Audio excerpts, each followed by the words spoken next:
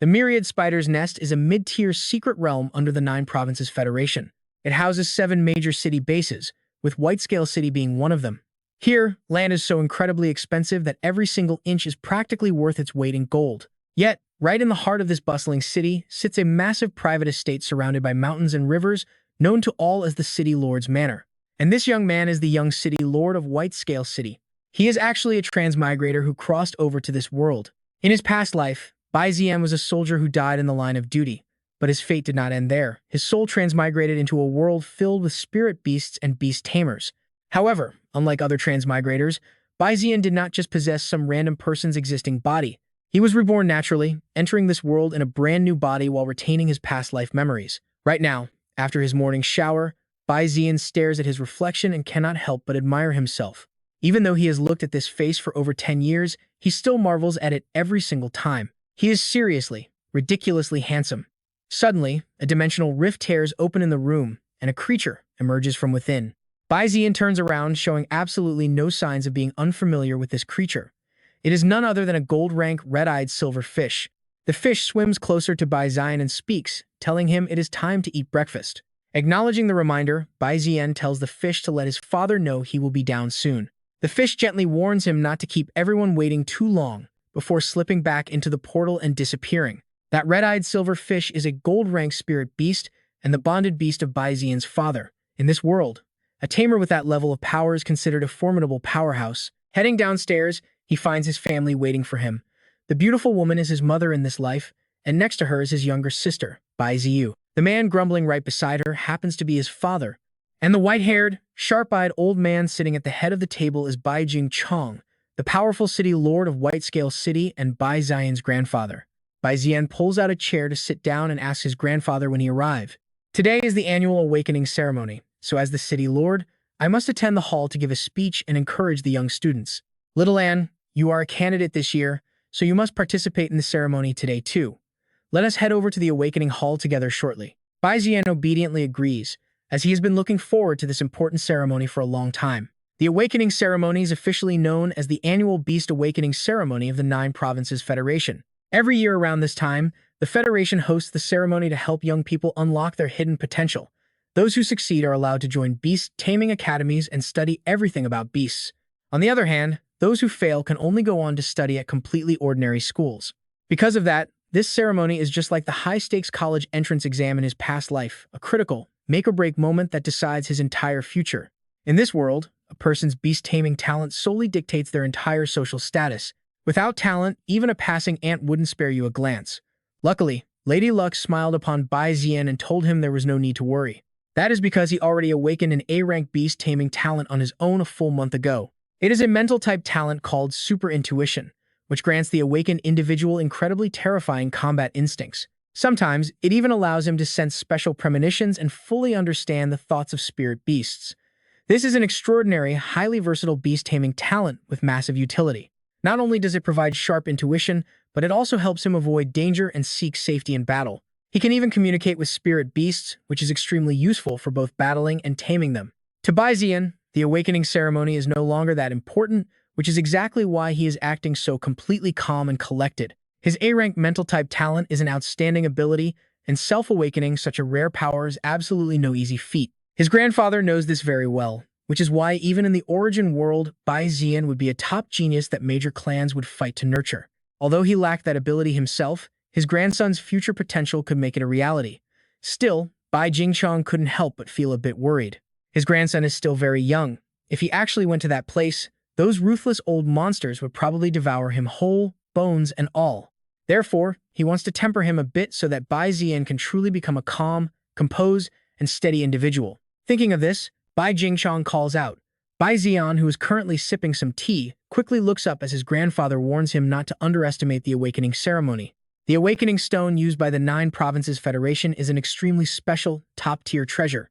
The entire Nine Provinces Federation only possesses one single stone, Bai Jing-chong reminds him. The awakening stone he mentioned actually has a highly unique and legendary background. When this era first began, monsters flooded into their world, creating an existential crisis for humanity, to the point where humans were almost pushed to complete extinction. And in that dire situation, the previous generation of humanity discovered this very awakening stone. Since then, the first beast tamers relied on it to awaken their talents. Humanity survived, ushering in the epic age of beast tamers. This special awakening stone is the very foundation of the Nine Provinces Federation's beast taming civilization. To become a beast tamer, one must pass through three distinct stages. First, awaken your beast taming talent. Next, build your beast space. Finally, form a contract with your very first monster. Even the great noble families and disciples from prestigious sects, who often have geniuses awaken early, still require their children to participate in this grand annual awakening ceremony. They do not want them missing out on this crucial opportunity. The main goal is to harness the awakening stone's raw power to construct their beast space much earlier. After explaining all that, Bai Zi'an concluded that this awakening stone is a truly incredible treasure. Its energy is highly beneficial for Bai Zi'an, which means he must take this awakening ritual very seriously.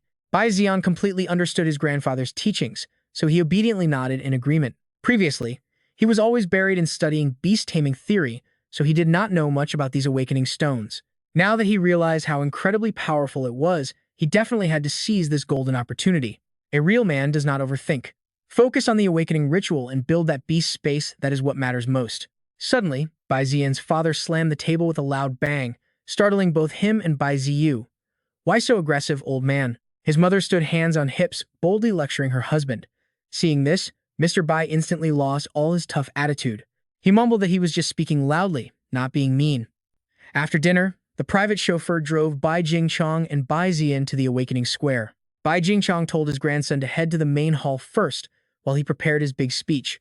By the time Bai Zi'an arrived, a massive crowd had gathered, and his sudden appearance made the girls' eyes light up like stars. They rushed over, shouting warm greetings, leaving Bai Zi'an totally embarrassed as he scratched his head with a shy laugh.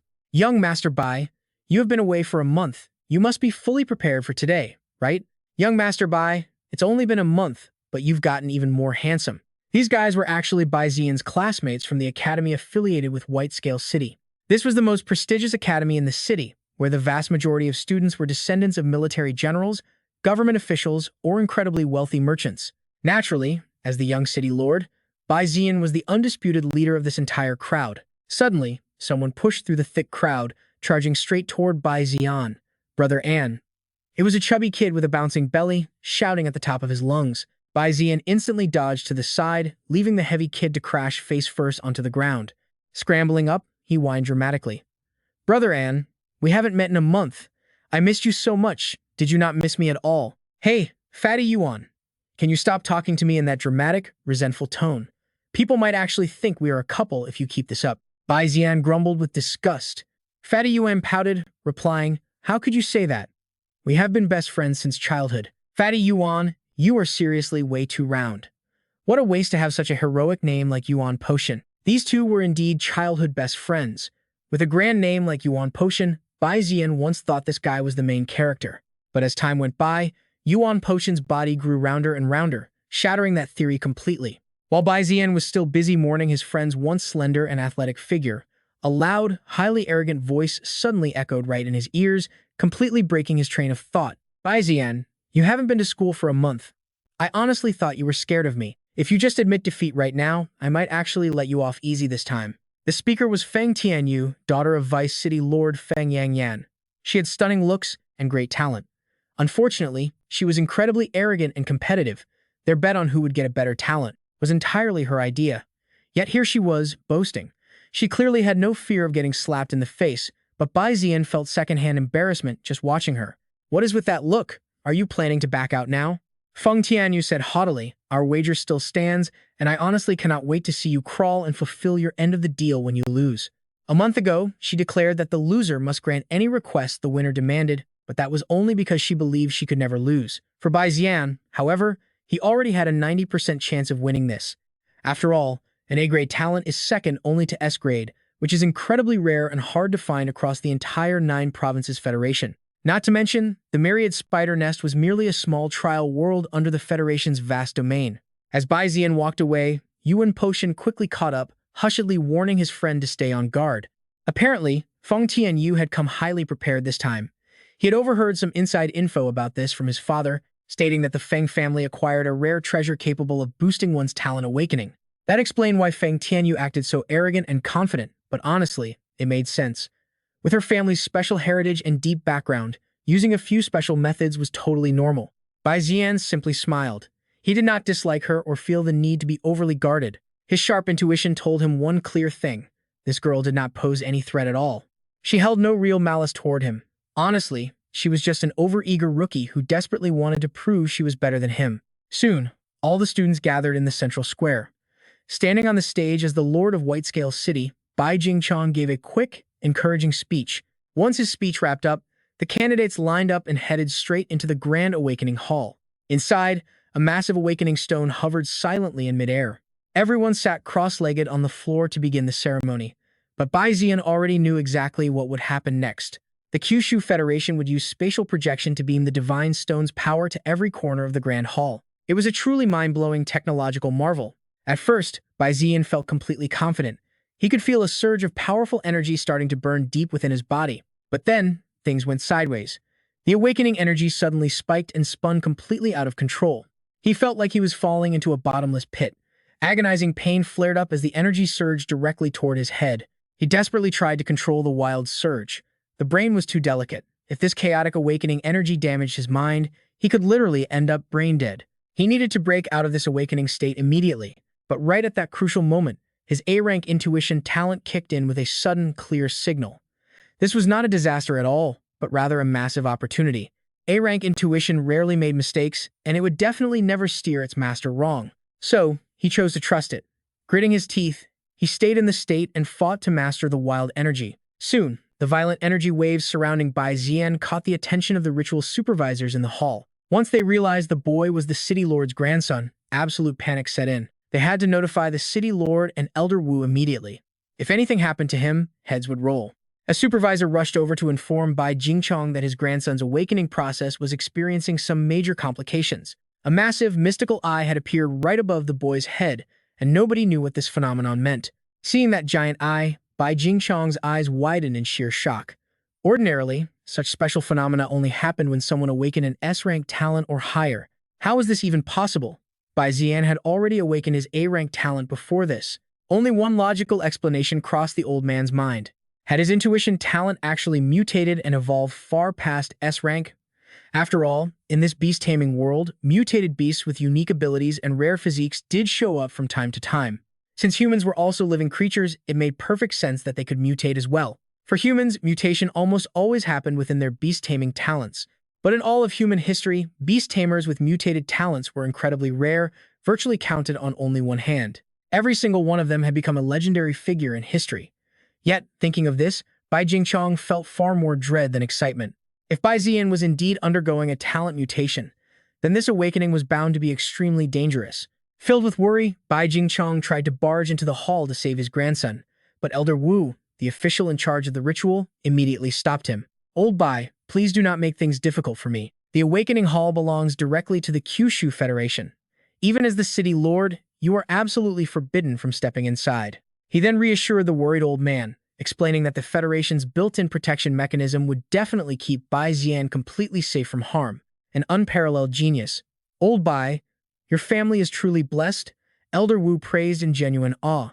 Yet, Bai Jingchong still could not shake off his deep anxiety. Meanwhile, inside the hall, Bai Zi'an was still battling the intense awakening process. Suddenly, glowing words appeared before his eyes.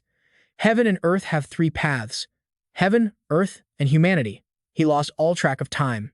Upon reading those words, Bai Zi'an let out a painful scream and forced his eyes wide open. He looked up to see the massive hall with the awakening stone still floating. Gasping heavily for air, his mind was completely consumed by those mysterious words. Heaven, earth, and humanity? It made absolutely no sense. But the next moment, things got even crazier as a system notification flashed. He had unlocked a mythical tier mystery talent called the Eye of Heaven's Revelation. This legendary ability granted him insane intuition and prophecy, letting him perceive revelations from the heavens. He could literally perceive everything around him. Bai Zi'an was so stunned that his knees nearly buckled right then and there. In this beast-taming world, talent is split into 9 distinct tiers from low to high, starting at F grade and peaking at the legendary Triple S rank. While Triple S is normally the absolute limit for any beast tamer, Zi'an somehow just unlocked a legendary mythical grade talent. How is that even possible? Zi'an had never even heard of such a tier. It had to be something far beyond Triple S, a legendary power from the mysterious mythical category. This sudden notification felt like a massive shock to his system. Meanwhile, inside the Grand Hall, almost all the other candidates had finished their awakening ceremonies. Some lucky students celebrated their A-grade talents, while others were thrilled with just a D grade. And of course, some were in tears, having failed to awaken anything at all. Zi'an could see every single detail clearly. This was the unbelievable power of his new ability, the Eye of Heaven's revelation. With his heaven-defying skill, absolutely nothing within his range could escape his gaze. He could see the true nature and secrets of everything around him. Imagine starting a battle already knowing the exact beast-taming talent of the opponent. He would instantly see their beast stats, weaknesses, and the exact skills needed to take them down. With that kind of cheat code, victory was basically guaranteed every single time. Zi'an grew more excited by the second. Eager to test his new cheat skill, he immediately began scanning the other candidates in the room. Most held average C and D grade talents, though a few standout students managed to awaken rare A grades. This new generation definitely had some real prodigies among them. Then, a sudden thought struck him. Why not use his new eyes to scan the massive awakening stone itself? He looked up, focusing his gaze directly on the stone, and the flood of information that appeared blew his mind. The stone was actually a living, life attribute spirit beast, boasting a double S-grade life transition talent. It possessed a low-tier deity rating, a gold-quality awakening skill, and epic orange-tier abilities like Life Drain and Spring Rebirth. It was actually an ancient tree of life seed, forced into deep hibernation because it lacked the nutrients to sprout. Zi'an was completely stunned. He never expected to lay eyes on a legendary divine-tier beast in his entire life. Right then, a loud announcement echoed through the hall, instructing everyone to line up by their student numbers to register their results. But Zi'an's mind was still racing. The very stone that had built this golden age of beast taming and birthed countless heroes and served as the absolute foundation of the Kyushu Federation was actually a hidden divine beast. He could not help but wonder if the Federation leaders even knew about this secret. If they did, they surely had a plan. But if they were clueless, things could get incredibly complicated. That stone carried one god-tier gold skill and two top-tier orange skills. Its raw power was absolutely terrifying. If it ever woke up and fully revived, the shockwaves would undoubtedly shake the entire Kyushu region. Clearly, this world was far deeper and more complex than he had ever imagined. Lost in thought, Zi'an was startled when his name was finally called. He stepped forward, placing his hand onto the testing device just like everyone else had done. To his surprise, the machine displayed his result as a mere A-grade mental talent called Intuition. A-grade? Zi'an stared in disbelief. His actual talent had clearly mutated into something way stronger. As if hearing his thoughts, the testing machine suddenly started throwing errors, beeping loudly with warning messages saying, "Evaluation failed. Evaluation failed." The error repeated that the power exceeded the limits of evaluation. The non-stop alarms left both Zi'an and the examiner sweating in panic. Just then, Elder Wu stepped forward with a gentle smile, explaining to them that this standard testing device was only built to measure talents of S-grade and below. He added that Balan City had not seen an S-grade talent in ages, so it was completely natural they did not recognize the error. Since Zi'an's awakening had caused an incredible visual anomaly earlier, and his baseline potential was already a high-ranking A-grade intuition, Elder Wu ordered the staff to officially register Zi'an as an S-grade talent, naming it Hyper Intuition. An S-grade rating did not even come close to his actual power, but Zi'an figured keeping a low profile was much safer anyway. The moment his S-grade rank was announced, his classmates rushed over, crowding around to offer their congratulations. A legendary S-grade talent. That is absolutely mind-blowing. Our young Master Bai is definitely destined for greatness from now on. His grandfather was a legendary diamond-tier beast tamer, and now he had unlocked an S-grade talent. He was truly a blessed prodigy, though he humbly laughed it off as just a stroke of good luck. Zi'an smiled awkwardly. They were already losing their minds over a mere S-grade rating. If they ever discovered he actually held a mythical grade talent far beyond triple S, it would trigger absolute, historic chaos across the land. Still, finding out that a mythical grade talent was completely off the charts for their testing machines was a fascinating discovery. As Zi'an walked out of the testing area, his waiting grandfather, Kangsong Bai, immediately rushed up to him, anxiously calling out, "Zi'an, how does it feel to have a mutated talent? Is there anything unusual going on?" Feeling a bit guilty, Bai Zi'an lowered his head and told his grandfather that he felt great, though it was a pity he missed constructing his beast-taming space. Bai Jingchong patted his shoulder with a warm, gentle smile, telling him that what he just mentioned was really no big deal. An A-rank talent mutating to S-rank is the real big news. Seeing him unharmed is what truly matters. The grandfather added that the city lord's mansion possessed plenty of resources to help Bai Zi'an construct his beast-taming space instantly, so there was absolutely no need to worry. In truth, Bai Zi'an originally fully intended to tell his grandfather about his newly awakened mythic-grade talent, but at that precise moment, His eye of revelation warned him to keep quiet, forcing the boy to shut his mouth. It seemed this mythic talent was a secret he could not share even with family, meaning he had to be extremely cautious. Eager to test his new ability, Bai Zi'an activated the Eye of Revelation to gather intelligence, scanning a 10-meter radius with himself at the absolute center. Absolutely nothing, whether it was a human or a powerful spirit beast, could escape Bai Zi'an's supreme gaze. This simple test left him incredibly excited. He believed that once his raw power scaled up, his scanning range would expand dramatically across the entire world, eventually turning him into an omniscient god who knows and sees everything. Brimming with pure joy, Bai Zi'an was just preparing to head over to the lounge with his grandfather to relax when an incredibly bizarre anomaly suddenly caught his attention. A blinding beam of light shot straight up from inside the awakening hall. Looking closer, that radiant beam took the shape of a blazing phoenix, spreading its wings, exuding an overwhelming aura. A phoenix? Could this be the legendary Phoenix Cry, or the Phoenix Flame? Bai Jingchong stared up at the spectacular sight, confirming it was the S-rank anomaly known as Phoenix Flame. The only one capable of awakening this power was a descendant of the prestigious Feng family. This made Bai Zi'an feel a bit self-conscious. He had planned to show off right in front of Feng Tianwu, even imagining how embarrassed she would look after being totally outclassed. Unfortunately, both she and Bai Zi'an ended up showcasing S-rank talents, even though his true hidden potential was actually of the legendary mythic tier. To outsiders, they seemed completely tied. That annoying realization instantly put Bai Zi'an in a rather sour mood. Since Feng Tianwu was done awakening, the show was basically over.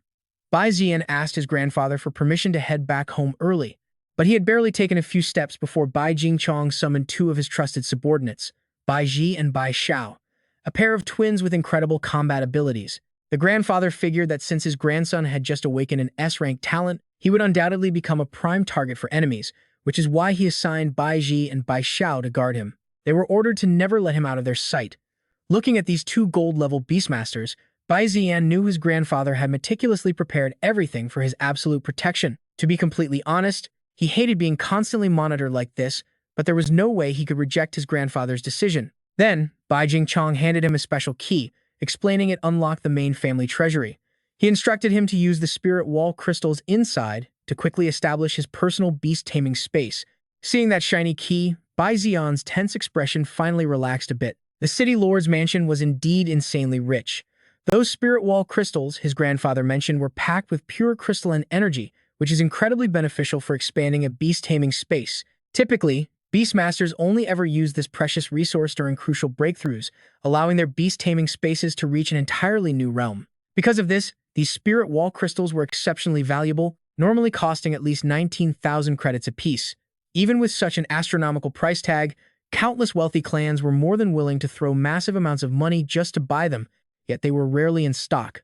Surprisingly, the city lord's mansion actually had a stockpile of this exact treasure. Returning to the estate, Bai Zi'an went straight to the treasury. He ordered Bai Ji and Bai Xiao to guard the entrance and let absolutely no one disturb him. The twins obediently accepted the order. Bai Zi'an inserted the key, but he still had to undergo an incredibly strict retinal scan and a blood sample verification. Once these security checks were completed, the gate finally activated. The massive treasury doors began to slowly slide open right before his eyes. This place housed the wealth accumulated by the Bai family over hundreds of years. Anything qualified to be in here was a rare masterpiece. Even picking up an item at random yielded a priceless artifact, like this illusion spider core, which made a splash at an auction last year. Countless powerful families had fought brutally to the absolute point of bloodshed just to claim it. But in the end, the Feng family auctioned it for 150 million credits, and it fell into the Bai family's hands. Wasting no more time, Bai Zi'an immediately searched for the spirit wall crystals, which were kept in a heavily reinforced chest. For an ordinary beastmaster, owning just a single crystal would be more than enough to brag about. Yet, this chest contained around 300 pieces, which would easily convert to a staggering 300 million credits. And right there, dozens of identical boxes are scattered all over the place. This means Bai Zi'an is literally standing on a mountain of wealth. In this life, his privilege is so massive, he could run backward and still win. Now, you and I already know that a tamer's beast space is always directly tied to their own innate talent. To put it simply, an F-rank beast tamer only needs a single spirit crystal to build their space, but an S-rank requires around 30 pieces. So a mythical grade talent like Bai Zi'an might easily burn through 200 or 300 of these precious crystals. The moment Bai Zi'an thinks about this, without even asking a question, a holographic status screen suddenly pops up right in front of him, displaying all the exact information he needs. For a standard mythical grade beast taming space, the cost is 333 spirit crystals. An enhanced mythical space demands 666 spirit crystals. As for a perfect mythical space, it demands 999 spirit crystals. Bai Zi'an is absolutely blown away. Does this mean the Eye of Revelation gives him instant answers the second a question crosses his mind? This is way better than any internet search engine on Earth. And the Eye of Revelation. That mythical grade talent definitely hides plenty of secret abilities he has yet to uncover. Just thinking about it sends a massive jolt of pure excitement through him. But first things first, he needs to focus on actually constructing his beast taming space. Embracing his ultimate rich kid status, Bai Zi'an immediately goes for the perfect mythical space, happily burning through 999 precious spirit crystals without a single regret. While Bai Zi'an is busy unlocking his beast taming space inside the vault, his father is back home, absolutely thrilled as he sifts through a mountain of congratulatory letters flooding their mansion. Ever since the news of Bai Zi'an awakening an S-rank talent spread like wildfire, every high-ranking official has been desperate to win favor with the City Lord Mansion, especially with Bai Zi'an himself. Even Mrs. Feng was snooping around yesterday, asking if our boy already had a marriage proposal. Haha, Bai Zi'an's mother is grinning from ear to ear too. To her, he has always been just a little boy, but in the blink of an eye after that awakening ceremony, he suddenly grew up. But despite the celebration, Bai Zi'an's father is starting to feel incredibly anxious. It has already been a full week since his son first stepped inside that treasure vault. He always acts like a strict parent, but deep down, he is terrified something might have gone wrong. His grandfather, Bai Jichong, on the other hand, remains completely cool and collected. Don't worry, our boy's S-rank talent is truly one of a kind. Naturally, building his taming space is going to take way more time and energy than normal, Bai Jichong reassures his son. But the second those words leave his mouth, Bai Jichong senses a sudden, bizarre spike in energy. It is so overwhelming that he immediately leaps out of his seat, completely losing his cool composure. He instantly realizes his grandson has done it. The space is complete. After burning through 999 spirit crystals, Bai Zi'an has forged a domain so massive it is downright terrifying. In fact, when Bai Zi'an opens his eyes to look at his new creation, even he is completely shocked. This place is just mind-blowingly massive. Standard textbooks always teach that a beginner's very first beast taming space is nothing but a simple, empty white void, measuring barely 10 square meters. But Bai Zi'an's space looks like it could swallow thousands of those tiny white rooms whole, complete with sweeping mountains and flowing rivers, looking exactly like a real, living world. Just then, the system sends a brand new notification. Thanks to his unique talent, his perfect mythical taming space has been granted a list of insane bonus effects. First, it dramatically cuts down his pet's growth and maturation time. Second, it instantly purges any negative status effects they suffer. And finally, it has a high chance of unlocking a pet's hidden, latent potential. Bai Zi'an can't help but gasp in shock. Bonus effects? He has heard of this concept before, but standard taming spaces never get these kinds of buffs. Even when they do, it only happens under absolutely rare and legendary circumstances. Yet his own taming space gets 3 massive buffs right from the start, and every single one of them is completely game-breaking. In this world, there is an absolute rule: the higher a beast's potential, the longer it takes to mature. Countless beast tamers have actually passed away from old age before their legendary partners could even reach their full potential. But inside Bai Zi'an's space, even the most legendary beasts can bypass that painful grind and mature in record time. With these 3 absolute cheat codes at his disposal, he is practically guaranteed to become the single most powerful young genius in the entire history of the 9 Provinces Federation. Next, you and I need to look at that incredible debuff removal.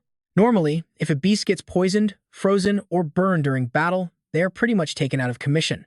Tamers usually have to spend weeks of intense effort just to nurse them back to full health. For Bai Zi'an, all he had to do was put his pets back inside his beast taming space for a while. Once they came out, they would be fully healed, happy, and ready to fight at peak condition like nothing ever happened. And finally, it could even awaken their hidden potential. Talk about an absolute cheat code. A beast's talent is usually locked at birth, and normally, only legendary, top-tier treasures could ever hope to upgrade or change it. But for him, piece of cake. With just his beast taming space, Bai Zi'an could bypass those legendary treasures entirely. Better yet, he could do it as many times as he wanted. It turned out that spending 999 precious spirit jade crystals to build a perfect, mythical-grade beast taming space was actually an incredibly valuable investment for him. Bai Zi'an was beyond thrilled. In any ordinary, everyday family, spending over 1 billion federal coins on a taming space would be completely impossible. They simply couldn't afford it. Talk about winning the reincarnation lottery by picking the perfect family. Smiling to himself, Bai Zi'an pushed open the massive doors and stepped out of the vault. Outside, his family was waiting anxiously for him. The moment he appeared, they rushed over, asking how their precious little Zi'an was feeling. He hadn't eaten or drunk anything for an entire week, so he looked pretty thin. Right now, his main priority was stuffing his face. Even the luxury dishes he was usually sick of tasted amazing today. He absolutely devoured everything like a starving beast. Bai Jingchong and his parents sat across from him, watching their beloved golden boy eat. Once he finally finished stuffing his face, he remembered to mention that building his beast-taming space actually ended up costing him exactly 999 spirit jade crystals. His casual remark hit them like a sudden bolt of lightning. That many crystals is worth over 1 billion federal coins. His father was so incredibly shocked that his legs literally gave out, forcing him to collapse into his chair, completely stunned. He muttered that Bai Zi'an was a complete, wallet-destroying prodigal son. While Bai Jingchong didn't overreact like his son, he still broke a cold sweat. Luckily, their family was insanely wealthy. Otherwise, keeping up with his kid's spending would have completely ruined them. He never expected an S-rank mutated talent to burn through so many crystals. The old man muttered, wiping away his sweat. Bai Zi'an wanted to tell him that it was actually his mythical-grade talent causing the massive bill, but he had to keep quiet. So instead of talking, he focused on his most important task, eating. Only when his stomach was about to burst did he finally stop eating. Just in time, too, because his grandfather remembered something important. Not long ago, his grandfather's own natal beast, a red-eyed goldfish, had laid eggs. He wanted the boy to check them out. If one caught his eye, he could form a contract right then. Hearing about the legendary red-eyed goldfish, he sat straight up in pure excitement. But since he was stuffed to the brim, he almost threw up his entire lunch. Once his stomach settled down, his grandfather led him straight to the beast egg vault. The staff here were extremely careful, making sure absolutely nothing went wrong with the eggs. Since they were a famous water-type taming family, they focused heavily on water beasts, using their own secret training methods to maintain a steady, high-quality supply of them. Backed by the massive resources of the family, every new generation always started their journey with a water-type beast to ensure their rapid growth. This fast-track setup allowed them to quickly level up and officially join the ranks of true beast tamers in no time. Now, he already knew about this massive egg vault beforehand, but seeing it in person was a whole different story. The sheer scale of the place left him completely jaw-dropped. Most of these eggs were silver tier, with some even capable of reaching gold rank once they fully matured. But for a guy with a mythical grade talent, that just wasn't going to cut it. His very first beast had to be nothing short of absolute perfection. Because of that, his grandfather bypassed the regular ranks and led him straight to the diamond tier red-eyed goldfish. Even though they called it a fish, it looked exactly like a majestic dragon. As he stared, his Eye of Revelation skill automatically kicked in, pulling up the beast's full stat sheet. It was indeed a water-type red-eyed goldfish, currently sitting at peak diamond tier. Its talent was an S-rank skill called Flowing Torrent. It possessed peak diamond potential, but its core origin was heavily damaged. It had 3 skills, starting with a purple-grade ability called Torrential Surge, alongside blue-grade skills, Water Arrow Volley and Raging Ocean Waves. Overall, its potential was insane, making it a real shame that its core origin was damaged like this. He couldn't help but wonder what kind of battle could have left such a powerful beast with these deep scars. Waving his hand, his grandfather called out, and the red-eyed goldfish swam over to him. The old man spoke softly, saying his grandson had successfully awakened his talent and hoped the beast would let its child go with him. Understanding him, the massive red-eyed goldfish gently nodded. Meanwhile, he was secretly trying to find a way to use his Eye of Revelation to see if there was any hope of healing its damaged origin. But as he looked closer, his eyes caught 2 glowing beast eggs resting right beside it. On one side sits a water-type white-scale fish egg, boasting an A-grade Torrent Burst talent. It features a low-grade diamond aptitude, carrying 3 skills, blue-grade Torrent Burst, alongside green-grade Water Spear, Strike, and Bubble Barrier. Little An, check which one you prefer, urged Bai Jingchong as Bai Zi'an turned his attention to the remaining egg. Both were water-type white-scale fish, but this egg was far stranger, somehow boasting 2 entire talents. Alongside that A-grade Torrent Burst sat an S-grade Swift Flow Control talent. Even better, its potential was a whole tier higher peak Amethyst aptitude. It possessed 4 whole skills, with 2 of them rated at the powerful Amethyst grade. Those were Swift Water Control and Torrent Burst, alongside 2 green-grade skills, Water Spear Strike and Bubble Barrier. The Eye of Revelation explained that this creature was naturally born with 2 talents. Because its potential was so insanely high, its energy consumption was massive, causing severe malnutrition that threatened its life. Bai Zi'an stared at the egg, amazed by its peak amethyst quality and rare dual natural talents. To think a simple descendant of the red-eyed goldfish could produce such a monstrous anomaly. Without hesitation, he chose it immediately. But watching this, Bai Jingchong was deeply puzzled, asking, "Little Anne, this egg is shriveled, looks incredibly dull, and has barely any lingering life force. It clearly has a birth defect, and might not even survive hatching." Bai Jingchong sighed, quickly apologizing to his old friend, the red-eyed goldfish, for speaking so bluntly. Though he spoke harshly of its offspring, he was only doing it out of concern for his grandson's future. Yet, Bai Zi'an remained absolutely firm in choosing that exact egg. He picked the weaker-looking egg, claiming his intuition told him this was the absolute best partner for him. In fact, finding a water beast with better potential in the entire myriad nest was probably impossible. Seeing his grandson so incredibly determined, Bai Jingchong naturally stopped trying to hold him back. Even so, to contract either of these beast eggs, they first needed the permission of their mother, none other than that giant red-eyed goldfish. Bai Zi'an fully expected he would have to sweet-talk his way into pleasing the beast, but turning around, they were stunned to see the mother fish use her mouth to pull a scale from her belly, placing it directly onto the egg Bai Zi'an chose. "Is she giving this to me?" he gasped in shock. "Little Anne, that is the main scale of the red-eyed goldfish. It strengthens the core of any water beast, boosting all water-type skill effects by 10% if kept close." Bai Jingchong explained that asking for permission was no longer necessary, as that scale was a clear thank-you gift from the mother fish. By choosing the weaker egg, Bai Zi'an had just given this fragile little life a real fighting chance to survive. "I promise I will do everything in my power to raise it well." Cradling the water-type white scale fish egg and the golden scale, he spoke with absolute conviction, a solemn vow to both his grandfather and the mother fish. Returning to his room, he carefully placed the unhatched white scale fish egg and the goldfish's scale together inside a tank of fresh, clean water. Next, he mixed in nutrient solutions of heart-entwining flower, dragonbeard root, and snow lotus seed. He poured in refined extracts of scale-dew grass, purple orchid leaf, sandwood fruit, red blood ginseng, and blood grass, all premium herbs. Honestly, this bizarre concoction looked exactly like a deadly poison. Yet, as the mixture took effect, the weak and shriveled egg suddenly underwent an unbelievable transformation, turning incredibly vibrant and healthy. The Eye of Revelation was truly incredible, transforming a weak, dying egg into something exceptionally strong and healthy in an instant. With everything settled, Bai Zi'an could finally sign the beast contract with peace of mind. Without wasting a single second, he initiated the ritual and successfully bound the creature. The moment the contract was sealed, a small crack ruptured the eggshell, and the little white scale fish quickly squeezed its way out. Over the next month, Bai Zi'an raised it inside his beast space. Under the lingering effects of the concoction, it awakened a brand new S-grade nether power talent along with the deadly nether water erosion skill. Amazingly, its potential even skyrocketed directly to the mid-grade monarch tier. Just like its master, this fish was clearly born with pure main character energy. Despite being newly born, the white-scale fish could easily defeat a 5th-rank unrated beast.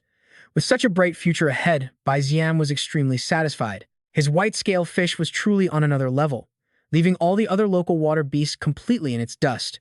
But without fighting high-level beasts, it would take too long to grow from the unrated tier to the Iron Realm. For context, beast realms are divided into unrated, iron, bronze, silver, gold, diamond, amethyst, monarch, epic, legend, and finally, the ultimate god tier. The unrated realm represents the immature stage of a beast, further divided into 9 ranks. Once a spirit beast matures, it reaches the black iron rank to unlock its evolution path. That's why training in the wild is absolutely essential. With that in mind, Bai Zi'an summons his white-scale fish and tells Bai Ji and Bai Xiao to get ready for a trip to Zhuhuo Street. The secret realm of the myriad spider nest features 7 major cities, each surrounded by 7 smaller satellite cities orbiting them like moons. And Bai Zi'an's next destination is Zhuhuo Street. This area belongs to Bailin City, one of those 7 satellite towns. It features an active volcano, which is home to a fire-type spider beast known as the Zhuhuo spider. These beasts are usually just unranked common monsters, and even the best barely reach black iron.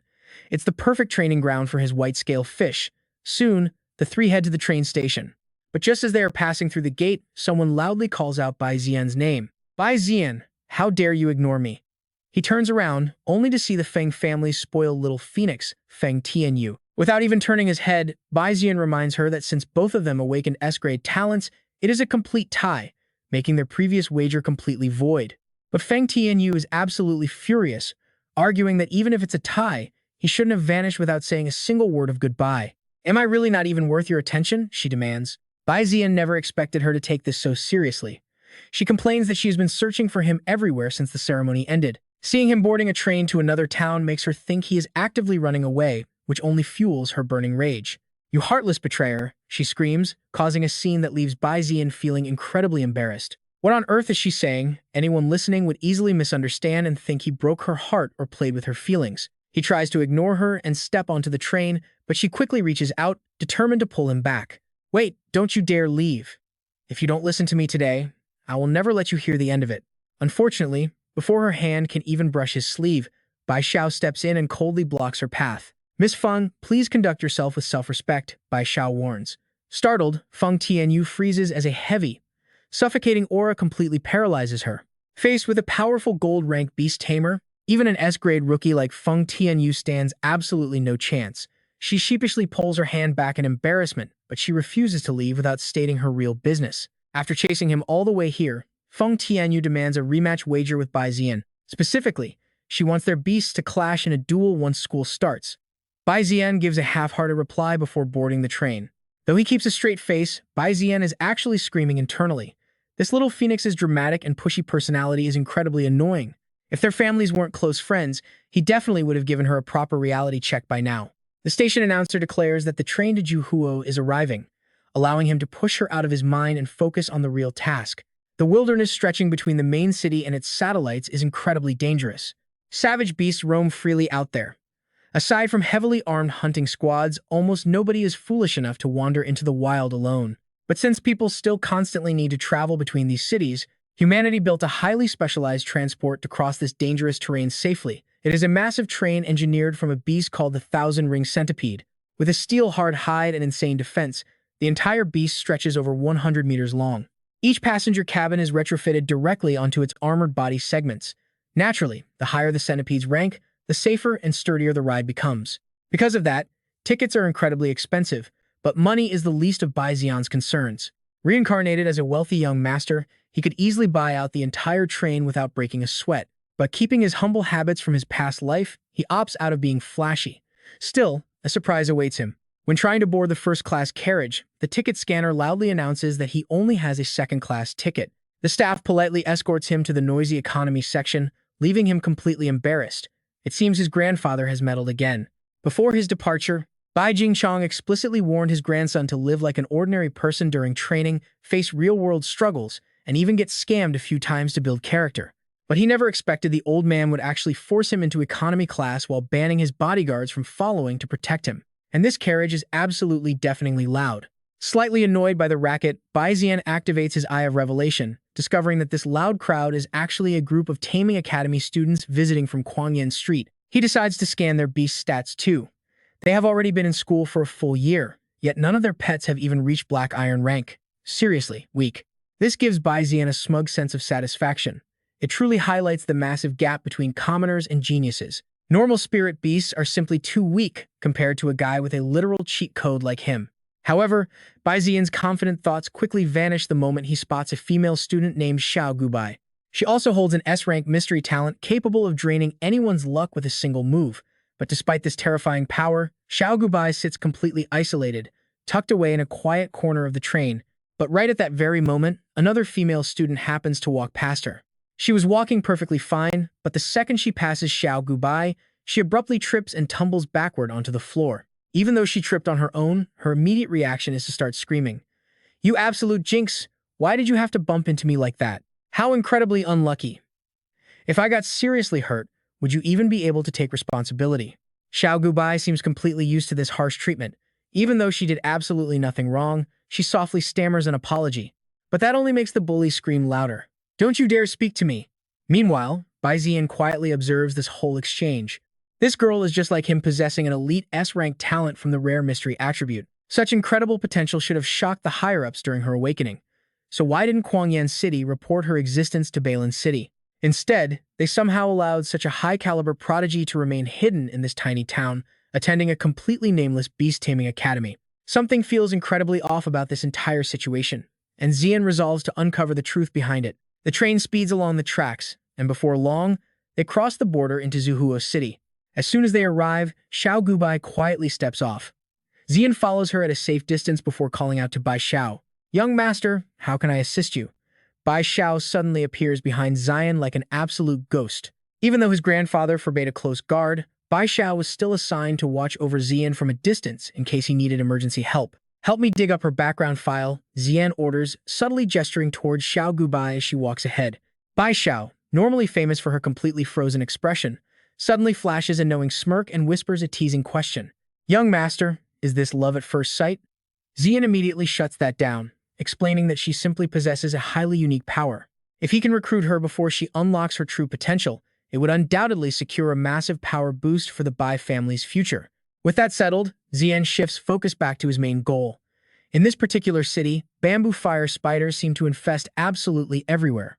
He wastes no time summoning his white-scale fish to initiate a battle against the massive horde. Though these spiders are relatively low level, their overwhelming numbers and fierce aggression force the white-scale fish to fight a bit harder. But the ultimate outcome remains unchanged. Within just over a minute of intense combat, and it successfully wipes out 4 level 5 bamboo fire spiders, showing a much greater strength than it ever did in the training arena. Zi'an notices that under normal circumstances, the water spear skill should only be powerful enough to pierce a small hole in their heads. Yet this time, the attack literally blows the spiders to pieces, leaving him incredibly puzzled by the sudden power spike. Thankfully, his god-tier talent quickly explains that the Torrent Burst passive drastically amplifies the damage of all water-based attacks. Pleasantly surprised by this hidden synergy, Zi'an decides it is high time to seek out far stronger bamboo fire spiders to test its limits. After all, only by clashing against superior foes can a beast experience the growth pressure needed to truly master its skills. Mastery is ranked from entry-level, proficient, and minor attainment, up to grand mastery and perfection. Since his white-scale fish currently has 5 distinct skills, failing to train them properly would leave these skills stagnant at the entry tier, yielding only a fraction of their true power. Think of it like a swordsman's slash. An entry-level or barely proficient swordsman can only slice through a single stalk of bamboo. But after years of relentless practice to reach the perfect tier, that exact same slash can split an entire mountain in half. This is the sheer power of skill mastery. Even when utilizing the exact same spirit beast, identical skills can yield vastly different levels of destructive impact. Just as he gets lost in thought, another swarm of bamboo fire spiders surrounds him, and just like that, the two spend an entire week grinding in this area. By the end of it, his fish's combat effectiveness has skyrocketed. Naturally, there are moments when it gets snared by the spider's sticky webbing. But instead of slowing the fish down, these close calls only serve to make its counterattacks significantly more aggressive, dealing massive amounts of extra damage. Watching the battles closely, Zi'an calculates their current progress. At this steady rate, it should only take 1 more week of intense training to push his white-scale fish all the way to level 9. Right at that moment, Bai Ji suddenly materializes behind him, delivering the detailed report that she and Bai Xiao have finished gathering on Xiao Gubai.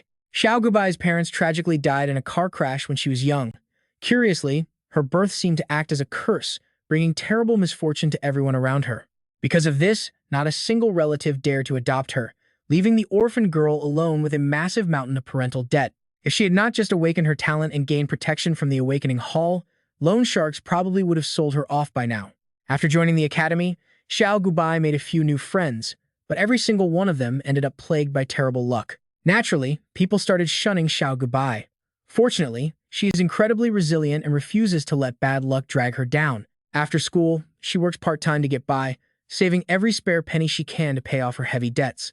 Too bad every shop she works at either goes downhill or goes bankrupt. Bai Zi'an realizes her special talent literally acts like a bad luck magnet. Still, she has a clean background and an incredibly strong, decisive mind. Bai Zi'an asks Bai Ji if anything unusual happened the day she awakened. Bai Ji nods, confirming that something definitely went wrong that day. Xiao Gubai was the very last person to be tested, and the moment her awakening succeeded, the appraisal machine completely broke down. Plus, every staff member in the hall met with sudden accidents. To avoid wasting time, they just rushed to use a backup machine. That is why her official report shows a weak F-rank talent. Even though Bai Zi'an can see it is actually S-rank, this is getting more and more interesting for him. Turns out, Xiao Gubai's jinx of a talent can even break inanimate objects. Bai Zi'an immediately orders Bai Ji to settle the girl's debts in South Mine City and have her transferred to the Beast Taming Academy in Bailin City. Hearing this, Bai Ji gets the exact same playful smirk Bai Xiao always has.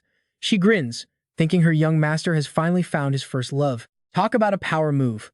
is throwing money around to transfer girls how rich people show affection. Bai Zi'an instantly reads her mind and knows she is overthinking things again. Just as he is about to scold her, a terrified scream echoes from nearby, cutting him off. Looking over, they spot Xiao Gubai running for her life from a bamboo fire spider. He quickly deploys his white-scale fish to save her. Watching this unfold, Bai Ji loves the classic hero saves beauty trope, so she quickly slips away to give the two some private space. Bai Zi'an sighs, annoyed that he didn't even get to explain. Still, seeing Xiao Gubai collapse on the ground, leaving her there would be totally ungentlemanly. With that in mind, he walks over. But fearing her bad luck might rub off on him, she scrambles to her feet on her own. That is when she recognizes him from the train. They exchange brief introductions, and Xiao Gubai quietly sizes up the mysterious young man standing before her, defeating a black iron-tier bamboo fire spider in one hit. He is incredibly strong. Seeing her space out, Bai Zi'an takes the initiative to speak. "Why are you here? Where are your classmates?" At the mention of classmates, Xiao Gubai grows uneasy. She explains they got separated after running into a mutated bamboo fire spider. Anyone else would run, but Bai Zi'an gets so excited he grabs her hand, telling her to take him there right now. Blushing red from the sudden contact, she quickly pulls her hand back in embarrassment. "But it is too dangerous, and my bad luck might rub off on you," she mumbles softly. But Bai Zi'an does not care about bad luck. He grabs her hand again, insisting she lead him to the mutant spider, promising his white-scale fish will definitely put on quite a show. This is a perfect chance to kill two birds with one stone and train his white-scale fish. He can also show off his strength to Xiao Gubai, making it easier to recruit her. Meanwhile, Bai Ji has been secretly watching the whole scene from above. Seeing Bai Zi'an holding the girl's hand makes her squeal like a teenager watching a romantic drama. But the moment she catches Bai Zi'an's smirk, a sudden chill runs straight down her spine. His smile carries a subtle, terrifying edge. Unaware, Xiao Gubai quickly leads him straight to the mutant spider's cave. Even though this beast has a low base rank, it somehow possesses two talents, meaning he must tread carefully. A simple bronze-tier beast having two distinct talents suggests there must be some legendary treasure hidden inside that cave. He summons his white-scale fish and prepares for the upcoming battle. Xiao Gubai warns him to back off, insisting a mutated spider is too dangerous for new academy students to face. But Bai Zi'an casually replies, "Do not worry, just stand back and watch the show."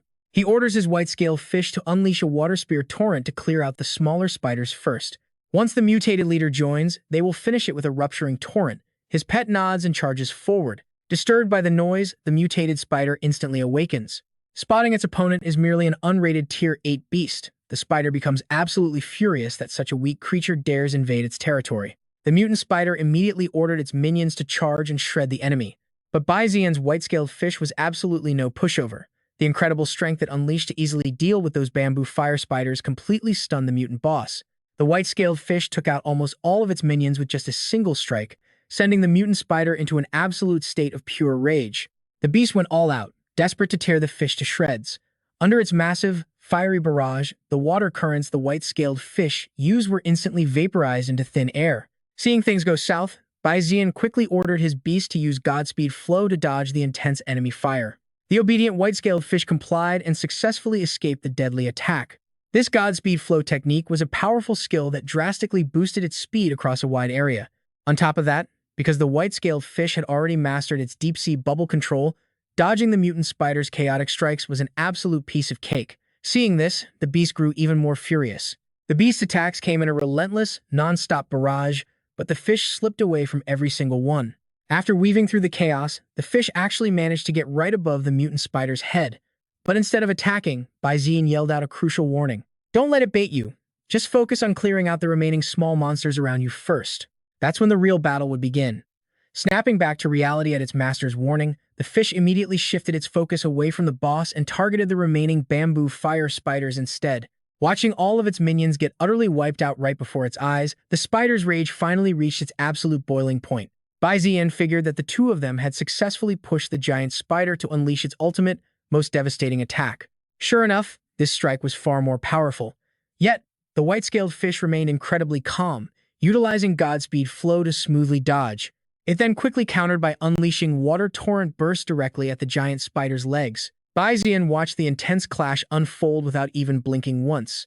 The power of Water Torrent Burst was just as strong as Water Spear Impact. Since water naturally counters fire, the fish clearly held the absolute upper hand here. At this rate, victory was practically guaranteed. However, because everything was going just a bit too smoothly, Bai Zi'an actually started to feel somewhat uneasy. And sure enough, his worst fears came true. It turned out, the mutant spider had a dirty trick up its sleeve all along. Even though the fish easily dodged every incoming attack, the mutant spider had secretly been leaving invisible sticky threads in the air with every single move it made. The longer the battle dragged on, the more these webs would completely fill up the cave. This would severely restrict the fish's movements. If they didn't end this fast, the battle would quickly turn against both the fish and Bai Zi'an. So, he immediately ordered his beast to unleash dark water erosion to finish the enemy off once and for all. Hearing the command, the little fish instantly prepared to unleash its ultimate, lethal blow. The massive torrent rushed forward like a devastating tsunami, splitting into multiple directions to strike from all sides. Caught completely off guard, the mutant spider stood no chance, handing the fish the win. However, due to previous injuries, using dark water erosion completely drained the fish. As it collapsed in exhaustion, Bai Zi'an quickly rushed over to catch it. Just then, the game system chimed in, announcing that the white-scaled fish had successfully leveled up to unranked Tier 9. With their main goal accomplished, all that was left to do was return the exhausted beast to its taming space to rest and recover. At that moment, Xiao Gubai timidly stepped forward, asking how the fish was doing. He reassured her that it was fine, just completely drained and needed rest. Right after, Zi'an walked over to the corpse of the mutant spider, ready to harvest some valuable loot. But just as he drew his knife, Xiao Gubai suddenly snatched it away. She seemed highly experienced in dissecting beast carcasses, executing the task with incredibly skilled, fluid movements. Seeing this, Bai Zi'an stepped aside, letting the girl do her thing without any interruption. Meanwhile, he activated his Eye of Heaven's revelation to scan the dark cave for any hidden, precious treasures. But before he could even finish scanning, Xiao Gubai called out to him in an incredibly excited voice, shouting, "Zi'an! Zi'an! Look at this! I actually found this inside the leader spider's body." Resting inside Xiao Gubai's hand was a cluster of glowing awakening stones. These mystical stones held raw awakening energy, which could grant living beings the power to unlock entirely new talents. He had not even used his revelation eye yet, but she had already uncovered the cave's ultimate treasure. It seemed her fortune-gathering talent was truly a cheat code for finding top-tier loot. Previously, Bai Zi'an had only ever encountered two things that possessed such powerful awakening properties. One was the awakening stone from the 9 Provinces Federation back in the hall, while the other was his own beast-taming space. Yet here she was, casually stumbling upon something with the exact same power. In the 9 Provinces Federation, any item capable of awakening talents was considered an absolute national treasure. Xiao Gubai did not possess any appraisal skills. She remained completely clueless about its true value, and Zi'an knew he could not tell her the truth. Even though she was a good person, he feared that facing such an overwhelming temptation might trigger dark thoughts. So, Zi'an simply said to her, "I have no idea what this is either. I will ask my family elders once we get back."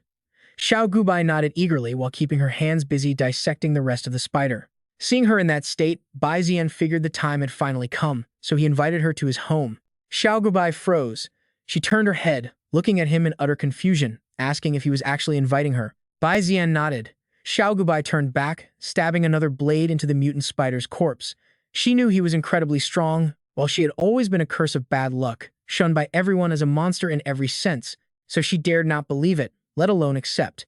But Bai Zi'an reassured her that she was no monster, just uniquely special. Bai Zi'an gently took the knife from her hand, stopping her from venting her anger on the dead spider. He then formally invited her to work for the young master of the Bai family in Bailin City. If she agreed, Bai Zi'an promised to take her to witness the sights of a much higher-tier beast-taming city. She asked in disbelief if he meant the family of Diamond Beast Tamer Bai Jingchong. He confirmed with a simple yes. "So will you join my Bai family?" Bai Zi'an asked as he extended his hand toward her. Staring at his hand, Xiao Gubai decided to try one more time. Let's see if her luck changes this time around. So she reached out, took Bai Zi'an's hand, and accepted. Right then, she silently swore to work twice as hard to repay her savior, the savior who reached out in her darkest hour. Once they agreed, Bai Zi'an revealed he had a truly special gift for her. Parting the thick webs, he uncovered a hidden nest of eggs from that mutated Juhao spider. Mutated parents meant mutated offspring, which was basically the birth of an entirely new, undiscovered species of spider beasts. If they could domesticate and raise this new species, it would bring massive wealth and influence to the Bai family. So he told Xiao Gubai to choose one egg, framing it as her official welcome gift to the family. "A condition to join? Do you want me to form a brand new beast contract?" she asked cautiously. Bai Zi'an nodded, reminding her that contracts between tamers and beasts can actually be undone. As a tamer grows, low-tier beasts can't keep up in battle anymore. making it completely normal to seek out pets with higher potential. There are two ways to form a new contract, either voluntarily dissolving the old bond or killing the previous beast. Xiao Gubai stepped forward hesitantly, but with a single touch, she selected the highest aptitude egg. His hunch was absolutely right. Her passive talent was a literal treasure radar, but now it was time to break her old contract. Dissolving it triggers a severe mental backlash that could easily kill her. While killing the pet is far too cruel, he wondered which path she would take. Without hesitation, Xiao Gubai chose to dissolve the bond with her loyal pet beetle, refusing to take its life. As the bond broke, she coughed up a pool of blood. Bai Zi'an rushed over in shock, asking if she was okay. Whispering that she was fine, she ignored the pain and knelt down to bid a proper farewell to her companion. They had been together through thick and thin, making this parting incredibly difficult for her. She watched her little beetle fly away, keeping her eyes on it until it vanished entirely. Seeing her loyalty, Bai Zi'an was now absolutely convinced that he had made the right choice. With that settled, they headed to the black market of Zhuhuo City to do some shopping. The merchant feigned outrage, pointing at his goods and shouting that his 9,000 offer had already stripped a zero off the price, leaving absolutely no room for negotiation. But you and I know Zi'an is far too sharp to be tricked by a cheap acting performance. He snapped back, asking if the boss took him for some naive kid. Playing even angrier, Zi'an called the broken core a total scam with absolutely zero power left inside. Exposed, the merchant dropped his angry act. He mumbled defensively that while it was slightly damaged, it still held the original imprint of a spirit beast, which might help another beast of the same element learn the skill. Zi'an played along, admitting that the merchant might actually have a point. Sensing a skill inside a shattered core was a 1 in a billion chance. If it had not caught his eye with its beauty, he might have missed it entirely. Suddenly, his system chimed in. Scarlet Light Raptor Core, an Ultra Monarch tier spirit beast crystal. Due to severe damage, the skill imprinted inside was identified as the rare purple meteor fire. A wicked grin flashed across his face, startling Xiao Gubai. He never expected a backwater black market to hide such an incredible treasure. Xiao Gubai's luck was definitely rubbing off on him. Meanwhile, the merchant started acting more honest. The man offered to settle on 90,000, but Zi'an only sighed, putting on a perfect show of losing his patience. He began to walk away. No wonder moms always use this trick at markets. Panicking, the merchant grabbed his arm to stop him. Offering 10,000 as his final price, the merchant begged him to take it. Zi'an smiled, thoroughly satisfied with the deal. Suddenly, a voice echoed from behind. Out of nowhere, a purple-haired guy strutted over. He was clearly trying to steal the spirit stone from Zi'an, making his demands loud and clear. I am also interested in this core, he announced. Looking at that smug face, he was clearly looking for a fight. The purple-haired guy flipped his hair arrogantly. I will pay 20,000. But Zi'an simply brushed his hand away. Zi'an thought the guy had serious nerve trying to snatch his deal. Annoyed, he warned him. Buddy, cutting in like this is way too much. The shameless purple-haired guy smirked. The owner has not sold it to you yet, so of course I can make an offer. He pointed at Zi'an mockingly. Besides, as a beast tamer, do not tell me you cannot even afford 20,000. He boasted, I am the grandson of the mayor of Zhuhuo City. I can help find you a job so you can actually afford to get by. So he was just a spoiled brat with a powerful family. Suddenly, his gaze shifted and locked onto her eyes. The purple-haired guy looked past Zi'an and called out to Gubai. He had not noticed her before. With her soft hands and fair skin, she was truly adorable. With an utterly disgusting expression on his face, the creep gasped, what a rare beauty. Zi'an had officially had enough. He suggested, since we both want it, why do we not have a life and death duel to settle this? Stepping in front of Gubai, Zi'an realized this guy was the textbook definition of a weak but arrogant villain. Looking at this jerk's face, he might as well have bad guy tattooed on his forehead. Time to use you for some target practice, Zi'an thought. As the Eye of Revelation opened, the purple-haired guy flared up his aura. Trying to play the hero saving the beauty, you are practically begging for death. The beast beside him spat out a burst of hot fire. The system chimed. It was a fire-type Scarlet Flame Sacrifice Dog. Peak Purple Silver rank, B rank, Lava Body talent, mid-tier Black Iron quality, featuring blue flowing fire and green blazing flare skills. He ordered, go, good boy, take him down. The sacrifice dog charged straight at Zi'an as if it wanted to tear him to pieces. Zi'an did not panic. He calmly held Gubai and gracefully dodged the attack, actually finding this whole situation quite amusing. For someone who had always been sheltered by his family, a real life and death battle against another beast tamer was incredibly rare. The purple-haired guy's beast lunged savagely once more. Zi'an just smiled, remembering he had just defeated a bronze-rank beast. He wanted to see how strong a black iron-rank beast tamer really was, effortlessly dodging the creature's next strike. The purple-haired guy mocked, "If you have the balls, stop running, you trash." Meanwhile, a crowd started gathering, whispering amongst themselves. "Is that not the mayor's grandson, Zhou Ji?" one spectator whispered. "He is dead meat. Zhou Ji is famous for bullying people here. I heard he loves to cheap-shot people during duels," another added. Meanwhile, the beast charged again, growing more and more frenzied. Gubai cried out in worry. "Watch out, Zi'an." Even the merchant shook his head and sighed. That kid is history. But Zi'an did not look worried at all. Ever the chill guy, he thought. If you do not want me to dodge, then I will face you head-on. As the hound lunged, Zi'an moved his hands in a swift, fluid circle. Zi'an spun the sacrifice dog around like a washing machine before delivering a decisive palm strike, blasting the beast far away. The defeated beast whimpered on the ground like a scared little puppy, looking totally pathetic. Enraged by the disrespect, the mayor's grandson threatened him. "You little punk, you should have looked at the master before hitting his dog. I will make you regret this." Ignoring his beast's injuries, the spoiled brat barked another order. "Sacrifice dog, use flowing fire." The obedient creature gathered a massive fireball and launched it towards Zi'an in a dangerous spiral pattern.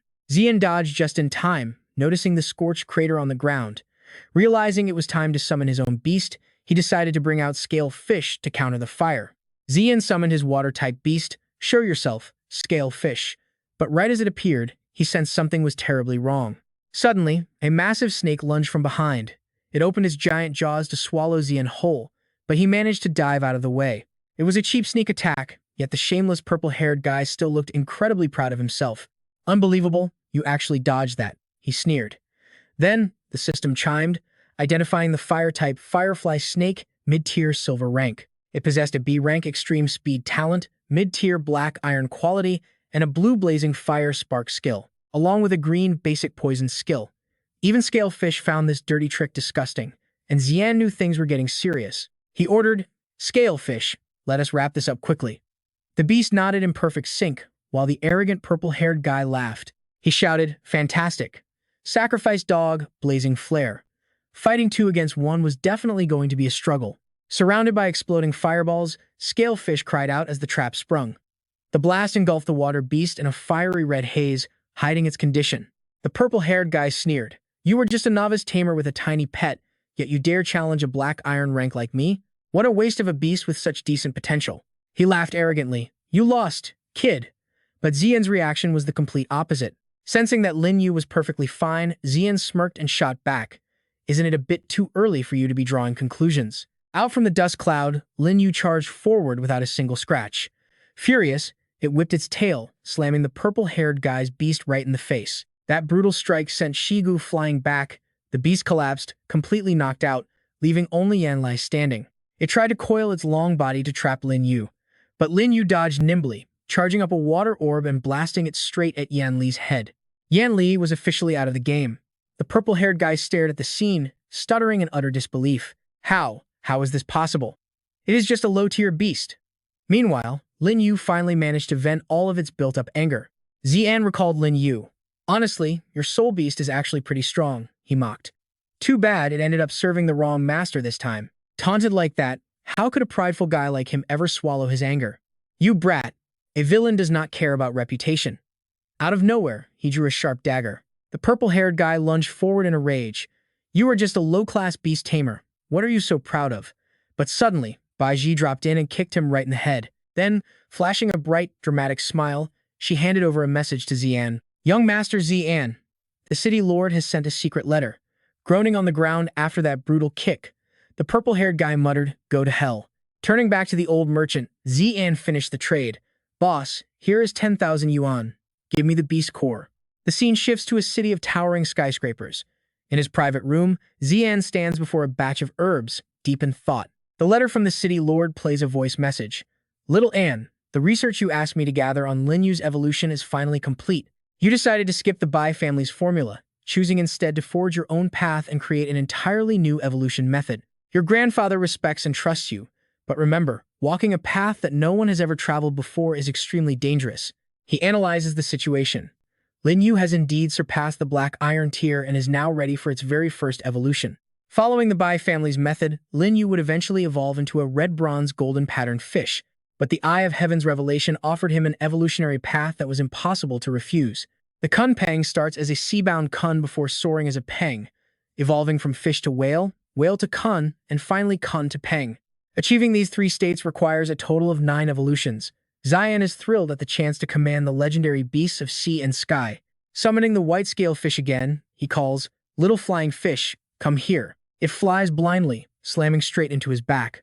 Damn it, Zi'an feels like his entire spine needs to be replaced. A voice calls out from the door, "Zi'an, are you okay?" Annoyed, Zi'an grabs Lin Yu and spins it around. Poking its cheek, he says, "We're starting your evolution right now." Lin Yu looks back at its master with whimpering, pitiful eyes. Without wasting any time, Zi'an begins the process, laying out all the essential materials required for this evolution. As everything blends together, the initial phase of evolution begins. Lin Yu's appearance starts to shift, its tail and fins gradually growing longer. Reaching the final stage of evolution, Lin Yu emerges in an entirely new form, looking as if it aged from a toddler to a 5-year-old. Race: White Shadow Giant Lin Yu. Attribute: Water. Level: Novice Black Iron. Talents: Rapid Flow Control S, Dark Underworld Power S, Raging Water Burst A, Mysterious Shadow Disguise A. The system chimes in. High Monarch Quality. Skills acquired: Purple Grade Rapid Water Control and Purple Grade Underworld Water Corrosion, along with Blue Tier Raging Water Burst, Blue Tier Mysterious White Shadow, Green Tier Water Spear Strike, and Green Tier Layered Bubble. An innate special talent is also introduced. Its power far exceeds that of any ordinary scale fish. It also possesses the full shadow illusion talent of the whitewater whale, capable of confusing enemies and lowering their attack accuracy. As the system finishes speaking, a small explosion occurs. Suddenly, Lin Yu's size balloons out of control, nearly crushing Zi'an flat against the wall. Crap, how did it get this massive? He quickly barks an order, otherwise he is going to end up like a pancake. Buddy, get back inside, quick. Lin Yu obediently listens, instantly retreating back into the beast-taming space. Letting out a massive sigh of relief, Zi'an realizes he was almost crushed to death by his own pet. At least only the room got a bit messy. A knock on the door catches his attention. Hearing the commotion, Bai Ji asks worriedly, "Young master, are you all right in there?" Surveying the ruined room, he forces a calm reply, "I am fine, just testing out some beast skills. Go prepare a new room for me. This current room is completely trashed and unusable now." Zi'an ponders his options, knowing he needs to solve this size issue soon before it becomes a major pain. Then, he notices another letter he missed. Written on the paper is a single sentence. Qingyuan-du is located in Red Wing City. This is perfect. He never expected his grandfather to locate the Qingyuan-du so quickly. He must obtain it. Instantly, his mood brightens up again. He decides to check if Scarlet City holds any treasures. The scene shifts to Scarlet City. Street vendors shout out endlessly, offering fresh beast cores and spiritual beast eggs. Others sell maps showing beast locations across Scarlet City. Come check it out. The Black Crow Adventure team is recruiting now, offering full insurance plus free room and board. Finding the noise highly irritating, Zi'an complains about the racket. He had searched almost the entire market without finding a single decent item. That was his silent thought, but the moment it crossed his mind, Zi'an immediately regretted his words. The system chimed in his head, detecting a Fire Sparrow core, a Black Iron rank spiritual beast. It also detected bronze-rank fossil materials and feathers of a Zhuming eagle. It seems Zi'an is about to strike gold once again. As the duo look around the street, a nearby conversation catches their attention, mentioning that the upcoming auction would attract a massive crowd. Two young men are chatting nearby, with one claiming that the auction would feature highly coveted diamond-rank resources. His friend adds that the old woman who travels everywhere collecting diamond-rank materials from Blue City is also attending. As they talk excitedly, they conclude that there is no suspense about who will walk away with the diamond assets. Zi'an grows anxious, realizing that the Qingyun path is crucial for him, and if the Blue City Lord gets involved, this auction will become incredibly difficult. Suddenly, a sharp shout from a merchant behind them catches his attention. The vendor snaps, demanding if they are buying or just touching. Gu Bai shyly holds up an object, asking how much the stone costs. De Yu reacts with anger, shouting, "What do you mean? A stone?" He yells that it is a priceless treasure they could never afford, telling them to scram. Right then, Zi'an's system chimes, detecting a dawn-light fruit, a diamond-rank resource. Zi'an can barely believe his eyes. The random item Gu Bai picked up is actually a diamond-rank treasure. Without hesitation, he rushes over, places a hand on her shoulder, and eagerly asks the vendor to name a price for the item. The merchant immediately demands a massive sum of 30 million Kyushu coins, secretly laughing at what he assumes is another foolish, wealthy brat. Seeing him tremble, Gu Bai quickly advises Zi'an that the price is far too high. Yu laughs smugly, saying that showing off to impress a girl always comes with a heavy price. Zi'an grits his teeth and hands over his card to pay. Secretly, he rejoices at getting a diamond rank resource for only 30 million. He scored a massive deal. The merchant takes the card happily, thanking him, just as a powerful spiritual beast appears in the sky. Below, the crowd whispers in curiosity, wondering what kind of spiritual beast is flying above. It is a majestic crane with an imposing aura, carrying a man on its back. A voice rings out, urging the phoenix-crowned cloud wing crane forward. Beside the creature, the system screen instantly flashes with information. It is a mid-tier phoenix-crowned cloud wing crane at the intermediate diamond rank. It possesses an A-grade storm summoning talent, high diamond aptitude, along with blue storm summoning, blue cloud wing blade, and green cloud rain dance skills. Jing Chong looks down toward the city below and calls out to Old Ghost Chi, announcing their arrival. As the crane glides through the air, it leaves a trail of sparkling pink and purple dust. Opposite them, another figure approaches, riding a scarlet flame crow. The rider laughs heartily, recognizing the newcomer as the legendary Lord of Whitescale City. Standing with hands on his hips, he boasts that their presence brings great honor to his Scarlet Mist City. Irritated by the attitude, Jing Chong asks Old Ghost Chi why a Grand Master like him is trying to act civilized. The host makes a polite gesture, welcoming Old Bai as a guest. Below, Zi'an is deeply moved, realizing his grandfather personally made the trip just to help him secure the Qingyun path. Under the twilight sky, the two winged beasts fly together in the same direction. The next day, inside a magnificent palace, the grandfather worriedly asks his grandson if he is absolutely certain about taking this path. Fully committed, Zi'an assures his grandfather that he is determined to obtain the Qingyun path no matter what. Suddenly, a cold voice speaks from behind, asking Old Bai what business he has with them. Dongli states coldly that if they want the Qingyun path, they must outbid everyone as it goes to the highest bidder. This newcomer is Dongli, Lord of Blue City, with her granddaughter Ziqi hiding quietly behind her back. As the young girl stares intensely at them, Jing Chong bursts into laughter, recognizing her and asking Dong Li if this is indeed her beloved granddaughter.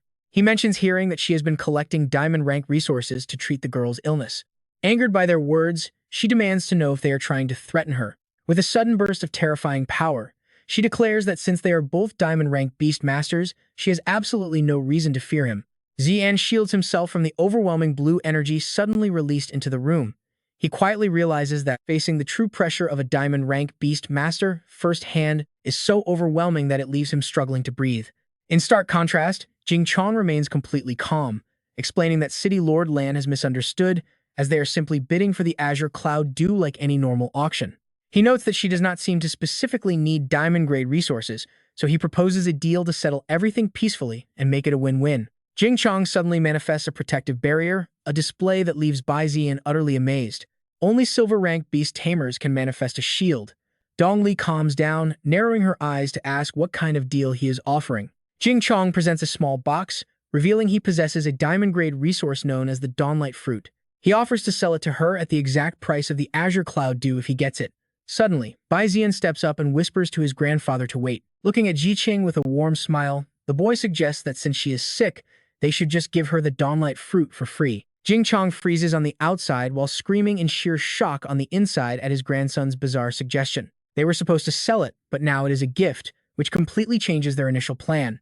Unable to believe her ears, she questions why a young man would just give away such an incredibly rare and precious diamond-grade resource. Though she remains skeptical and sad, Bai Zi'an simply beams, reminding her that she literally just said the little girl needs it to cure her illness.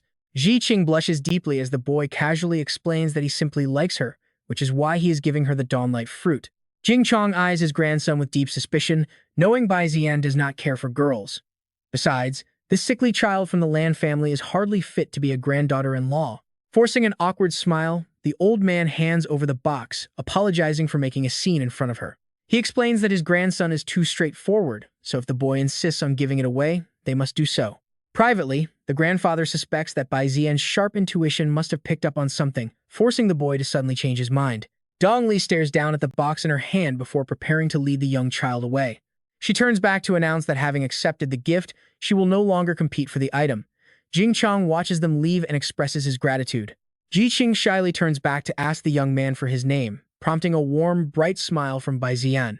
He introduces himself as Bai Zi'an from Bailin City, telling her to visit him once she recovers and feels better. Memorizing his name, she walks away while softly murmuring it.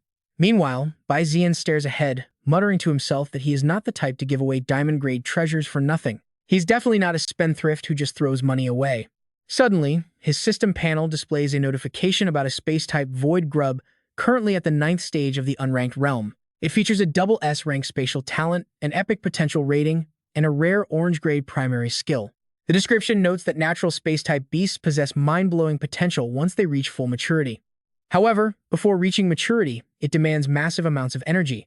Otherwise, it will drain the beast tamer instead, putting an immense physical burden on them. Watching her leave, he knows that an epic-grade space beast with a modifiable double S talent is incredibly legendary. If she survives, she will grow into an absolute powerhouse of her generation. The system prompt continues to glow. It explains that her double S rank auxiliary talent can boost the overall abilities of all chosen beasts by a staggering 100%. Bai Zi'an smiles slyly, realizing that giving away a $30 million Dawnlight fruit to earn her eternal gratitude is absolutely worth the price. Inside the packed auction hall, the glamorous female host steps onto the grand stage and officially kicks off the highly anticipated event. Addressing the crowd, she warmly welcomes the distinguished guests and bids them a wonderful time at today's grand auction. The spotlight instantly locks onto the very first item as the host cuts straight to the chase without wasting any time. The crowd erupts in whispers as she introduces a gold-grade beast egg belonging to an amethyst eagle, starting at a whopping $1 million. Rumors say these amethyst eagles are incredibly difficult to rear and train. Watching from their private VIP box, Bai Zi'an and his grandfather observe. The boy is quite stunned upon inspecting the egg, while the host raises her auction gavel, promoting the item as a genuine gold-grade deal. She calls for bids, and someone in the private booths instantly bids $1 million, shocking the entire audience. The crowd mutters that rich folks must be buying it just for fun, completely out of touch. Meanwhile, the host lets out a quiet sigh of relief. She is glad the opening item sold so quickly. Back in the booth, Jing Chong turns to his grandson, asking if he wants to reconsider. He warns that amethyst eagles are notorious trouble. However, Bai Zi'an is already looking at his system screen, revealing it as a dual wind and lightning type. It possesses lightning talent, amethyst potential, and a deadly thunderous wind/skill, leading him to calmly reassure his worried grandfather. He tells his grandfather that his intuition insists this egg is far more extraordinary than anyone realizes. Smirking confidently, he cannot believe that even the auction house's high-tech appraisal systems managed to completely misidentify this treasure. Gold rank and amethyst rank are completely worlds apart. Down on the stage, the female host slams her wooden auction gavel down hard. She congratulates the bidder in booth number 3 on securing the amethyst eagle egg, and as the crowd applauds, she introduces the next item. An hour later, the auctioneer consults her book. It's time for the final item of the night, the Qingyuan Du.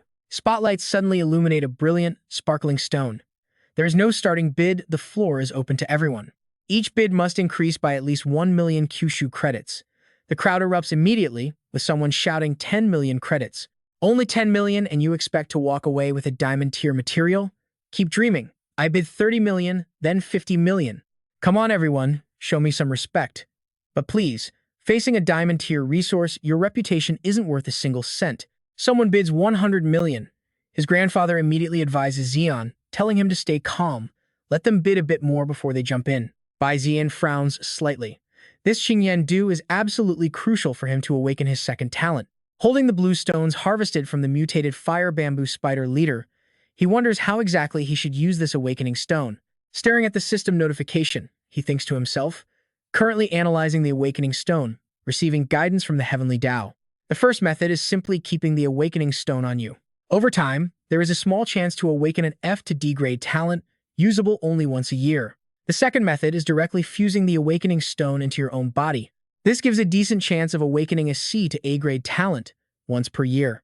The mutated fire bamboo spider leader probably swallowed it by pure accident, which accidentally triggered a process similar to the second method. The third method uses the stone as the core ingredient, combining it with Ni He, secret leaf, Qingyuan Du, Tianyuan tears, and other materials to brew an awakening solution. Soaking in it for a full day and night offers a chance to awaken an S to triple S grade talent. Right now, this is his best shot at reaching the highest peak. But the rare ingredients required for this potion are incredibly hard to find. Tianyuan tears, Ni secret leaf. He recalls his family treasury has both of those, but he still needs their intelligence network to track down the Qingyuan Du. At that moment, someone calls out an absolutely massive bid of 500 million Kyushu credits. Tang Deyu smirks confidently, thinking that with the Qingyuan Du, he can finally break through to the diamond rank. But from one of the VIP booths, an even higher bid comes in at 700 million. Tang immediately pleads, identifying himself as a top-tier gold beast tamer. This material is extremely important to me. I hope my friend here can show some understanding. He then screams his next bid. 800 million Kyushu credits. The entire crowd falls into a state of sheer panic. Boss Tang is just one step away from diamond rank, so of course he wants this. Still, whoever is in booth 3 is definitely no joke, probably another powerhouse. Has anyone noticed that City Lord Lan in VIP booth 2 hasn't even bid yet? Yet Tang De dares to make such a scene. Massive pressure erupts from the booth as a mocking voice sneers. Is a top-tier gold tamer really that impressive? Terrified, Tang De trembles. A diamond-ranked beast tamer. Even the auctioneer is shaking. That was the powerhouse the City Lord personally welcomed yesterday. Who on earth is that person? From inside the booth, a cold cough sounds. The girl trembles in fear, stammering. 900 million Kyushu credits, going once, any other bids? Tang Deyu quickly bows in deep respect, apologizing for his insolence and begging for forgiveness. The onlookers snicker quietly at his sudden turn. How dares a mere gold rank challenge a diamond beast tamer? Isn't that just begging for a swift death sentence? The auctioneer quickly gets back to business. 900 million. Going twice. If you don't bid now, you'll miss your chance. Looking completely thrilled, she yells, 900 million Kyushu credits. Sold. But wait, City Lord Lan loves diamond tier materials, so why didn't she bid? Every eye turns toward the VIP booth. The hostess in red points up, congratulating the esteemed guest in booth 3 for winning the Qingyan. Suddenly, old Ghost Chi kicks the door wide open. Old man Bai, how did you convince that old witch Lan not to bid against you? Bai Jingchong scowls slightly. That was my grandson's idea. He glares at the boy and immediately sneers. This is your grandson? He's so pale and skinny. Can he even handle being a beast tamer? But the young man only focuses on the item. His second talent is basically secured. Suddenly, the old guest slaps Bai Jingchong's back hard. Fine, it is a deal then. Bai Zi'an looks over in surprise, wondering what they decided. His grandfather then turns to break the news.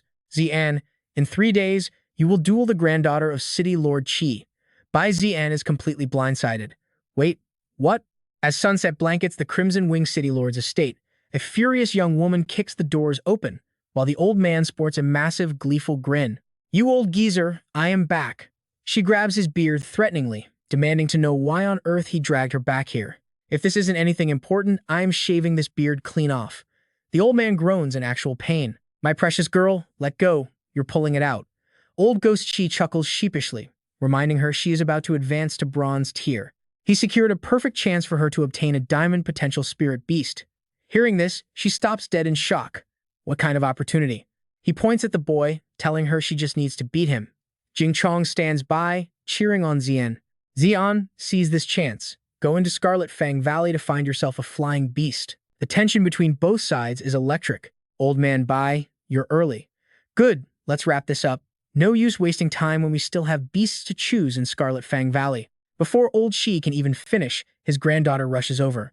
Rennie stares at Zi'an with pure curiosity. You're so handsome, big brother. My name is Rennie, and yours? Her sudden warmth leaves the flustered boy replying, Zi'an. Old Shi furiously pulls them apart, yelling to start the fight. Rennie gets into stance, teasing, get serious, handsome. Just then, the system screen flashes with her stats. Target, Rennie. Talent, A, Grade Spirit Transformation.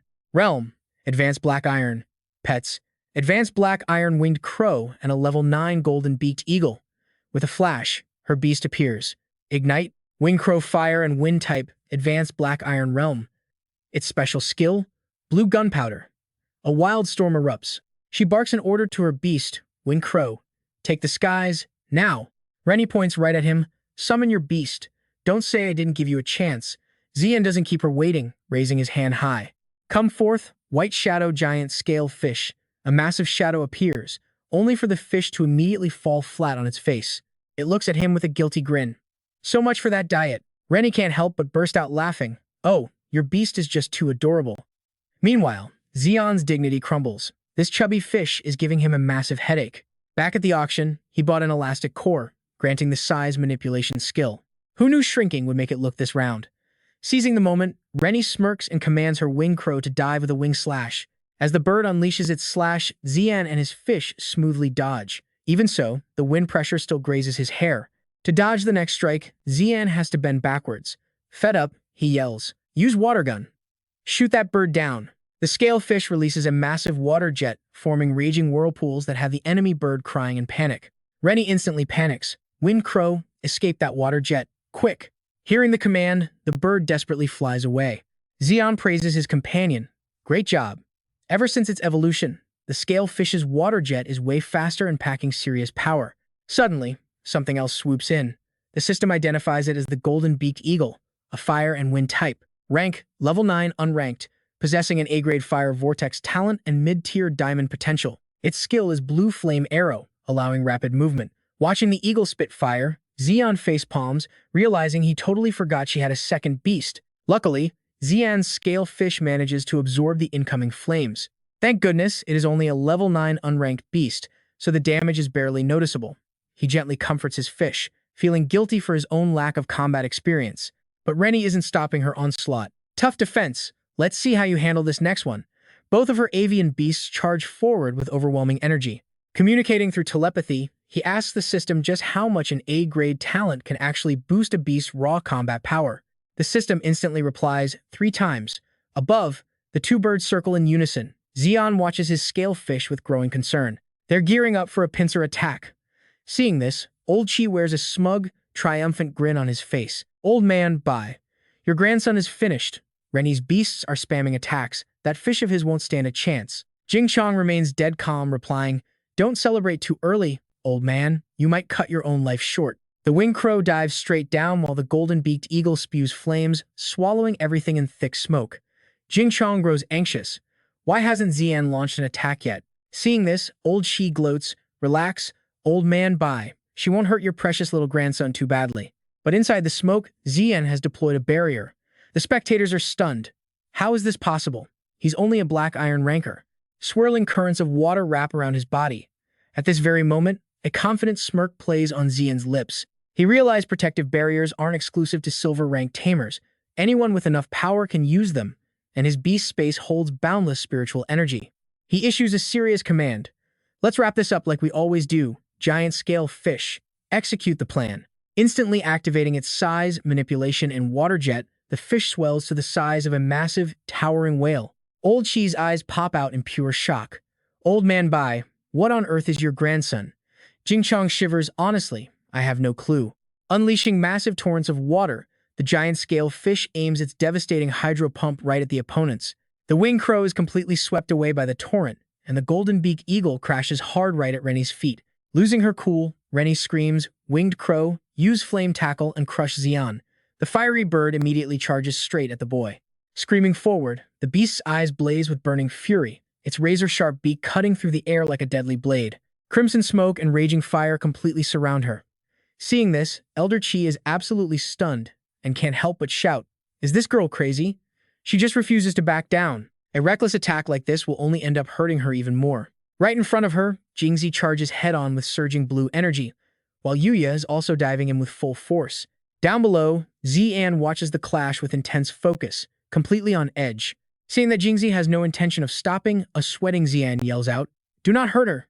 A split second later, both beasts collide. A massive wave of blue energy surges forward, clashing directly with the blazing flames opposite, making the air hotter than it has ever been.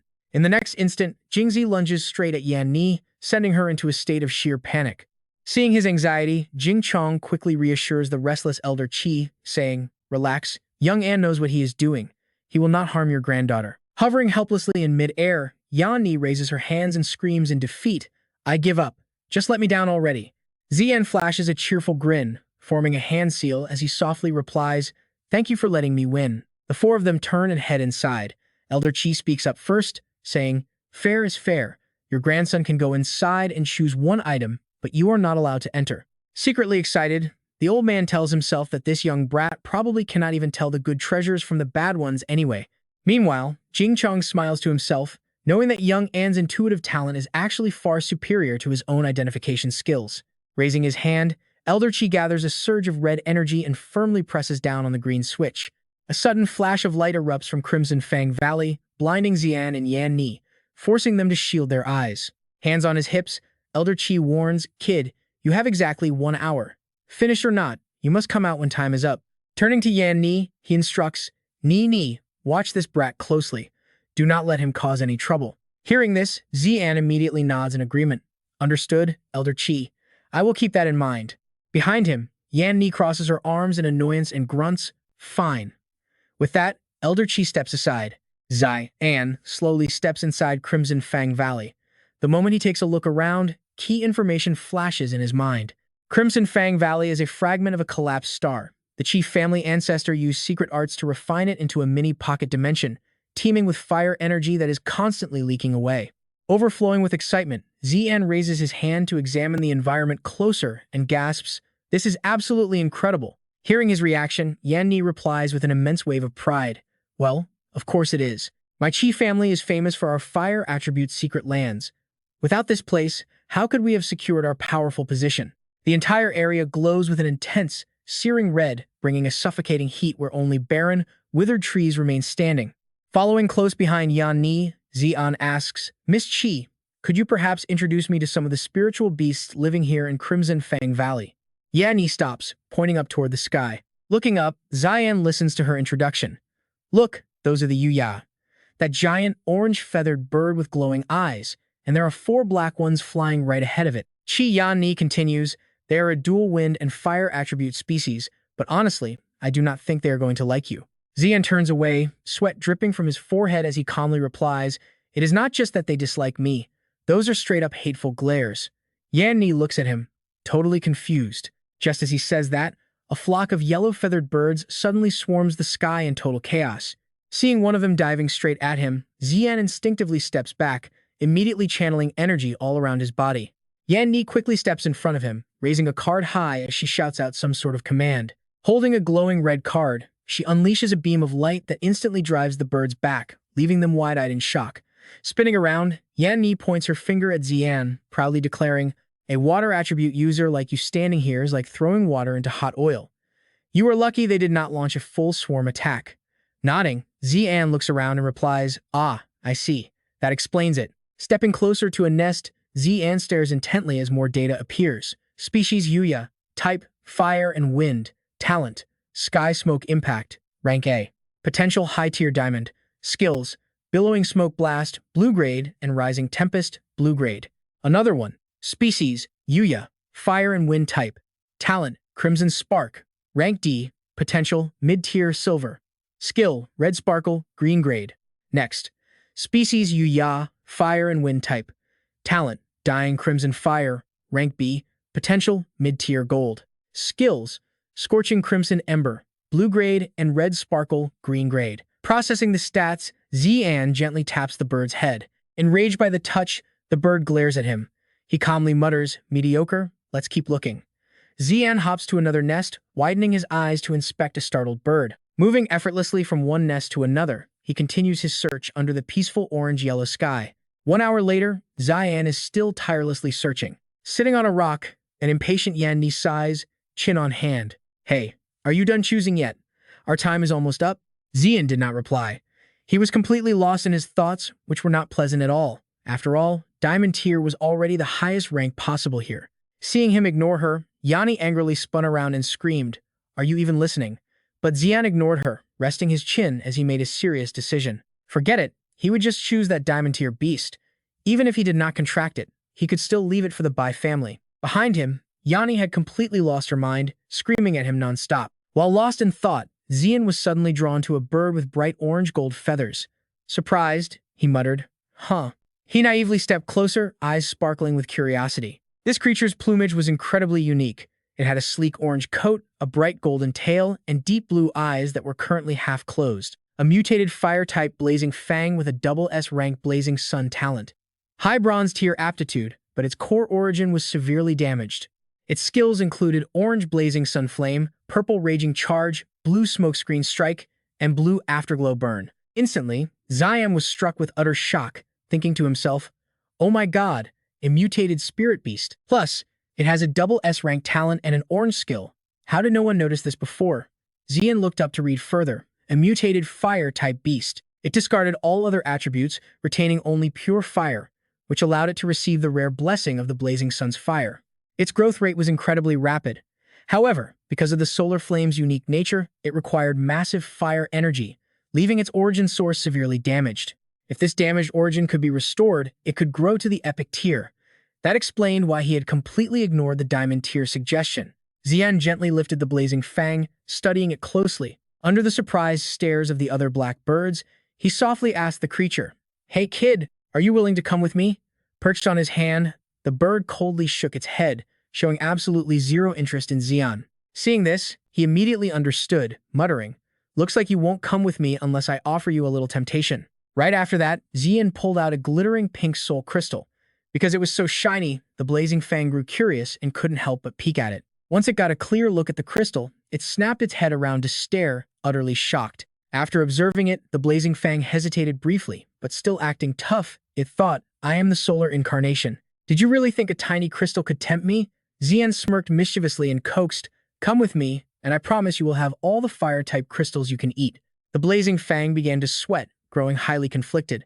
It simply could not resist such temptation, its eyes darting back and forth toward the crystal. Holding the bird in one hand, Zi'an waved the crystal to tease it. The blazing fang hesitated, proudly thinking, "Wealth cannot corrupt me, nor can poverty ever break me. I will absolutely never become a slave to crystals." It hung its head, desperately trying to control itself. No one could ever bribe it. The blue sky remained completely peaceful. After a moment, the bird couldn't help but hug the crystal, its eyes full of adoration as it thought, "It's not that I lacked resolve, he just offered way too much." Seeing this unfold, Yanni's eyes widened in sheer disbelief. Cradling the blazing fang with one hand, Zi'an turned to look back at her in surprise. As he stared at Yanni, he thought, City Lord Shi is an expert in raising blazing fangs. If he notices this mutated variant and stops me from taking it, things will get incredibly troublesome. A second later, he decided to form the contract right then and there, muttering, "I'd better just seal the contract immediately." Witnessing his sudden action, Yanni screamed in panic. "Are you out of your mind? I can't believe you're trying to form a contract right here." A surge of red and blue energy erupted, enveloping the contract scroll and the blazing fang. Blinded by the brilliant flash of light, Yanni reflexively covered her eyes. At that moment, Zi'an looked almost wild, his gaze growing razor-sharp as powerful blue energy surged aggressively around him. He thought, "Oh no, I'm doomed." The blazing fang also bowed its head solemnly, quietly folding its wings. Zi'an widened his eyes in agony, opening his mouth in a silent scream. Right before him, the blazing fang unleashed a violent red aura. He realized it was draining his water-type energy.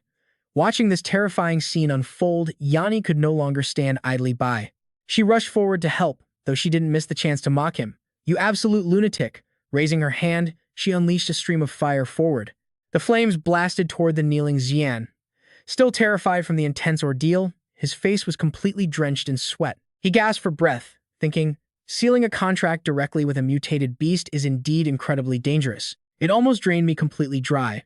The blazing fang let out a soft sigh beside him as Zi'an waved his hand, sending it into another space. Clutching the soul crystal, the blazing fang shut its eyes and drifted down. A system notification popped up. His mutated blazing fang chick had successfully triggered the mythical beast taming space's hidden effect.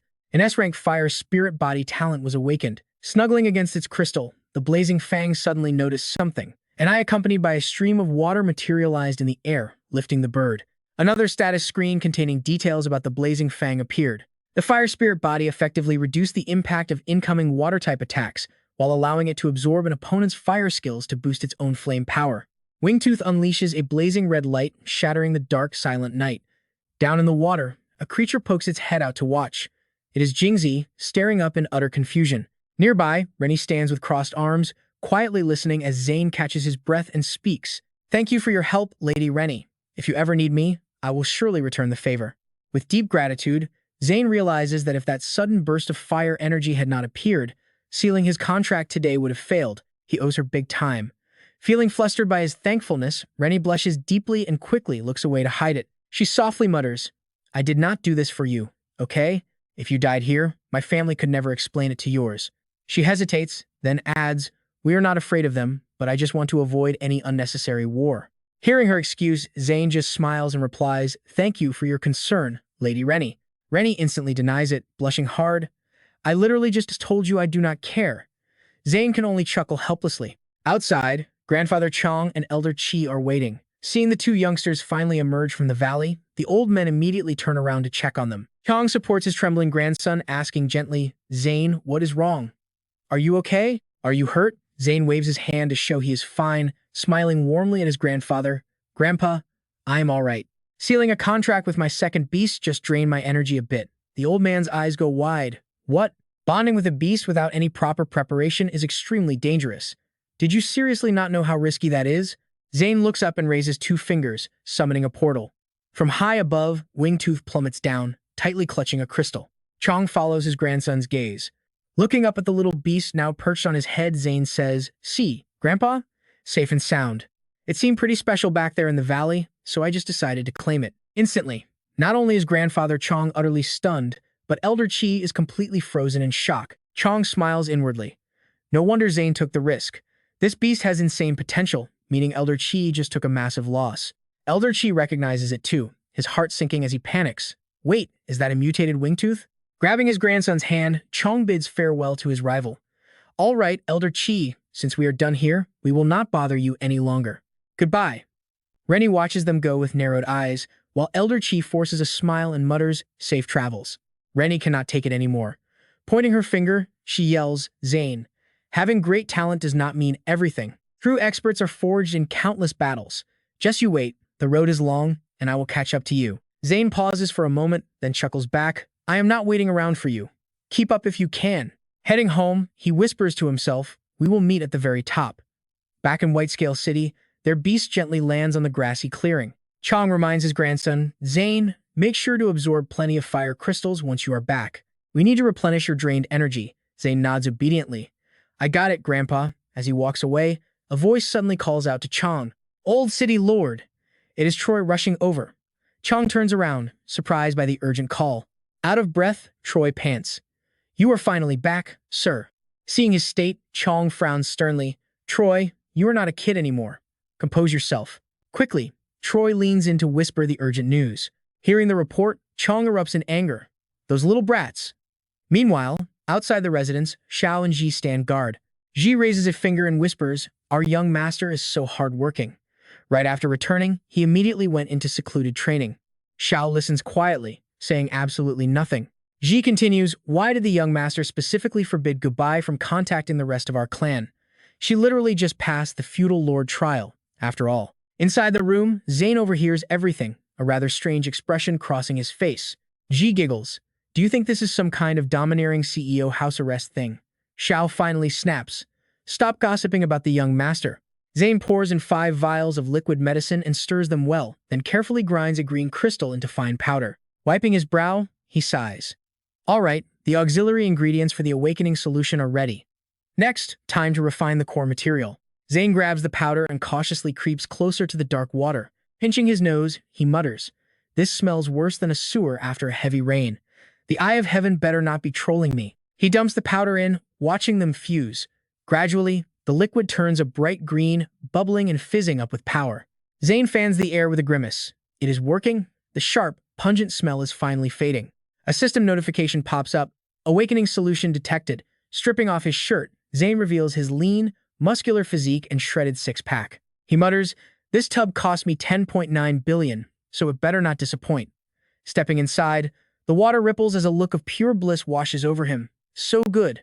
Zi'an is relaxing, soaking in a tub of medicinal water. A blue electric current surges from his brain down his skeleton, sparking a strange light.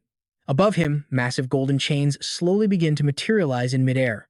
Linked tightly together, they plunge straight down into Zi'an. Outside, a sudden bolt of lightning illuminates the dark sky, startling a heavily drunken man right out of his stupor. Blinking away the haze, he reflexively stares out at the dark sky, rubbing his throbbing head to clear his mind. Gigantic golden chains are erupting from a nearby skyscraper, piercing straight into the clouds and creating a massive swirling vortex. The sight makes his dazed mind spin. You and I can tell this is bizarre and massive awakening energy right in the city. Could someone actually be awakening entirely on their own? But he instantly shakes his head. No way. That is impossible. The official awakening altar is hundreds of kilometers away. Even if someone awakened, the energy waves could never reach all the way here. Still clutching his alcohol bottle, he flops onto the couch with a heavy sigh and a smirk, assuming it is just a drunk hallucination. Meanwhile, those massive chains keep wrapping tightly around Zi'an before suddenly shattering into a million tiny, glowing fragments. 2 days later, Zi'an finally awakens from his deep slumber. Stretching his stiff limbs, he rubs his eyes, only to find a golden chain pattern glowing in his pupils.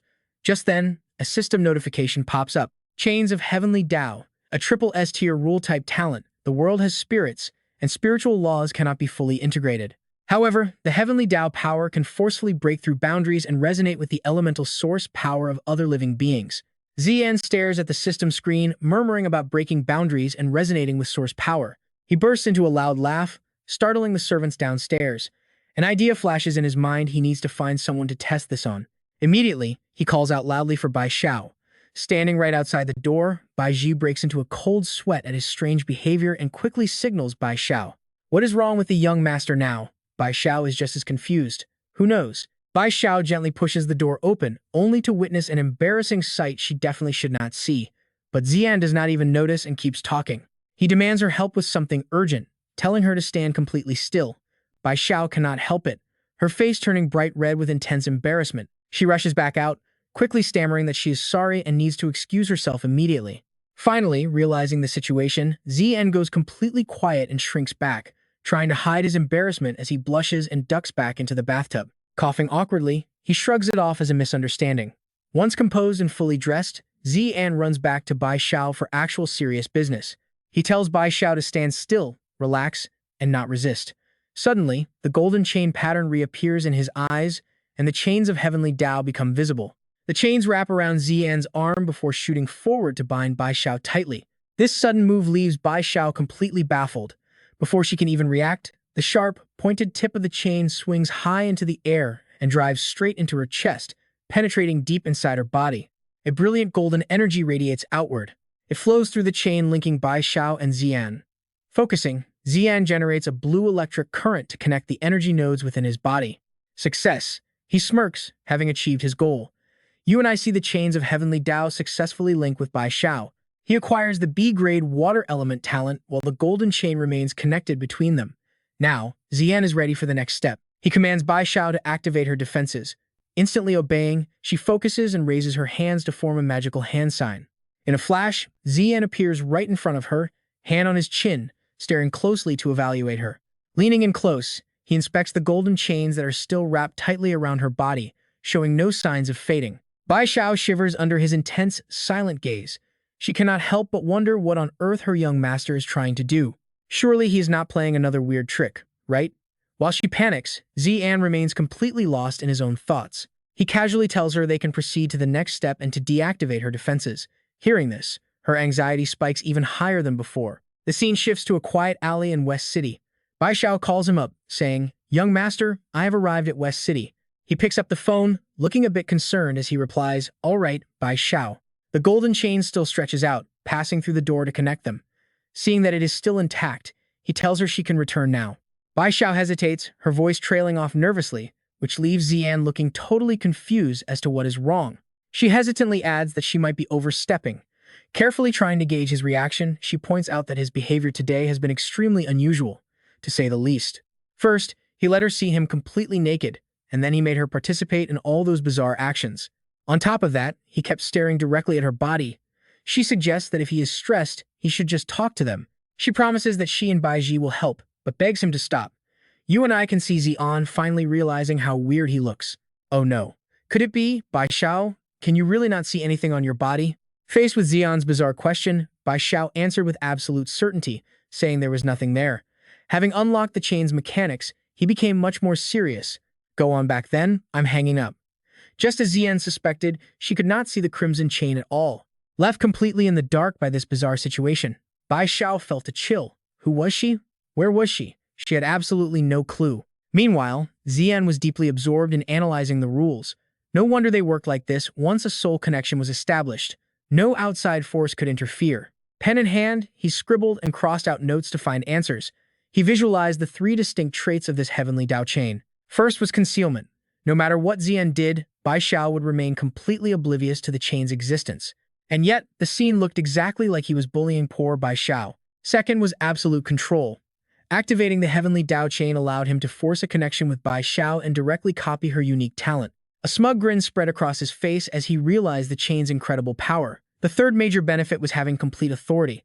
Normally, this kind of resonance wouldn't require mutual consent, but since he controlled the channel, he would always be the one calling the shots. With that, Zi'an could confirm that the chain currently granted him 3 incredible abilities.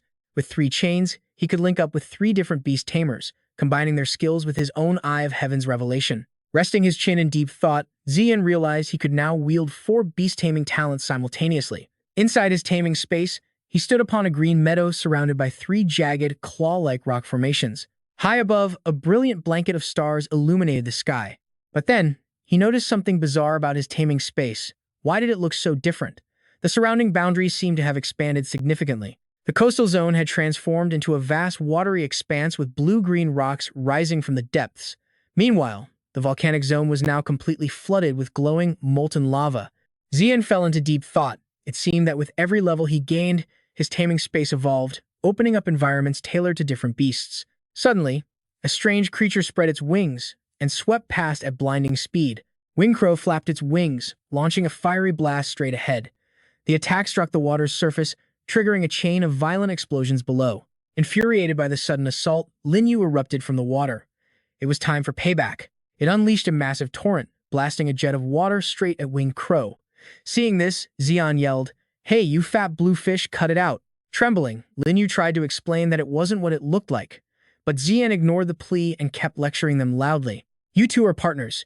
You're supposed to fight side by side like brothers. How can you turn on each other like this?" Tears welled up in its eyes as the poor fish whimpered that the bird started it.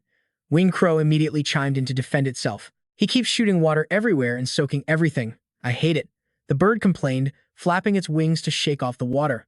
Zi'an went silent as he realized what was happening. Linyu was actually just practicing his skills as planned. Since Winged Crow hated the damp environment, a brilliant new idea struck Zi'an. Perfect.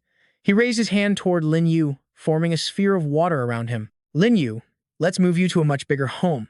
You won't have to suffer in this tiny pond anymore." With a thought, Zi'an teleported them both straight to the coastal zone. He marveled at how easily he could warp anywhere inside his own taming space. How convenient. Laying eyes on the vast ocean ahead, Linyu was absolutely thrilled, his heart bursting with pure joy. With wide, sparkling eyes, the beast wasted no time diving deep into the water, rapidly expanding back to its massive, original size. It breached the surface with immense power, sending massive waves splashing in every direction. Seeing Linyu so happy made Zi'an smile too. It must have been incredibly suffocating for a giant beast to stay shrunken all the time. Glancing at the restless Winged Crow perched on his arm, Zi'an asked, "And what should I do with you?" He then warped them directly to the volcanic zone.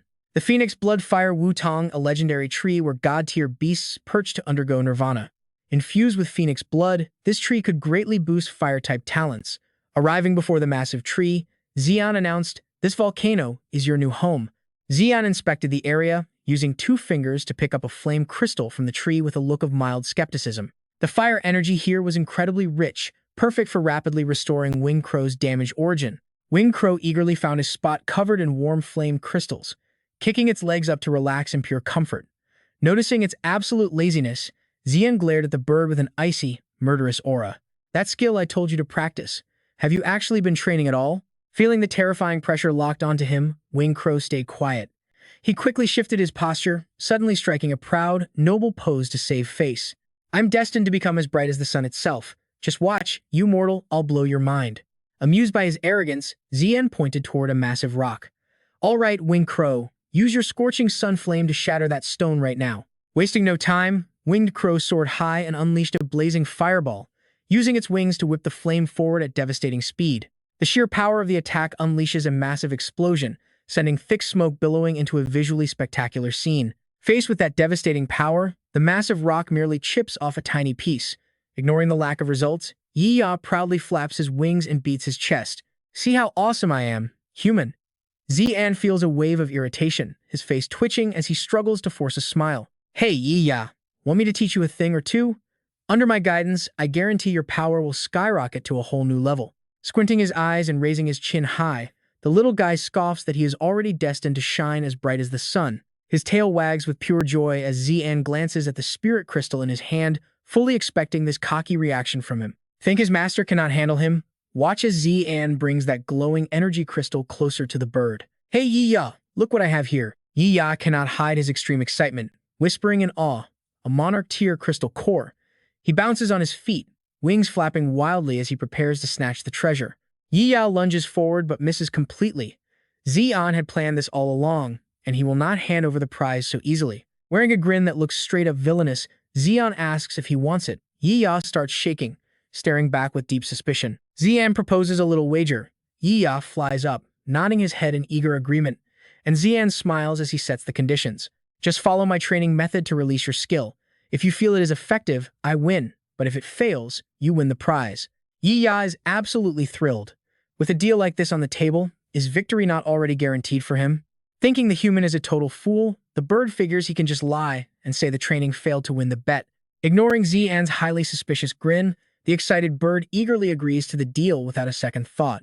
With the deal locked in, Zi'an begins gathering energy in his palm while patiently explaining the process to his pet on his shoulder. He tells him to watch closely as energy must be condensed when unleashing a skill, but Yi looks completely bored, resting his wings on his hips. Completely ignoring his pet's cheeky attitude, Zi'an continues to set up the attack while breaking down the technique step by step.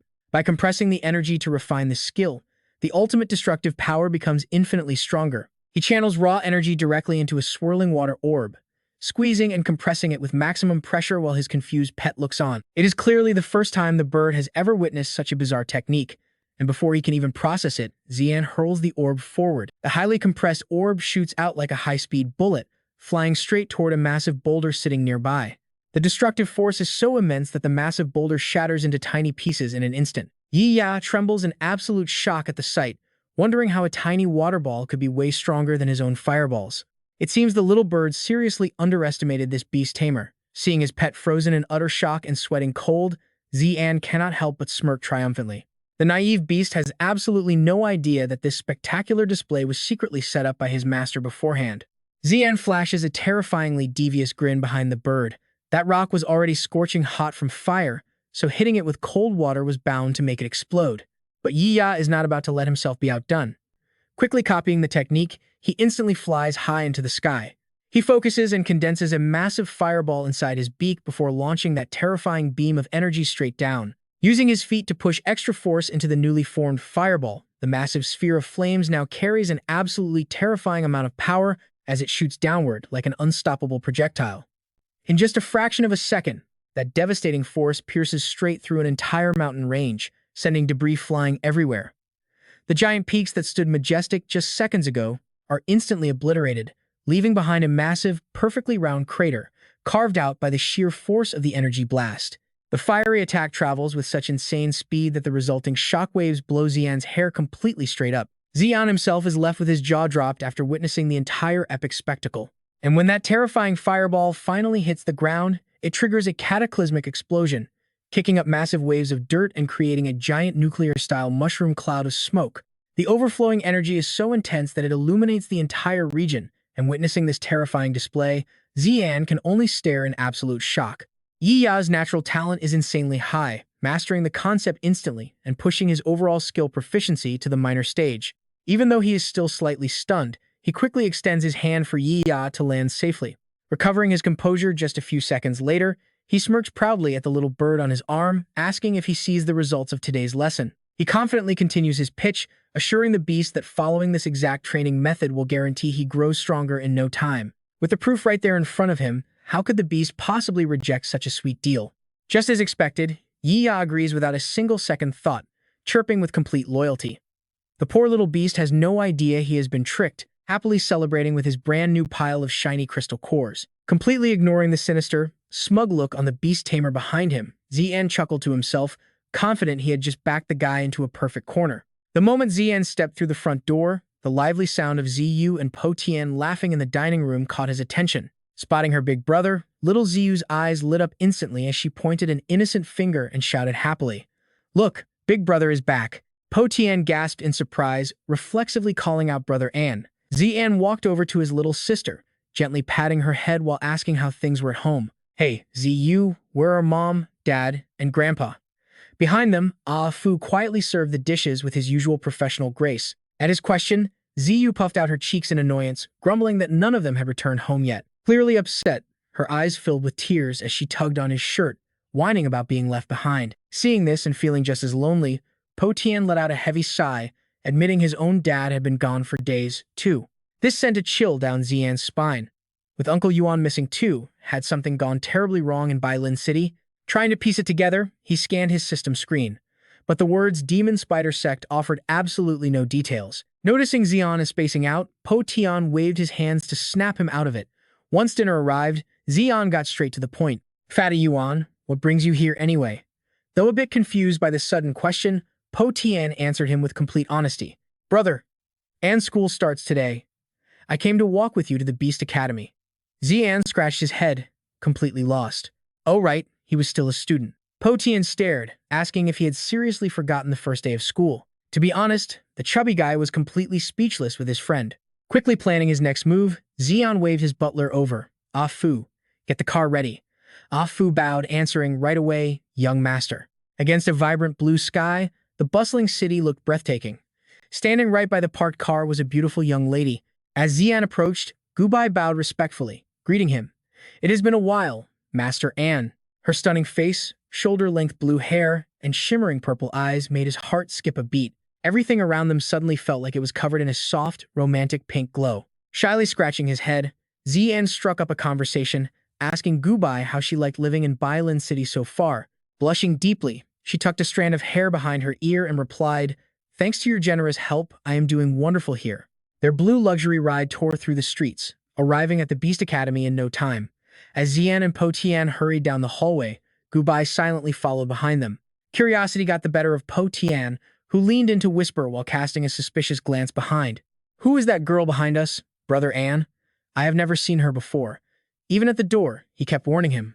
Watch out, there are many people from the affiliate cities here today. But the moment they stepped inside, the entire classroom fell completely silent. Every single eye locked onto Zi'an. A few punk kids with dyed hair scoffed, giving him the ultimate stink eye. On the other side, some students swarmed him like actual fans, shouting out greetings to young Master Zi'an. Zi'an could only sigh at the sight. None of these kids were focusing on training, choosing to play click games instead.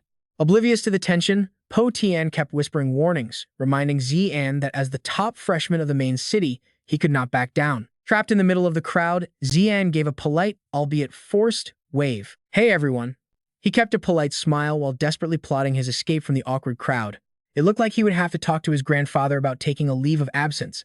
Honestly, school just did not feel right anymore. This place was too soft. Lazy school training could never compare to risking one's life in real combat. While he envisioned the harsh reality of wild survival, a quiet figure sitting in the back corner of the room watched the noisy crowd with intense eyes.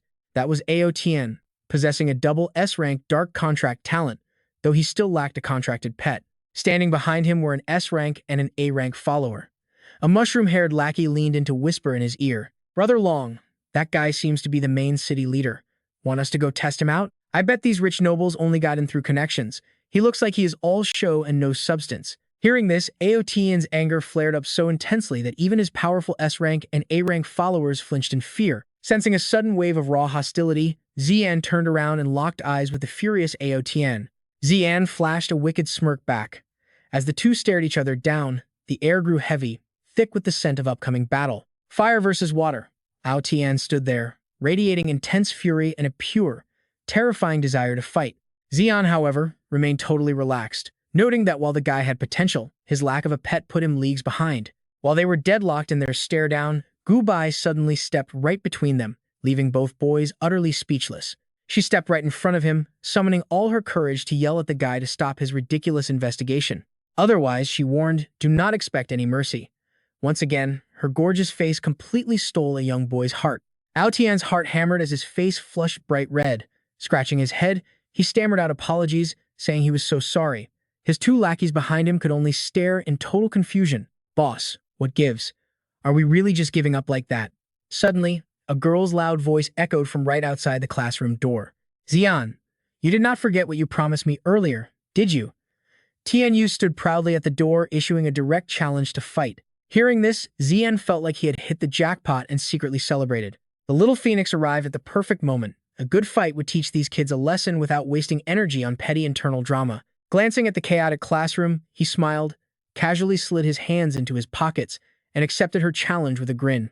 I accept, little phoenix, he said, happily suggesting they use the school arena.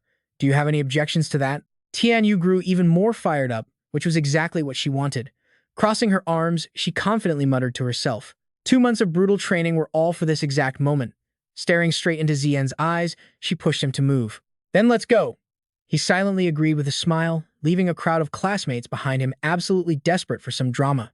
Everyone started gossiping, shocked that the young master of the Bai family and the young mistress of the Feng family were going to battle using beasts. Some quickly chimed in, telling everyone to rush over before all the good seats were taken. Others urged the crowd to hurry up. This is a rare matchup, so let's go watch. Ao Tian's two sidekicks also began whispering, with the black-haired boy speaking up first. Those two seemed to have a serious grudge. The blonde one added that they were even going to have a full-blown beast battle. This is the perfect opportunity for us to figure out the actual strength of the students here in Bailin City. Ao Tian nodded in agreement, suggesting they all head over to watch. Bright sunlight beamed down on the buzzing arena as the two stood in the center, ready to fight. Zi'an waved his hand, signaling his opponent to bring it on. Little Phoenix, let's not drag this out. Hands on her hips, she confidently made her own bold declaration. Fine by me, I will crush you in front of everyone so they all know exactly how powerful I really am. She began gathering her energy, forming a brilliant, blazing red fireball right before her. Then she summoned her beast. A pair of fiery red wings erupted from her back, making the entire scene look incredibly majestic. A violet phoenix appeared, its eyes flashing with a terrifying light that sent chills down everyone's spines. Immediately, the system identified it as a fire-type Hong Luan, low-level black iron tier, voice of the phoenix talent, and low-level amethyst potential. Its skills were a violet-grade world-shaking phoenix cry, a blue-grade smoke impact, and blue-grade scorching flames. It was described as a bird from the primordial world. Rumored to carry the bloodline of the legendary phoenix tribe, it can unleash absolute terror upon its enemies. The scorching heat from the flames and the blazing sun made him start to break a sweat. Shading his eyes from the blinding glare, he sighed internally, wondering why on earth it had to be a bird. Who would have thought she had a primordial beast capable of reaching the amethyst tier? Up in the air, Tianyu spread her fiery wings even wider. This brought a smirk to Zian's face as he thought to himself. This was actually getting interesting. The Feng family clearly had some big secrets, and she was overflowing with confidence.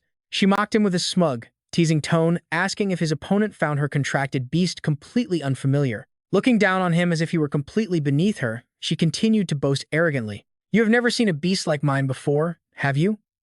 Do you need me to tell you its name? Completely unfazed, he stroked his chin like a detective, analyzing the situation. The Feng family's connections were impressive, helping her form a contract with a Hong Luan that did not even exist in the 10,000 Spider's Nest dungeon. Then, looking up with a bright, confident smile, he delivered his final verdict. However, the ultimate outcome of this battle is not going to change at all. She was completely shocked that he had read her so easily and recognized the Hong Luan instantly. Zi'an, however, only pushed further, teasing the furious girl in front of him. Bring it on, little Phoenix. I am worried that once I summon my own beast, you will not stand a chance. Naturally, Tianyu's anger flared even hotter as she screamed right back at him, calling him incredibly arrogant. She ordered her phoenix to dive down and unleash a stream of fire. He could only sigh, noting it was that same old move. He casually whistled as he dodged the massive, scorching stream of flames. Undeterred, the phoenix gathered its energy and suddenly launched a massive fireball right from behind his back. Turning his head back, he sighed, expecting that exact follow-up move. Suddenly, a massive fireball slammed down, engulfing Zi'an completely with absolutely no way to escape. The crowd in the stands watched in utter shock at the fiery explosion, but Ao Tian remained perfectly calm, wondering if the match was already over. Tianyu smiles triumphantly, watching her opponent burn inside a fireball. Then, a hand calmly reaches out. He casually brushes the flames away and continues to provoke her, telling her to bring it on and quickly use her absolute strongest attack. She breaks into a cold sweat of pure shock. What is this? She simply cannot accept what is happening right before her eyes as the crowd goes wild again. They are both freshmen, yet she can already control her beasts so flawlessly. But others in the crowd quickly argue back. Are you blind to that young guy? He literally just used his bare hands to block a high-level spirit beast skill. Xiao Guobai is beaming with pride, thinking Master Zi'an is just too cool, while Tianyu curses silently in frustration. She immediately decides to unleash her ultimate card, ordering her Crimson Gloom Purple Feathered Luan to strike with its final move. Soaring into the sky, she channels her energy into her phoenix, helping it charge up a massive, devastating sonic wave. With a massive boom, the entire arena shakes as the sound wave generates raging winds, forcing the spectators to quickly cover their ears for protection. Zi'an conjures a defensive shield around himself, struggling to hold his ground against that terrifying acoustic attack. Gritting his teeth to endure, his struggle fills the spectators with anxious concern, while Tianyu seizes the chance, commanding her phoenix to press the attack. She screams to finish him off, thinking he is done for, but he calmly steps right out of his barrier, teasing her that he is surprised her attack could even scratch it. The massive phoenix swoops down on him like a preying panther. Zi'an quickly summons his own spirit beast, calling out the white shadow giant whale, which suddenly emerges, floating majestically in midair. Just the massive mouth of this beast is easily larger than several hundred of her phoenixes combined. Although the Crimson Gloom Luan is no weakling, staring up at such a colossal opponent makes it tremble in absolute terror. With a proud flick of the giant whale's tail, the phoenix is instantly blasted away, crashing heavily right beside a stunned Tianyu.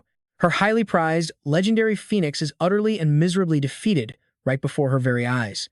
While Zi'an and his beast look down coldly on the wreckage, she collapses into the dust, fighting back her tears as she stubbornly holds her head up high. She mutters her defeat, but Zi'an simply looks down at her and asks if she has forgotten about their little agreement. Trembling with rage and anxiety as sweat rolls down her cheek, she reminds him that the winner takes all and the loser pays the price. She asks what he wants, and Zi'an merely smirks, leaning in to whisper something in her ear that instantly leaves her completely frozen. Tianyu gasps, her cheeks flushing bright red as she threatens him to just wait and see. Zi'an laughs it off, waving his hand to dismiss the crowd, but suddenly, the surrounding skyscrapers begin to violently shake. Slipping his hands into his pockets, he frowns as the panicked crowd starts shouting in confusion about what is happening. They scream that it is an earthquake, but as he looks up, something massive comes hurtling straight down from the sky. Debris explodes everywhere, leaving Zi'an momentarily stunned and unable to react. Suddenly, Bai Xiao and Bai Ji appear, raising their hands right in front of Zi'an to cast a powerful barrier, blocking the falling debris and standing firm to protect him. Frowning, he looks up, while Bai Xiao urgently warns him that staying here is extremely dangerous. Bai Ji quickly adds that he must return to the main mansion immediately, prompting him to ask her what on earth is going on. She admits she has no idea, just as surrounding buildings begin to collapse and send heavy debris flying. Staring at the rising smoke and devastation, a terrible feeling starts to creep up on him about what is coming next. Right at that moment, the skies over Whitescale City are suddenly swarmed by an invasion of futuristic spaceships. A purple ship bearing a distinct spider crest sails through the air, carrying a sinister crew of red-haired and blonde terrorists who are piloting the vessel alongside some bizarre monsters. The female leader snaps, demanding why the internal defenses are not set up yet, as her blonde subordinate steps forward to report. He explains that number 2 reported a slight delay due to the earthquake, making her grin in satisfaction as she checks the monitors. Laughing, she calls the earthquake perfect timing and orders him to prepare the demonic flame blast, to which the blonde soldier respectfully obeys. Outside, power lines tangle as buildings crumble, while Zi'an, Bai Ji, and Bai Xiao speed through the chaos in their vehicle. Staring out the window with an anxious expression, he quietly asks the Eye of Revelation what is actually going on. A glowing blue eye appears, emitting a mystical light as the system interface flashes with a new notification. It states that his search for Whitescale City's earthquake source reveals a heavenly revelation, a collision between two worlds. The system illustrates how the two dimensions are pressing against each other, causing a spatial boundary conflict. This trigger causes a massive chain reaction, resulting in violent tremors and roars. He freezes, muttering in disbelief about a clash of worlds. Resting his chin on his hand, he wonders what will happen when these secret dimensions merge, diving deep into his consciousness before the Eye of Revelation. The eye opens and says that he is searching for the myriad spider nest and another unidentified world. He receives a heavenly revelation. On the screen, the system displays shaking buildings and debris colliding with the Earth. 3 months before the two worlds merge, parts of the myriad spider nest realm experience tremors and the roaring of colossal beasts of varying intensities. 3 months later, the world conflicts subside, forming a rift in space. The two worlds begin to merge. 1 year later, the myriad spider nest realm and an unknown world will fully fuse, creating a high-tier secret realm. He smirks slightly, his eyes filled with calculation. This turn of events is not bad at all. Actually, it is a very good thing. Zi'an is driving on the highway when he hears massive explosions. Several buildings catch fire, and the spreading flames rip the protective barrier wide open. Looking outside thoughtfully, Zi'an notices the shield of Whitescale City has vanished. Did someone actually sabotage the protective barrier? Terrorist airships drop bombs that shatter the shield, leaving buildings engulfed in fierce flames. The female terrorist laughs maniacally, barking orders at her subordinates. Excellent. Time to act. She kicks the giant spiders, launching them out of the ship. They rain down from above like bouncing balls. From the airship, a swarm of spiders is dropped, completely blotting out the sky. Meanwhile, Zi'an is driving down the road. Suddenly, a screech echoes. Danger is close. Zi'an frowns, his eyes wide in sheer shock and jaw dropped at the sound. Warning! Warning! He quickly shouts orders to the two beside him. Bai Ji, Bai Ruo, activate the defenses immediately. Instantly, a protective shield envelops the vehicle. Where the spiders land, explosions erupt, sending up thick plumes of white and greenish smoke. Tension hangs heavy in the air. Inside the City Lord Mansion operations room, officers monitor the situation and issue urgent broadcasts. Emergency! Emergency! White-Scale City is now entering Level 1 war readiness status. A soldier rushes in frantically to report to Jingchong. An earthquake of over magnitude 8 has struck White-Scale City. The exact cause is still unknown. He panics while explaining the citywide chaos. The shield power core was heavily bombed and severely damaged by the demon spider sect. City defenders are struggling against the invading beasts. The situation is extremely critical. Hearing this, Bai Jingchong does not panic. Instead, he calmly orders a team to repair the central power core and deploys all beast tamers to defend the city. His stern voice rings out. Security Bureau and all City Hall staff initiate immediate earthquake relief operations. The soldiers carry out his orders instantly. City Lord Bai Jingchong darkens. The demon spider sect has been hiding, so why appear now? Could they be behind this disaster? Standing nearby, the deputy city lord bursts out laughing at those words. Old Bai, you are overthinking this. How could a bunch of insects like the demon spider sect cause an earthquake? It is just a coincidence. Suddenly, the monitor flashes with an urgent alert from the patrol soldiers. The Awakening Hall is under attack. Please send reinforcements. Shocked, Bai Jingchong slams his desk and stands up, saying, "This is bad. The demon spider sect is aiming for the Awakening Hall to destroy our city's foundation." He barks out an order, "Move fast, reinforce the Awakening Hall. Elder Wu cannot hold out for much longer." Inside the city, explosions rumble one after another as Zi'an appears, standing silently beside his vehicle. Bai Ji walks over to check the vehicle's condition and says, "Young master, this car is completely totaled." Unable to fix it, she informs Zi'an that they might have to walk. Suddenly, a massive explosion erupts, filling the entire area with thick smoke and dust. Staring at the center of the blast, Zi'an is stunned. He realizes with a shock that the most crucial place in the city, the Awakening Hall, is under attack. While Zi'an is still worrying, a mysterious airship suddenly approaches through the sky. As the airship draws closer, a system notification pops up in his vision. Demon Spider Sect. Zi'an gasps in surprise. The Demon Spider Sect. Beside him, Bai Ji says angrily, "It is those crazy maniacs." Dozens of airships swarm toward the burning, smoke-filled Awakening Hall. Inside the cabin, the terrorist smiles and says, "Looks like it is time." Down below, patrol soldiers scramble to put out the flames. One of them screams, "Put out the fire first. There are injured personnel over there." But at that very moment, something descends from the sky. As a massive shadow falls over a patrol soldier, he looks up in absolute horror, realizing something terrifying is plummeting right toward them. They crash into the ground, raising thick dust. From the smoke, a creepy leg stretches out, revealing a swarm of spiders as the air clears. The patrol soldiers freeze in terror. "We are doomed. Those are shadow-hunting ghost-faced spiders." The monsters quickly launch their assault. They swiftly breach the defense line, forcing the terrified soldiers to fall back while screaming, "Cover me! Fall back now!" Hearing the chaos outside, Elder Wu wonders aloud what on earth is happening out there. Beside him, a soldier frantically tries to contact the outside. Station 1 calling Station 2. Station 1 calling Station 2. Respond if you hear me. Before we can even hear a response from the outside, the massive doors suddenly shake under a barrage of violent, heavy slams. Sensing danger, Xinghan orders his men to prepare. The door is buckling under immense pressure, about to give way. The heavy vibrations make Xinghan's face darken. Suddenly, the door explodes, and terrifying ghost-faced shadow spiders swarm in. Before the stunned soldiers can even catch their breath, the horrific spiders launch a relentless assault.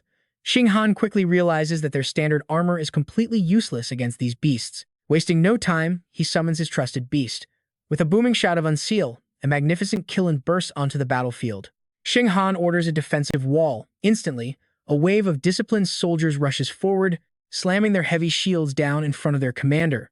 Lock by lock, they form a solid defensive barrier. Seizing the moment, Xinghan activates his signature ability, Guardian Starstone. Massive boulders materialize instantly, reinforcing the front of the shield wall. A massive, unbreakable stone fortress rises as Xinghan roars his command, Core Pillar Aegis.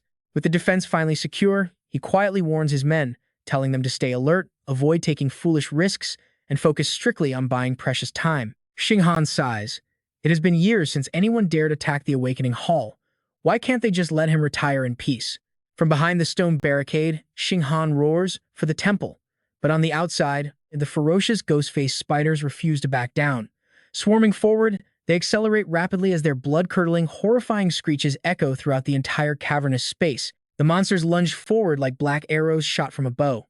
The violent impact heavily shakes Xing Han's defense, sending thick plumes of white smoke billowing into the air. Standing firm behind the defensive wall, a calm Xing Han reassures his worried soldiers, telling them not to panic because the barrier won't break anytime soon. However, on the outside, deep cracks begin to form on the stone, exposing the metal shields hidden underneath.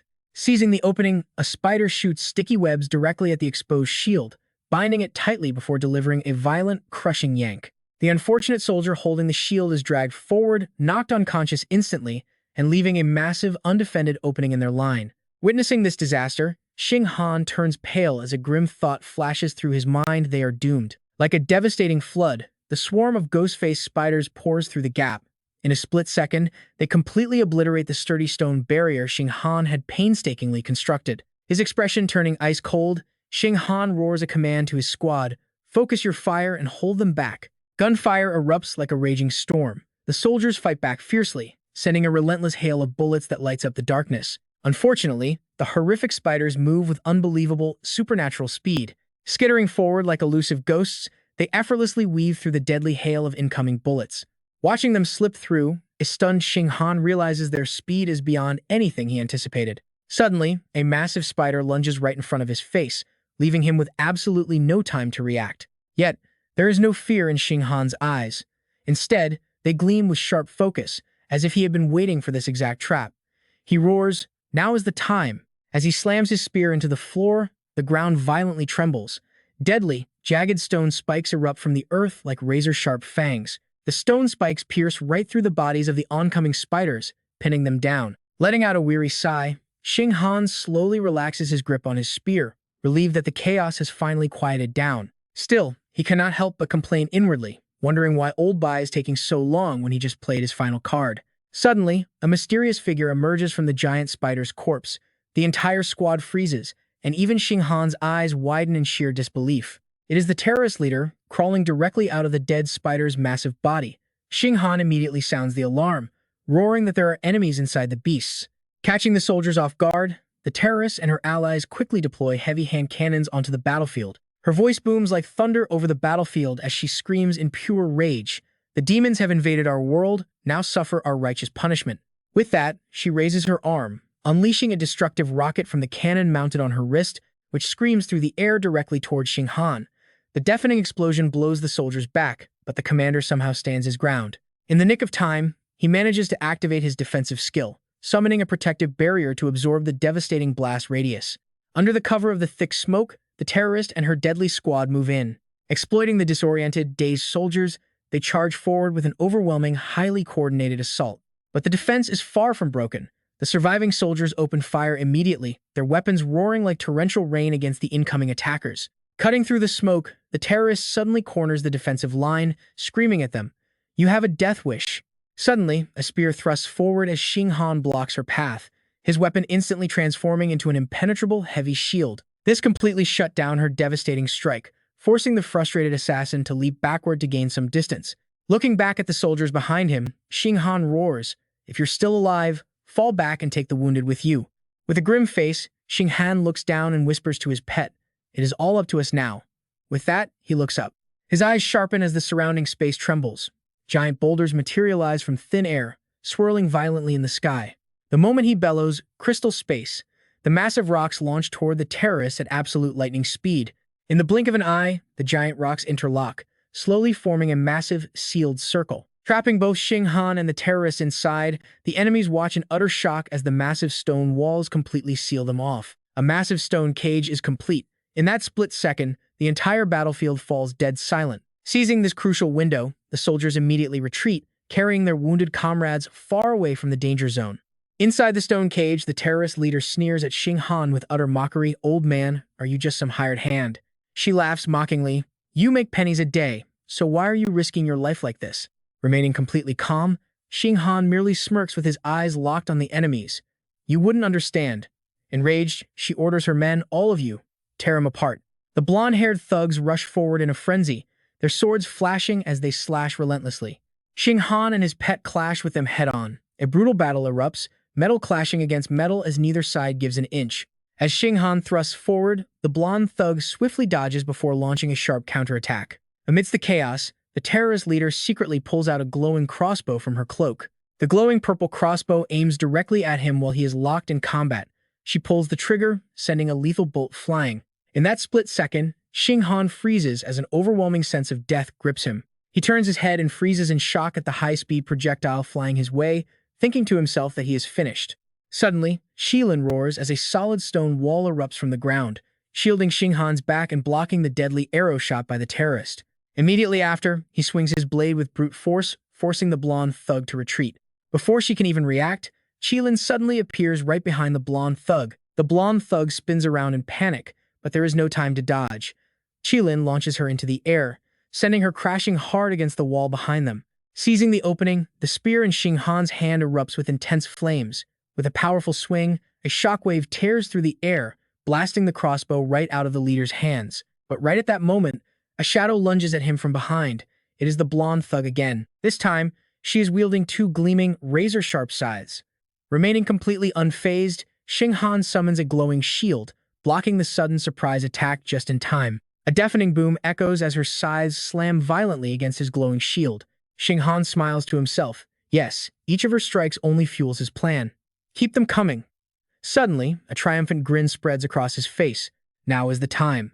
Instantly, an overwhelming force erupts from his spear, with star tremors shatter as a massive boulder slams directly into the blonde's stomach. She is sent flying backward, crashing near the terrorist leader.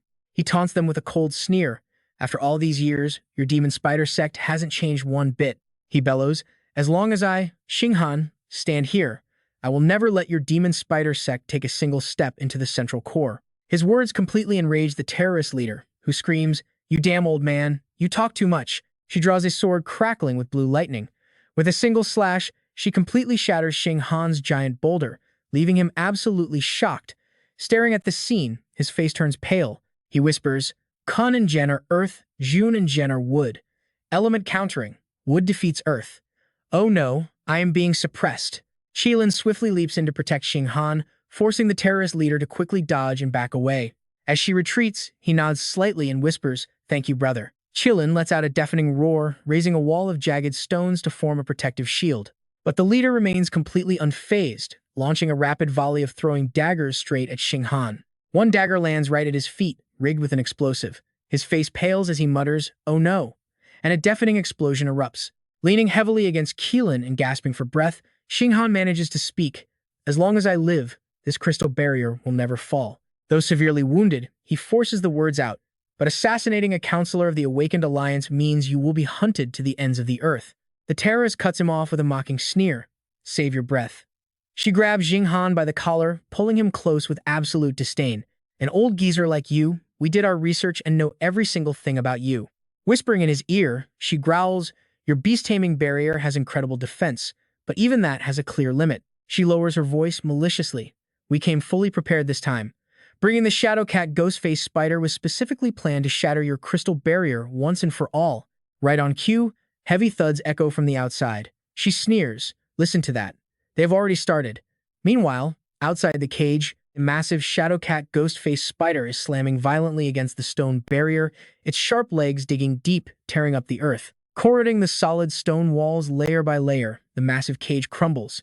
Xing Han collapses, his eyes filled with despair as he curses under his breath. Damn it, he mutters through gritted teeth. Old Bai, I can't hold out much longer.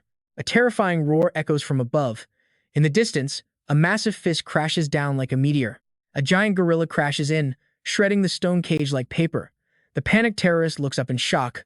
What? The beast roars, raising its fist to crush her. But right then, the ghost-faced cat spider lunges to block the hit. Leaping down from the massive gorilla, Kui Cheng rushes to Xing Han, shouting, Old Wu. Helping him up, Kui Cheng anxiously asks, Old Wu, are you okay? He mutters back, Do I look okay to you? While the gorilla overpowers the giant spider, Kui Cheng scolds his friend. Seriously, joking at a time like this? Old Bai. Before they can finish, Xing Han cuts in. He's almost here, right? Took him long enough. Right on cue, a massive bird soars in. Kui Cheng smiles. See, Old Bai made it. Xing Han chuckles, show off as always. Sure enough, Jing Chong has arrived riding his beast companion. Instantly, the divine crane snatches the spider monster into the sky. Jing Chong yells, "Heads up, old Feng." High above, the divine crane drops the spider monster like a stone. Below, old Feng charges in on his warhorse, ready for action. Armed with his magic staff and a fiery fire Qilin, he charges ahead like an absolute legend. He orders, "Do it, fire Qilin. Unleash that move." Old Feng charges straight toward the falling spider. The moment he gets close, he slams his staff down, conjuring a massive, blazing wall of fire to trap it. Glaring at them, Jing Chong sneers, "Vermin from the demon spider sect." His eyes narrow as terrifying killer intent explodes around him, growling his final warning. "Your mission has failed. Surrender now." Terrified, the lackeys turn to their leader, whispering, "Boss, what do we do?" Their leader barks, "Plan B. I will hold them back here." Hearing this, the masked blonde subordinate, smoke billowing from her faceplate, steps up. "Wait, boss, let me take this suicide mission." Unmasking herself, she reveals a stunning face with a healthy, sun-kissed tan. "Boss, you have a sister to care for," she says. "I have been alone my entire life. No family, no attachments." Watching his loyal subordinate leap right onto the giant spider's head, the leader mutters in surprise. She offers a reassuring nod. "Let me handle this." Nodding back, he tosses his weapon, shouting, "Catch!" She stares at the glowing, energy-filled gun in her hands. With fierce determination, they roar together for the holy sect. Snapping back to action, the leader pulls out a bunch of mini-bombs, yelling, "I will cover you." Thick, blinding smoke erupts from the explosives. Reacting instantly, Jing Chong conjures a shield to protect his squad. Realizing it is just a smoke screen, Jing Chong peers through the fog and barks, "Disperse immediately." At the exact same time, he mentally commands his loyal divine crane to move. After them, fast. The divine crane swoops straight through the smog, hunting the spider carrying the masked subordinate. The terrorists are slipping away toward the core. Seeing this, the giant gorilla and old Feng stay hot on their heels. The cultists are fast, effortlessly leaping over obstacles as they flee through the ruins. Trailing behind, the furious gorilla roars out a warning. Two of them are still heading straight for the core. But from a distance, the giant spider starts firing massive, sticky globs of slime. A glob hits the gorilla square in the back, while the mid-air fire Qilin is completely knocked off balance. The sticky substance glues the gorilla and fire Qilin in place. Even old Feng and his soldier get completely covered in it. Trapped, the soldier can't help but curse. Damn it all. Riding high, Jing Chong realizes how insanely fast the spider is. Below, old Feng screams, "Old Bai, keep going. I will hold these spiders off." At the reactor core, the two fleeing terrorists finally arrive. Swooping in on his divine crane, Jing Chong corners them. One cultist panics, "Boss, he's here." The giant spider finally catches up, but it is already too late. The masked blonde subordinate gasps, realizing her leader is in deep trouble. Just in time, the gorilla and old Feng break free. Together with the fire Qilin, they charge to obliterate the spider. The gorilla strikes first, delivering a devastating ground smash that launches the spider high into the air. Right on cue, old Feng intercepts from above, closing in before the beast can even react. He drives his heavy staff straight into the giant spider's shell with shattering force. The brutal strike cracks the monster open, exposing the terrorist who is hiding inside its hollow body. Elder Feng's attack pierces straight through, sending the spider crashing into the cracked ground in a massive cloud of dust. With the beast completely drained, Elder Feng steps forward and coldly demands their surrender. "Give it up, kid," a soldier adds. "Your little plan is officially dead." Cornered, the terrorist stays silent. Meanwhile, near the power core, the majestic crane spirit lands with a heavy crash, sending clouds of dust billowing into the air. Jing Chong steps down, calling out the demon spider cult for their sheer arrogance and constantly trying to oppose them. Glaring coldly, Jing Chong raises his wooden cane, which instantly morphs into a deadly leather whip. Approaching slowly, he lashes the whip with terrifying force, coldly declaring that they deserve nothing but death. Each whip strike tears through the terrorist's flesh, leaving brutal bloody wounds. Without losing momentum, Jing Chong commands his beast to unleash the Gale Cannon. The crane spirit charges forward like a wild hurricane. Facing certain doom, the two cultists draw their weapons to push back. One cultist swings his blade with everything he has, meeting the beast head-on. Spotting the glowing energy surging from the enemy's weapon, Jing Chong immediately realizes it is a dangerous wood element technique. He grows tense, realizing he cannot easily counter this element. He needs a different strategy. Fast. The cultist yells for his partner to go for the core while he covers her. Seizing the open window, both rush forward with absolute determination to seize the energy core. Working in perfect sync, the female cultist leaps high into the air, bringing her blade down on Jing Chong to distract him while her blonde ally slips past. Realizing the play, Jing Chong commands his cloud-winged crane to block him. The massive crane immortal immediately cuts off the blonde's path, but the agile cultist suddenly hurls his chained sickle high into the air. As the blade hooks onto the ceiling, the crane immortal stomps down to crush him, but the blonde is one beat faster, swinging gracefully on the chain to evade the deadly blow. Flying past the crane's spirit, the intruder does not waste a second, immediately launching his second sickle straight ahead. The weapon hooks right into the power core, allowing him to use the momentum to slide effortlessly toward his target. Meanwhile, Jing Chong is still locked in a brutal clash with the female cultist. Glancing back, Jing Chong's face pales, realizing they are in trouble. Having reached the core, the blonde cultist quickly advances to the energy chamber, quickly overriding the system to make the power core glow with an eerie, unstable blue light. Bathed in the blue glow, a wicked grin spreads across his face. The moment he's been waiting for is finally here. Slamming the controls, he raises his hand to press the final detonation key, screaming at the top of his lungs for the sacred order. But before his finger can make contact, his hand begins to tremble violently, losing all strength. He looks down in horror, realizing a heavy chain is wrapped tightly around his throat. From across the room, Jing Chong had managed to snare him with his whip while still holding off the other. The blonde can only choke out a curse. Glaring intensely, Jing Chong growls, telling the invaders that their little game is officially over. Elsewhere, the captured white-haired cultist spits angrily at her captors, claiming that this land originally belonged to them. "You are the real invaders here," she screams, secretly slipping a hidden pistol into her right hand. "How dare you pretend to be the victim?" she shrieks in anger, suddenly whipping out the hidden gun and firing it point-blank before anyone can even react. The bullet flies straight at Elder Feng.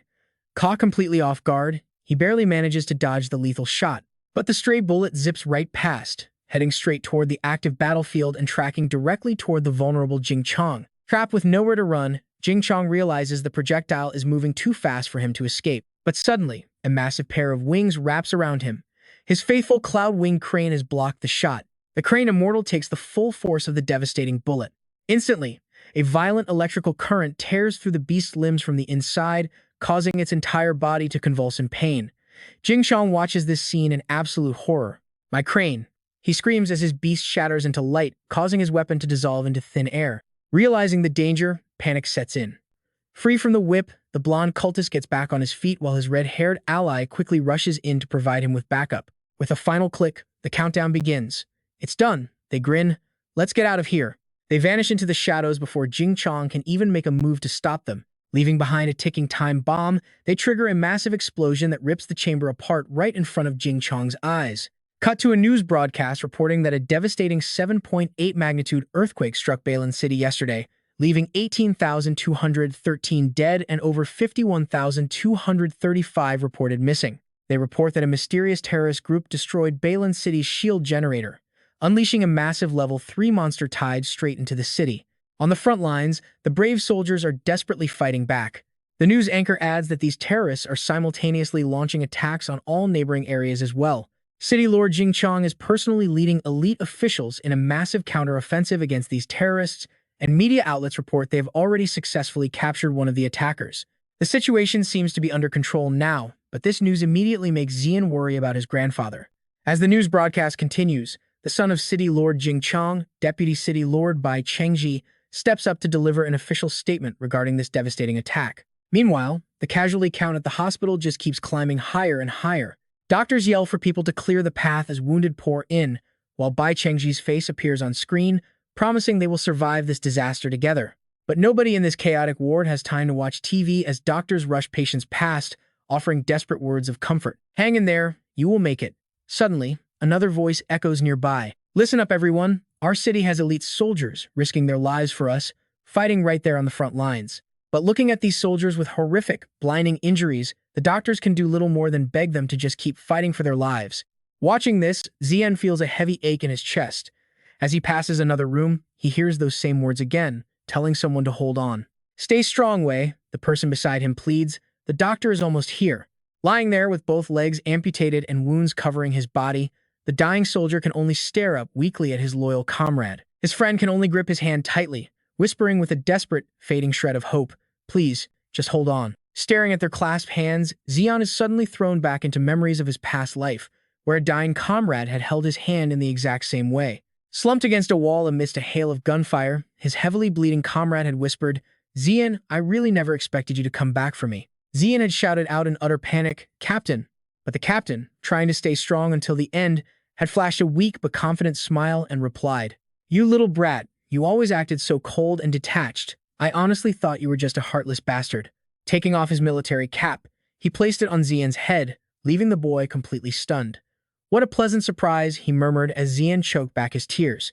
Adjusting the cap on Zi'an's head, the captain whispered his final wish, "If you make it out alive, don't ever forget." But before he could even finish the sentence, his hand slipped away, and he breathed his last right before Zi'an's eyes. Noticing Zi'an clenching his fists in painful silence, Bai Shi and Bai Ji call out to him in worry, with Bai Shi asking if he is all right. Pale as a ghost and looking like he just woke from an awful nightmare, Zi'an forces a weak smile and reassures them that he is perfectly fine. As they walk through the quiet hospital corridor, he asks them to keep completely silent for the rest of the way. Worry consumes Zi'an as he wonders about his grandfather's condition, but right then, the door to the ward swings open as someone calls his name.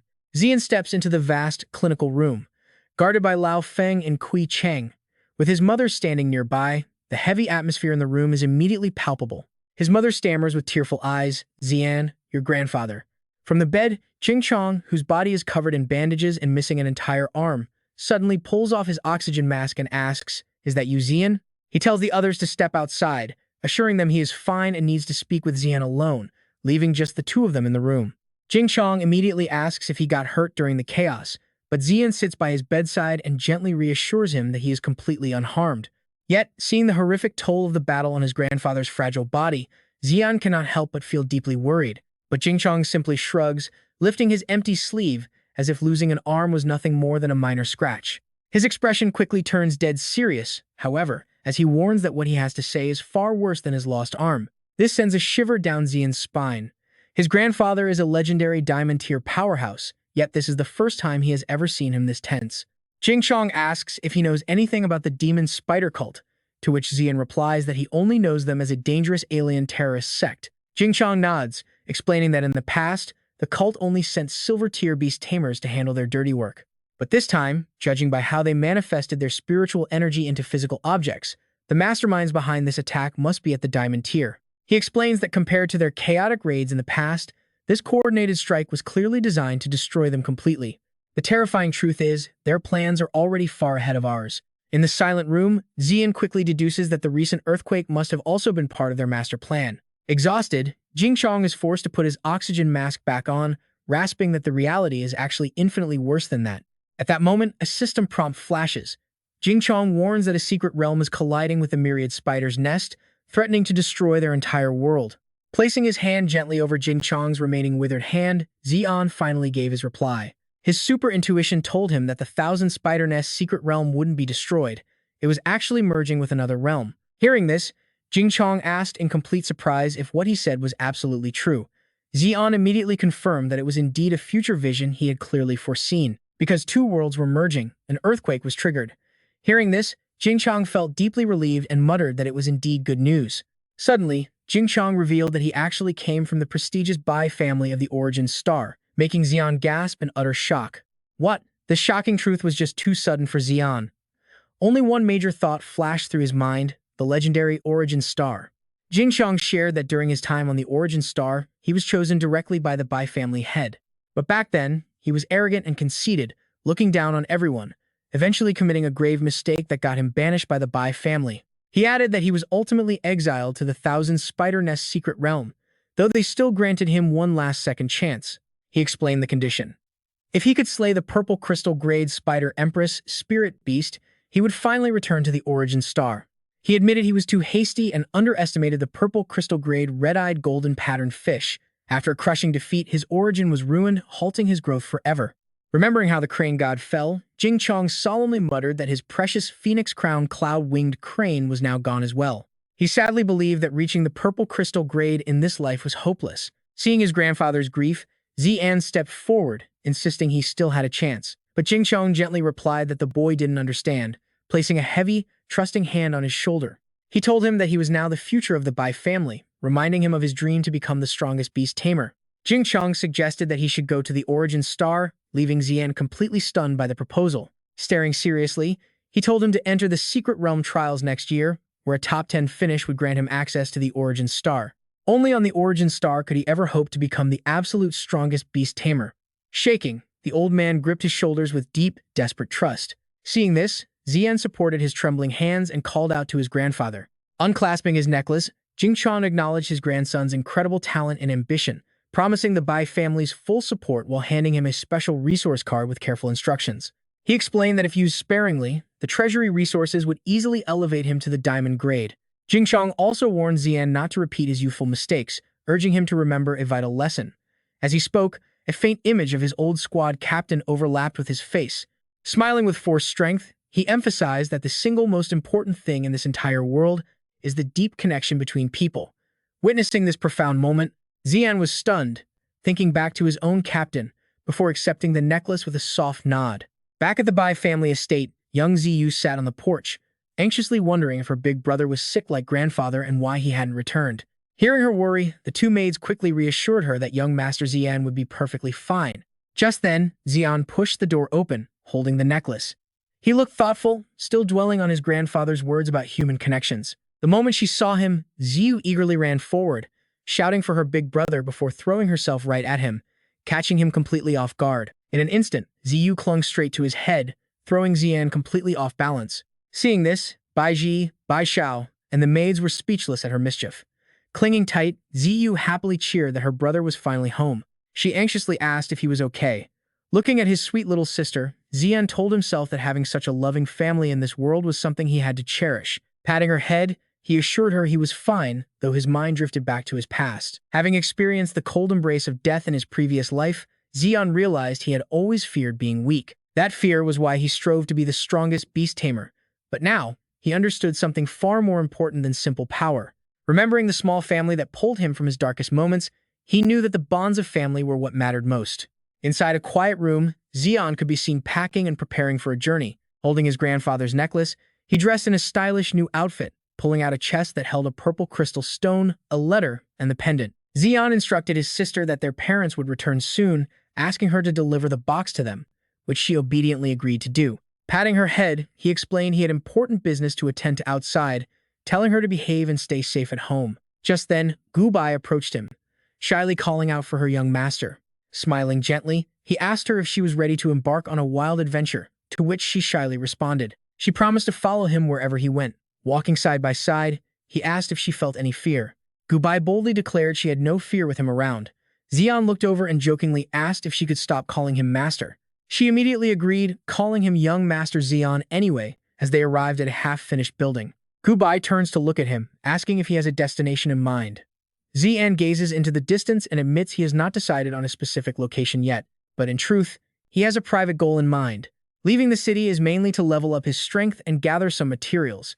To start, he opens his system panel to do some quick research. He solemnly asks the almighty Eye of Revelation how he can go about healing his grandfather's severed arm. The system suggests an item called the Water of Life.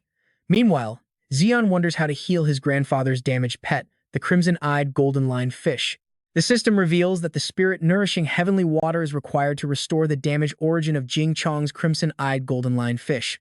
This rare amethyst-tier resource holds an incredible water source energy that is highly beneficial for any water-type spiritual beast. As he taps on the entries for both legendary resources, a sudden warning on the screen catches Zi'an completely off guard. What is this? The results are not what he hoped for. The system locates the Water of Life, but the heavenly water is nowhere to be found. He mutters to himself in absolute disbelief. He has a lead on the Water of Life, but the heavenly water has completely vanished without a trace. Using his mind, Zi'an asks the core eye of the Awakening Temple how to repair it, only for a prompt to reveal its core spirit cannot be restored yet. He thinks back to the beast egg he left behind. After that brutal war, his grandfather had clearly lost all hope. Zi'an left behind a purple thunder eagle egg and an amethyst evolutionary path to give the old man some hope of saving Bailin's city on their home planet. Lost in thought, he anxiously wonders what his next move should be. With the lead on the heavenly water gone, where on earth is he supposed to go now? Suddenly, his entire body freezes up. He cannot move. As a hand mysteriously rests on his shoulder, the Eye of Revelation forcefully guides his finger to point at a specific map coordinate. Sensing his sudden tension, Gubai looks over and asks if he managed to find anything useful. Still slightly dazed, he suggests they head outside the city walls first, since the eastern gate is the closest. They should exit from there. But she immediately voices her worry about having to cross the dangerous outer wilderness. She admits she has a bad feeling, but Zi'an offers a warm smile, reminding her that as capable beast tamers, they have nothing to fear. Besides, they can easily hitch a ride with an expedition group. With that settled, they continue down the cracked road. An expedition group? She wonders what they do. Essentially, they are tough mercenaries who brave the dangerous wildlands outside. Under a perfectly clear sky, the roads ahead are completely congested with armored vehicles. Guards instruct everyone at the east gate to line up for security clearance. The sheer scale of the crowd surprises Zi'an, and he points toward the massive gathering. He remarks that her bad intuition was spot on, but suddenly, a reckless vehicle comes speeding straight toward them. Swiftly pulling Bai out of harm's way, they both leap aside just in time. The driver slams on the brakes and brings the vehicle to a halt. Both of them blush as they realize they are holding hands. Blushing, Zi'an turns away and asks her if she is all right. Too shy to meet his gaze, she stammers that she is fine before looking ahead in absolute amazement at the scene. The monster tide only just receded, so why is everyone fleeing? Zi'an gazes at the crowd and begins to analyze the situation. He deduces that the wealthy elites probably believe Bai Zi'an city is doomed and are seizing this moment to escape. Since these rich folks lack the strength to survive in the brutal wilds alone, they must hire mercenaries to protect them. A single wealthy client brings along an entire convoy, explaining the massive congestion filling the vast open space of the East Gate. A female military officer steps forward to warn the crowd to remain highly alert for potential beast ambushes. She orders the guards to inspect every leaving vehicle while keeping the military lanes completely clear. He watches the serious officer strictly demand that everyone leaving the city must holster their weapons and present their personal identification cards for inspection. A security hound sniffs Zi'an. Even after a major beast invasion, his father did not lock down the city for search. Perhaps he wanted to project a false sense of security to the outside world. Just then, his profile flashes onto the scanner. As the two enter a long and narrow corridor, a loudspeaker warns departing citizens to wear protective masks. Zi'an quickly follows the instructions and puts his mask on. Bai follows suit without hesitation. Soon, they step out into the vast, barren wasteland.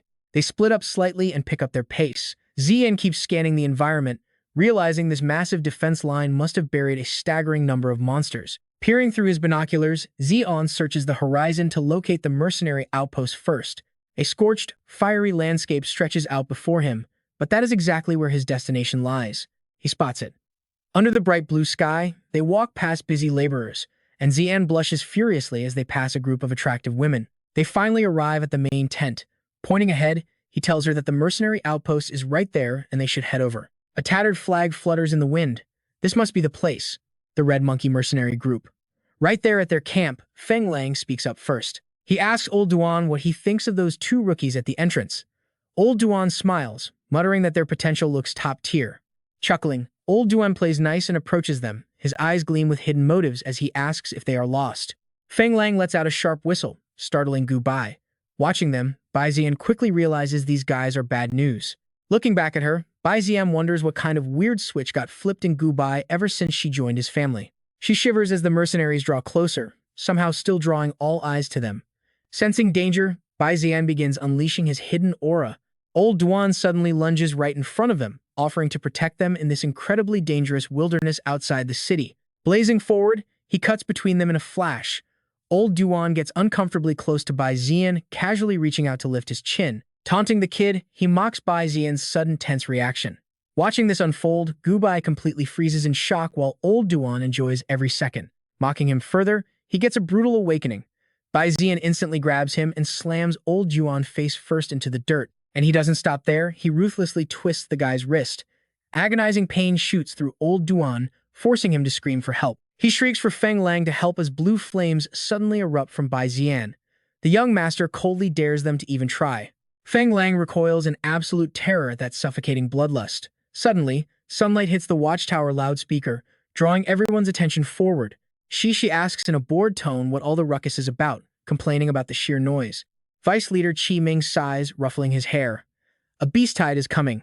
Hearing this, Bai Zi'an instantly opens his system interface.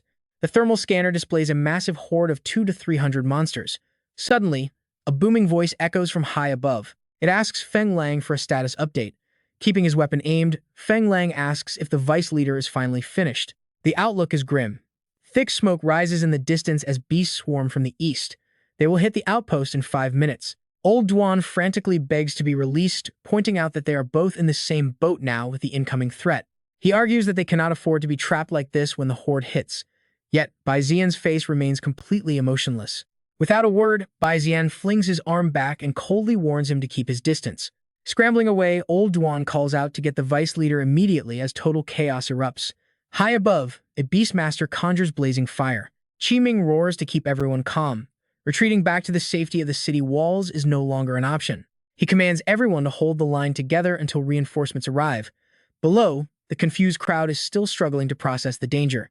Observing Taming's leadership, Bai Zi'an cannot help but silently respect the man's quick thinking in a crisis. Standing tall, Taming rallies the crowd, declaring himself a silver-tier beastmaster of the Red Monkey expedition. He offers to take the front line but demands another beastmaster to secure the flank. He asks who will step up. Bai Zi'an sighs at the Black Iron rookies. It seems the truly powerful fighters are all too cowardly to risk their lives. Just then, a blonde girl steps forward, claiming her silver-tier rank.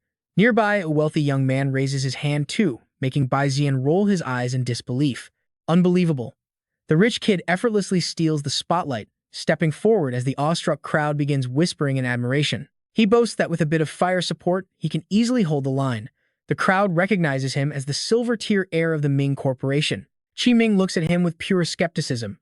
A spoiled rich kid? He doubts this boy can survive a real battle. Shaking off his doubt, Taming commands Old Duan and Feng Lang to lead a squad and secure their heavy artillery immediately.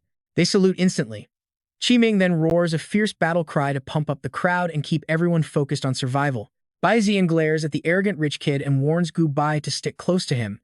That rookie is bound to get them all killed. Under the scorching heat, the young master of the Ming Corporation steps forward and summons his beast with immense pride. He calls out his scarlet fire monkey, warning it to stop slacking. Meanwhile, the rest of the crew works frantically under the clear blue sky. Clutching his holy book, a fighter named Alpha prays desperately for the Lord to guide him and grant him the strength to survive this brutal onslaught. Staring intently at the scriptures, he prays that the Spirit of the Lord will watch over all his brothers on the battlefield. He silently asks to humbly receive his holy word. While the rich kid stretches his arms, Alpha continues praying for salvation from the destructive sin of pride. Old Duan grips his weapon tightly as the prayer asks for courage. Nearby, Gu Bai watches the chaotic scene with deep anxiety, praying to overcome her fear.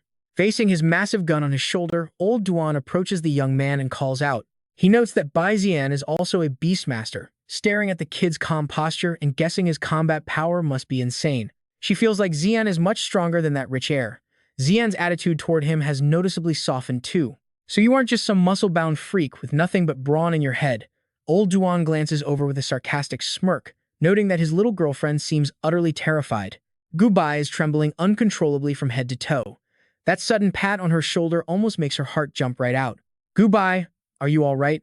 Her face has gone completely pale as she hesitantly stammers a reply. I am fine, just a little nervous. Zi'an looks at her with a dead serious expression, telling her to stick close to him once the beasts arrive. The two stand shoulder to shoulder, waiting, while Old Duan fires up his heavy weaponry, fully prepared for action. He lets out a massive roar, shouting that the beasts are coming and to prepare for battle. A voice from the lookout yells not to fire yet until they enter the zone. Taming stares toward the charging monsters, which have already been completely engulfed in the thick smoke. Seeing the explosive display, he can't help but admire how incredibly brutal Zijing's fireworks truly are. The surviving beasts keep charging forward. Spotting their stubborn advance through his scope, Feng Lang pulls the trigger, inviting them to taste his lead. A monster's head instantly flies off. Another round exits the barrel, immediately putting down yet another savage beast. Feng Lang prepares another shot, warning Old Duan that several beasts are heading their way as the automatic turrets fail to land a hit. Little Zijing, I just saw a beast slip right past those automatic machine guns of yours. This absolutely infuriates Zijing, who snaps back, telling him to chase it down instead of just watching. Old Duan rushes over, muttering that her rotating barrels are way too small to be useful. He aims a massive cannon, declaring that bigger caliber is the only truth. Firing both guns simultaneously, he blows apart a dozen beast heads, while the remaining monsters desperately scale the fortress walls. Zi'an's expression turns incredibly grim as the bronze-tier beasts prepare to make their final charge. Brother Zhao grins smugly, glad it's finally his turn to shine. But Old Duan yells while shooting, telling them to drop the fuel barrels first. The others quickly roll the heavy fuel barrels down, successfully blocking the advancing horde of beasts. Feng Lang keeps firing, targeting the fuel barrels to spark a massive inferno. Watching the spectacular blaze, Zi'an can't help but be impressed. Your adventuring group actually has some real skills. Hearing this, Old Duan smirks proudly, claiming their Scarlet Ape Squad is top tier in the entire wasteland. While the roaring flames force the horde back, one unique beast stands upright, aggressively asserting its dominance over the battlefield. Old Duan narrows his eyes, sensing the real boss is finally showing up. Zi'an immediately summons his system, activating the Eye of Heaven. The system interface quickly displays its detailed attributes. Its race is Steel-tier Alchemy Beast, rank is High-tier Silver, with Killing Miss Talent and High-tier Silver Aptitude. Skills are Green War Roar, Blue Shredded, Iron Teeth, and Green Iron Shroud. A Crimson Silver-tier boss emerges from the shadows, its savage eyes locking onto the targets. Watching it roar through his scope, Feng Lang's face tenses up. He warns Old Duan that there are about 7 to 8 Silver-tier beasts nearby. The news leaves Old Duan completely flustered, asking if he is serious, before immediately pointing toward the defensive line behind them. He calls out to Brother Jiao, saying their rear defense depends entirely on him. Brother Jiao remains highly confident, telling him to leave it to him. He summons his prized companion, calling out the Golden Horned Toad. A massive toad appears, belonging to the metal element Golden Horned Toad race. Its rank is mid-tier Silver, with a flexible body talent and high-tier Gold aptitude. Its skills include Green Toad Barrage, Blue Giant Tongue, and Blue Metallic Body. Meanwhile, Qiming summons his beast, realizing they must quickly deal with the surging number of Silver-tier monsters. He commands his Scarlet Flame Monkey. Scarlet Flame Monkey, Fire Fist, Strike. Raising its blazing fist, it unleashes a single devastating blow that instantly decapitates the beast. Another savage beast lunges forward, and both sides immediately engage in a fierce clash. Both sides go on the offensive simultaneously. Standing back, Qiming orders his beast to use that specific move. Dodging gracefully, the monkey's arm erupts in flames once more. It unleashes a flurry of punches, Red Lotus Explosive Flame Fist. The beast's body is instantly torn to pieces. After landing the consecutive blows, the beast snarls menacingly. Suddenly, an announcement warns the vice captain. The military reinforcements are on their way, arriving in about 8 minutes. Hearing this, his face darkens with a highly complex expression. Behind the fortress walls, the crew is cheering in celebration. Qiming turns around and cautions them to stay alert. They just need to hold on a little bit longer. However, while everyone is celebrating, a sudden beam of red light flashes dangerously close to one of their heads. He instantly drops his firearm limply. The man standing nearby goes completely pale upon witnessing this, stammering out Old Zhang's name.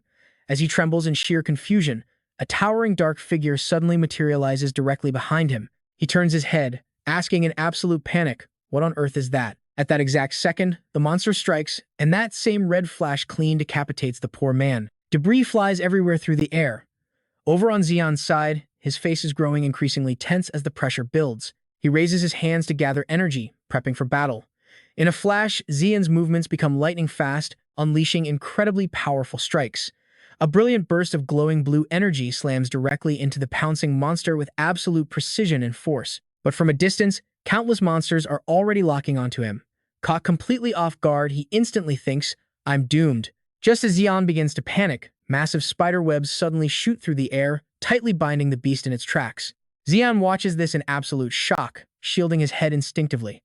Fortunately, he manages to snap back to his senses very quickly. Dropping to one knee, he channels raw energy into his hands before unleashing a massive blast toward the advancing horde. The swirling aura surges forward, obliterating the beasts. With the threat cleared, Zi'an turns to see who saved his life. Spotting a highly familiar figure, he gasps, "Goodbye." Before he can stop himself, he asks, "Did your spider just rank up to bronze?" The one who saved Zi'an is indeed Gubai. Tucking her hair behind her ear, she shyly replies, "I bought some upgrade materials for it on the black market, so it finally evolved." Standing proudly beside her is a massive purple spider, a fire-type lava spider currently at the primary bronze rank. It boasts an A-grade lava body talent, high gold tier potential, and a blue tier molten spiderweb skill, along with a green tier blazing fireball. Seeing this, Zi'an breaks out in a cold sweat, wide-eyed as he wonders, what kind of insane luck is this? Meanwhile, on the other side, the defensive walls and artillery gun barrels are completely smashed to pieces by the monsters, which violently thrash and smash everything into piles of rubble. The entire area is now covered in thick, billowing white smoke. Analyzing the situation, Old Duan shouts to Jiao behind him, "Our firepower is gone. Get your battle beasts out there now." Without hesitation, Jiao points forward, commanding his golden horned frog. The beast immediately unleashes its giant tongue attack, swiftly whipping its massive tongue across the field and sending the defenseless monsters crashing backward in one clean sweep. Clenching his fist over his chest, Zi'an assumes a serious expression and mutters, "Everyone is doing their part. I can't afford to be a burden." He immediately summons his beast Yia, shouting, "Come on out." The winged creature rapidly flies into action. It fires 3 searing bolts of lightning like flames straight down. Witnessing the chaotic scene, Zi'an yells, "Yia, stop messing around." With absolute precision, the fiery bolts pierce right through the monster's body. Fuming with anger, Zi'an shakes his fist and bellows, "I haven't even given you the order yet." In response, Yia flies closer, giving him a highly arrogant look as it retorts, "I am the solar incarnation. Why would I ever need your commands?" Hearing this, Zi'an immediately smacks it on the head without hesitation. It lands with a massive bump swelling on its head, leaving Bai and her spider completely dumbfounded. Let's shift our focus to another area, where Ming and his allies are hiding behind some cargo crates. Just outside their hiding spot, the towering monster relentlessly paces back and forth. Recalling the horrific sight of a man being brutally slaughtered by that beast, Ming's face darkens. Clenching his teeth, he grimly realizes, that monster is insanely fast. I'm definitely no match for it right now, so my top priority is staying calm. While deep in thought, Ming looks over only to see his ally lifting up a heavy gun, and he can't help but hiss, "Hey, what the hell are you doing?" "Shut up." Seeing him prepare to charge, Ming desperately reaches out to stop him. However, the foolish ally grips his weapon, repeatedly pulls the trigger, and screams, "I'm taking you down with me." Predictably, the bizarre monster swings its sharp claw, slicing clean through the reckless man. This massive creature is a mace-head snake, boasting an imposing size. It is clad in sharp, glossy black armor with glowing purple veins running across its body. Its deadly claws now clutch the severed head of the fallen man. Hiding behind the crates, Ming begins to break out in a cold sweat, panicking as he wonders what this creature actually is. Could it be a gold tier? Just then, an urgent radio message comes in. "Vice Captain, the eastern defense line has been breached. The wild beasts are flooding the camp." Hearing this, he clicks his tongue, realizing bad luck truly comes in pairs. Ming quickly commands, "Feng Lang, support me, 6 o'clock." Across the way, Feng Lang immediately responds, "Roger that." Feng Lang aims his rifle directly at the 6 o'clock position, which is precisely where the monster is standing. With Ming and his red fire monkey still crouching behind the crates, Feng Lang jokes, "You owe me dinner for this, Vice Captain." Aligning his crosshairs, he pulls the trigger. The bullet slams right into the mace-head snake's skull, forcing it backward. Seizing the opportunity, Ming pops his head out and fiercely yells, "Now!" His red fire monkey tears off its eye patch, sparks igniting in its left eye as it snarls with rage. Chillingly, it channels all its remaining energy into a fierce torrent of flames from its left eye, screaming, "Flame strike!" However, the mace-head snake is incredibly agile. She flew like the wind, easily dodging the strike. Instantly, a massive explosion rocked the construction site, leaving Duan, Feng Lang, and Zi'an completely stunned by the sheer impact. All 3 shared the exact same thought, what on earth just happened? Instantly, Zi'an turned to Yia and barked out a direct order. "Yia, go back them up." Obeying the command, the beast did not hesitate, immediately spreading its wings and soaring off. Meanwhile, things were looking incredibly grim for Ming. The terrifying hammerhead snake was closing in on him, taking slow, menacing steps. She swung her razor-sharp claws forward, unleashing a terrifying wave of ominous purple light that tore through the air. Ming quickly raised a protective shield, keeping himself temporarily safe from the brute force of the hammerhead snake. But her assault was so unrelenting that deep cracks began spreading across his barrier. Glancing back, he saw his red fire monkey groaning in pain behind him, and immediately yelled out a desperate command. "Red fire monkey, retreat for now." In that split second, the hammerhead snake shattered the barrier, sending sharp fragments flying everywhere, before brutally grabbing Ming by the throat. Choking in agony, he desperately gripped her sharp claws with both hands.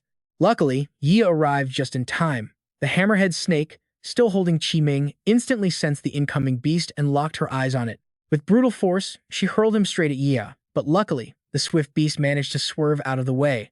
Over on Ming's side, Duan lunged forward just in time to catch him. The sheer force of the impact blasted a massive, gaping hole right through the wall behind them. Duan asked with deep concern, "Vice Captain, are you hurt?" Wincing with scratches all over his face, Ming gritted his teeth and replied, "I'm fine." High above, Yia continuously rained down scorching blasts of fire. Down below, however, the hammerhead snake conjured a glowing purple shield, effortlessly blocking every single fiery spark. Staring at the terrifying scene, Ming warned, "If we do not stop this monster right now, we are all dead." Someone has to buy us time, or we stand absolutely no chance. Qiming immediately turned and shouted to Feng Lang. That special alchemy bullet Zi Ling gave you earlier, this is the exact moment we need to use it. Although his expression was intensely focused, Feng Lang still spoke with a playful smirk. All right, Vice Captain, but you owe me 2 free meals. Don't you dare back out. With that, Feng Lang slammed the custom bullet into his magazine, praying to himself, I hope this powerful round doesn't ruin my beloved baby sniper rifle. Unfortunately, the raw energy of the bullet was far beyond his wildest expectations. The overflowing power instantly shattered his barrel. Staring at the ruined weapon in absolute shock, he panicked. Oh no, I am completely doomed. The charged bullet erupted forward, unleashing a blinding wave of light that directly targeted the hammerhead snake, completely obscuring her vision. Realizing his position was compromised, Feng Lang quickly reported, Qiming, my sniper is completely trashed. The only thing left working is the scope. Meanwhile, Zi'an was rushing over from a distance. Up ahead, Duan and Qiming shielded their eyes, struggling to see through the thick smoke, trying to track the hammerhead snake. Qiming muttered back, that's Ziling's fault. Go complain to her. In a flash, Zi'an reached the pair and stood beside them. Yia quickly landed on Zi'an's arm. Duan broke the silence, muttering, after an explosion like that, there is no way she is standing back up, right? Though still hyper-focused, Qiming immediately shot back. No, look closer. Just as he spoke, the hammerhead snake loomed in the distance, still standing tall. It was as if nothing had happened at all. The massive energy blast from that special bullet had not left a single scratch on her. From his vantage point, Feng Lang tried to adjust his aim, but in the blink of an eye, the hammerhead snake vanished completely from his scope. Totally stunned by her terrifying speed, Feng Lang couldn't help but curse under his breath. Damn it! It turned out the hammerhead snake had pinpointed his sniper nest.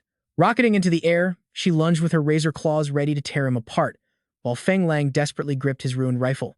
Suddenly, the high-altitude sniper post blew up. A blinding purple flash erupted, so violent it seemed to rip the very sky apart. Looking up at the devastation, Zi'an was gripped by pure dread. His eyes widened in absolute disbelief as he realized the terrifying truth. This speed is exactly what you expect from a gold-tier monster. High above, the hammerhead snake stood silent, holding nothing but a tangled mess of wires. Feng Lang's head was nowhere to be found.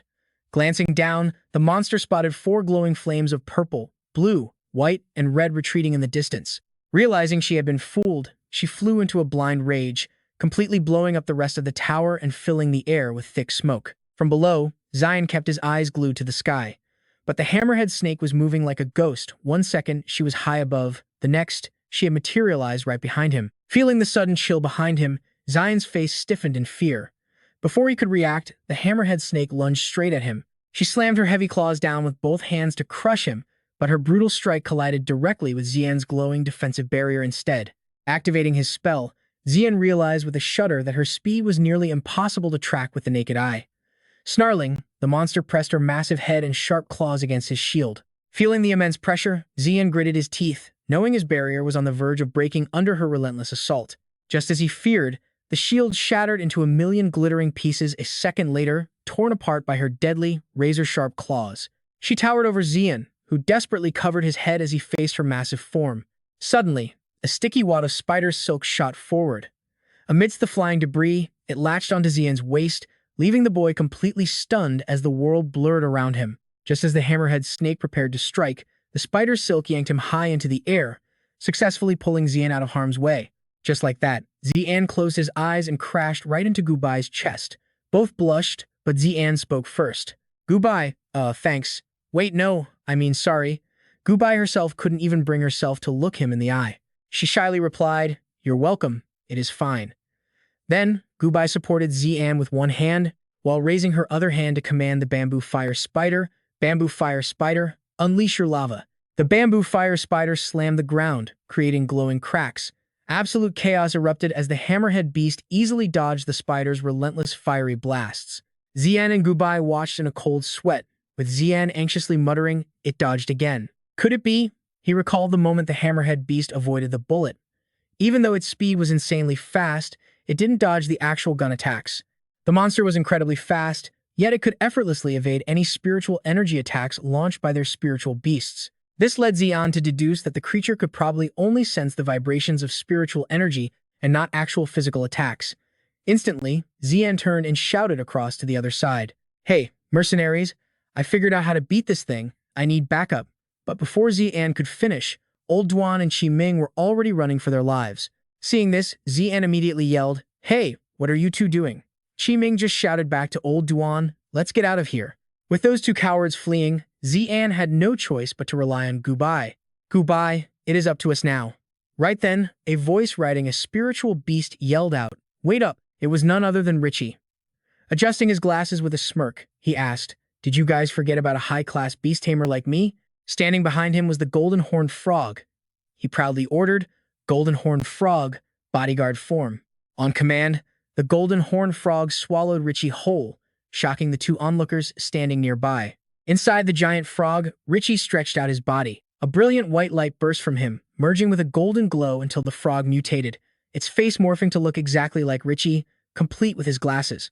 Slamming its hands down, this bodyguard's skill was a rank of talent, a state that fuses the tamer with their contracted beast, drastically boosting all stats while unlocking powerful new skills for battle. Watching this bizarre transformation, Zi'an rubbed his chin in deep thought, realizing that while it looked incredibly ugly, it was definitely useful. Behind him, Bai cringed, calling it absolutely disgusting. Meanwhile, the golden horned frog crouched low as green energy swirled around it. Grinning wildly at the hammerhead beast, it roared, "Let me show you the true power of young Master Ming." Laughing, it charged ahead with a spear thrust attack. However, the hammerhead beast easily dodged, leaving the frog charging blindly forward. The frog curled up in sudden shock and pain. Watching from behind, Zi'an confirmed his theory. "It is just as I thought. It only targets things with spiritual energy, likely using that energy to perceive everything." Then he turned to Bai. "Our plan might actually work." Bai hesitated, her eyes filled with doubt as she replied, "But I am afraid I can't do it." Zi'an firmly took her hand to reassure her, "It is fine. I believe in you, so you must believe in yourself. Didn't you just pull it off a moment ago?" Hearing this, Bai's face flushed with a soft pink glow. With a confident grin and Wing Fang's sharp eyes behind him, Zi'an boldly declared, "Let's go. I have a 100% guarantee of victory." Behind him, Bai tried to reach out and stop him. But Zi'an stared directly at the hammerhead beast, shouting, "Hey, hammerhead." His eyes lit up, and the energy swirling around his body grew brighter and more intense than ever before. He loudly challenged, "Get over here." Catching sight of the hammerhead beast sneaking up behind him, he realized it was indeed trying to ambush him. Glancing back, he calculated that although its movement was incredibly fast, it always hesitated for a brief moment right before striking. "This time is no different, so I just need to." He crossed his arms as blue energy flared up like wild flames, illuminating the entire area. Staring at the startled hammerhead beast, he thought to himself, right now, his surging power intensified rapidly, surrounding the hammerhead beast and forcing it to shield its eyes. Zi'an smirked inwardly. "In your eyes, this probably looks as blindingly bright as the sun itself, doesn't it?" Then he screamed, "Now, Wing Fang." On cue, Wing Fang soared high and unleashed a blazing column of fire right at the hammerhead. The monster fell backward from the impact as Wing Fang's pillar of fire slammed heavily into the beast's location. All around was a messy battlefield with scattered spiderwebs everywhere. Zi'an pointed a single finger forward, commanding his beast, "Keep it pinned down." Instantly, Wing Fang soared higher, breathing out a massive torrent of fire that swirled like an infernal tornado. It quickly trapped the hammerhead beast. This was the flame vortex skill. Within seconds, the raging fire turned the entire area into a blazing furnace. The fiery vortex now towered far above the massive monster's head. Despite its giant size, the beast inside the flames had to look up in dread. Sensing the opportunity, Bai immediately gave orders to her bamboo fire spider. The bamboo fire spiders shoot their webs. They rapidly spit out thick, sticky, and incredibly strong threads. The webs quickly bind the massive cargo crates, stacking them high. Seeing his chance, Zi'an prepares to strike. Time for the ultimate move, Yi-Ya. The beast's eyes glow as it charges up its devastating nuclear ray. Spreading its razor-sharp wings, the creature unleashes a massive, roaring torrent of crimson fire from above.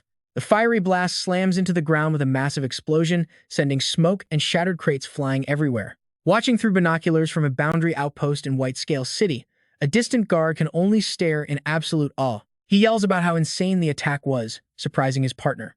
Suddenly, a mysterious blue light glows from the cracked earth. Looking down into the smoking crater, Zi'an asks Bai if she is okay, and she quickly reassures him. But then, a clawed hand erupts from the dirt. Sensing immediate danger, a terrified Bai stammers out a warning. She screams that the monster is still alive. Panic sets in as Zi'an realizes his massive attack failed. The monster's hammerhead shark bursts from the rubble, its chest armor heavily damaged, but its thirst for blood untouched. It still looks terrifying. As Gubai watches anxiously, Zi'an stands on a ledge, calmly snaps his fingers, and smiles. Deciding to end this once and for all, he summons his scaled fish beast to completely devour the monster. The beast swallows the hammerhead shark whole, but the moment its jaws shut, its eyes suddenly roll back in pain. Bloody red veins burst across its eyes.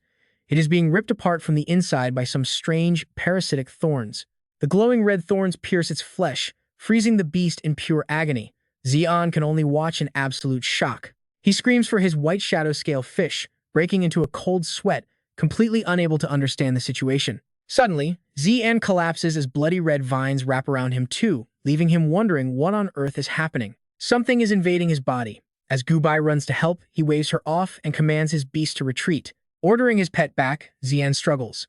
Nearby, old Duan emerges from the underground shelter, hoping the battle is over. Qiming climbs up right behind him, suggesting they search the area to see if any monsters survive the blast.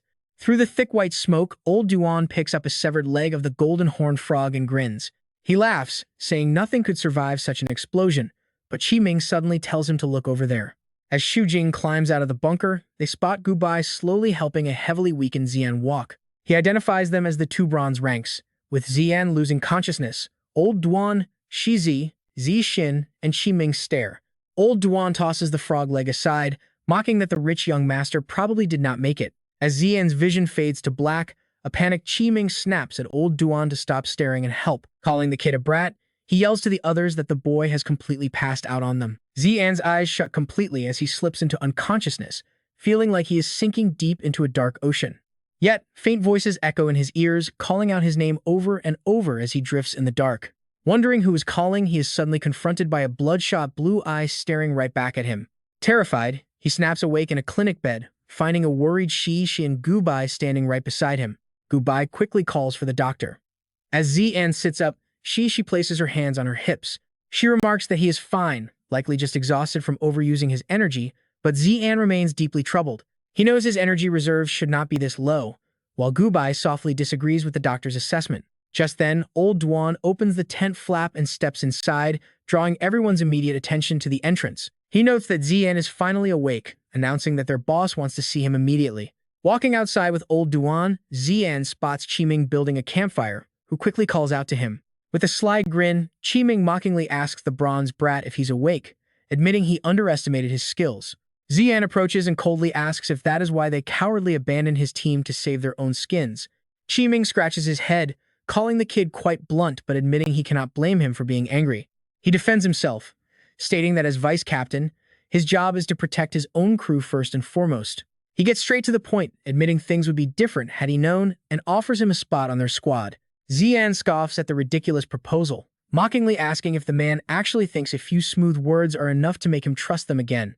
Knowing this selfish coward would betray them again without hesitation, Zi'an keeps quiet. Shifting his gaze in embarrassment, Qiming admits they lost several fighters and their strength is heavily depleted. Their primary mission is to escort a client safely to Shaolin Town, but with their current losses, they are simply too short-handed to survive the journey. Tuan crosses his arms, observing him closely. Shaolin Town, he thinks. Is not that on the way to Jumu City? It is perfect for tagging along. Just then, Qiming looks him dead in the eye and tells him not to refuse just yet. They promise he won't walk away empty-handed, offering a sweet cut of the reward. He grins, holding up 3 fingers and offering him a 3% cut. Tuan chuckles and agrees. Deal. Watching his smug face, Tuan secretly thinks he isn't actually working for him. Seeing his agreement, Qiming teases him with absolute excitement. Even a gentleman loves money. Meanwhile, the night sky remains dark and gloomy. Cut to Shaolin Town, the base of the Red Monkey Squad. Deep in the dense forest, 3 armored vehicles slowly roll into the area. Old Duan looks around, completely frustrated. This road is way too rough. The engine keeps breaking down over and over again. Standing next to a blushing Gubai, Tuan realizes his special talent must be kicking in. Old Duan tells them they will camp here for the night before heading to Shaolin Town. Confused, Tuan asks why they can't just go straight into the town right now. The night is dead silent, with pale moonlight casting shadows over the landscape. Old Duan explains that Shaolin Town is incredibly dangerous at night, where even a gold-tier spirit beast could easily get slaughtered. Deep in the woods of Shaolin Town, a sudden, annoyed voice echoes out of nowhere, complaining about why they haven't arrived yet. Hearing the voice, the four of them turn around in total confusion. The voice comes from a blonde woman wearing a tight blue dress with a white scarf wrapped around her neck, screaming in pure anger. "This road is going to torture me to death, you useless fools." Beside her, a man wearing round glasses looks completely defeated, while another blonde guy cowers near the vehicle. She glares at the woman, her eyes filled with absolute disgust. "If you do not want to die, shut your mouth. You are going to attract the beasts right to us." The woman is stunned, but her face quickly twists with rage as she points her finger and shrieks, "Do you even know who I am? My brother is the mayor of Shaolin Town, a gold-tier powerhouse." But she does not care at all. This only makes her even angrier, completely ignoring her boyfriend behind her who tries to calm her down, saying the girl is right. She just keeps shouting insults. "I paid money to enjoy myself, not to suffer like this." Watching this disaster unfold, Tu An and Chi Ming cannot take it anymore. Chi Ming cracks his neck in annoyance, thinking about how stupid she is to offend her own bodyguard out here in the wild. She is absolutely brainless. Standing right beside him, Tu An looks completely exhausted but decides to keep quiet. Turning around, Chi Ming points to the tree houses and tells everyone they will rest here tonight and head out tomorrow. Once inside, the four of them gather around a flickering fire. Tu An looks around the room, thinking about how simple the place is. Plus, something about this place feels completely off. He spots some strange green smoke rising from the fire and realizes the truth. This scent, they are in trouble. Dizzy and holding his head, Gubai tells Tu An that he is losing consciousness. Suddenly, Chi Ming, Shi, Zijing, and Old Duan walk in wearing gas masks. Old Duan casually steps forward and asks if it is done. Are they knocked out yet? Zijing tells him to look for himself. He stares at the unconscious bodies, noting that the sleeping drug worked like a charm. They look at Tu An suspiciously, and Zijing kneels down. He pokes at him. Carrying all their gear, Old Duan asks in confusion why they waited until now to finally make their move. Chi Ming stands with his hands on his hips. "This kid is strong enough to replace Feng Lang.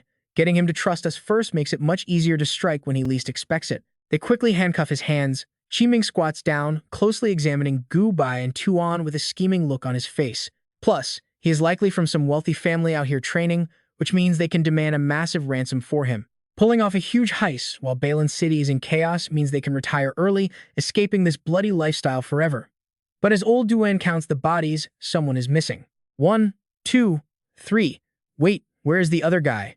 Suddenly, a slow clap echoes through the room, instantly catching Chi, and the others off guard. Alpha appears with a creepy smile, declaring that when God said, "Let there be light," there was light, and when God said, "Let there be land," there was land.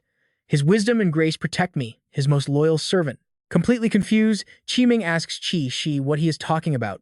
Chi frowns back in disbelief, saying this should be impossible. "My knockout drug is strong enough to put even Old Duan down." Raising his gun, Old Duan snarls in pure anger. "Son of a gun!"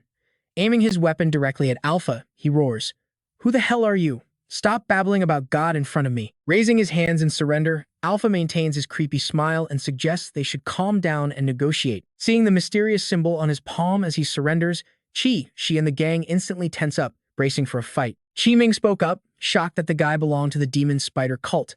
Tucked away in a corner, Bai Zi'an quietly observed everything, realizing that their captor was indeed a member of that sinister sect. He had put on a gas mask beforehand, faking unconsciousness to assess the situation, which led to this unexpected revelation.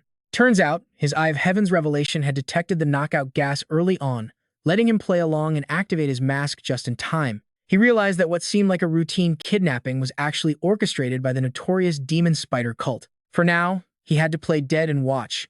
Chi Ming gestured for Old Duan to lower his weapon, then turned his gaze toward the cult member. "So, what does the demon spider cult want to negotiate with me?" Alpha asked, adjusting his glasses with a smirk. "I am an operative under the outer temple of the demon spider cult," codenamed Alpha.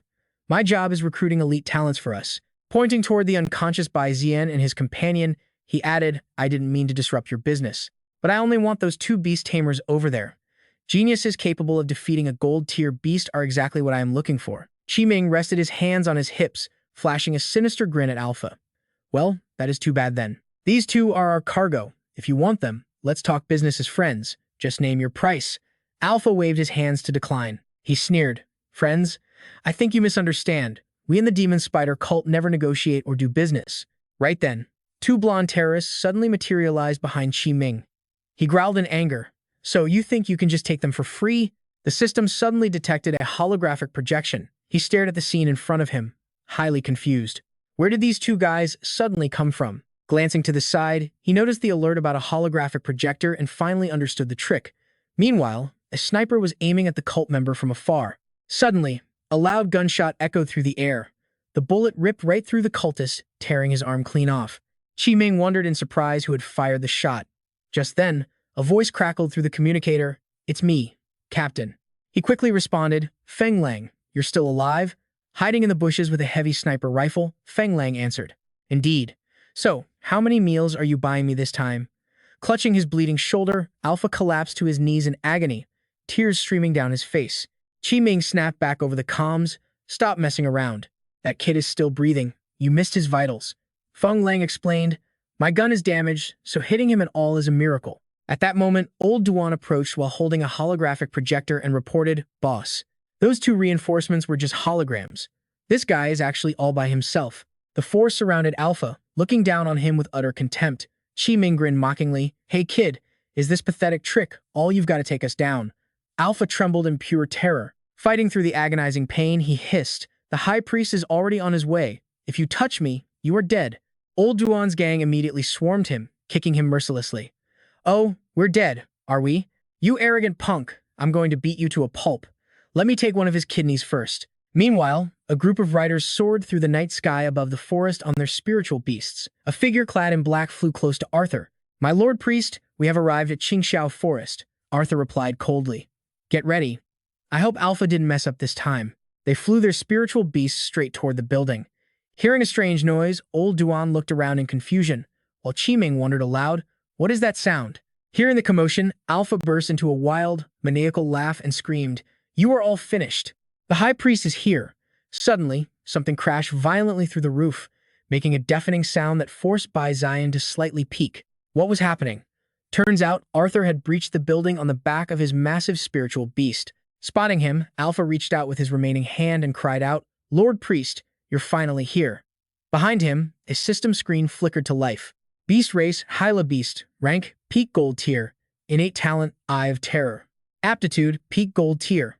Skills, Ghost Chasing Fire, Purple tier. Terrifying Mirage, Purple tier. And Shadow Impact, Purple tier.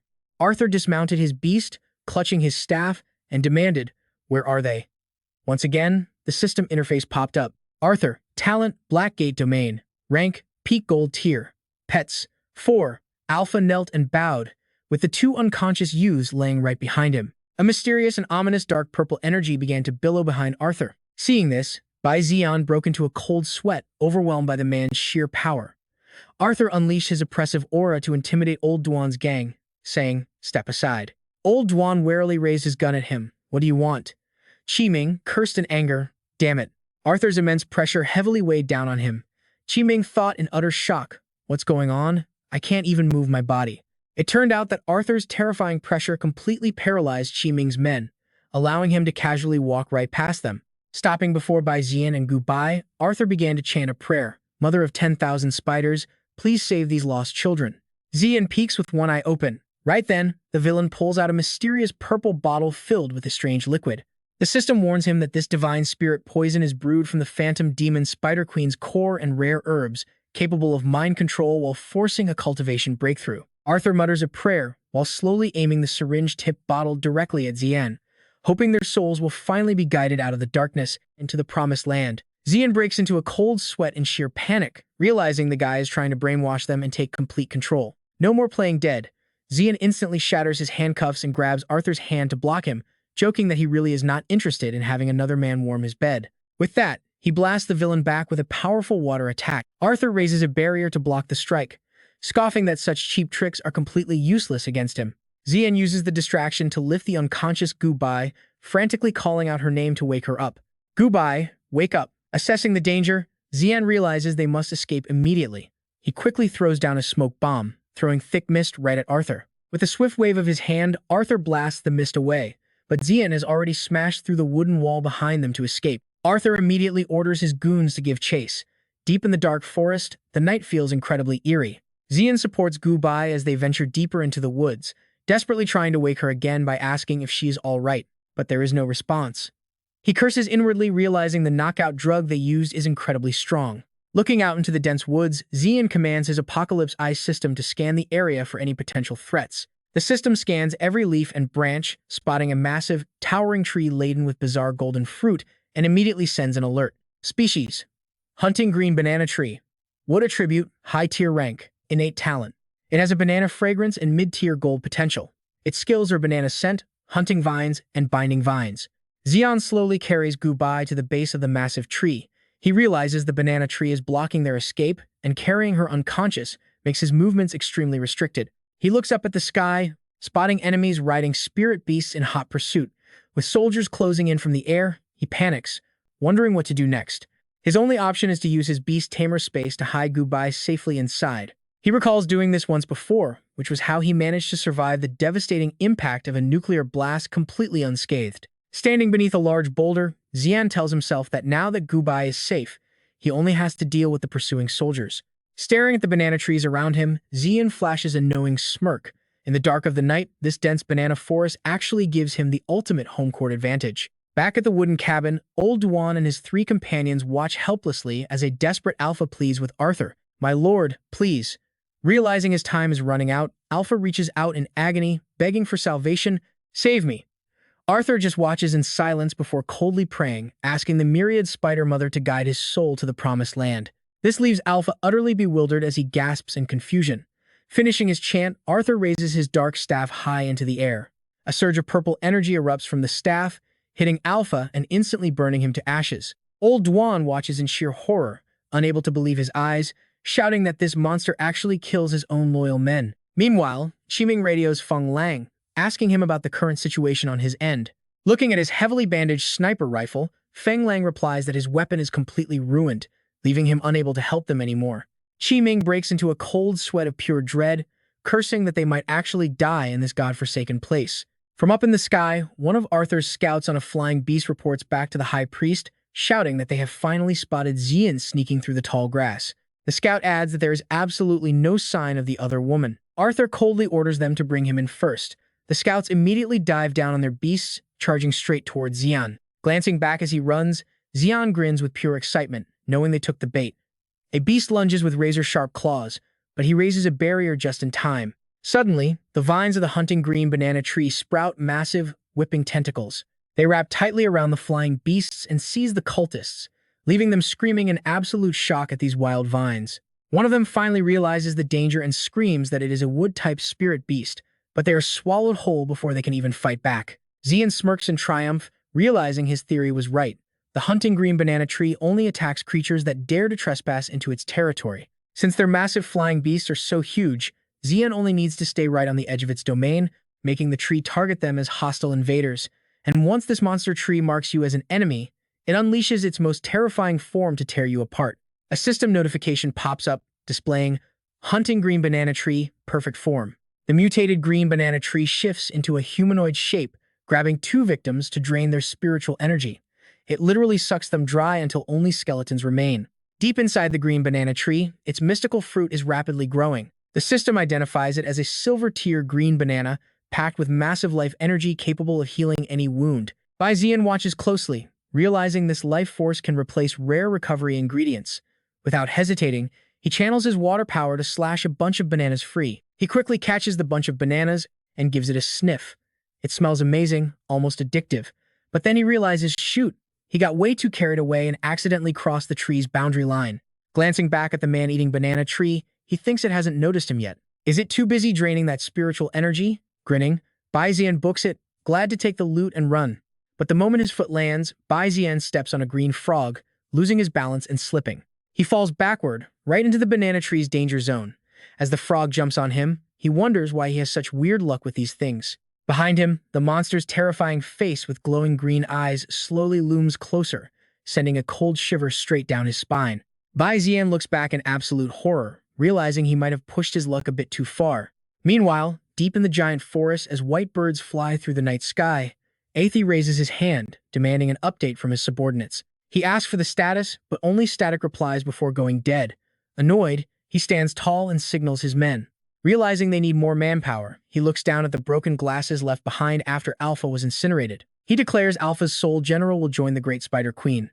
Then, he raises his staff, igniting a purple flame in his palm. Terrifying, multi-eyed spider-like beasts begin crawling right out of that dark purple flame. Qiming stares in pure horror, wondering what kind of nightmare he is looking at.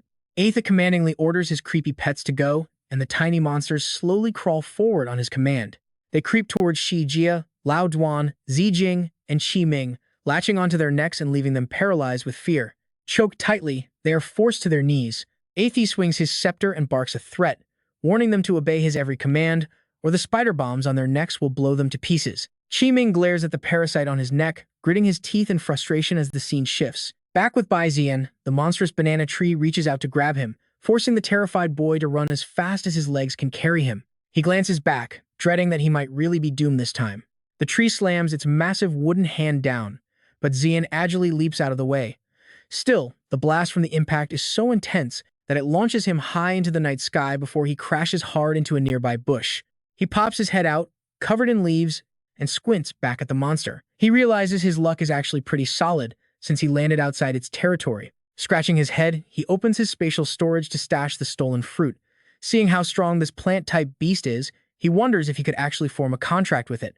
Suddenly, a strange noise echoes through the forest, making him instantly look around in high alert. Sensing intruders, Bai Zi'an quickly slips behind a giant tree to hide and watch. It seems the demon spider cult is still hunting him down. As Shi Jia's group searches the area, Lao Duan complains about how impossible it is to see in the dark. Aetha begins chanting a dark spell, begging the mother of spiders to guide her humble servant. Suddenly, his scepter bursts into a vibrant purple flame. He slams the staff down, dispersing the purple energy. Instantly, Bai Zi'an's system flashes a red warning that he's been spotted. Realizing he is compromised, he panics as glowing purple trails of light stretch from the staff straight to his hideout. Aetha points directly along the guiding light and barks an order. Over there, Bai Zi'an is deeply confused to see the adventurers working alongside the demon spider cult. Suddenly, Zijing appears from the shadows, aiming her weapon and cornering him. She warns him not to move since he is surrounded. He raises his hands in mock surrender while his mind races. He curses his awful luck today, but secretly lets water energy gather in his palm, ready to use his favorite escape trick. He unleashes a thick smoke screen at Zijing, wondering how many times he has had to pull this stunt today. Using the cover, he quickly leaps onto the tree branches to make his escape. As the smoke clears, Lao Duan anxiously checks on Zijing, who squints into the dark forest and replies while tracking Zian's escape path. She says she's fine but admits the kid escaped, prompting a furious Aetha to yell at them to move. Go after him right now. Qiming couldn't take it anymore, pointing at the guy in pure rage. He snapped, "Other than you and me, nobody else here is a beast tamer. Ordinary people can never catch up to a beast tamer." She calmly shot back, "Do I need to remind you that those spider bombs are still wrapped around your necks?" They hated hearing it, but could only look away, sinking into a helpless, frustrated silence. She sneered, "Who do you think you are to bargain with me?" Qiming fumed silently, unable to believe this guy was treating him like he was absolutely nothing. Just then, Feng Lang sent a voice transmission, asking, "Qiming, is everyone okay?" Qiming immediately sent a warning back. "Feng Lang, we're fine, but they put bombs on our necks." Meanwhile, Feng Lang crouched in the nearby bushes, gun ready, keeping his eyes glued on the enemies. He carefully sized up the area and whispered, "I'm close by right now. I can help get you guys out of this." But Qiming stopped him, warning, "Hold on, don't move yet. We still have no idea how these bombs trigger. We have to stay put until we figure it out." Feng Lang stared at Ashi's group, whispering back a tense, "Understood." Deep in the forest, under a massive tree, Bai Zi'an clutched his wrist in sheer agony as creepy red tentacles coiled tightly around it. He stared at the thorny red vines, gritting his teeth. Not this again. The system screen flashed with warnings. Core origin damaged, spiritual energy recovery stalled, and maximum energy limits cut in half. Unleashing a wave of pressure, he forced the tentacles to vanish. Standing up while clutching his left arm, he knew his situation was looking grim. He had burned through way too much spiritual energy today. There was no telling how much longer he could keep fighting. Suddenly, the system started spamming warning alerts again, making him sigh in frustration. "Seriously, can you just give it a rest?" Old Duan and Qiming slowly approached. Behind them trailed an ugly, one-eyed fire ape as Qiming bellowed out, hoping to bait Zi'an. "Hey, you little bronze-tier brat, quit hiding and show yourself." The system screen popped up again. Qiming, talent, strength enhancement, realm, mid-level silver rank, beasts, red fire ape, chameleon earth fire lizard, and earth shell insect. Bai Zi'an crouched behind a tree, quietly watching the incoming threat. Why on earth would an adventure team ally themselves with the demon spider sect? There had to be something shady going on here. Then, he noticed a weird object clinging to the back of Qiming's neck. What the heck was attached to them? The system identified it. Spider bomb. Seeing this, everything clicked for Bai Zi'an. These guys were definitely being blackmailed. Summoning his mutant crow, Chia, to land on his arm, he leaned in close and whispered, "Chia, you're up. But listen, do not kill them. I actually need to negotiate some terms with them." Chia arrogantly slapped him right in the face with a wing, squawking, Yeah, I get it. You probably cooked up another one of your elaborate plans that you think will actually work, right?" With a burst of fiery energy, Crimson Wing took off. Bai Zi'an yelled after the bird in annoyance, "Hey, don't mess up like last time." "What a chatterbox." The bird squawked back, zooming right over the thick bushes directly toward Old Duan's unsuspecting squad. She glanced up, noticing a weird distortion in the clouds. She called out, "Hey, look up at the sky, guys." The creature was moving so fast she couldn't make out its shape at all. Squinting, she muttered, "Is that a shooting star?" Old Duan couldn't make it out either. "I think it might be." Suddenly, his eyes shot wide open. Holy crap! A massive explosion of fire erupted from the streak, blasting them both backward. Through the thick smoke, a magnificent blazing fire phoenix soared, cutting right across their path. Tied up against a tree, Qiming barked orders at his red fire ape. The beast leapt into the air, aiming a massive heavy punch straight at Chia. But Chia was no ordinary bird. With incredible agility, it effortlessly evaded every single strike. Spitting out intense crimson flames, the bird opened its beak wide and unleashed its devastating scorching sun flame. Hovering overhead, Chia rained down fiery bursts, leaving the one-eyed ape howling in pain before slamming face first onto the dirt. Seizing the chaos, Qiming broke free from his bonds. He gasped in shock. "Damn it, I had no idea that Brat's beast was this ridiculously powerful." Retreating behind a bush, Qiming cautiously peeked at the mysterious robed figure standing nearby. The iron-helmeted figure wasn't making a move. Watching his giant ape get absolutely roasted by the flames, Qiming knew he had to come up with a backup plan, and fast. Meanwhile, Old Duan raised his rifle, firing a barrage of bullets. Chia gracefully swerved through the air, dodging every shot. Old Duan pulled the trigger in rage, shouting, "Even bullets can't touch this thing." Suddenly, the blazing phoenix dived straight toward Old Duan. Releasing a massive wave of fire, it blasted him off his feet and sent him flying backward. Stunned, his momentum carried him down as his head slammed hard against the dirt. With the fight over, Chia shrank back to its normal form and landed on Zian's shoulder. Zian rubbed his temples, sighing, "Chia, you overdid it again." But out of nowhere, the giant ape lunged forward. Gritting its teeth, it threw a massive fist straight at the young beast master. Zian panicked, raising both hands to block the blow while shouting, "Wait, we can negotiate." The enemy unleashes a brutal attack, forcing him to summon a defensive barrier. The monster's sheer physical strength is massive, blasting the protective sphere shielding Zian straight back into a tree. Qiming finally speaks up, coldly declaring that they have absolutely nothing to negotiate with him. Standing face to face in the deep forest, red versus blue, Qiming delivers a desperate plea that sounds more like a direct order. But instead, he demands that due to certain secret reasons, he absolutely must drag him away. Hearing this ridiculous proposal, Zi'an can only find it completely laughable. He shoots back instantly, asking if they seriously expect him to just cooperate with them. At that, Qiming flashes a devious smirk, declaring a clash is inevitable. Zi'an matches his gaze, offering a confident smile of his own as they speak in unison. Under the thick green forest canopy, blazing flames suddenly erupt. Yi-Ya battles the giant monkey beast, only to realize its closed eye isn't blind, it's actually a deadly hidden weapon. The two beasts clash, unleashing fiery red explosions, while Zi'an struggles to withstand a relentless firestorm from Qiming. Raising his hand to throw up another shield, he faces non-stop strikes. Grimacing, he thinks to himself, "Not again." Unleashing another heavy assault, Qiming mocks him, asking how a bronze-tier brat can summon shields. He wonders if it's some expensive high-tech gear for rich kids. Zi'an ignores the blatant provocation, but inside, panic sets and his spiritual energy is rapidly running dry. With determination in his eyes, he realizes his only option is to push the barrier outward, channeling his inner energy to force the flames away. Trapped behind Zian's expanding shield, Qiming clings to it with a wild grin, admitting he never expected a move this creative. After addressing the bronze-tier brat, his own body erupts with an intense, deadly aura of flames. He warns the kids standing right in front of him that this isn't some safe school training session. Muttering grimly, he adds that there are no rules out here. Chanting an incantation to boost his raw power, wild torrents of fire surge forward alongside him. Zi'an grits his teeth, panicking. He never expected the guy to charge straight through, especially not at this exact moment. Unable to dodge in time, his face darkens as Qiming rams hard into his stomach, boasting about how he has been street fighting ever since he was a kid. Slammed hard onto the ground, he grits his teeth in anger, desperately fighting through the intense pain. Still not satisfied, Qiming continues to rain down heavy punches on Zi'an, who desperately shields his face below.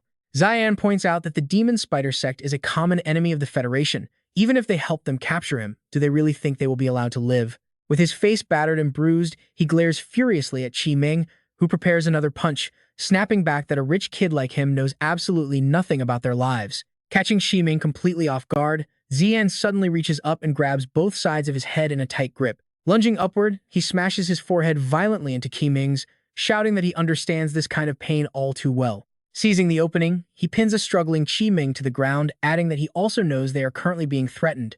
Zi'an looks him dead in the eye to negotiate, pointing out the spider bombs on their necks and offering a way to disarm them. Qiming refuses to believe him, gritting his teeth as he demands to know why he should ever trust a kid's promise. Still holding him down, Zi'an confidently glances toward the dense bushes behind them, replying that he already knows his ally is lurking right there. Inside the brush, Feng Lang aims his weapon at them with a deadly glare, just as a loud voice suddenly barks an order to him. Ordering Feng Lang to hold his fire, someone throws a smoke canister directly towards Zi'an and Qiming. The canister hits the ground, releasing a thick white fog that spreads everywhere. Seizing the moment, Feng Lang appears right behind Zi'an. Pressing the gun to his head, he orders him not to move, while Qiming points a mocking finger, saying this alone is not enough. "You bronze-tier brat." Just outside the smoke, a she stands holding his staff, quietly observing in deep thought. A loud shout calls out to him. An unconscious Zi'an is dragged forward by two men who report that they have brought the target. Leading the group, Qiming frowns and asks if they can finally leave, but looking down at Zi'an, she is still not satisfied.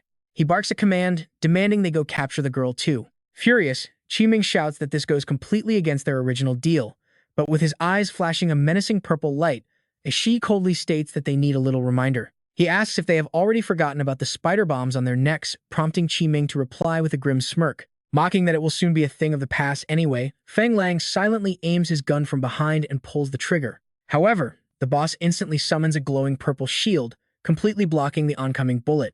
Seizing the opening, Qiming shouts to the three behind him that now is the time. Stunned by the sudden move, a she gasps. This clever trap had actually been set up just minutes ago when Zi'an first offered them his assistance. Urging them to think carefully, they eventually agree to cooperate with him. Hidden within the thick white smoke, Qiming raises a finger to his lips, signaling everyone to stay quiet. Worried that Zi'an might not catch on, Feng Lang covers his mouth and whispers softly. He warns that since they aren't sure if that guy can eavesdrop on them, they need to keep their voices down to an absolute minimum. Zi'an glanced over, instantly getting their plan, realizing the smoke bomb was deployed specifically to keep the demon spider cult blind. So that was the deal. Zi'an put his hands on his hips, laughing casually despite Feng Lang's sheer terror. He told them not to worry, having already confirmed the demon spider cult could not eavesdrop on them through a normal mutated beast otherwise. Why would he be speaking so loudly? Back then, Qiming demanded to know his plan. Flash to the present, Lao Juan had a she pinned down, recalling the exact strategy Zi'an had laid out earlier. First warning, the intelligence of the spider bombs strapped to their necks was incredibly low. They only obeyed commands from the staff in his hand, meaning they had to restrain his movements and prevent him from using that staff at all costs. Exactly, as Zi'an predicted, the villain tried to stab Lao Duan in the thigh with his staff. Lao Duan reasoned that destroying that staff was the only way to free everyone from his grip.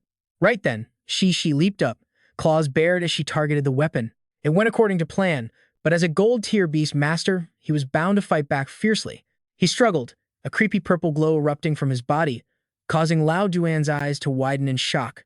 The purple flames blasted Lao Duan backward, breaking the enemy free. This was the exact moment they needed their backup plan.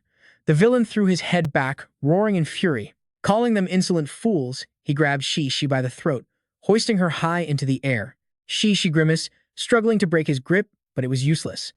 A Shi then violently hurled her aside, snarling that he had clearly been far too merciful with them. She crashed right on top of Zi'an, making him grit his teeth against the pain. Moving on to the next phase of the plan after his escape, Shi stood there, raising his staff as it pulsed with an ominous purple light. He told them to prepare for punishment. Just as they had anticipated in their meeting, his next move would definitely be detonating those spider bombs. Qiming glanced warily at the red spider clinging to the back of his neck. Lao Duan gasped as the spider's legs began to grow larger. Fortunately, the detonation sequence took a while, meaning they would not explode instantly. She peered down at her neck, tracking the spider's movements. This opening was when the enemy was at his absolute most vulnerable. According to plan, Zijing was supposed to ambush him from behind with a dagger. Meanwhile, the villain was chanting for his lord to cleanse them of their sins, but it was like he had eyes in the back of his head, somehow reading their moves perfectly. He reached back and choked Zijing, catching her completely off guard. She grimaced, looking down as he shook his head in disappointment. He declared it was useless, since his god already knew everything. But the plan was not over. Zijing smirked, draping her hand over his arm. She stared straight at his staff. Even though his shield was incredibly powerful, getting into close-quarters combat made his barrier completely useless. She dropped the dagger, catching it deftly with her other hand. Spinning the blade with flawless precision, Zijing prepared to throw it and shatter Ashi's staff. She smirked triumphantly, wondering aloud whose sins were about to get cleansed now. With a gentle flick of her wrist, she launched the dagger, sending it straight through the purple jewel on Ashi's staff. Standing by Lao Duan and Zi'an pumped his fist, cheering that they had succeeded. Zijing checked the spider on her neck, watching its red light fade out. Lao Duan and she wasted no time ripping theirs off too. Lao Duan sighed in relief, glad to finally be rid of the parasite, while Qiming slammed his to the ground, stomping on it and cursing it to burn. Their celebration was cut short as Ashi forcefully threw Zijing straight at Qiming. She crashed heavily into Qiming, triggering a domino effect that sent them tumbling back into Lao Duan behind them. As the four charged forward, Qiming boldly warned the villain to run while he still could. Watching them from behind, Zi'an sighed in frustration, thinking it was happening all over again. Ashi pressed his palms together, forming a triangle as purple flames erupted around him. The fire slowly engulfed his clasped hands, molding into a bizarre and menacing shape. A surge of purple light burst out, tearing open a soul domain portal. He hovered in midair, enveloped in eerie violet waves that began sweeping toward Qiming and the others. Watching in utter shock, Qiming held Zijing in his arms as they wondered if this was the terrifying power of a gold-tier domain. A figure stood below, staring up at the purple flames flickering with eye-like embers as a desperate voice echoed from within the chaos. Feng Lang, go find the captain right now. Terrified, Feng Lang frantically tried to radio their boss. Pulling out the transceiver antenna, he warned the group that the signal was heavily jammed and this was their only remaining option. He hurried along, pressing the radio tight against his ear, trying desperately to connect. Begging them to patch him through to the captain immediately, back at the base, a girl in a white cap reported the message to a red-haired man resting his feet on the table. She informed him that Feng Lang had an urgent report, while another person laid out a map in front of the desk. Xiao, he snapped back in annoyance, asking why they were bothering him during a meeting and what could possibly be so important. A panicked scream cracked through the radio, warning that they were trapped in the green bamboo forest by the demon spider cult and Qiming's group was about to die. Xiao, he is startled, and the scout in front of her is sweating bullets. Stepping up, she demands answers with a serious look. What is wrong with you, demon spider cultists? Why did you attack my men? The scout quickly stammers that there must be some misunderstanding, but Xiao, he leans on her baseball bat, asking, is that so? Furious, red lightning crackles around her as she rests the baseball bat on her shoulder, pressing the issue. The last bastard who dared to touch my scout squad has grass growing on his grave now. Cut to the spirit realm, a creepy purple domain where hundreds of eyes stare up at the newcomer. He shouts at the top of his lungs, praise the Great Mother, the Almighty. Praise the Great Mother, the Almighty Lord. Swarming out of the portal that Arthur just summoned are bizarre creatures of the parasitic bat race. Mid-level gold rank, possessing the demon sound talent, purple tier magic sound skill, blue gliding wings, and blue sonic blast. The three-headed corpse beast race, currently at mid-level gold rank, possessing a talent of bone crusher, along with blue charge, green corpse reflection, and blue sonic boom. They dash forward, shouting to each other, grab him. The dread cave spider, high gold rank, featuring the light shadow talent, purple tier terror light skill, and black, blue dark stride, and blue poison sting. Zi'an stands below with Yi Ya, looking up with a frown as he wonders if these are all spirit beasts. They certainly look unique. He turns to Yi Ya with a smirk, reminding the beast that it has eaten so many of his spirit crystals, so it is finally time to pay up. The proud beast does not even give him a glance, asking directly, what do you want this lord to do? Suddenly, blinding flames envelope both boy and beast, transforming the clothes on his body. He yells out, possession. The roaring flames instantly shape into armor to protect Zi'an, revealing a shiny metallic gauntlet over his hand. Flames wrap around him completely, even armoring his face. Once the transformation sequence finishes, Zi'an inspects his newly formed fiery armor, amazed that his attribute has shifted entirely to fire, which means he won't suffer from his original damage anymore. The possession talent is truly incredible. Reflecting on this, he thinks of that fool, Ming Sha Kong. What a waste that someone with such an amazing talent didn't know how to use it, leaving all the benefits to him. Arthur looks down from high above his beast, admitting possession is indeed a rare talent, but adds with a sneer that he is still too green. Zi'an doesn't waste words replying. Dread Cave Spider, Terror Light. A sudden voice from behind startles him into turning around. Zi'an freezes in shock. What? Caught off guard, he gets blindsided from behind and is completely bound. Zi'an finds himself utterly paralyzed, no matter how hard he tries to break free. Thousands of bizarre eyes open around Zi'an's body. Even Arthur is stunned for a second, wondering what on earth that is. Those strange eyes open wider and wider, looking incredibly grotesque. Arthur has absolutely no idea what kind of abomination he is looking at. Suddenly, Zi'an breaks free from the restraint, surprised by his own capabilities, breaking the seal just like that. That brief moment of dread was really annoying. Looking down at the trembling monster, he notices they seem terrified of something. Arthur suddenly lunges forward with Shadow Impact. Zi'an doesn't hesitate to strike right back. Gunpowder Impact. The red and purple energy blasts collide violently, neither side giving an inch. Zi'an confidently declares that he was just warming up, and now he is going to teach him a real lesson. Hearing this, Arthur refuses to back down. Don't get too arrogant, kid. Meanwhile, those watching the clash from the sidelines can only look on in absolute awe. This is literally a clash of gods. Mere mortals caught in the crossfire might as well watch the show if they can't escape, since they have zero chance of joining in. Suddenly, Old Duan senses something behind them and panics. Curious, the group turns around to check, only to gasp at the shocking scene unfolding right behind them. Damn it! Out of nowhere, a horde of hideous monsters appears. Old Duan screams, "Boss, tell your monkey to do something." Holding Zijing, Qiming cries out that there are way too many. She is completely speechless at these two. They are on the verge of death and still talking nonsense. The two focus on running while Zi'an and Arthur continue their fierce duel above. Deafening explosions echo as raging flames threaten to incinerate everything. Arthur's spirit beast suddenly charges up power, manifesting a dark purple sphere in its mouth. Zi'an grins with excitement, glad that his opponent is finally taking this fight seriously. An elemental energy clash next? Perfect. Since his power is no longer restricted, he can finally go all out and enjoy this fight. Channeling massive energy into his clenched fist, Zi'an charges straight at Arthur, shouting, "Prepare to take this punch." Two devastating forces clash, triggering a massive explosion that seems to shatter heaven and earth. Zi'an pours more power into his fist, boosting his spiritual aura. Arthur matches him step for step, continuously channeling energy into the fired sphere. The world shakes violently as the two forces collide and detonate. Zi'an looks down at his arm, which is still pulsing with vibrant spiritual energy.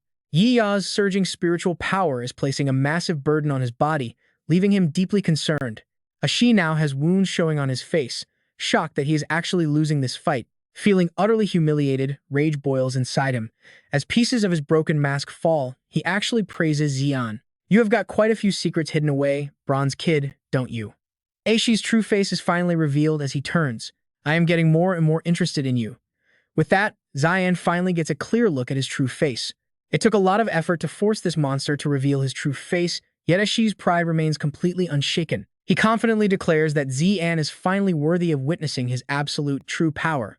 He then mutters a dark, twisted chant, praising the Great Mother and Almighty Lord, pleading to merge together into one singular being. The moment he finishes speaking, the multi-eyed beast cracks open. The monsters violently collide, their massive tentacles furiously devouring each other in a grotesque frenzy. Everyone stands frozen, completely horrified by the terrifying nightmare unfolding right before their eyes. "What is happening?" Zi'an exclaims in shock, wondering what this nightmare is, just as his sharp clawed hand suddenly erupts. With the feast complete, Aishi boasts proudly as a massive, hideous abomination is finally born. His voice now echoes like a demonic beast straight from the depths of hell. Having transformed into a towering giant, he loudly commands that round 2 begin. Ashi sweeps his massive hand down, grabbing Zi'an before he can even dodge. The poor kid internally screams that he is done for. Laughing smugly, he repeats that Zi'an is simply too young. Ashi raises his arm high, preparing to slam the boy down and smash him to pieces. A deafening crash echoes through the air as that colossal hand violently slams the boy into the dirt. Lifting his massive palm, Aishi reveals Zi'an, crumpled on the ruined ground, seemingly knocked completely unconscious. Gloating like a victorious conqueror, Aishi mocks him, demanding to know if he finally sees the absolute gap in their strength. But recognizing true talent, the giant decides to offer him a choice to serve under his banner. Zi'an only responds with a weak snort, Suddenly, a loud blast erupts right next to Ashi's head, forcing the angry giant to turn and see who ruined his fun. Down below, Ming is absolutely terrified, but he still talks tough, shouting that they already claimed ownership of this kid. Right beside him, his earth-shell beetle spews blazing streams of fire and support. Pointing upward aggressively, he yells that they still have a serious debt to settle. On his command, the beetle unleashes a barrage of rapid-fire flame bullets. He screams to hit the giant with everything, but the attack feels like nothing more than a harmless tickle. The flame bullets do absolutely zero damage to Aishi. Sensing danger, old Duan whispers that their boss's supposed trump card is looking incredibly weak right now. Ming admits with a sigh that this is his very first beast, and he simply cannot bring himself to break their contract. Then, wearing a smugly mischievous grin, he adds that he never said he only had one trump card. With Ashi completely distracted, Zi'an seizes his chance and quietly summons his chameleon Earth-Fire Lizard. Instantly, the beast materializes right behind Zi'an. As he stands stunned, Ashi notices, wondering where this brat suddenly came from. Using his beast to cloak his body, Zi'an flickers around to keep the giant confused. Ashi swings in pure rage, but the boy is already one step ahead and vanishes. Now safely behind the giant, Zi'an regroups with Ming and the rest of the team. Ming quickly turns to she ordering her to go assist that bronze-tier kid right away. Bursting with random confidence, Ming declares he will handle this giant alone. She turns to Zijing, asking her to run a quick scan. Zi'an is completely confused as to why they are helping him. Ming turns around with a smooth, cool expression. He claims he hates being in debt, immediately summoning another beast while admitting he has wanted to beat this giant for a long time. Infuriated at being ignored, Aishi raises his massive, hideous foot to stomp the entire group into paste. But before his massive foot can even land, the beast protecting Zi'an ambushes him from behind with a clean, devastating slash, leaving him screaming in agony. Staring at the scanner results, Zijing asks in utter disbelief if it is even possible for a body to react this way. Curious, she steps closer to take a look for herself, while Zijing explains the highly unusual readings coming from inside the boy's body. It seems his unique talent is allowing him to perfectly fuse with his own spiritual beast. However, his current transformation remains incomplete, meaning his energy channels are still blocked. Meanwhile, the once arrogant Ashi is struggling to keep up with the blinding speed of Ming's newly summoned beast. Zijing adds that the bad blockage in his spiritual energy is the only reason he got hurt. Understanding the situation, she realizes that clearing his energy pathways is all they need to do. After that, they can focus on achieving a complete, final form. With that, she excitedly extends her deadly, sharp claws, announcing that it is finally time to perform some surgery. Zijing stood beside him with an equally wicked grin. Hearing this, Zi'an turned pale with pure terror. Wait, surgery? Out of nowhere, Snake leaned in close to comfort him, whispering, "Don't worry, it won't hurt." But Zi'an still felt extremely uneasy. Snake suddenly drove her claws deep into Zi'an's back, channeling raw energy into him. So this was her idea of a painless surgery. Never trust a woman's word. Zi'an felt a bizarre sensation inside, as if his chaotic energy was suddenly being neatly rearranged. His internal power surged dramatically, triggering a physical transformation throughout Zi'an's body. Regaining his senses, Zi'an realized his beast armor had evolved yet again, leaving him slightly unfamiliar with this new power. This was true fusion, a state of absolute, complete control, and it felt incredibly strange. A system notification rang inside his mind alone. Phoenix Flame was unlocked. What on earth was Phoenix Flame? Zi'an recalled that Phoenix Flame was the little phoenix's innate talent. He never expected the Eye of God to flag this. Suddenly, a voice replied, "No need to be polite," leaving Zi'an completely stunned. What? Wasn't the Eye of God just a system? How could it talk back like a sentient being? Enraged, Arthur began gathering dark energy into a massive sphere inside his mouth, ready to fire. Unleashing the same devastating force as before, he held nothing back as the Earth Armor Beetle struggled to block. Chiming anxiously called out to reassure his beast, urging it to hold the line. As Chiming and his beetle prepared to charge, Zi'an stepped in. Confident, he told them to stand down and let him handle it. Without waiting for any reply from his ally, Zi'an stepped forward past a stunned Chiming, locking into an aggressive combat stance. He turned back with fierce determination, telling Chiming to hide while he made this monster regret ever existing. Chiming chose not to stop him, offering only a wry smile at the young warrior's intense confidence. Talk about talking big. Taking a deep breath, Zi'an began to channel his brand new skill. Within seconds, violent crimson flames wrapped around his body like a raging firestorm. He roared, "Phoenix Flame!" Instantly, the blazing vortex erupted all around him, gathering on his back to form massive burning wings. At that moment, the system confirmed the Phoenix Flame talent was active, entering blazing sacrifice state. This bizarre status left Zi'an completely puzzled. What exactly did Blazing Sacrifice even mean? Hearing his confusion, the system immediately provided an explanation. While in this Blazing Sacrifice state, every fire-type skill used converts his consumed mana into a sacrifice percentage, which unlocks unique buffs depending on the exact stage accumulated. There are 3 stages. Stage 1 activates Solar Flame, which heavily buffs all fire-type abilities. The system continued its breakdown. Stage 2 enters Nirvana, granting complete immunity to a single fatal blow. Processing the system's explanation, Zi'an finally understood the true, terrifying potential of this massive skill. For a single talent to possess such incredible depth, it truly deserved its S-rank status. But before celebrating, Zi'an realized a crucial detail was missing. Wait, weren't there supposed to be 3 stages? So what was the final stage? Suddenly, the entire status screen glitched out, showing completely unreadable, cryptic symbols. Balin stared in shock at the bizarre symbols, while the arrogant Chimera monster sneered, mockingly calling Zi'an's showy display flashy and completely useless. Without waiting for a response, the beast launched its ultimate skill, Shadow Pierce Flame Charge, from the void. Dozens of transparent, crystal-like arrows suddenly materialized out of thin air, locking onto Zi'an to block any possible path of escape. Saying absolutely nothing, Zi'an bolted forward like a flash of lightning. He slipped effortlessly through the tiny gaps of the incoming barrage, closing the distance in a split second. At that moment, Zi'an looked like a blazing phoenix soaring through the sky. Ascending high above the monster, he locked his sights on the target, preparing to strike. Diving downward like a raging meteor, Zi'an concentrated his entire power reserve into a colossal punch, triggering his smoldering impact skill the moment he struck. A system prompt flashed, Sacrifice Energy Charge had already reached 73%. The brutal strike smashed directly into the beast's face, drawing blood as its head snapped back. Refusing to let it recover, Zi'an pressed the assault. He instantly locked on, preparing to unleash another devastating burst of fire. Zi'an roared, immediately activating his Solar Karma Flame, which sent an intense wave of blazing heat directly into the monster's face. Simultaneously, the screen updated Sacrifice Energy Charge had officially reached 100%. Stage 1, Solar Flame, was now active. Clenching his fists, Zi'an silently tested his immense new power. The skills have evolved, and even their names have changed. A flurry of notifications from the system begins to pop up, listing the new skills he has just acquired. Obtain Yang Flame Smog Impact, Yang Flame Setting Sun Karma Fire, and Yang Flame Blazing Charge, and Yang Flame Nuclear Ray. The beast finally regains consciousness, clutching his head and snarling through gritted teeth. It seems I truly underestimated you. Deep inside the massive monster, a mysterious and ominous purple light begins to rapidly gather, preparing his ultimate counterattack. He roars in sheer fury, "Taste this!" But contrary to what the beast expects, Zi'an is not surprised or hesitant at all.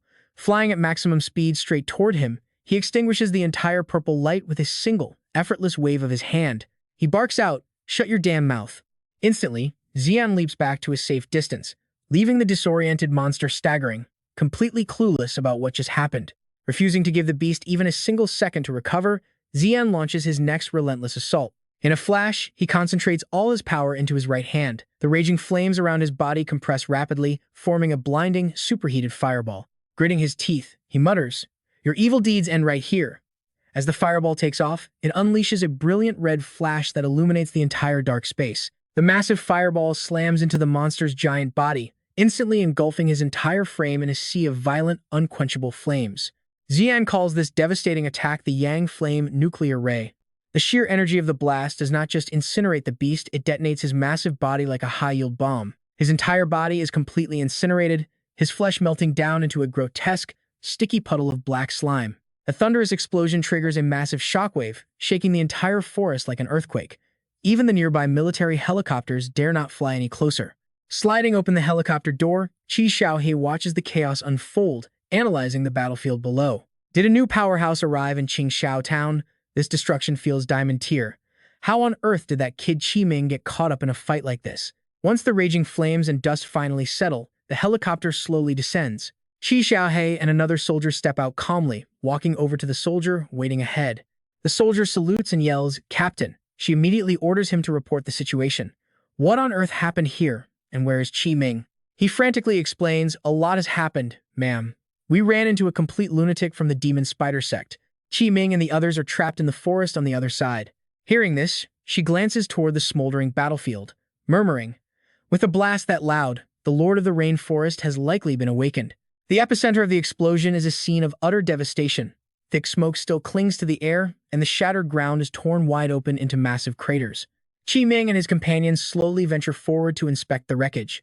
He sighs in disbelief. I seriously can't believe I'm witnessing this kind of insane destruction twice in a single day. Suddenly, from the fading smoke, Bai Zi'an slowly emerges. Seeing him, Ming and old Duan shout in unison, "Look, it's that bronze-tier kid."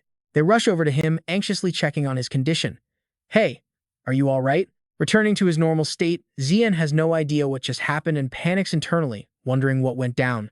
Right at that moment, the system flashes a critical warning about potion overdose. The severe side effects kick in immediately, causing spiked blood pressure, nosebleeds, extreme dizziness, and total muscle weakness. Bai Zi'an clutches his stomach, his face twisted in sheer agony, looking up at Qi. "Doctor, why the hell didn't you warn me about these side effects earlier?" he complains. Looking incredibly tense, she avoids eye contact and stammers out an excuse. "Well, there just wasn't any time to tell you. How could I have explained all that in the middle of a life-or-death battle?" Meanwhile, as dust hangs over the scorched earth radiating intense heat from the brutal fight, dark, mutated roots suddenly begin bursting out from the deep cracks in the ground, slithering around them like constrictors ready to crush them. The group panics, cursing, "Damn it, not this again." Instantly on high alert, they scan their surroundings. Ming prepares his defense and barks orders to the squad. "We are screwed. It's the Lord of the Rainforest." Old Duan, grab the bronze kid and fall back immediately. With a swift motion, he whips his flaming hands to incinerate the encroaching roots, carving out an escape route for the team. As he fights, he grumbles about one disaster after another, before turning his annoyance onto Zian. "Hey, bronze kid, are you some kind of bad luck charm?" Meanwhile, massive, thick roots have already completely coiled around Zian and old Duan, constricting tightly and slowly cutting off their air. Struggling to breathe, he immediately shoots back. "How is any of this my fault? Technically, I just saved your lives." Meanwhile, things are not looking any better for Zijing and Qi. The endless tide of roots keeps multiplying faster than they can destroy them, forcing Zijing to draw her guns to blow them away. Frustrated, she shouts, "If we can't make it, just abandon this kid." But in the end, they are all cornered together. But those roots aren't satisfied yet. They crave more, multiplying rapidly and stretching out. Squirming closer to them, someone gasps in absolute panic. "Stop talking. Now we're all going to be trapped right here." Those pitch-black roots don't just wrap around them, they actually start fusing together. Intertwining to form a colossal tree trunk, Zian and the others are trapped helplessly inside. From the main trunk, massive blocks of wood begin to split off, twisting and braiding together as they slowly form human-like arms and legs. Finally, a twisted, grotesque face fully takes shape. His eyes gleam with a bizarre light, and a row of razor-sharp teeth slowly reveals itself through a terrifying grin. Suddenly, the system screen displays the monster's details. The hunting green banana, Lord of the Rainforest. Trapped inside, everyone sinks into despair, completely giving up on fighting back. Ming speaks up. "Looks like we're trapped inside the Rainforest Lord." Saying this, he turns to Xu Jing, waiting for an update on the situation. "Xu Jing, how's the signal?" Checking the readings on her tracking device, she quickly replies that it's still completely impossible to contact Feng Lang. Standing up, she scans their surroundings, measures the oxygen levels, and issues a warning to the group. "Plus, this space is completely sealed. The remaining oxygen will only last us 30 minutes. Hearing this, Ming furiously punches the wooden wall, desperately trying to break a way out. Gritting his teeth, his face filled with guilt, he says in despair, "I'm so useless. I always lead my team into a dead end." Seeing Ming grow so agitated, Zian doesn't offer empty comfort, knowing it's not the time, and instead gently warns him, "You should save your energy. The more worked up you get, the faster the oxygen runs out." Ming snaps in annoyance, turning on Zian and yelling, "What does a rich boy like you know anyway?" Faced with his harsh attitude, the boy remains calm, replying quietly, "But you are still their leader." He continues, "With this miserable attitude, have you even stopped to think about how the people who trust you must feel?" This forces him to look back, utterly speechless. Zian goes on, reminding him of his own words, "Didn't you say it yourself before? Your team has survived brutal, deadly situations. Moments like this are exactly when you need to stay calm." Wiping the dirt from his face, he looks up at him with unshakable determination. "Besides, the most important thing is that you have to trust the ones who trust you." Meanwhile, outside, the helicopter carrying Xiao, he hovers in the sky, careful to maintain a safe distance from the giant monster. Seeing her expression so deep in thought, Feng Lang asks, "Captain, are you really planning to go out there and challenge the Rainforest Lord?" Hearing his doubt, she retorts, "Listen to yourself. Do you really have that little faith in my strength?" After assessing the battlefield, he explains that Ming and his team's whereabouts are still completely unknown. The latest clues point directly here. If we want to rescue them, this beast is a massive obstacle, so a fight is absolutely inevitable. Suddenly, a loud burst of static from the communicator cuts off their conversation. Feng Lang, we're trapped inside the Rainforest Lord. Hearing this crucial distress call, she stands up immediately, fully prepared to fight and rescue them. Perfect. Now we just need to slice this thing open. With that, He summons the Crimson Demonic Ape. Come forth, Crimson Demonic Ape. She immediately orders the beast to possess her weapon. Shrinking down, it clings tightly to her iron staff, transforming the ordinary weapon with a blazing pink fire. Without a single moment of hesitation, she leaps from the helicopter straight toward the wild hunting green banana, which immediately raises its guard, sensing her powerful arrival. Along the roots connected to its body, a figure darts forward like a phantom, closing the distance instantly. In a flash, He is right in front of the beast. Her face radiating intense battle lust, she swings the iron staff with all her might, screaming, "Crimson Tyrant Furnace Breaker, eat this!" Raising the staff high above her head, she brings it crashing down onto its skull with terrifying power. That devastating blow splits its head wide open on the spot. Without stopping, she drives the strike further down, ripping the wooden body clean into two pieces. Inside, Ming and the others suddenly see a flash of red lightning crashing down, leaving him completely startled. Recognizing the familiar sign, Ming mutters in disbelief, "Red lightning? Could it be?" Suddenly, He bursts through, making him scream with joy. "Sister." In contrast to his excitement, she coolly mutters, "Well, look who it is, my useless little brother." Ignoring her cold attitude, he rushes toward her with tears streaming down his face, crying, "Sister." Seeing his overly dramatic reaction, her face twists with absolute annoyance and helplessness, leaving her clicking her tongue. Yet, Ming still charges forward with wide-open arms, trying to pull her into a big hug. The second he gets close, she swings a brutal punch straight at Ming's head, instantly shutting down his bizarre behavior. A massive bump swells up on Ming's head. He cools off slightly, but she still snaps at him, demanding how old he is to still be whining for his sister.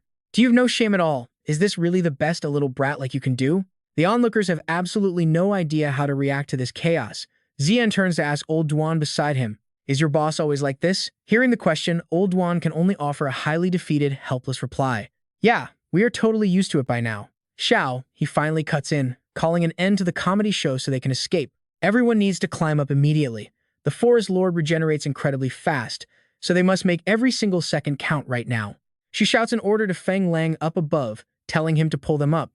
He respectfully calls back with a solid yes. With that, he cranks the winch to pull them up.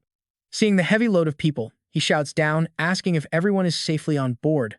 Old Duan climbs up next, reporting that their captain is still behind. He is right on his heels. As she climbs, she warns everyone not to linger and to leave immediately, all while keeping a sharp eye on the resting Forest Lord. Spotting its massive body stitching itself back together, she screams a warning that the Forest Lord is about to fully regenerate. The words barely leave her mouth before the monster rapidly regenerates and successfully completes its terrifying revival. He is caught completely off guard, her face frozen in pure shock as she realizes its healing speed is far faster than she imagined. Freshly reborn, the colossal beast is absolutely furious, unleashing a deafening roar as it prepares to launch a brutal counterattack. A beam of blinding blue energy erupts from its mouth, incinerating the rope ladder and sending He falling backward through the air. Plunging down, the suddenness of the blast leaves her completely blindsided, with only one thought flashing through her mind: we are doomed. Witnessing his sister fall, Ming screams out her name in absolute panic, but she instantly regains her composure, curling her body to execute a midair flip into a battle-ready stance while confidently shouting back to silence her panicked brother. "Shut your mouth, I am not dead yet." Seeing that she is completely fine, he has no choice but to obediently nod along. "Yes, sister." She then brilliantly uses the Forest Lord's own massive trunk as a slide, smoothly steering clear of any harsh impact. She spins around to grab the trunk, noting that she has finally brought her fall to a stop. Pressing her feet against the wood to build momentum, crimson lightning begins crackling wildly around her body as she roars the command, "Left Thunder." Without a single moment of hesitation, she bends her knees and explodes straight upward, launching high into the open sky. Instantly, a violent pillar of fire erupts beneath her feet, twisting into a blazing vortex that propels her upward like a rocket. In the blink of an eye, he lands safely inside the helicopter, completely untouched and without a single scratch on her. This stunning display leaves both Zi'an and Ming completely jaw-dropped. Zi'an can only marvel at how incredibly cool she is, while Ming proudly agrees. "Thanks. I think so too. Dusting herself off, she turns back toward the furious beast, flips at the middle finger, and yells out a mocking farewell. With the Forest Lord finally left far behind, the helicopter safely turns around and makes its clean escape. Xiao, he finally returns to her seat and lets out a tired sigh of relief. She then turns to her brother to clarify the situation, asking if this young kid was indeed the one who saved them. Qi Ming sheepishly confirms that it is true, prompting her to warmly thank the boy while properly introducing herself to him. I am truly grateful for your help. I am Qi Xiaohei of the Qi Hong Mercenaries, a gold-level beast tamer, and how might I address you? He offers a polite, respectful reply, introducing himself as Zi'an, a bronze-level beast tamer. While keeping a polite exterior, Zi'an silently evaluates her background, wondering if her insane strength and the Qi surname connect her to the legendary Qi family of Qi City. Xiao, he is equally sharp, immediately asking him about his family with intense curiosity. With your Bai surname, are you from Bailin City's famous Bai family? He confirms that Jing Chong is his grandfather, leaving her completely stunned by the sudden revelation. The great city lord Bai?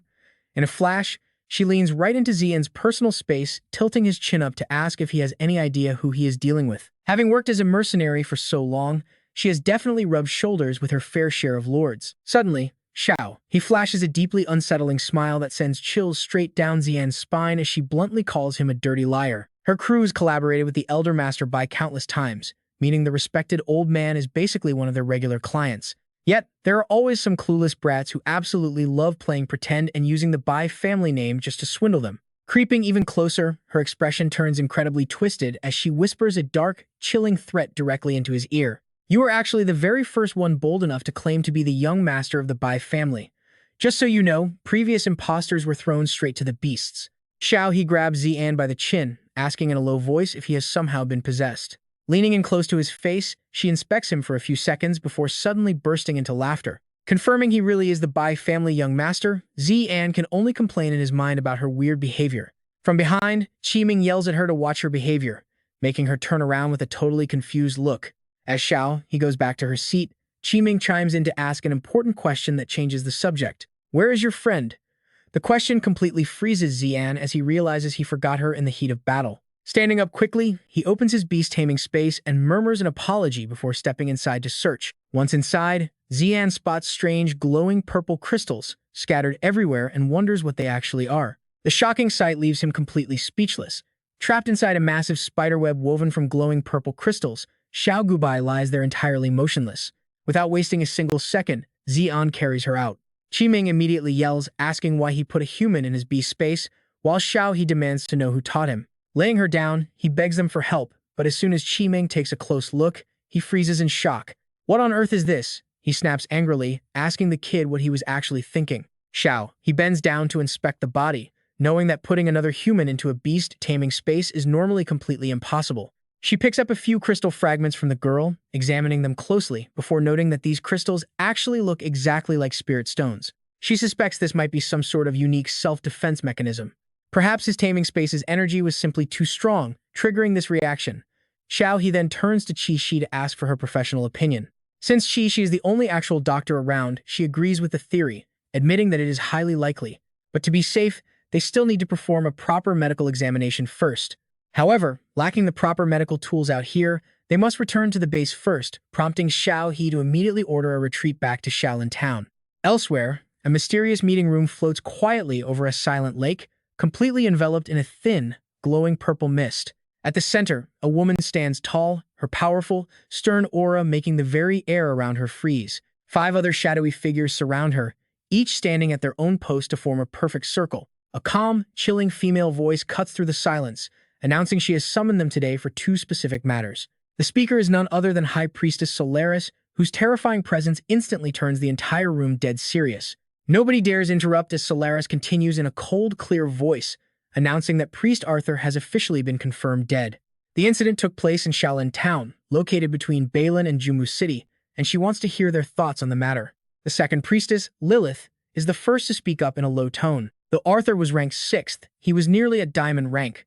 The third priest, Diego Barro, wonders if a city lord did it. Solaris immediately points out that Jing Chong was already completely crippled during their last major battle. A dark voice from behind suggests that only the lord of Jumu City could defeat someone who was so close to diamond rank. The fourth priest, Mephist, adds that the Moonhide sect could be responsible, since the Qingxiao forest is their home territory.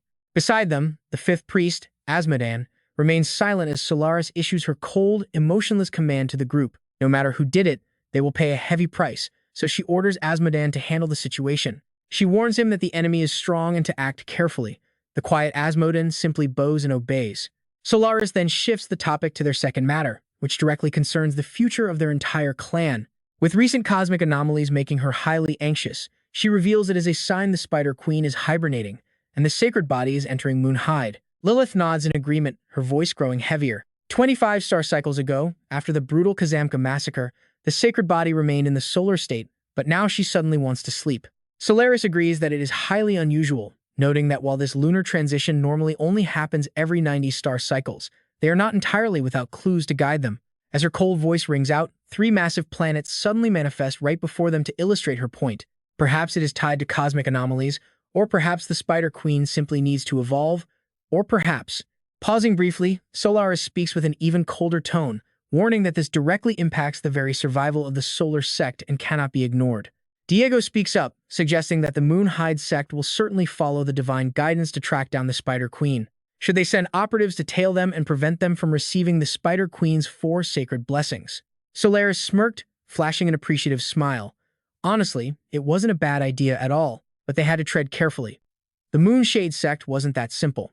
Diego bowed respectfully, assuring him that without the Spider Queen's blessing, their enemy's strength was absolutely nothing. Meanwhile, in the eerie purple glow, a deep, rhythmic chanting began to echo throughout the entire chamber.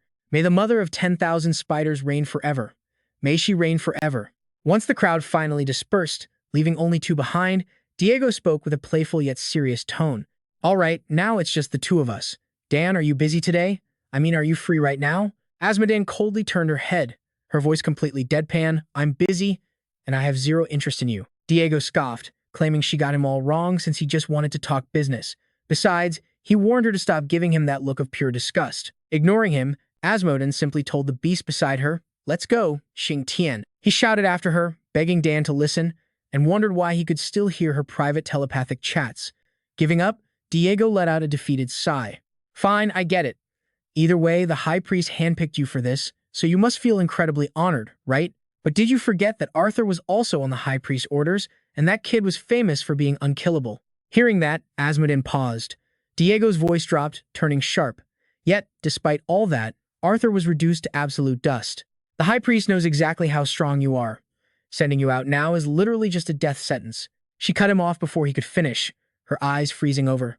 Watch your mouth, Diego. Diego didn't back down, casually brushing past her shoulder.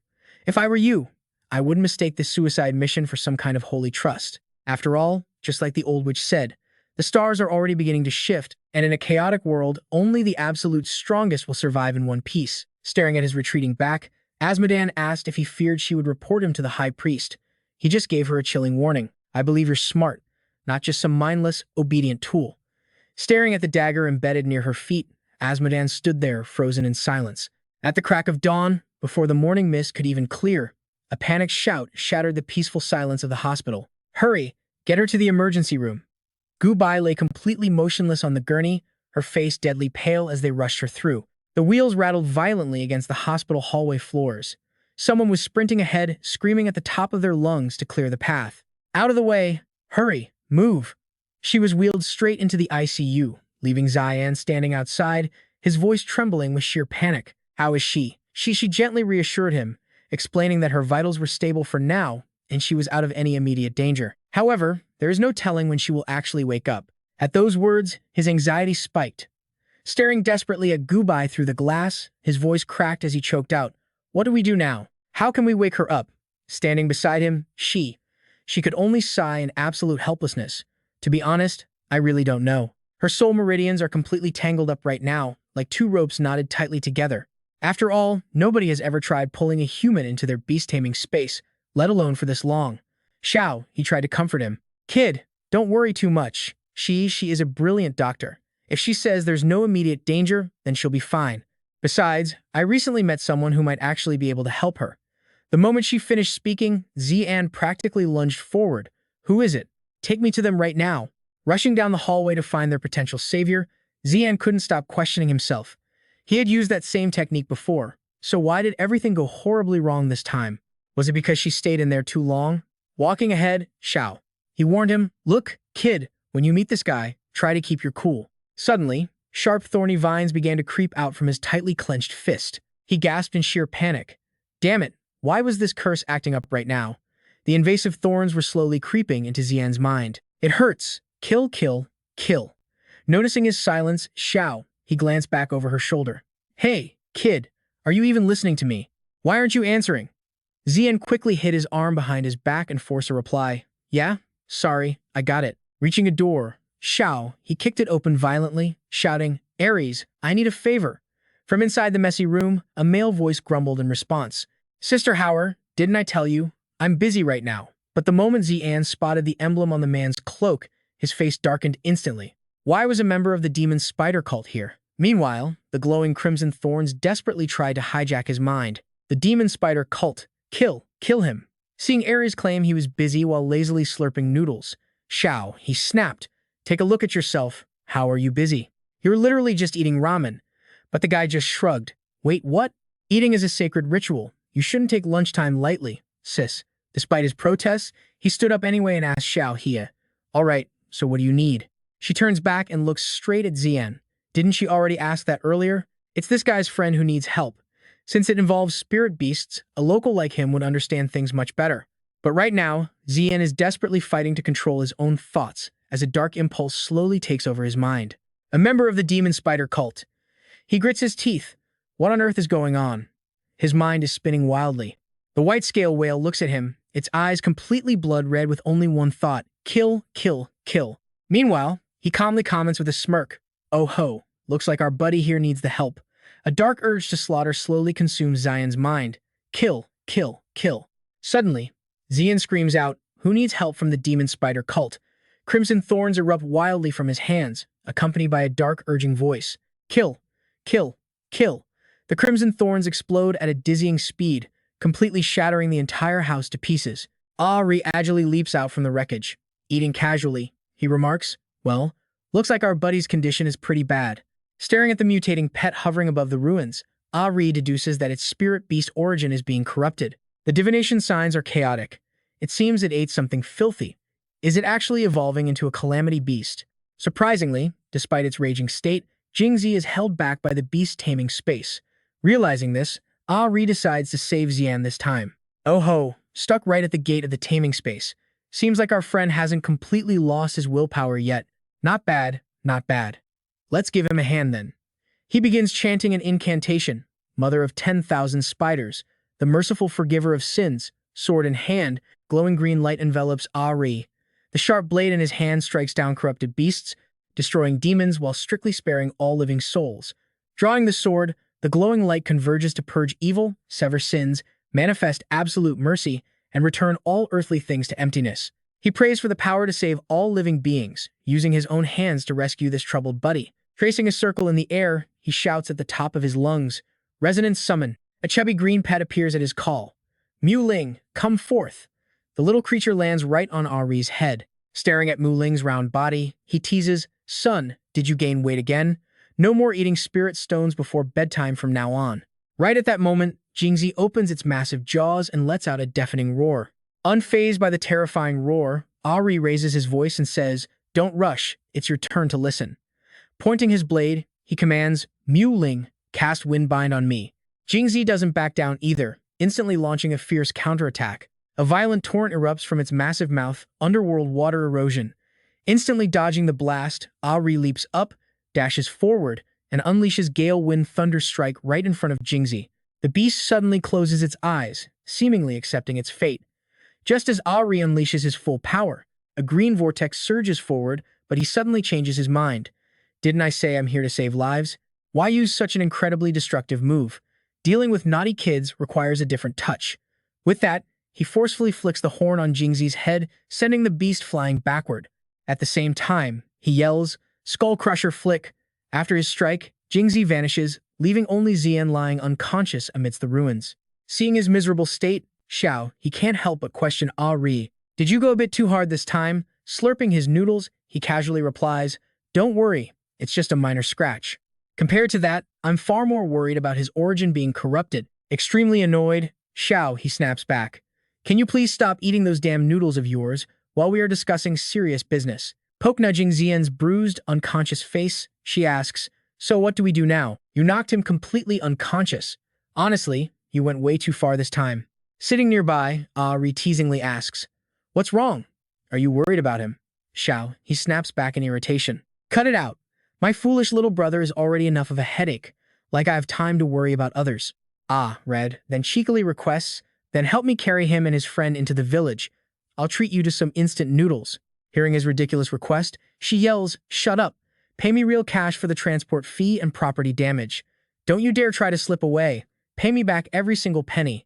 Meanwhile, in another location, a stream of glowing green water flows steadily into a bath. Soaking inside that strange water, Zian slowly opens his eyes. Two unfamiliar faces suddenly appear before him, and the girl inquisitively asks her companion, is he finally awake? The boy leans his face incredibly close and whispers, not yet. Saying so, he shoves his fingers right up Zian's nose to wake him up. Instantly, Zian bolts upright. Looking down at his own body, he gasps, what on earth is happening? What is this bizarre liquid anyway? His analytical eyes quickly deduce. Natural essence, origin unknown, capable of recovering both physical stamina and spiritual energy while providing a certain level of calming effect. Standing right there, the girl scolds Jaws, why would you treat the high priest guest like that? Taking advantage of Zian's confusion, Jaws playfully mocks him. This weird guest with those round pupils looks totally stupid. Watching the two of them whispering, he wondered what they were discussing. Suddenly, Or appeared behind his back, chewing on noodles and asking if he was finally awake. Zian jumped in shock and yelled out that the man belonged to the demon spider sect. Hearing this accusation, the noodle eater immediately shot it down. What demon spider sect? It is the Queen Spider clan. You outsiders love making up ridiculous names. Standing before Are, he demanded to know where they were and where Gubai was. Are mockingly asked if he was sure she wanted to see him. The blushing girl nearby handed Zian some clothes, telling him to dress before catching a cold. He quickly snatched them, blushing as he stammered out his thanks. Once dressed, he turned to Ore, pointing out that his question still had not been answered. He asked who the man really was, but Ore had already vanished. As Zian looked around, a stone struck his head, making him spin around in pure rage. Zian barked out, asking what they were doing. Joss completely ignored his anger, telling the idiot to just follow him. Zian stood there utterly confused, demanding to know what they were talking about since he did not understand a single word. The girl opened a door, softly welcoming their guest. Stepping through, Zian gasped in shock as a massive, mysterious underground city unfolded right before his eyes. The vast caverns were pitch black, which only made the glowing blue patterns on the surrounding ancient ruins look even more spectacular. Realizing they were deep underground, Zian panicked as the girl grabbed his hand and dragged him along, making him ask what they wanted. Pointing forward, she told him that the temple priests were already waiting for his arrival. Although he did not understand her words, Zian followed her gaze. Gesturing toward the distant structure, he asked if she wanted him to go over there. Staring at the massive temple, he asked if that was his destination. Instead of answering, the young girl quietly handed him a strange object. She called the device a 6-star spider. Pointing to her own wrist, she demonstrated how he should wear and secure the mechanical spider onto his arm. Watching her, he asked if she really wanted him to wear it. Zian stared at the spider on his wrist, muttering about how strange it felt. Meanwhile, Joss grew impatient, leaping forward while throwing out another insult. Joss yelled back at Zian to hurry up, calling him a fool. The girl quickly scolded Joss, reminding him to respect their guest. Joss ignored her, shooting out silk threads from his device to swing forward. He zipped across the treacherous terrain like an agile monkey navigating the jungle. Watching Joss swing around, Zian realized what the spider device was for. He finally understood its true purpose.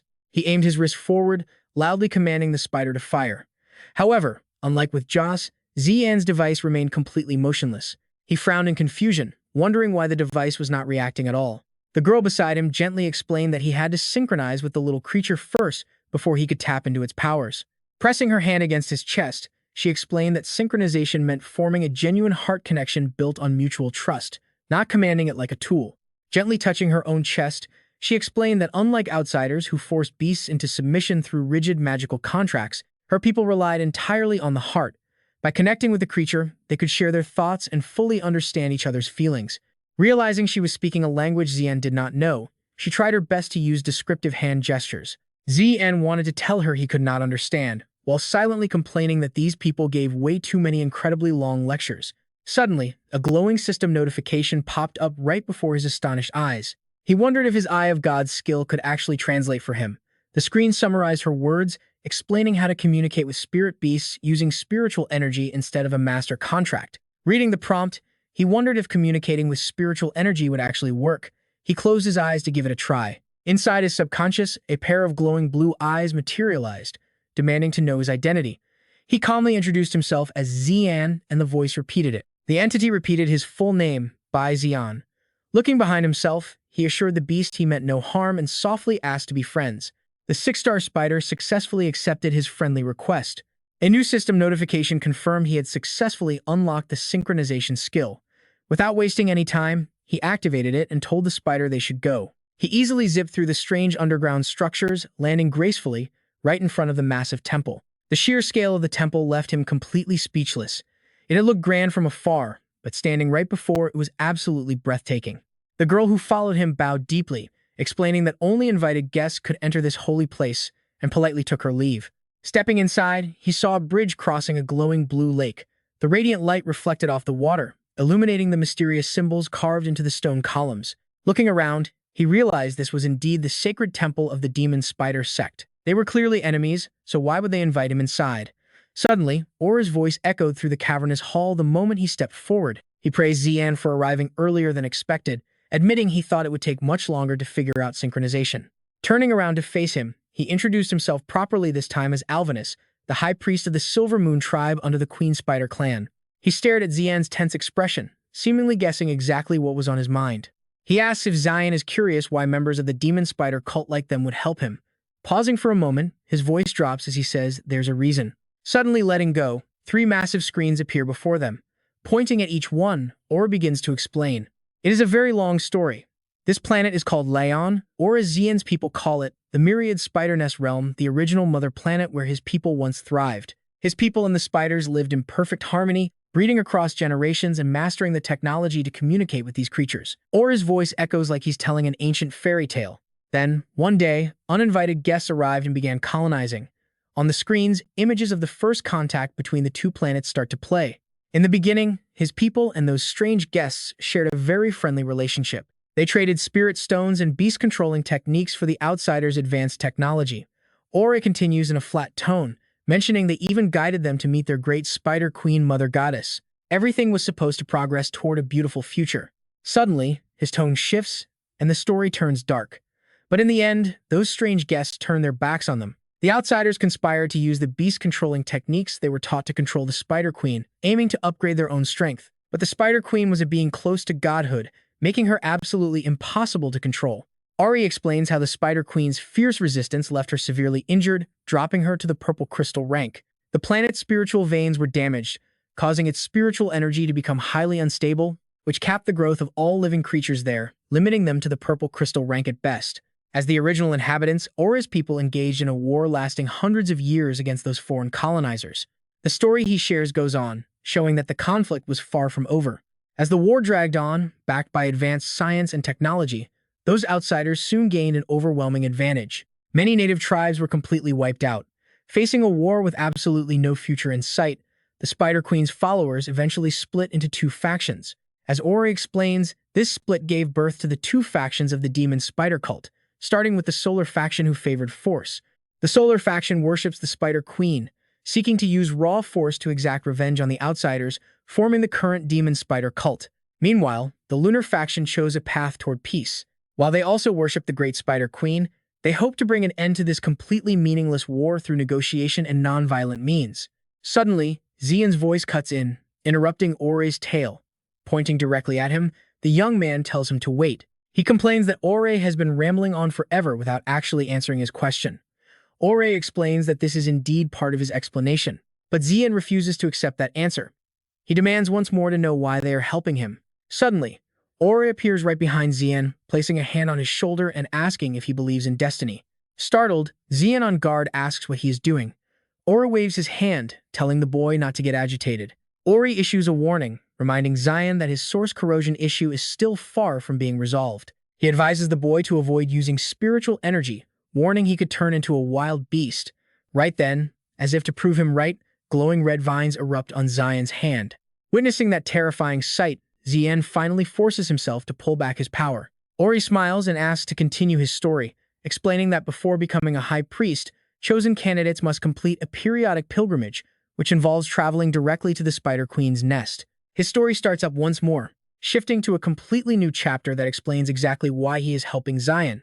When he reached the sacred ground back then, he did not see the Spider Queen, suggesting some unexpected event forced her to leave her nest. Recalling his discovery, Ori explains that near the nest, he stumbled upon a young boy and his beast companion.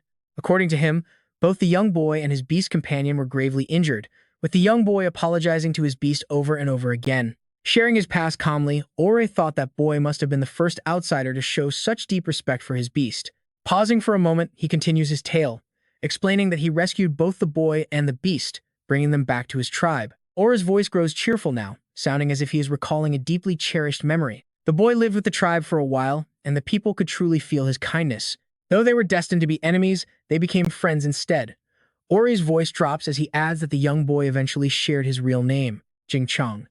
With the story finished, he stands before Zi'an and asks if the boy finally understands why he is helping him. But Zi'an still has doubts, telling him to wait. In a skeptical tone, the young man asks how old Ori actually is if he knew his grandfather during his youth. Looking at Ori, he seems barely 30 years old, making Zi'an wonder if he is being played. Ori calmly drops a shocking truth, asking if Zi'an's grandfather never mentioned that his people age at an incredibly slow rate. I'll take you to meet your teammate now. Just as they step through the gate, he asks, speaking of which, I'm really curious. Seriously, kid, you don't know? The beast taming space is a personal dimension. If anyone else dares to enter, it triggers a massive, violent rejection reaction. Walking deeper inside, he continues explaining the situation. Your teammate is exceptionally gifted. Honestly, if it were anyone else, they would have been completely obliterated on a physical level. She only suffered from chaotic spiritual meridians, which is actually lucky. Arriving at Gubai's treatment area, he turns to Zi'an. The externalized spiritual crystals have been cleared. Her vital signs and meridian frequencies have successfully stabilized. Looking at Gubai lying motionless on a bed of flowers, he continues explaining her condition. However, because the beast taming space severely impacted her mental state, her current situation isn't optimistic. Honestly, she might never wake up again. Zi'an frowns in deep concern. She'll never wake up? The man nods. Though it's not entirely hopeless. He carefully suggests, I do know of one way, but it depends on whether you're willing to try. Zi'an squints suspiciously. What way? He reveals. When Lord Zhou Hao enters his moon-hide form, he secretes a mysterious fluid that can heal every sickness and suffering. Our ancestors once used this divine liquid to forge a sacred relic with the exact same power. He details the search to protect the relic during the fierce war against those invaders who descended from the heavens. The sacred relic was hidden deep inside the tomb of the fallen warriors. If you want the relic, you must venture into the tomb. He warns of the danger, but the tomb is rigged with deadly traps. They say most grave robbers leave either dead or crippled. Zi'an looks quite uneasy. The priest continues. But wait, the traps aren't even the scariest part. Word has it that vicious beasts displaced by the war wandered into the tomb, animating the corpses to form a massive, terrifying zombie army. Zi'an turns completely pale with fright. Smirking, he throws an arm around Zi'an. So, want to give it a shot? Despite his fear, Zi'an is determined to atone. Gubai's condition is my fault. I must take full responsibility for this. I'll go. He smiles inwardly. Not bad. Jing Chong's grandson is actually highly responsible. They head out together as he continues sharing the history. This ancient fortress is extremely old. By our calendar, it has 1,400 years of history, and the tomb itself is over 1,000 years old. His knowledge is vast. Furthermore, because this place is a sacred military cemetery, it has always been heavily guarded. This is both to stop grave robbers and, as you probably guessed, to prevent whatever is inside from escaping. Spying him, the guards quickly clear the path. Grand Priest, you've arrived. He instructs, thank you for your hard work, open the gates. With his permission, Zi'an easily steps into the tomb. He suddenly calls out, Oh, Zi'an. In a mocking tone, he reveals, actually, everything I just told you about this tomb was a lie. Shocked, Zi'an wants to scream, what? You totally set me up, but it's too late. The door slams shut, leaving Zi'an to shout from inside, Hey! What on earth are you trying to do? Surrounded by silence, he begins searching the tomb. Looks like I'm locked in. I should check for another exit. Zi'an approaches an object in the center. Is this the relic? But didn't he say he lied? I'm getting more confused by the second. The moment he lifts it, white smoke erupts from the base. Shoot, I forgot to scan it with the Eye of God first. A sudden explosion engulfs Zi'an, blinding him with smoke. Coughing, he tries to look up and see what's happening. What is this? Instead of ancient ruins, modern light bulbs and a polished stone floor appear before Zi'an. Is this? He gasps in shock. Did I actually transmigrate back? Still, Zi'an calmly walks over to a body slumped against the wall. This guy was an enemy soldier from back then. I must have shot and killed him, right? He quickly retraces his old steps. Yes, I remember. I ran over here, and then I headed up the stairs. His memories grow incredibly vivid. Encountering the enemy again, he remembers everything. The mission back then was to eliminate the enemy commander. He was the sole survivor of his squad. Standing before a bullet-riddled wall, he finds the room he last entered. Zi'an begins to question what he's actually trying to do here.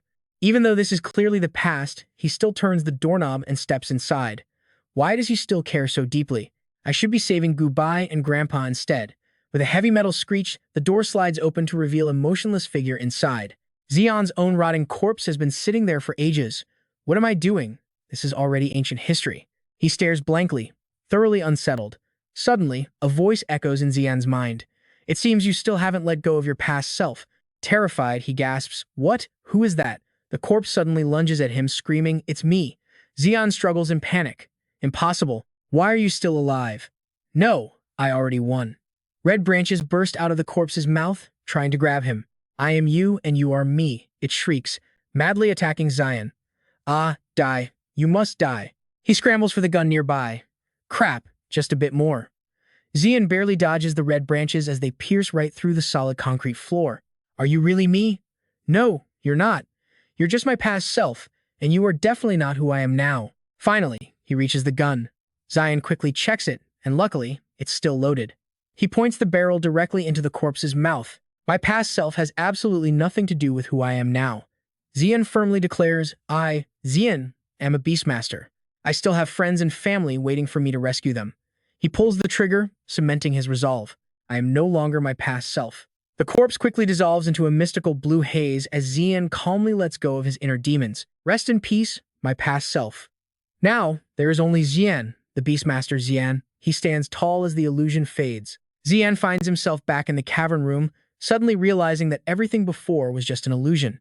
Looking at the item in his hand, he feels relieved, thinking, "Whatever, at least I got the divine artifact."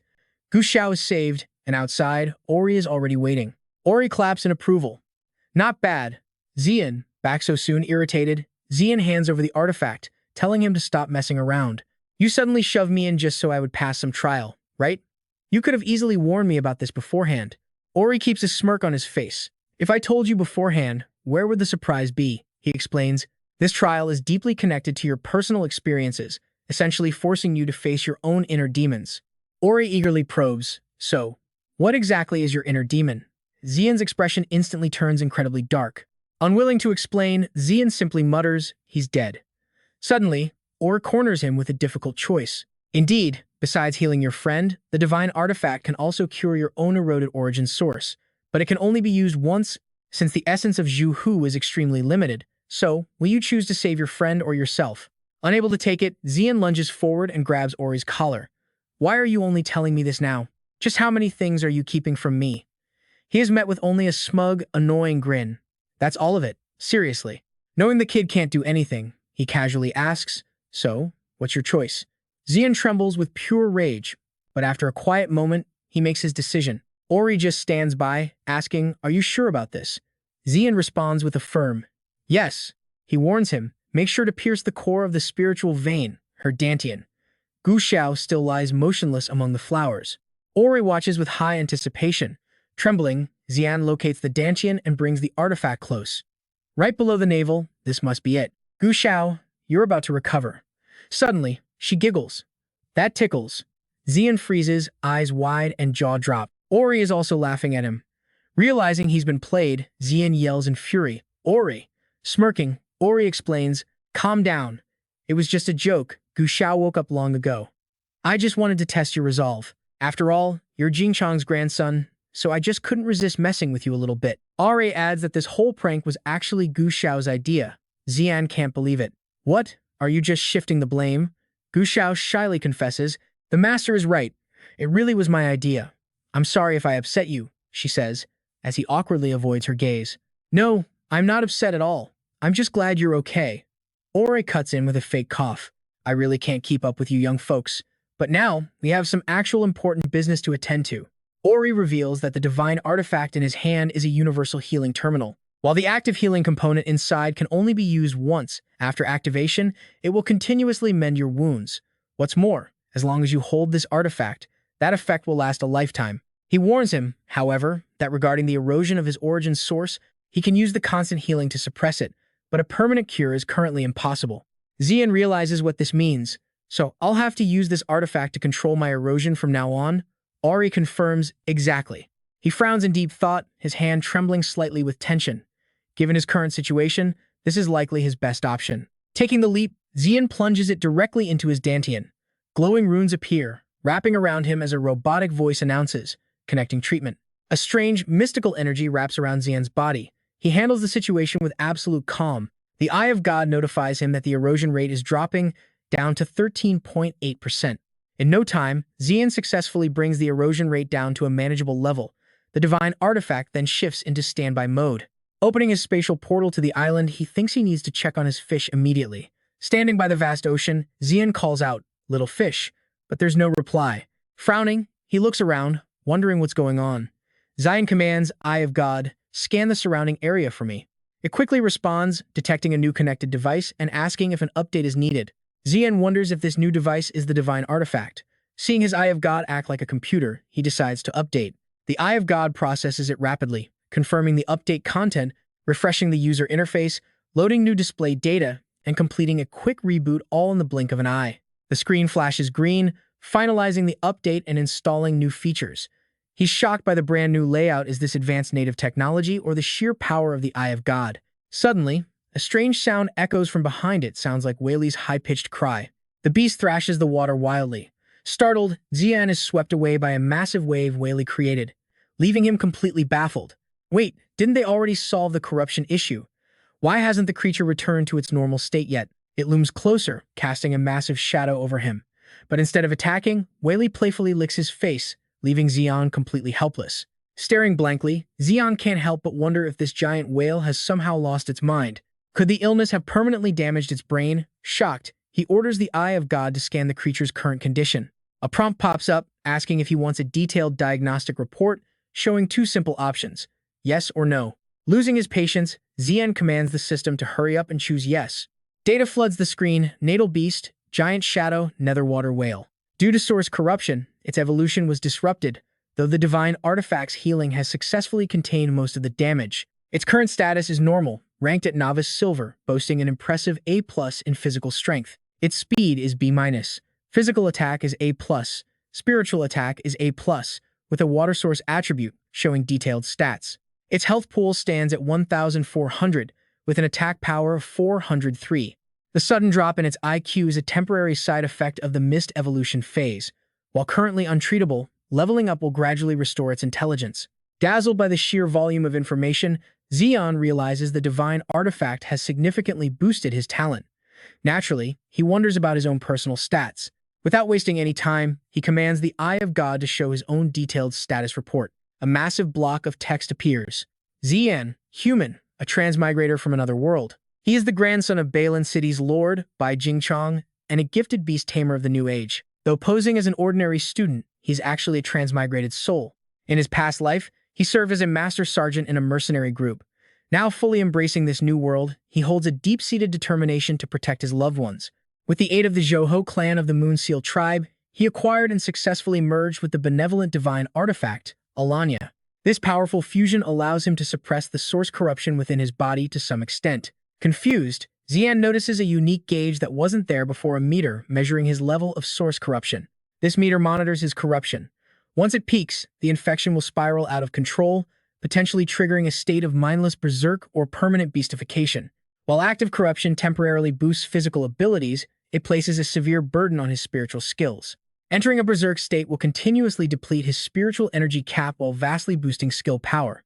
Beastification, however, is a point of no return. Fortunately, the divine artifact can regulate the corruption rate.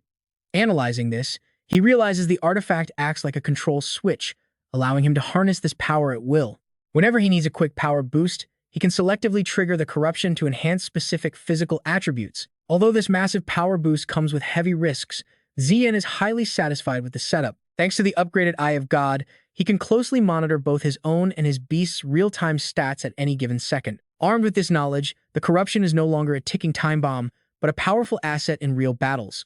As Whaley continues to lick him, he realizes he didn't just survive this ordeal, but unlocked incredible tactical advantages. However, his main goal of leaving Balin's city remains unfulfilled, and any clues regarding the spirit-condensing heavenly water are still completely non-existent. To make matters worse, his pet whale seems to have lost its sharp mind, giving him one massive headache. Elsewhere, Asmodee systematically conducts an autopsy, recording experiment log 1239 after finishing the dissection of the sixth priest, Arthur Alucard. A bizarre discovery is made around the heart, which appears to be completely encased in a crystal resembling a spiritual stone. Theorizing on this bizarre physical state, he suspects an external blast of immense spiritual energy caused the victim's internal energy to implode. Judging by the severe trauma on the corpse, the attacker must have been at the gold tier, vastly outclassing Arthur's own capabilities.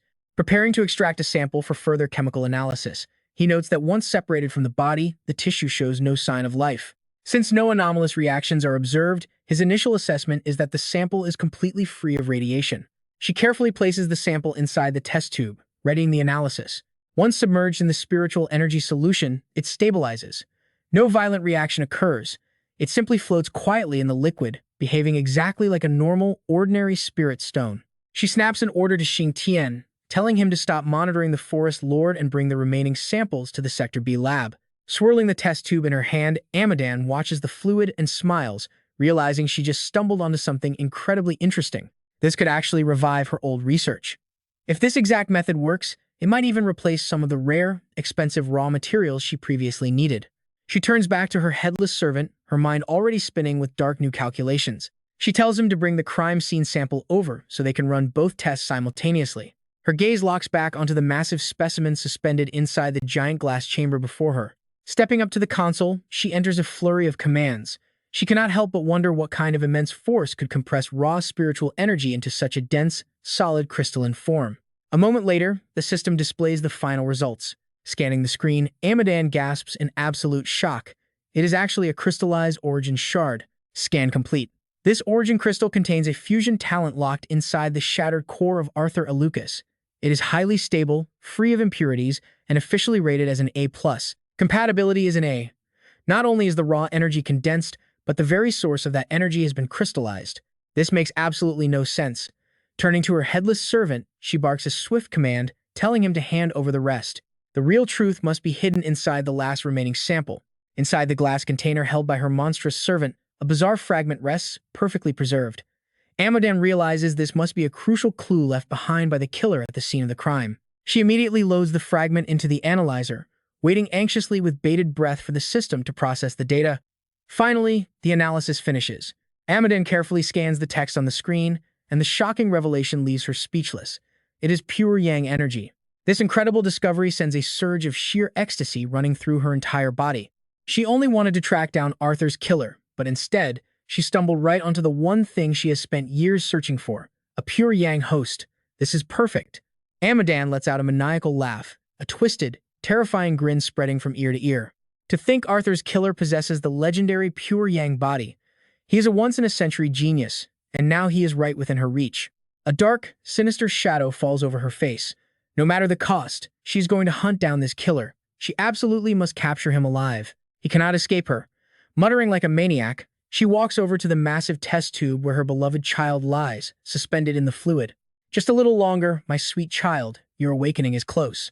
Whipping around, she commands her mindless servant to expand the search immediately. Xing Tian, move now. Find me those clues.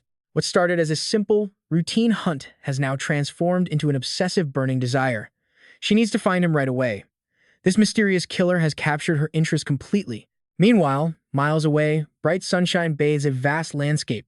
High above, fluffy white clouds drift lazily across the sky, painting a deceptively peaceful picture of the world. Xiao, he stands waiting in the heat, leaning lazily against her parked car. Wiping her brow, she grumbles about the scorching heat and wonders what is taking them so long. Just then, footsteps echo nearby. Lowering her sunglasses, she spots them. Sure enough, In the distance, Zi'an and Ore are bickering back and forth, arguing loudly along the road. Zi'an demands to know why he is tagging along, but Ari tells him not to be paranoid, claiming he is just heading to Giant Wood City anyway. When Zi'an scoffs at the excuse, Ori objects, reminding him that as an old friend of his grandfather, he has absolutely no reason to act shady. Neither side is willing to back down, leaving poor Gubai to watch them with a heavy, exhausted sigh. Zi'an points out that the man has been suspicious since day one.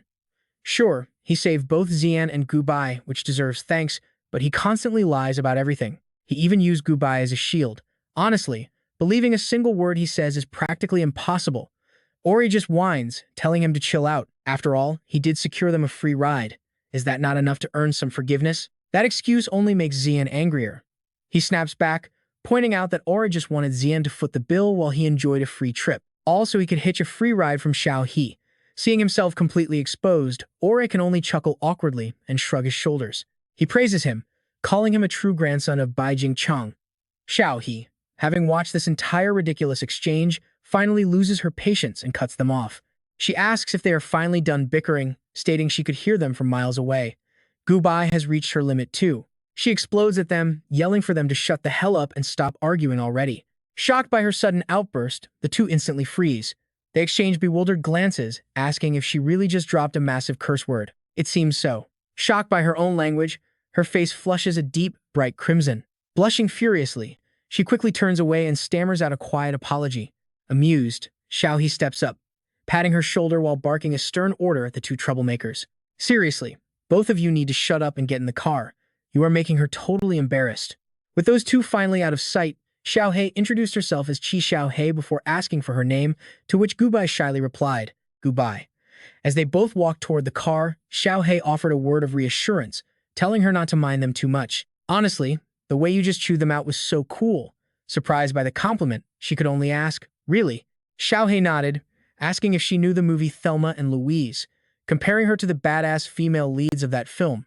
Once everyone finally settled inside the vehicle, Xiao He took the wheel and raised a curious question. Before we hit the road, I have to ask, why on earth are you heading to Giant Tree City right now? Alex immediately piped up, pointing out that Zi'an wanted to find something, which set off a furious Zi'an, who yelled at him to stop cutting him off. As they drove toward Giant Tree City, Zi'an began explaining his reasons, filling everyone in on the details of his journey. He explained that after some crazy incidents, his spirit beast actually evolved to silver rank, a total blessing in disguise. However, his second beast was still stuck, so he needed to find specific breakthrough materials in Giant Tree City. More importantly, he also had to secure a highly rare treasure there to help his grandfather, a thought that made him sink into deep reflection. Hearing Zi'an's goal, Xiao He couldn't help but issue a warning. Looking for treasure? If that's the case, heading there right now is probably the worst timing possible. For starters, Giant Tree City is controlled by numerous dangerous factions, she explained, as the city slowly loomed in the distance. Normally, these rival gangs manage to maintain a tense balance of power. It looks peaceful on the surface, but things have taken a dark turn lately, she continued, sharing rumors of a strange figure lurking around. Word is, some absolute freak has been on a brutal killing spree all over the area. The victims are either torn to pieces or partially eaten, leading to wild rumors of zombies or vampires on the loose. But the local gangs don't buy into monster stories, believing it's just a cover for someone trying to seize their territory. As a result, heavily armed mercenaries are now patrolling literally every single corner of the city. Hearing this, Gubai started to tremble, whispering the words zombies and vampires, which prompted Zi'an to quickly try and comfort her. He told her not to worry since they were just rumors, completely unaware that she was actually trembling with pure, unadulterated excitement. Looking up with wild eyes, she declared that she wasn't scared at all, but rather desperate to reach the city immediately. Her bizarre enthusiasm left him absolutely speechless, and a shiver of fear ran down his spine. He wondered if some bizarre switch inside Gubai had just been flipped, and before they knew it, they had arrived. Xiao He announced their arrival, and as Zi'an stepped out of the car and looked around, he was completely blown away. Standing right before them was a colossal, ancient tree. Its massive canopy literally blotted out the sky, prompting Gubai to gasp out the city's name while Alex cheered beside her, ready to go. All right, time to hunt down those breakthrough materials. Annoyed by his fake excitement, Zi'an snapped back, telling him to stop acting so enthusiastic all of a sudden. Xiao He watched them from behind, sighing as she told them to hold the drama and pay her first. The sudden demand instantly froze them both, and when Alex stared pointedly at him for the cash, Zi'an glared right back and snapped. Admitting defeat, Zi'an finally whipped out his card to pay the fare, cursing under his breath that Alex had somehow scored another free ride. Once the payment cleared, Xiaohei stood there to give them one final piece of advice before departing. Right across the street is the Blood Shadow Tavern, the absolute best place to gather local intel. She explained she wouldn't be joining them, as she had a mission to investigate the zombie case, telling them to call her later. Zion turned to suggest that he and Gubai head inside together, but seeing her desperate, zombie-starved expression, a wild new plan suddenly struck his mind. Hey, Gubai, I think I can help you out. With that, he began flailing his arms to signal Xiaohei, though his chaotic hand gestures only left the driver completely baffled about what he wanted. She wondered what those weird signs meant, but after a moment, she finally caught on, letting out a knowing chuckle as she understood. Playing right along, she mentioned she suddenly realized her younger brother was supposed to assist her today, but the lazy kid was fast asleep at home. Seizing the opportunity, Zion immediately jumped in. He suggested that while he wasn't great at investigations, Gubai was a total natural at this stuff, so she should definitely go instead. He asked Gubai if she was up for it, and she enthusiastically agreed to take on the mission. With Xiaohei and Gubai both gone, only the two of them remain. Hao speaks up, saying that with just the two of them left, it is finally boys' night. Seeing how hyped he is, Zi'an can only sigh in sheer helplessness. Seriously, how old is he to still call himself a boy? As they walk toward a nearby bar, Hao just keeps rambling on right behind him. What do you mean? He should be called a mature boy instead. Zi'an asks in annoyance if he really has to tag along. Hao casually replies, asking how he could possibly let a minor go into a bar all by himself. He continues talking without a break, claiming he knows the area like the back of his hand. Zi'an scoffs, asking if he's just broke and needs drink money. Hearing this, Hao quickly defends himself while pointing toward the girl standing at the bar. No way, he says. His relationship with the receptionist is amazing, and besides, all the best intel in this place comes straight from her. With that, he sits down to say hello, shouting out to Xiao Nuan that it has been a while. He asks for any recommendations today. Hearing the familiar voice call her name, she spins around and demands to know how Hao dares show his face. Seeing Hao here, she immediately turns to her coworker and tells Sister Shuyan to settle all of his outstanding debts right now. Who is it? Oh, Hao. Sister Shuyan says she is on it, leaving him completely speechless. Panicking, Hao begs her to wait and quickly changes the subject to distract her. He claims he only came today to bring a brand new business order for his beloved Xiao Nuan. Shifting his gaze over to Zi'an, Hao begins explaining the young man's situation to her. Hearing this, Xiao Nuan quickly rejects him, telling him to go find Brother Chiu if that is the case. Zi'an can only think to himself that if his divine eye did not have such a limited range, he would never waste his time here. Suddenly, her phone rings with an incoming message. She sighs in pure annoyance, complaining about it happening yet again. Hao leans in curiously to look, asking who it is and if he knows them, while she unlocks her phone to answer. It is just some guy she met online yesterday, Xiao Nuan explains briefly to him. He is probably some rich kid from a weird club, but he is incredibly arrogant. She shoves her screen in his face to show him. Fu Beixing works hard on his abs, demanding absolute loyalty. What is even the point of this lifestyle? Total psycho. The young girl sighs, explaining that ever since they added each other, he has been spamming weird videos and direct messages non-stop. Suddenly, a loud shout from across the room grabs everyone's attention. Hey kid! A half-naked guy wearing a bizarre eye patch suddenly shows up, grinning wildly and asking if she is happy to see him. He claims he went through so much trouble to track down this place. Approaching Xiao Nuan with bizarre poses, he loudly demands an answer. Have you decided yet? Jin Hangtai lifts her chin, laughing maniacally as he tells her to let him become her absolute master. Ha ha ha! Become my slave, and I will make you beep beep beep. Witnessing this hideous display, Zi'an cannot help but curse inwardly. Every single rich guy he has ever met is either a complete idiot or a total creep. Is there not a single normal rich guy out there? Unable to take it anymore, he stands up to teach the creep a lesson and help her out. Hao quickly stops him, warning him to hold his horses because they are currently in Giant Wood City. He goes on to explain to Zi'an that the people here are nothing like those back in White Scale City. Meanwhile, Xiao Nuan stares him down without a shred of fear, exposing his personal life. Jin Hangtai is not just a beast tamer, but also the young master of the Jin Corporation, a major conglomerate in Giant Wood City. At 19 years old, he absolutely despises his stepmother. He has major sadistic tendencies and is extremely arrogant. Lately, he has been dating non-stop, hooking up with 49 gold diggers online in just a single month. Hearing her spill his secrets, he freezes completely speechless. Xiao Nuan completely ignores his reaction, asking if he really thinks every girl who sees his abs and money will willingly become his slave. Her eyes flash with intensity as she firmly tells him that he has made a massive mistake. In Giant Wood City, wealthy elites do not run everything. Before he can even react, Xiao Nuan lunges forward and jabs a syringe straight into his body. Without a shred of mercy, she injects. The sudden impact instantly freezes his entire body, as mysterious black crystals begin manifesting all over him out of nowhere. Hang Tai screams in absolute agony, crying out, "What did you inject into me?" Before finishing, he suddenly falls flat on his back. Xiao Nuan calmly explains, "This is merely an anti-spiritual energy drug. To ordinary people like us, this is just harmless salt water. But to beast tamers like you, it is nothing short of deadly pufferfish poison. Now that your spiritual veins are half destroyed, you probably will not even be able to stand up on your own anymore." Watching the entire scene unfold alongside Zi'an, Ahao steps up and remarks, "Xiao Nuan is infamous for hating beastmasters. Her nickname is the Spiritual Vein Killer." Hearing that, Zi'an glances up and asks, "So, does she know you're a beast tamer?" Ori confidently replies, "Of course she does. She is an intelligence broker I fully trust. The only reason she didn't attack is because I am very special." But suddenly, an unexpected visitor cuts their little chat short. "Let's see who's here." A strange man steps in and calls out, "Long time no see, Ore. I thought you'd never show your face in Jumu City again." His voice drops, dripping with sarcasm. "Especially after you pissed off the Jumu City Lord." This mysterious newcomer? None other than Zhen Tian himself. Known as the All-Knowing Eye, he is a master informant with zero magic talent. He immediately teases Or. "So what kind of trouble are you causing today?" Ori laughs, stepping forward to give him a big hug. "Well, if it isn't, Brother Zhen. Come on, don't say that. I came to the Blood Shadow Bar for info. I wouldn't dream of causing trouble on your turf." Zhen Tian's face remains totally blank. "Really? Because I don't think you need info at all."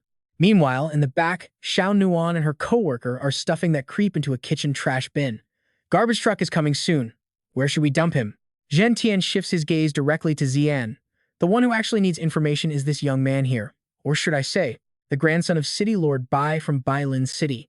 He rattles off Zi'an's entire profile, leaving the kid completely stunned. A prodigy capable of leveling the entire Qingxiao forest. Your true power goes way beyond your current silver rank, and you're a beast tamer with insane, god-tier talent. Zi'an is speechless. He knows everything. Zhen Tian casually smiles. "After all, I run this Blood Shadow Bar. In other words, I control the main hub of the entire Zhuzhou Federation's massive intelligence network." With that out of the way, he politely invites them to sit. "All right, we've had our little introduction. You're our VIP. Let's sit and talk business." The three of them take their seats, and Zhen Tian gets straight to the point.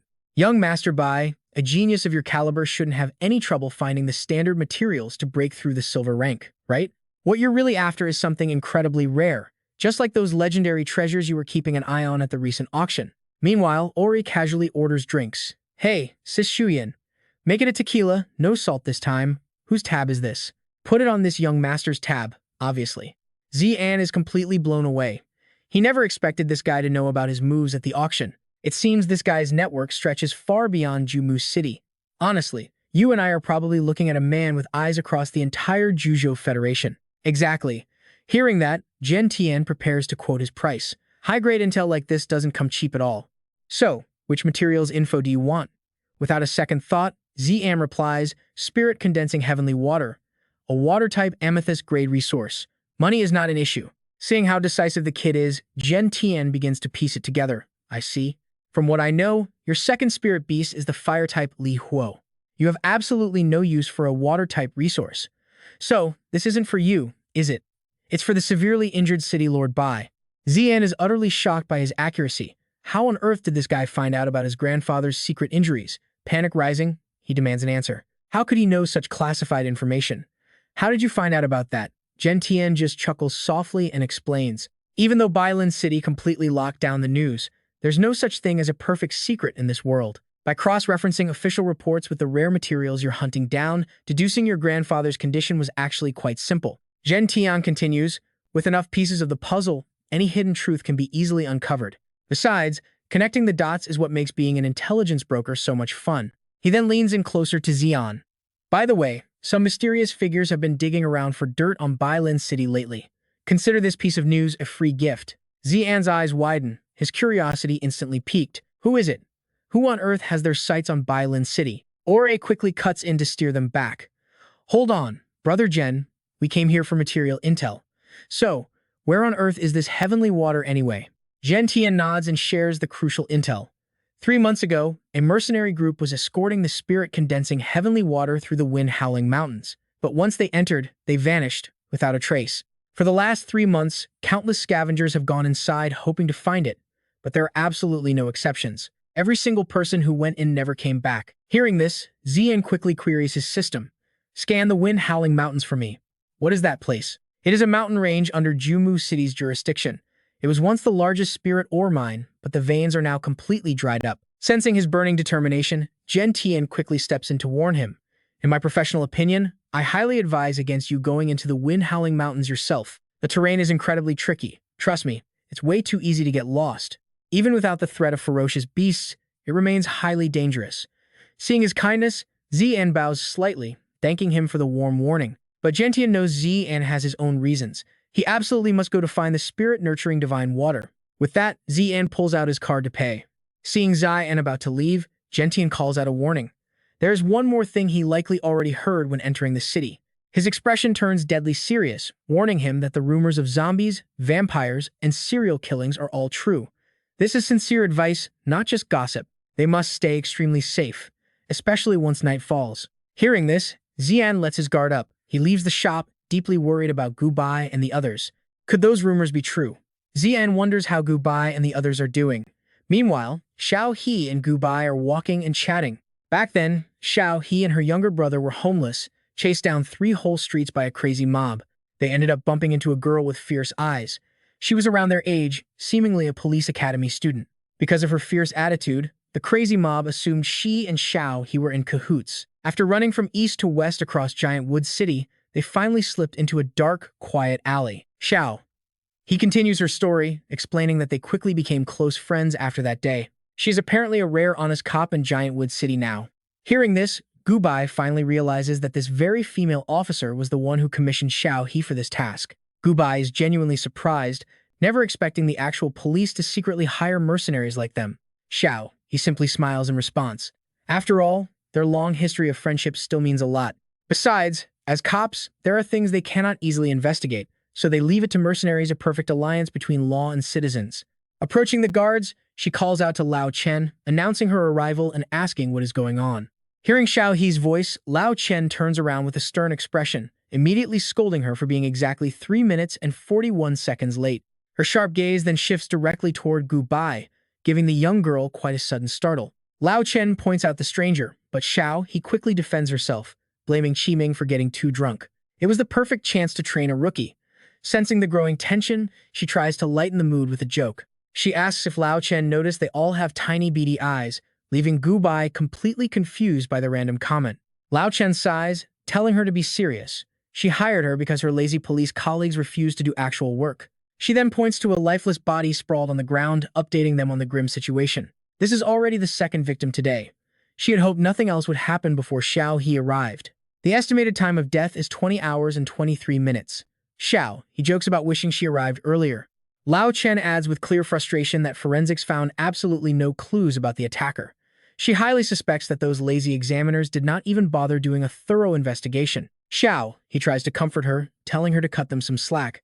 After all, she is the only passionate female cop in this entire city while the others are cowards. There is no point in arguing with them. Lao Chen snaps some photos of the body before turning back to Xiao He.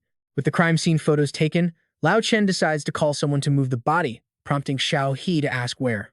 Meanwhile, Bai has been completely silent. She steps closer to examine the corpse, suddenly speaking up to stop them. After pulling out a small pair of tweezers from her pocket, Bai politely apologizes to Lao Chen before reaching down to collect a crucial sample from the corpse. She is deeply shocked by what she finds, realizing that the object is actually a human tooth. Hearing this, Lao Chen asks if she is absolutely sure about that. Bai responds with total confidence, leaving no room for doubt. She lifts the tooth, revealing its bizarre shape, covered in tiny cracks and glowing with a strange, eerie blue light. It is severely damaged and decayed, looking absolutely nothing like a tooth belonging to a living human being. There are traces of spiritual energy on it, a classic symptom seen only in those who constantly use spiritual energy devices. After examining the sample closely, Bai concludes that the deceased victim was not the one doing the attacking. It seems the terrifying rumors are indeed true. The real culprit behind this is actually a living corpse. The culprit has a pale, dry face of pure skin and bones with broken teeth. Furthermore, He is constantly connected to his spiritual energy device, much like the famous Frankenstein. Meanwhile, Zi'an and R are currently on their way to retrieve the item. Zi'an casts a suspicious glance at his guide, asking if this is really the fastest route, or nervously stutters in response. He admits he might have gotten lost. Meanwhile, a strange and sinister shadow slowly begins to creep up behind them. He stood there in the shadows, staring right at their backs. Sensing the sudden threat, Ari quickly alerts Zi'an. "Hey, look behind you." Realizing he has been spotted, the enemy strikes immediately. A withered arm shoots upward. Recognizing the threat, Ari screams. It is a corpse spirit. They are ambushed from behind by another, and yet another lurks nearby. Both of those beasts lunged forward simultaneously, trapping them in a corner. Without hesitation, the corpse spirit swings its sword at Ari. Fortunately, he swiftly blocks the heavy strike. He shouts to his ally. These corpse spirits are monsters engineered by the lunatics of the Riao sect, blending their dark arts with high-tech gear from outworlders like you. The other beast leaps straight at Zi'an, but its movements are far too sluggish, allowing him to easily dodge. Confused, Zi'an yells back, "What kind of nonsense are you talking about?" Meanwhile, Ari swings his sword, decapitating a monster, to halt its incoming attack. While fighting, he continues to explain the grim reality. They use spirit stones or release spiritual energy to override biological signals, basically bringing the dead back to life. Ri stays fully alert, immediately dropping into a defensive stance, and barks out, "You need to get out of here right now. Your current power is not enough to handle these guys." Hearing this, Zi'an scowls. "What? Are you seriously looking down on me? I was already slaying monsters back when I was just a bronze rank." Refusing to argue, Ari looks over at the decapitated corpse spirit, which is already reattaching its severed head as if nothing happened. Even if you chop their heads off, they can reattach them. In the end, you cannot kill something that has already died. Shocked by the grotesque sight, Zi'an exclaims that regeneration power is way too broken. Ari turns to him, explaining the hard truth while urging him to run. "Your power is incredible, sure, but with your current level of skill, destroying them here would end up wiping out the whole city. Instead of wasting your energy, go find reinforcements. Besides, you really shouldn't look down on diamond rank power." Zi'an finally gives in, turning to find help. "Fine, I will go find Bai and the others. Meet me at the usual spot if you make it out." Left alone with the two corpse spirits, Ari keeps his gaze locked on the monsters without blinking. He mutters to himself, "Solaris, is this how your demon spider cult treats the dead?" With that, Ari unleashes his power. Blue electricity crackles around his body, his eyes sharpening as he prepares to fight. Guess it is time to get serious. As for Zi'an, he finally breaks out of the alley and rushes to find help, only for another corpse spirit to block his path. Its horrifying appearance is completely different from the others, leaving Zi'an stunned. What is this? Another corpse spirit? Suddenly, the monster opens a creepy third eye on its forehead, activating its system to initiate a target scan. Confused by the bizarre technology, Zi'an can only wonder, what on earth is happening? The creature's eye locks onto Zi'an, identifying him as the target, and prepares to initiate capture mode. As soon as the system finishes, the flesh of its jaws splits open like dried, withered petals in a truly horrifying display. Capture protocol completed, initiating sonic wave device. The attack triggers immediately, blasting a devastating sonic wave right at Zi'an, forcing him to block his ears. He tries to resist, but it is completely futile. The attack is too overwhelming, leaving him to groan. Another sonic attack? This is way more intense than the one from Little Phoenix. Seeing that Zi'an is somehow still standing, the corpse spirit cranks up the frequency, causing him to collapse to his knees, clutching his head in agony. Zi'an grits his teeth, desperately struggling to stay conscious, but the ringing in his ears grows so loud it becomes impossible. "Damn it, I am losing consciousness." Finally, he is forced to submit as his eyes slowly close, his consciousness fading away. Right before slipping into the darkness, Zi'an catches a fleeting glimpse of a girl standing before him. Time flows silently by, the sun dipping below the distant mountains as a cold moonlight blankets the quiet land. Old Chen was driving with Xiaohe and Bai.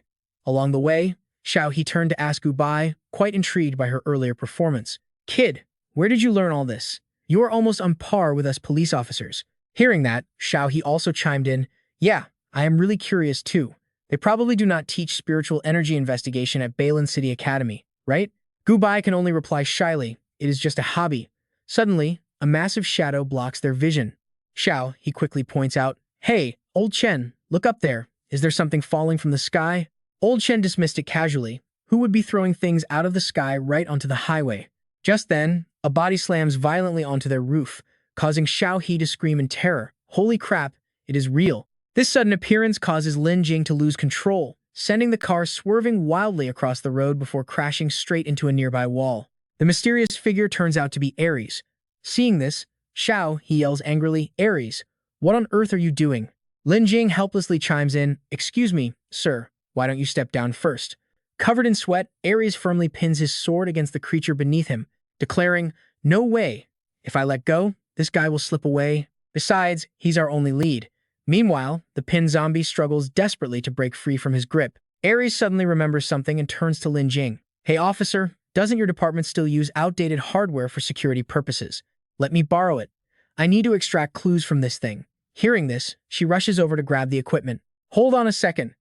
Hooking a cable around its neck, she analyzes the tech, amazed by the creator's clever use of legacy connectors. Turning to Ares, Lin Jing asks, "So, what exactly are you looking for?" He replies, "I want to extract data directly from its memory to find their lair."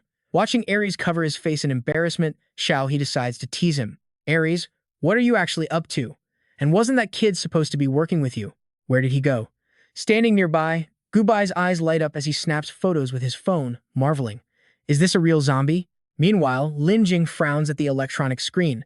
The location is, wait, this is the Fengxiao mountain range. That place is completely deserted now. What on earth is going on? Ares finally snaps out of his daze and remembers. Xuan has been taken by them. His words send a shockwave through the room. What? Elsewhere, an unconscious Xuan hangs from a wall, his hands securely locked. Suddenly, the phone in his pocket vibrates, jolting him awake. Dazed Xu, and tries to make sense of his situation. What happened? Where am I? That phone call must be from Gubai. The cuffs binding him are anti-spiritual energy cuffs, completely immune to spiritual power. Xuan tries moving his hands. Damn it, of all times for this to happen. Once he identifies their properties, a clever idea strikes him. Wait, if spiritual power won't work, I'll just have to break them with pure physical strength. Xuan triggers his God Eye system, asking it to lift the restriction on his corroded source, only to receive a warning that the process is highly dangerous. But he brushes it off. Stop wasting time, just do it. Instantly, a surge of power courses through Xuan, successfully boosting his strength as the restriction lifts. Summoning all his might, he rips the handcuffs apart.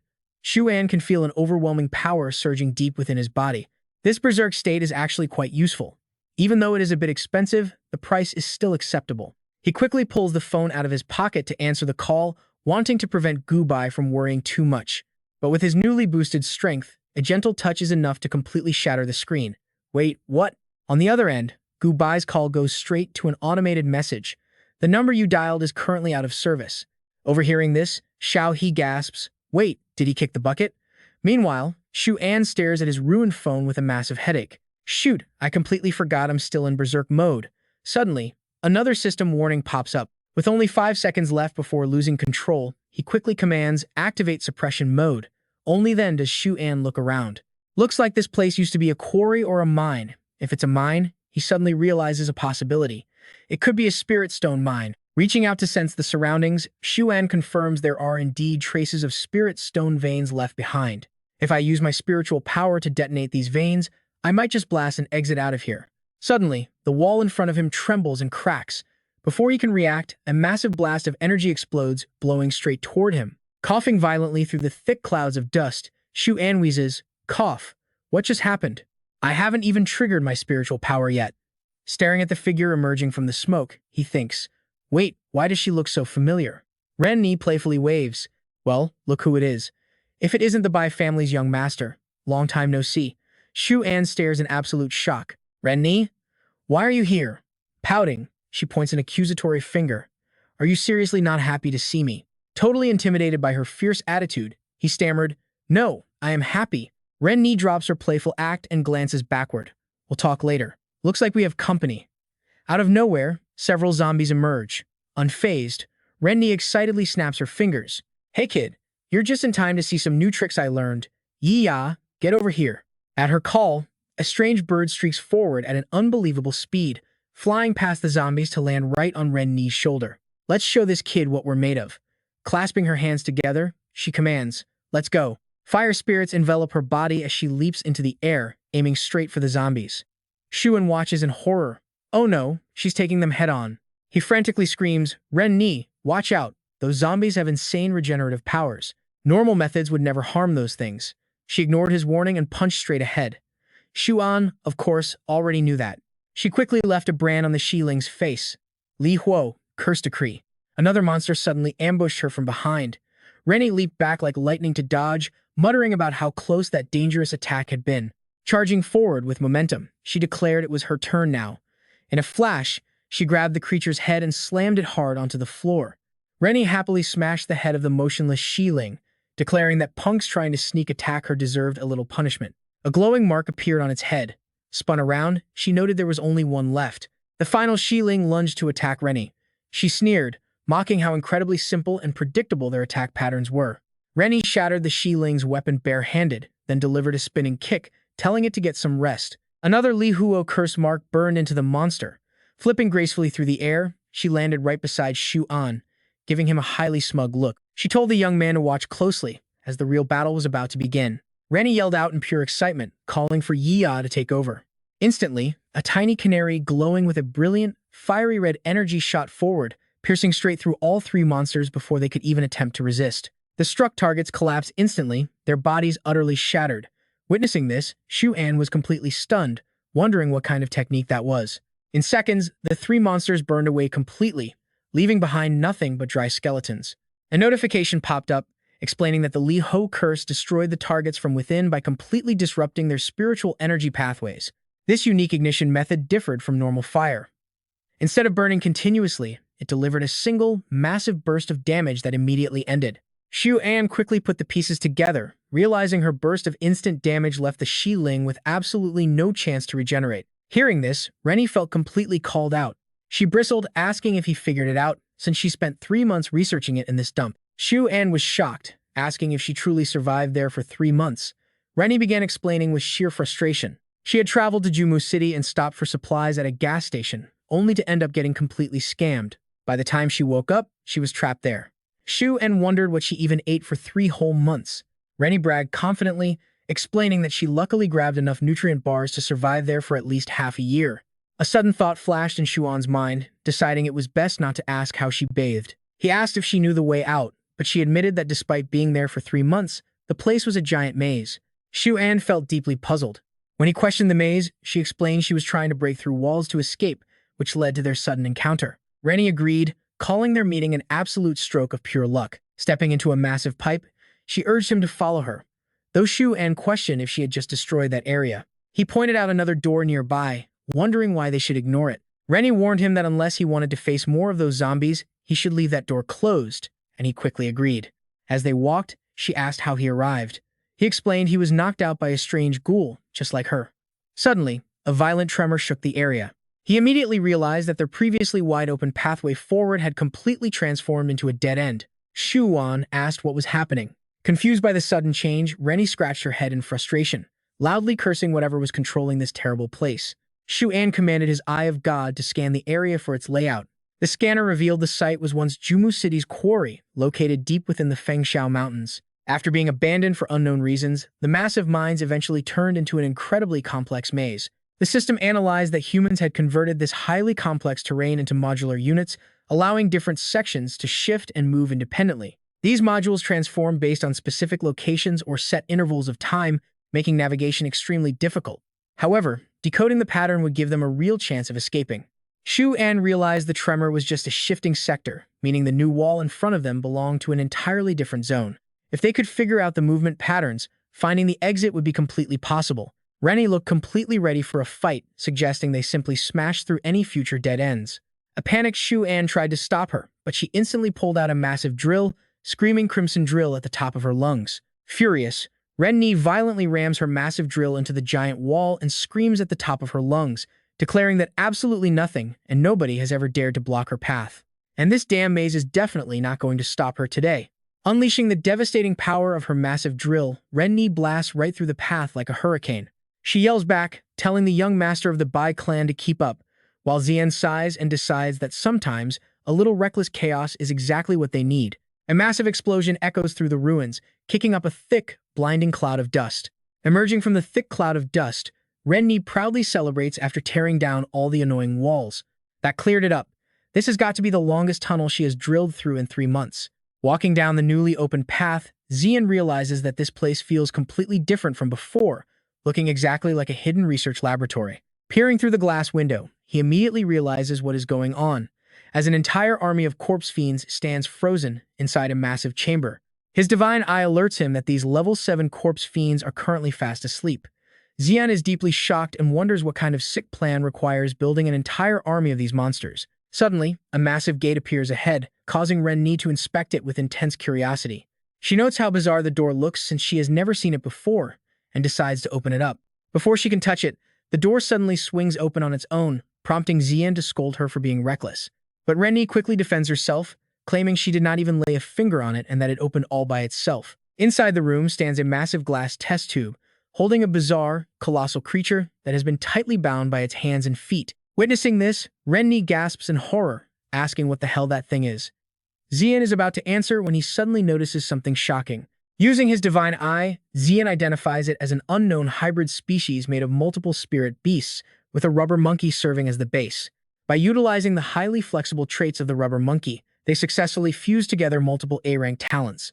We are looking at A-rank Formless Mutation, A-rank Gale Carbonization, A-rank Swamp Wisdom, and even the terrifying A-rank Tyrant's Wrath. Due to its unique makeup, it can even absorb the spirit cores of other beasts to acquire brand new talents. Zi'an is utterly stunned to realize it has 5 talents, and it can potentially absorb even more. This thing is a complete monster. What kind of horrible experiments did this beast endure? Suddenly, a strange sound echoes nearby, making both of them realize someone is close. Just then, Asmodan appears with a creepy expression and a chilling voice that sends a cold shiver down their spines. She creepily welcomes the two of them as her raw materials, stating that finding this chamber proves they have successfully passed the survival test of her deadly maze. Now she must test them both to determine which one possesses the pure yang body she desperately needs. Ren-Ni gets goosebumps from the creepy display, pointing out how terrifying it is that the woman speaks without even moving her mouth. Zi'an remains focused on the real issue, questioning what she actually means by a pure yang body. Asmodan declares that regardless of who has the pure yang body, they will both end up as parts of her precious child. She decides to let her creation play with them. At that exact moment, massive cracks spread across the glass tube as the bound corpse fiend is finally released from its restraints. A massive explosion erupts right in front of their stunned faces, and the deadly corpse fiend immediately charges out, raising its razor-sharp claws to attack. Zi'an is shocked by the monster's incredible speed, but luckily, he manages to raise his shield just in time to block the incoming claws. Seizing the opportunity, Zi'an immediately summons his beast, calling out for Jingzi. Jingzi appears instantly and charges headfirst into the battle, aiming a massive ram directly at the corpse fiend. But the agile corpse fiend manages to dodge the attack easily. Zi'an is amazed by its reflexes, but then he notices that something about its movements seems incredibly strange. The monster writhes in agony, clutching its head as waves of powerful energy crackle all over its body. Zi'an can tell it is suffering immensely, but realizes he cannot afford to worry about that right now. Without hesitation, he orders Jingzi to crush the beast with its powerful tidal wave. Jingzi strikes like a violent cyclone, slamming directly into the dazed corpse fiend with a massive impact that shakes the entire room, before immediately returning to Zi'an's side. Zi'an wonders if it is finally over, but as the thick smoke clears, the corpse fiend emerges in a completely mutated form. Zi'an is utterly shocked to see a defensive barrier, his eyes widening as he realizes this must be the power of formless mutation. To think it could actually transform its own body into a shield to block attacks. That talent is absolutely insane. After easily blocking Jingzi's powerful blow, the corpse fiend slowly retracts its protective body shield. The thick muscles in its massive arms squirm violently like hundreds of crawling insects, quickly compressing and reshaping themselves into rock-solid blocks of pure power. Without a moment's hesitation, the corpse fiend throws a devastating punch straight at Zi'an's face.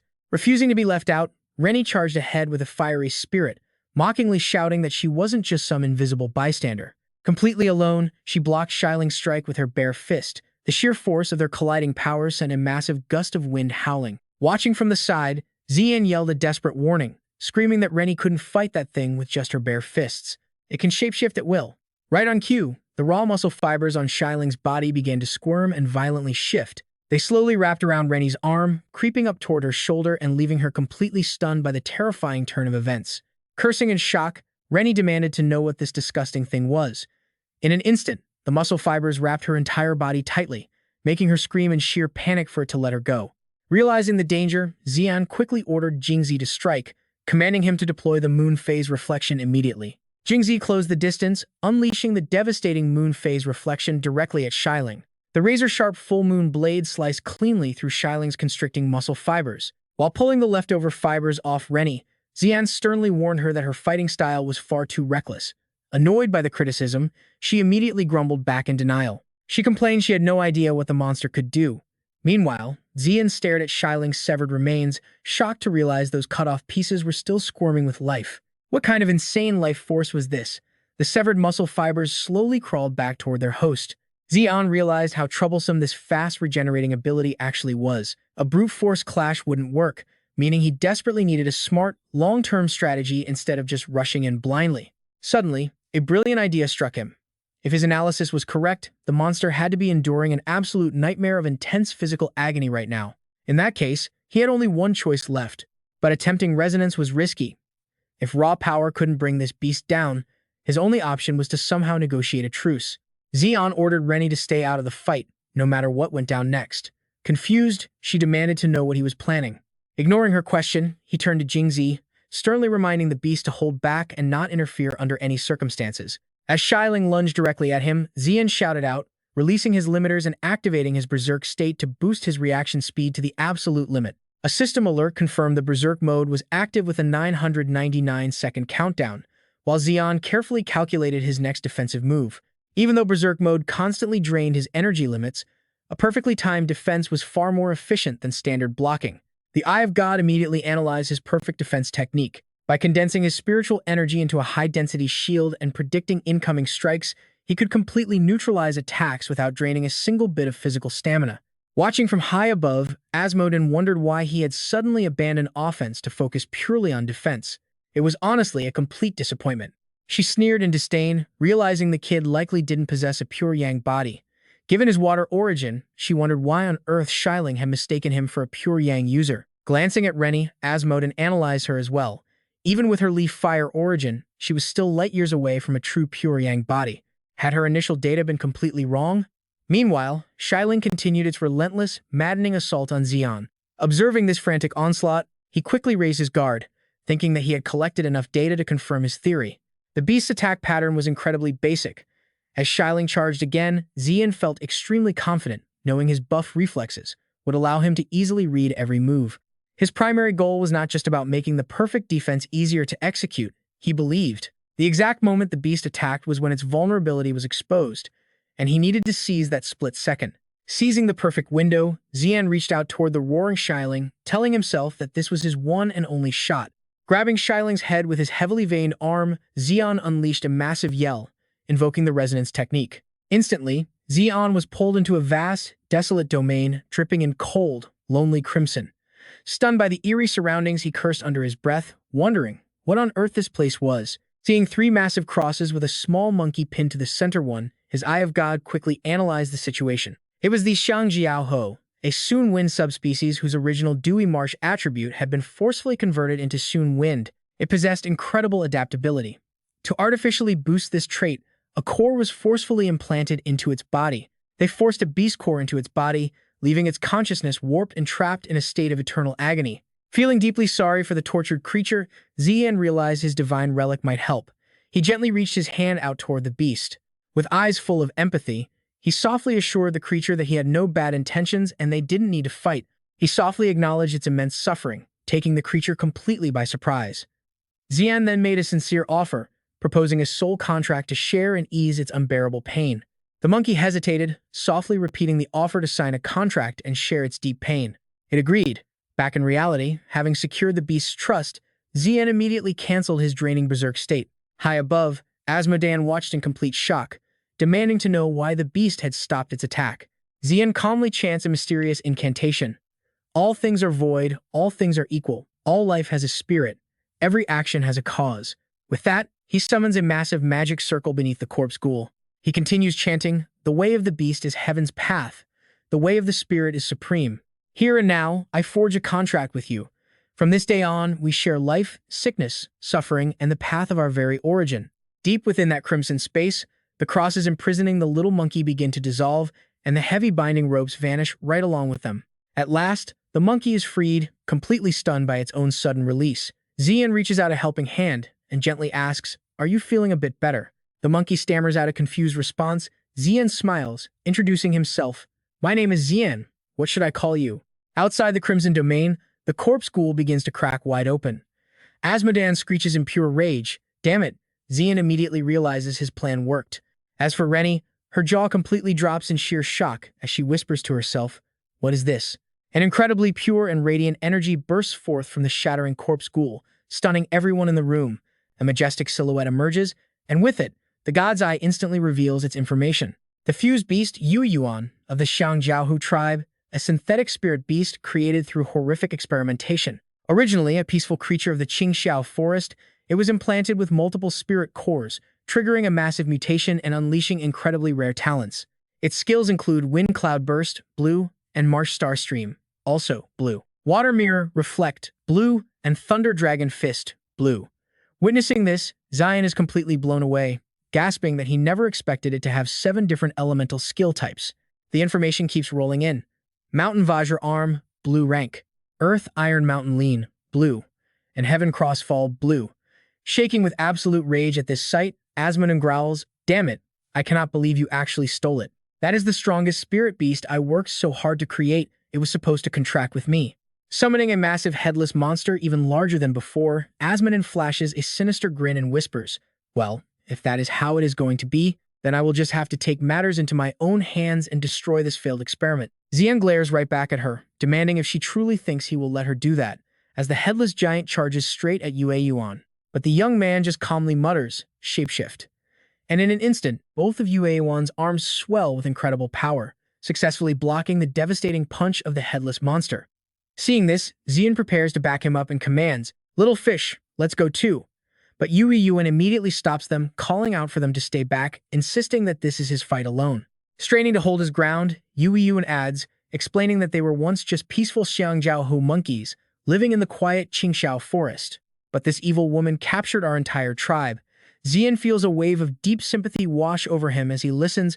Just to complete her twisted experiments, countless of my kin were brutally sacrificed as mere test subjects. Driven by absolute determination and burning hatred, Yuan's eyes flare with pure killing intent. He declares with absolute resolve that now that he has gained this power, he will personally avenge his fallen kin, instantly mutating his arms into massive, deadly spikes, driving them deep into the giant monster's flesh, letting out a deafening roar. Anyone who stands in the way of my revenge will die. With a massive heave, he launches the giant beast high into the air, screaming for it to get lost. The massive monster crashes heavily into the wall as Yuan slowly steps closer to Asmodan. With an ice-cold glare, Yuan slowly growls, this is for my fallen tribe. But despite the overwhelming killing intent, Asmodan just lets out a chilling laugh, mockingly asking if he really thought that was her limit, proudly declaring herself the legendary 5th high priest of the demon spider cult. Watching from below, Rennie suddenly realizes the truth. Looking up, Zi'an panics internally, realizing a swarm of corpse ghouls is pouring out from the breach created by that giant monster's crash. In an instant, they are completely surrounded by the swarming corpse ghouls pouring from the warehouse. Zi'an cries out, we are trapped, they have surrounded us. Right then, Yuan blindly charges forward, tearing through the corpse ghouls while screaming that anyone who dares block his path must die. Screaming for them to get lost, Yuan fights like a maniac. Seeing this, Zi'an quickly warns him that mindless attacking like that won't actually kill them, before turning to ask Rennie if she can still deploy her powerful skill from earlier.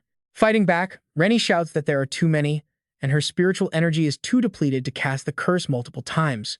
Zi'an realizes Rennie cannot wipe them out in one go, meaning he will have to step up and try it himself. He instantly unleashes his devastating berserk power. Simultaneously, the God's Eye interface announces that berserk mode is active, showing a countdown of 99.99. Seizing his chance, Zi'an quickly shouts out his strategy, ordering Little Fish to activate her rapid spirit speed while unleashing the curse. Instantly, Jingzi charges forward like a wild hurricane, carrying a powerful wave of dark energy, blitzing them with ultimate spirit speed.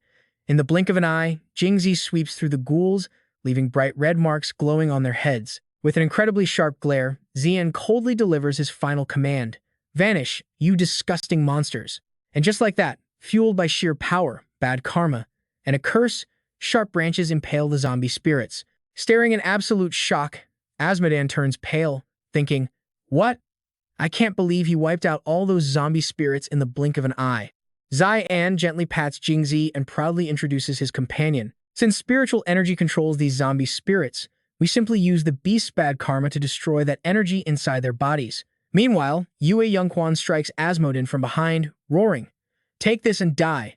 But right before he can deliver the final blow, the headless monster suddenly intercepts the attack to protect Asmodan. Yue Yun freezes in utter disbelief, wondering, what?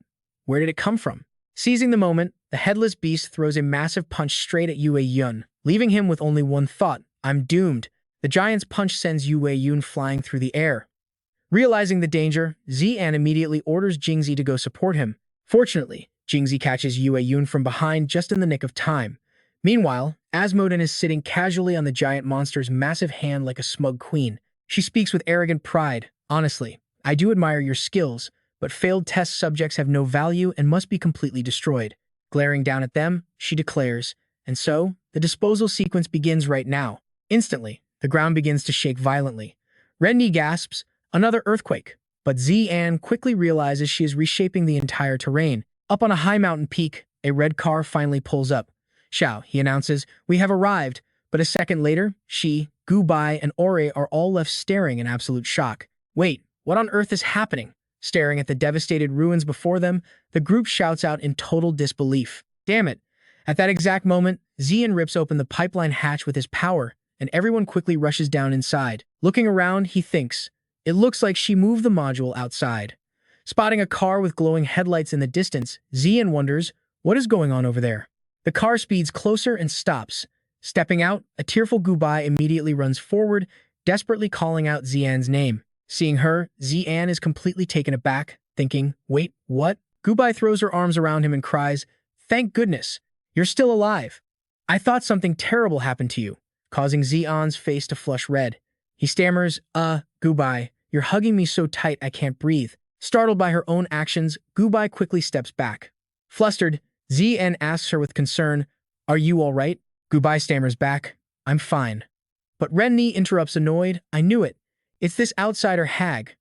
No wonder my right eye has been twitching like crazy." Xiao He joins in with sarcasm, "Oh, good grief. I definitely should have checked the calendar before leaving today. Why did we have to run into this brat from that clan? Talk about a total mood killer." But Yue Yun quickly cuts off their bickering, saying anxiously, "Sorry to interrupt, but whatever beef you guys have with each other, we have a massive problem right now. Look over there, the underground zombie spirits are starting to crawl out." A massive army of zombie spirits is marching straight towards them. Giant ice pillars stand like swords guarding a dark abyss, while thick, terrifying shadows swarm and crawl down below. There is no mistake about it. This is a full-scale zombie spirit legion. The group stands frozen, eyes locked onto the terrifying sight as nobody dares to even breathe. Zi'an mutters, "This is a literal zombie army." Assessing the situation, he quickly asks, "Ring of God, is my current spiritual energy enough to take out these zombie spirits?" A system interface flashes before him. Alert. The subject Zi'an's current spiritual energy level is insufficient to eliminate all 27,591 zombie spirit entities. The system screen displays a horrifying close-up of a zombie spirit with glowing blue eyes. However, these zombie spirits possess absolutely no self-regeneration capabilities. Standard physical attacks are highly effective and can easily disable their ability to move or fight back. High above, Old Wan grips a massive heavy firearm and yells at the top of his lungs, "Your delivery has arrived, folks." He opens fire relentlessly, blasting the swarming zombie spirits into pieces in every direction. Xiao. He looks up with a mischievous grin and speaks into her phone. "You delivery boys are way too late. I might have to leave a 1-star review." Qiming replies with a playful chuckle on the other end. "Aw, don't be like that." He sits comfortably in a helicopter alongside Feng Lang, looking down below. Looking down at the chaos, he laughs and says, "We pride ourselves on providing highly professional after-sales services. We even offer a complete cleanup and trash removal service. How about giving us a 5-star rating first?"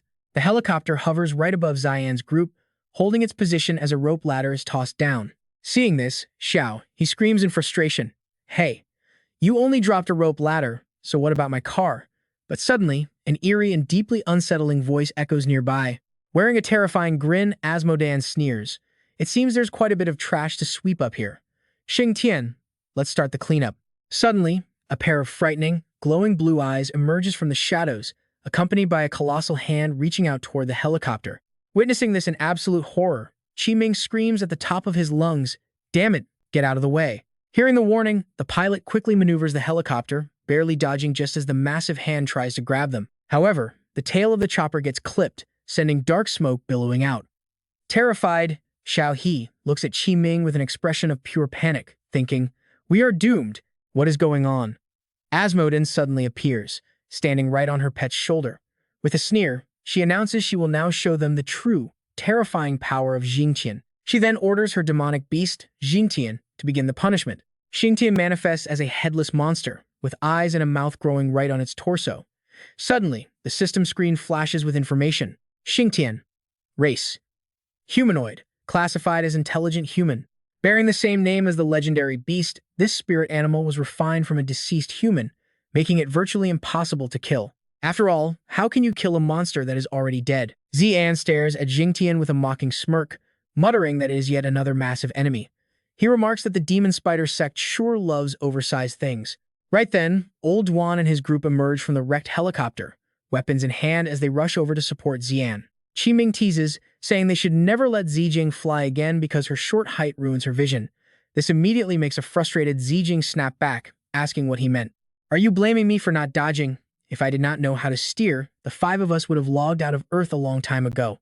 Zi'an turns serious, telling Xiao He to go check on the others while he takes care of things here. He claims he has plenty of experience dealing with giant opponents. Suddenly, a hand slaps his shoulder from behind, telling him to wait. It turns out to be Oren. With a grave expression, Oren warns him, "This is not an enemy you can handle alone, so do not get too cocky, kid." Stunned by this, Zi'an wonders why this guy is suddenly acting so serious. This is definitely a rare sight. Oren continues, explaining that the strongest foes Zi'an has faced were only gold tier, but diamond tier is absolutely no joke. On top of that, they are up against Asmodan. This woman is actually Celine Asmodan, one of the famous Asmodan siblings. The older brother was the strongest warrior of the Sun Sect, while the sister possessed the sharpest intellect in the entire faction. After her brother died, she used forbidden arts to refine his corpse into the monstrous form they see now, creating Xingtian. Right as he finishes speaking, Xingtian swings a massive hand down at them. Panicking, Zi'an shouts, asking if he is seriously trying to have a history lesson right now. Oren pulls back his cloak and immediately summons his divine shield. A glowing blue barrier materializes instantly, blocking the devastating strike from the monstrous Xingtian. Unwilling to back down, the beast exerts more force to crush the barrier, kicking up a thick cloud of dust. Witnessing this, Asmodan's smile completely vanishes as she wonders if this shield belongs to a certain someone. Oren clicks his tongue, muttering that things are getting annoying as he clenches his fist, channeling a surge of blue electricity. With a roar, he unleashes the powerful attack straight at the manifested beast. However, Asmodan quickly commands Xingtian to dodge, leaving Oren scowling as she slips away. Meanwhile, Zi'an watches the attack unfold, utterly amazed by its incredible force. "What kind of skill is that?" the system screen pops up to explain. "Spirit manifestation. This is a gold tier exclusive skill that utilizes spiritual energy to materialize a portion of the spirit beast's power, acting as a sub-skill of synchronization. Even if the manifested body part takes a direct hit, the spirit beast itself remains completely unharmed. However, the spiritual toll on the Beastmaster is massive, so they must monitor their energy consumption carefully." Zi'an ponders this with a grave expression. A sub-skill of synchronization? Is this the sheer genius of the natives? Since it is a gold tier exclusive skill, is there any way for a silver tier like me to use it? Asmodan glares down at them with a terrifying, bloodthirsty look. Grinning from ear to ear, she decides it is time to get ruthless. She orders Xingtian to unleash Spirit Rain. Instantly, a swirling blue vortex forms inside the beast's mouth. The monster thrusts its hand deep inside, pulling out a massive blade wrapped in dense spiritual energy. A deafening roar echoes through the area. Qi Ming is so shocked that even his own pet stands jaw-dropped, frantically asking what that thing is. The savage beast swings the blade toward Zi'an and the others, prompting a terrified Qi Ming to curse loudly. Suddenly, a massive blue hand emerges from the dust to block the strike. Struggling against the blade, Oren grunts that it truly lives up to its reputation as a refined human spirit. With his eyes flashing with blue lightning, he roars, reminding everyone that he is the proud high priest of the moon's shadows. Activating his manifestation, multiple massive arms suddenly materialize to help him reinforce his defense against the deadly strike. Asmodan's eyes widen in sheer disbelief as she questions just how many arms this guy's manifestation actually has. Working together, the arms lift Xingtian high into the air. Oren yells for it to die before glancing back to shout at Zi'an, telling the brat that it is their turn. Zi'an points forward, calling out to summon his own pet. Unleashing Lunar Flame Retribution, they charge forward, swiftly weaving behind the massive blade to close the distance on Xingtian. With arms wide open, they channel all their power into their feet to launch a devastating attack directly at both of Xingtian's shoulders. Oren swings his sword, casting Wood Spirit Gale Bind. With a massive explosion, he launches himself into the air at extreme speed, slashing the giant beast and slamming it to the ground. Without losing momentum, he and Mu Ling plunge right back down from the heavens. Jia Zhao delivers a powerful strike straight to Xingtian's back. Rennie watches in utter awe, wondering if this is how true powerhouses clash. The sheer scale of destruction leaves the girl next to her just as shocked, guessing they must be at least diamond rank. The overwhelming power of the strike burns Xingtian to ashes. As it dissolves, Aurelia reaches her hand out, whispering a final prayer.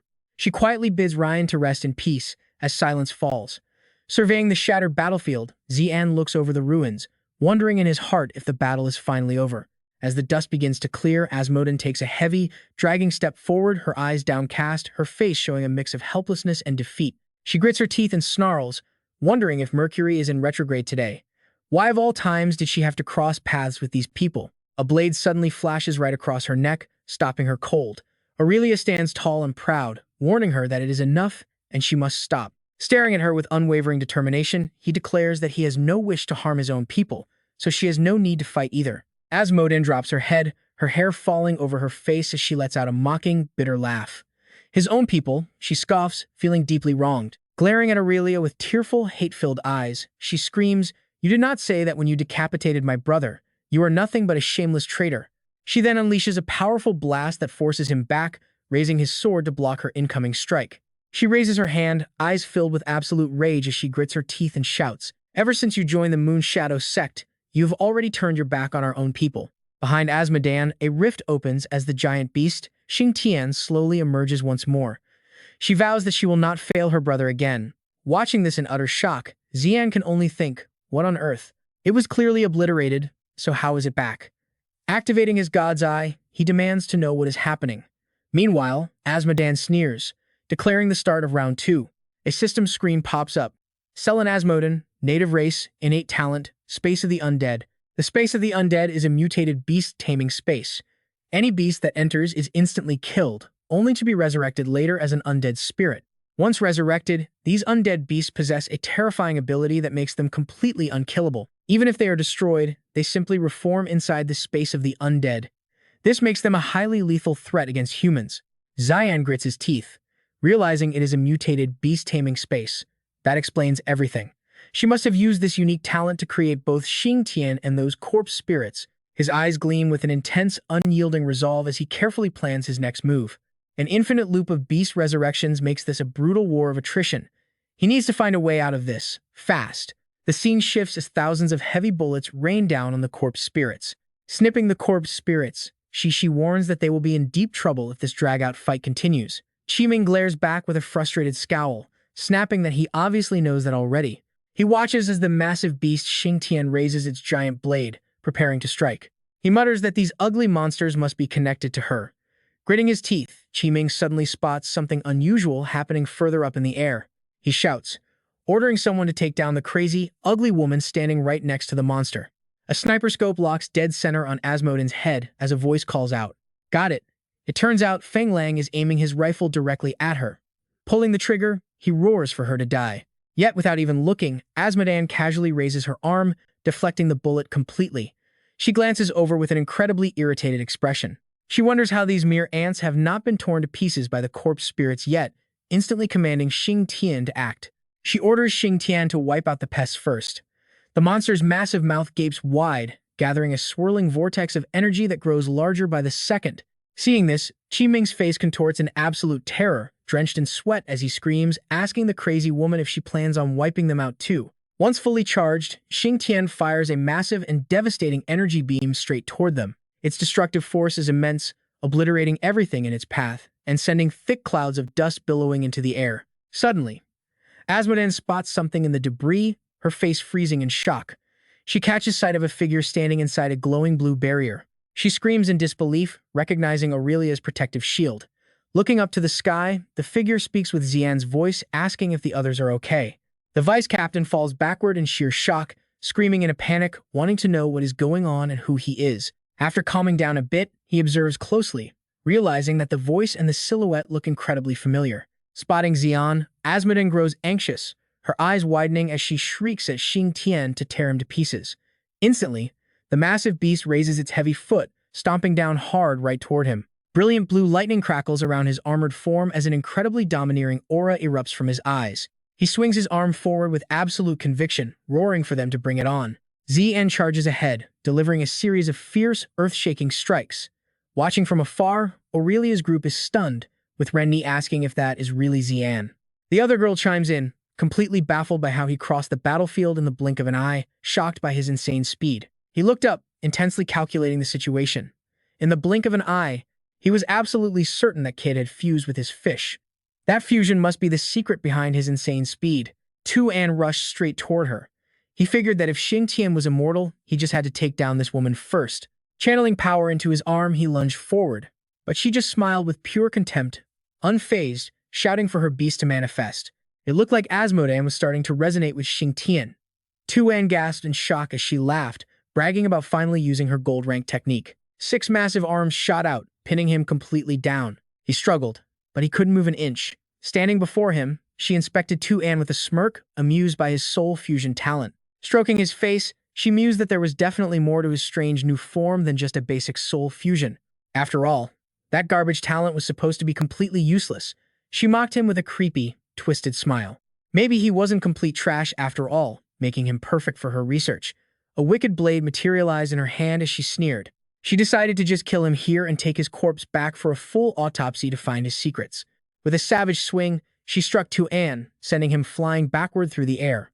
Tu-An crashed hard into a pile of rocks. Sitting up and rubbing his head, he realized his skull had become incredibly tough after fusing with that fish. She had definitely held back, but dealing with her manifestation was a nightmare, especially since he hadn't mastered this new fusion yet. Suddenly, a voice echoed in his mind, offering help. Startled, Tu-An looked around frantically, wondering who was speaking to him. Jingzi identified itself as his beast. Stunned, he asked if the fish hadn't lost its intelligence after the fusion.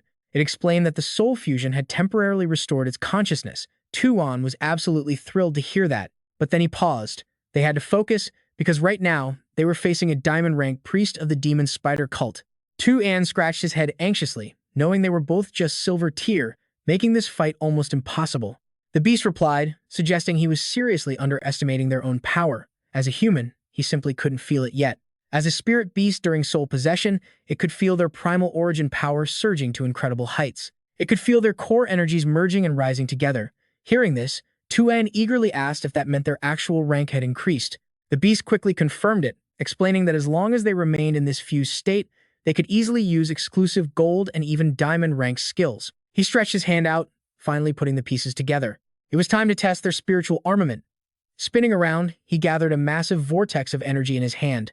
His grandfather had always said only diamond rank experts could pull off this technique.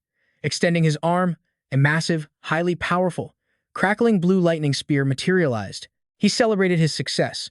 The priestess gasped in absolute shock, unable to believe he could wield spiritual armament. He stared at the boy, wondering in disbelief if the kid had somehow already achieved diamond rank. Tu-An trembled in his new form, finding the weapon a bit awkward to handle. He quickly commanded his system's Eye of God to pull up a status report. The system immediately brought up his statistics. Subject name, Tu-An. Underworld Kun fused with the powers of his pet beast Jingzi. Current tier, peak diamond rank. He can now utilize Jingzi's skills and advanced diamond-level Tamer abilities. Attributes include B+ stamina, speed 5, A+ physical attack, A+ spiritual attack, and a water-based Con trigram origin attribute. Spiritual armament, water-severing slash. With the active water-severing blade skill, this converts into a highly charged, enhanced version. Skills acquired, Beast Speed Torrent, Underworld Water Corrosive Flow Slash, Moon Pillar, Reverse Falling Moon, Moon Mirror Still Water, and Moon in the Lake. He felt incredible power surging, just as the fish had promised. Having successfully achieved the coveted diamond rank, there was absolutely no reason for him to hesitate. Tu-An instantly unleashed his raw power, activating Swift Spirit. Blinding lightning lit up the entire battlefield. This was Tu-An's ultimate Swift Spirit torrent, and it actually made Azmodan shudder. Panicking, she ordered Xing Tian to kill him. As the beast lunged, Tu-An parried with his Underworld Water Corrosive Flow Slash. The attack landed squarely on Xing Tian. Seeing this, the priestess let out a smug laugh. Xingtian's massive physical form was heavily reinforced, so weak attacks shouldn't have bothered it. Yet, Asmodin stared at her beast in absolute disbelief. Demanding to know what he did, she looked up to see Tu-An hovering above.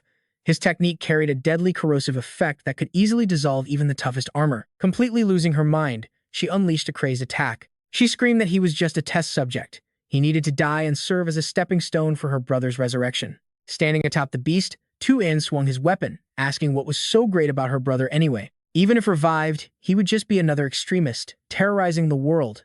Enraged, Asmodin let out a deafening scream. She screams that she won't let him speak of Ren that way as a demonic skull charges forward, demanding to know what a brat like him could understand.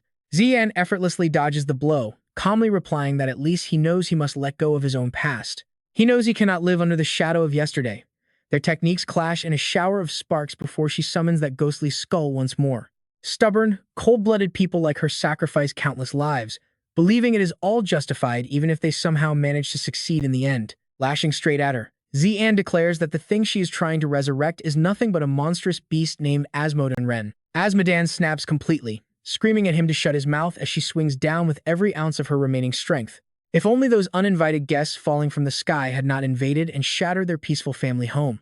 If they had not unleashed that brutal massacre, her eyes burning with pure hatred, then Ren would still be alive today. Blaming both the Skyborn invaders and the Yu-Yin sect, she completely loses her mind, unleashing a relentless, frantic barrage of non-stop attacks. She yells that experimenting on colonizers and traitors is not wrong at all.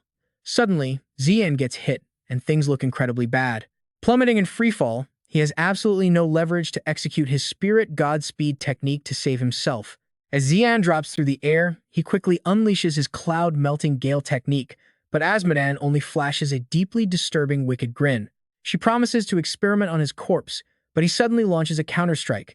She gasps in shock as he prepares his torrent technique. This specialized torrent technique allows him to turn raw spiritual energy into solid footholds. Zi'an weaves gracefully through the air, infuriating her to no end as she screams out, wondering how to finally kill this annoying brat. Power erupts from Zi'an as he coldly tells her that since he has already died once, she can never truly kill him again. Harnessing the moonlight for his lunar reflection technique, Zi'an charges forward and delivers a crushing kick directly against her magical barrier. Raising his weapon high, he yells that it is not over yet before driving a powerful thrust straight through her defenses. The giant Jingtian monster takes a heavy hit, and Zi'an lands safely. Standing proud after his slash, he warns her that even if her brother returns, he will only live in misery. And that is because his death has already become an absolute reality. He knows firsthand the sheer agony of living while constantly feeling your own demise.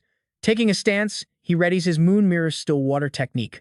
A massive torrent of water erupts from his sword, completely submerging the Jingtian beast beneath the crushing current of his technique. With a slashing strike across its mouth, he delivers a final eulogy from Kanshui as Asmodan begins to lose her grip on power. She admits that in all these years, he is the only opponent who has ever pushed her into such a miserable state. Still refusing to yield, she tries to fight back, but Zi'an presses his blade directly against her neck, warning that she has no energy left. Staring in shock at the mention of restoring her beast, she completely loses her remaining grip on sanity. Declaring that she is not some weak little sister who gives up without her brother's protection, she aims her weapon and screams at him to die. Zi'an closes the distance instantly, cleverly redirecting her strike and forcing her to stab herself as he watches her coldly. She demands to know why her parasitic fish companion suddenly seized control of her body, only for the creature to apologize in sheer terror. As Asmodan's physical form mutates violently, she curses that she still could not prevent his release. The outer shell ruptures, exposing a strange man hidden deep within. Diego Barros stands revealed in his true form, caught completely by surprise. He expected to possess a warrior capable of killing Arthur, not anticipating this foolish girl would end up destroying her own vessel. Putting on his mask, he brushes it off. Now fully clad in heavy armor, he accepts that this confrontation was inevitable anyway. Sweeping his hair back casually, he notes that her innate talent is actually quite useful. Standing tall, he introduces himself as Diego Barro, the third high priest of the Riao sect.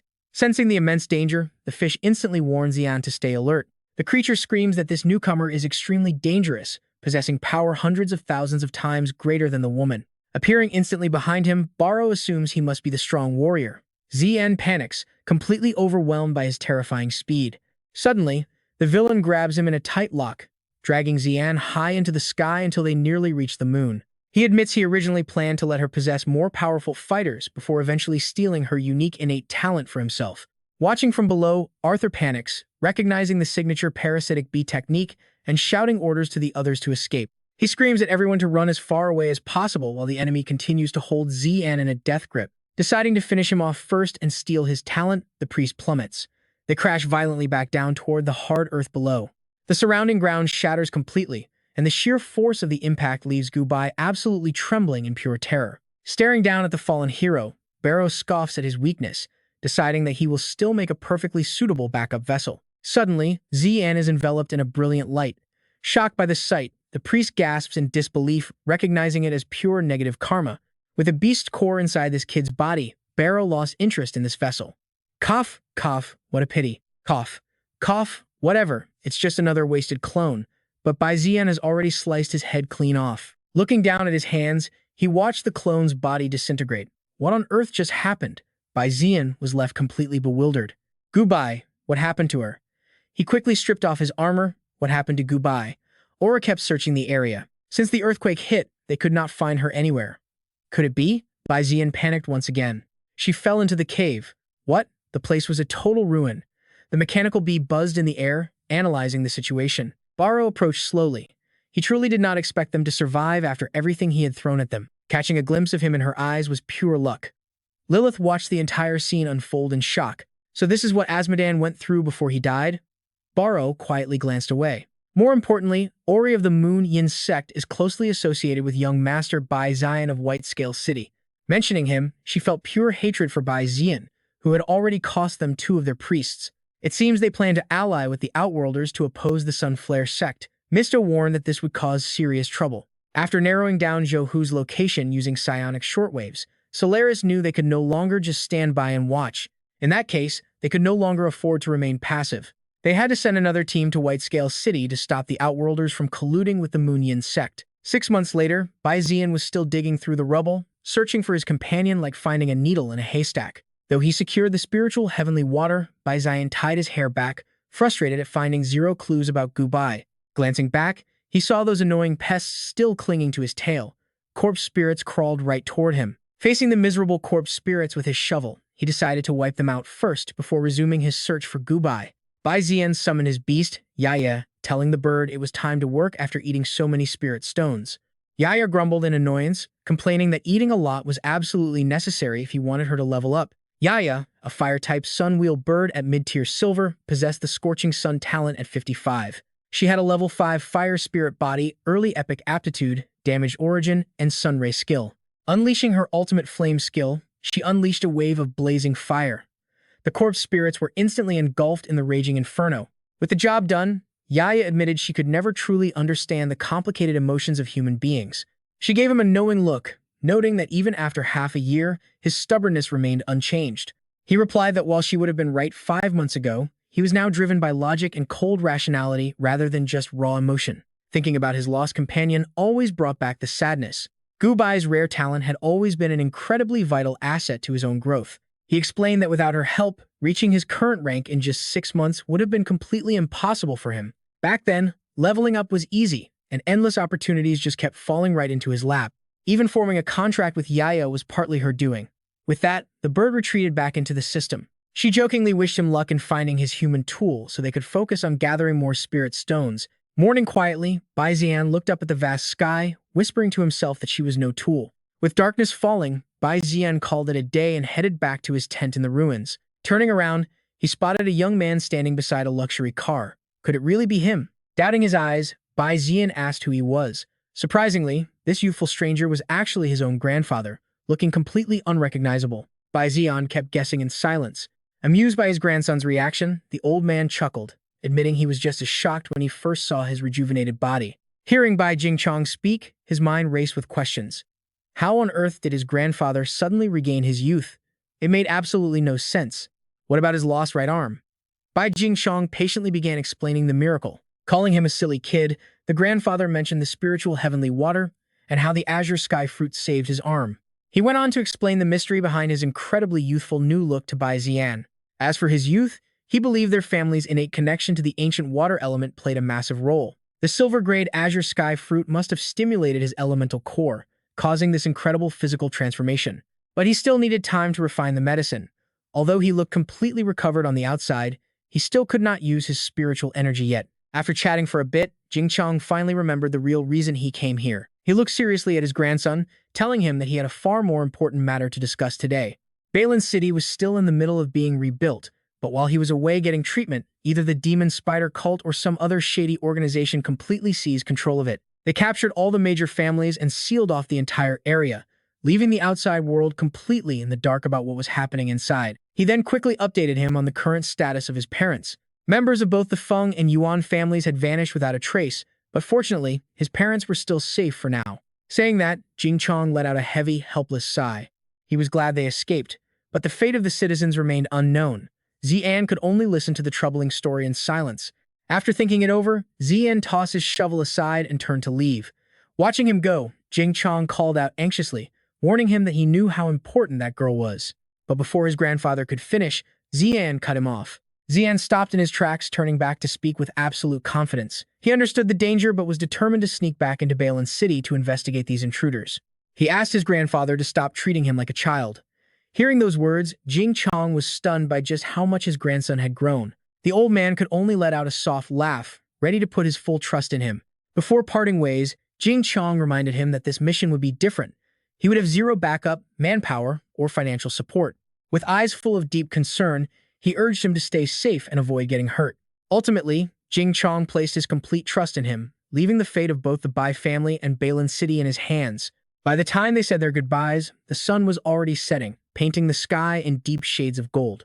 Zi'an finally reached the borders of Balin City. Completely cloaked from head to toe, he kicked the entrance open without a moment of hesitation. Landing silently on his feet, he slipped inside. Being back after so long made him pause and reflect on everything. So much had changed. It had been less than a year since he left Balin City, yet it felt like an absolute lifetime ago. Sneaking through the dark underground sewers, he looked around, noticing that the tunnels had barely changed at all. It was honestly surprising to find the city's hidden drainage system in such familiar, untouched condition. A sudden, loud rustling nearby put him on high alert as he realized they were not alone. But when he turned, the mysterious figure bolted in pure panic. It was just a local beggar, but his reaction seemed incredibly dramatic. The beggar's sudden appearance made him highly suspicious. Given the immense resources of Balin City, even a massive earthquake shouldn't have left people completely homeless and wandering the streets like this. As he climbed toward the surface, he realized the new rulers must have done something terrible to the population. Pushing open the manhole cover, he scanned his surroundings, feeling completely alienated by what he saw. Was this really the city center? He quickly scrambled out, staring at the massive, unfamiliar cityscape in absolute disbelief. How on earth did Balin City end up looking like this? Walking forward, he quietly evaluated his surroundings.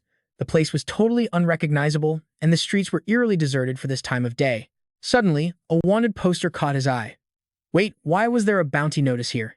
Picking it up to examine the face, his brow furrowed when he recognized his own portrait on the page. The poster branded Zi'an as an escaped fugitive, accusing him of conspiring with the demon spider cult to launch a terrorist strike on the city. Anyone with information was urged to contact authorities immediately, with a massive reward of 180,000 on his head. The sheer injustice made his blood boil. He couldn't believe they were framing him as an enemy collaborator and a dangerous terrorist. Suddenly, the strange reaction of that beggar in the sewer flashed through his mind, and panic set in. That man in the tunnels had definitely recognized him. There was a very good chance he was already reporting him to the police. The sudden sound of two guards chatting behind him made him spin around in alarm. One guard asked if catching Zi'an would land them that massive bounty, but his partner scoffed, saying they would probably just get a second-class commendation for doing their basic duty. Hearing them talk about him, he scrambled to find an escape route. He managed to slip away just in time. Now that he was operating entirely on his own, he silently warned himself to keep a low profile and avoid further trouble. Suddenly, a neon sign glowing at the end of a dark alley caught his attention. A local bar seemed perfect. In a shady place like this, he was bound to overhear some useful intel. Stepping inside, Zi'an scanned the room. Compared to the dead streets outside, this place was absolutely packed with life. Still, this massive crowd only puts him on high alert. With such a mixed bag of sketchy people around, there's no telling if someone might just call the cops on a whim. First, he needs to dig up some intel. Zi'an heads over to the bar, planning to order a drink. He barely starts ordering before a sharp scream cuts him off. "Hey, you just touched my butt." Over there, a waitress is grabbing a groper and shouting, "Don't you dare run, you total creep." The voice hits Zi'an with a sudden wave of familiarity, leaving him wondering where he has heard it before. Glancing back, he spots bunny ears and red hair. Could it be? Suddenly, the creep goes flying right into the bar. The bartender sighs, clearly used to this madness. Meanwhile, the waitress is still fuming, screaming right in the guy's face. "Listen up, you creep." She warns him loudly, making it clear that not every girl is an easy target for his sleazy hands. Zi'an strolls over with a smirk, calling out to her. Annoyed by the interruption, she scowls, but Zi'an calmly continues. Well, if it isn't the young miss of the Feng family. Hearing her name, Feng Huang slams her hand over his mouth, desperately telling him to keep quiet or they will both be totally finished. Without wasting a second, she drags Zi'an away. She tells Aju that Zi'an is a friend, and she is taking him down to the basement. He just sighs at her endless list of friends, as the two walk off to swap intel. He asks her what is really going on in Balin City. She explains that both of them are currently wanted fugitives, and so is every other prominent beast-taming family that used to run this place. As for why? Ever since her grandfather got hurt, even her father has been completely in the dark. Some mysterious force is now controlling the city through a puppet leader, which makes him wonder how she ended up working here. He jokes about her working for a living, but she quickly replies that it is just a cover to gather crucial intel. She points out that they desperately need someone on the ground to scout for information. Her words catch him off guard, prompting him to interrupt and ask who exactly she means by we. Deep down in the basement, the sounds of snacking and aggressive typing echo as Po Tian, still totally oblivious to Zi'an, keeps reporting his data to Feng Huang. He tells Fen Huang that the initial data is ready, leaving the rest of the job to her. Only when she tells him to look up does fatty Po Tian finally freeze, shouting out in absolute shock. The big guy charges forward with pure joy, complaining that Zi'an vanished to go train without saying a single word and crying about how much he missed him. The sight makes Zi'an shudder, instantly hit by a massive wave of awkward déjà vu. He quickly holds him back, warning him to stay away since his mouth is still covered in snack crumbs. Plus, he can tell the guy hasn't showered in ages. Meanwhile, Feng Huang leans against the wall, noting how much stronger Zi'an has gotten. Zi'an looks completely baffled, wondering why she is suddenly bringing that up. She points out that during their awakening ceremony, Fatty charged at him the exact same way, but back then, he dodged. But now, he can easily hold back a guy who weighs nearly 300 kilograms. Zi'an asks why on earth she still remembers something from that far back, secretly wondering to himself if she has actually been paying that much attention to him. Flustered, Feng Huang quickly changes the subject, walking away and calling out to Po Tian. She tells him to get to work, and after some light banter, Zi'an gets serious, asking what their ultimate plan is. Staring at the loading bar on his screen, Po Tian answers. He explains that they need to expose the person who framed them, while Feng Huang realizes there is something she forgot to mention. She explains that a mysterious, nameless group of mercenaries has recently started operating right under their noses in the city. They strongly suspect these mercenaries are tied to the ones who set them up. He instantly connects the dots, asking if their intel revolves around this group, just as Po Tian yells out that the data decryption is finally complete. It is done. Mentioning these guys instantly makes Feng Huang's blood boil. She growls that the worst part of all is that both her family and Po Tian's family were kidnapped by them. They have to rescue them and clear their names because she refuses to live the rest of her life as a wanted criminal. She starts analyzing the fresh data, noting that the target is heading to Xiaozhai, and their high-ranking commander seems to be with them. Zi'an asks what they are up to, and she explains they are meeting someone, giving them the perfect chance to corner their leader. Suddenly, Po Tian spots something weird on his monitor and shouts for them to hold on. He pulls up a file of the person they are meeting, a fierce-looking girl with striking red hair and a long scar across her face, though her background is completely blank. Phoenix sighed in complaint, "Is this picture really all we got?" Po Tian quickly explained, "Our tech is way too outdated. There is just no way to fully decrypt everything." Hearing that, she reluctantly accepted and walked off, glad she at least knew what their target looked like. Having stayed quiet until now, Zi'an suddenly offered a proposal. "I have an idea. Let me go meet that commander myself." Hearing this, Phoenix began to tease him. "What is this? You actually want to join our crew now?" He shrugged, casually replying, "Of course.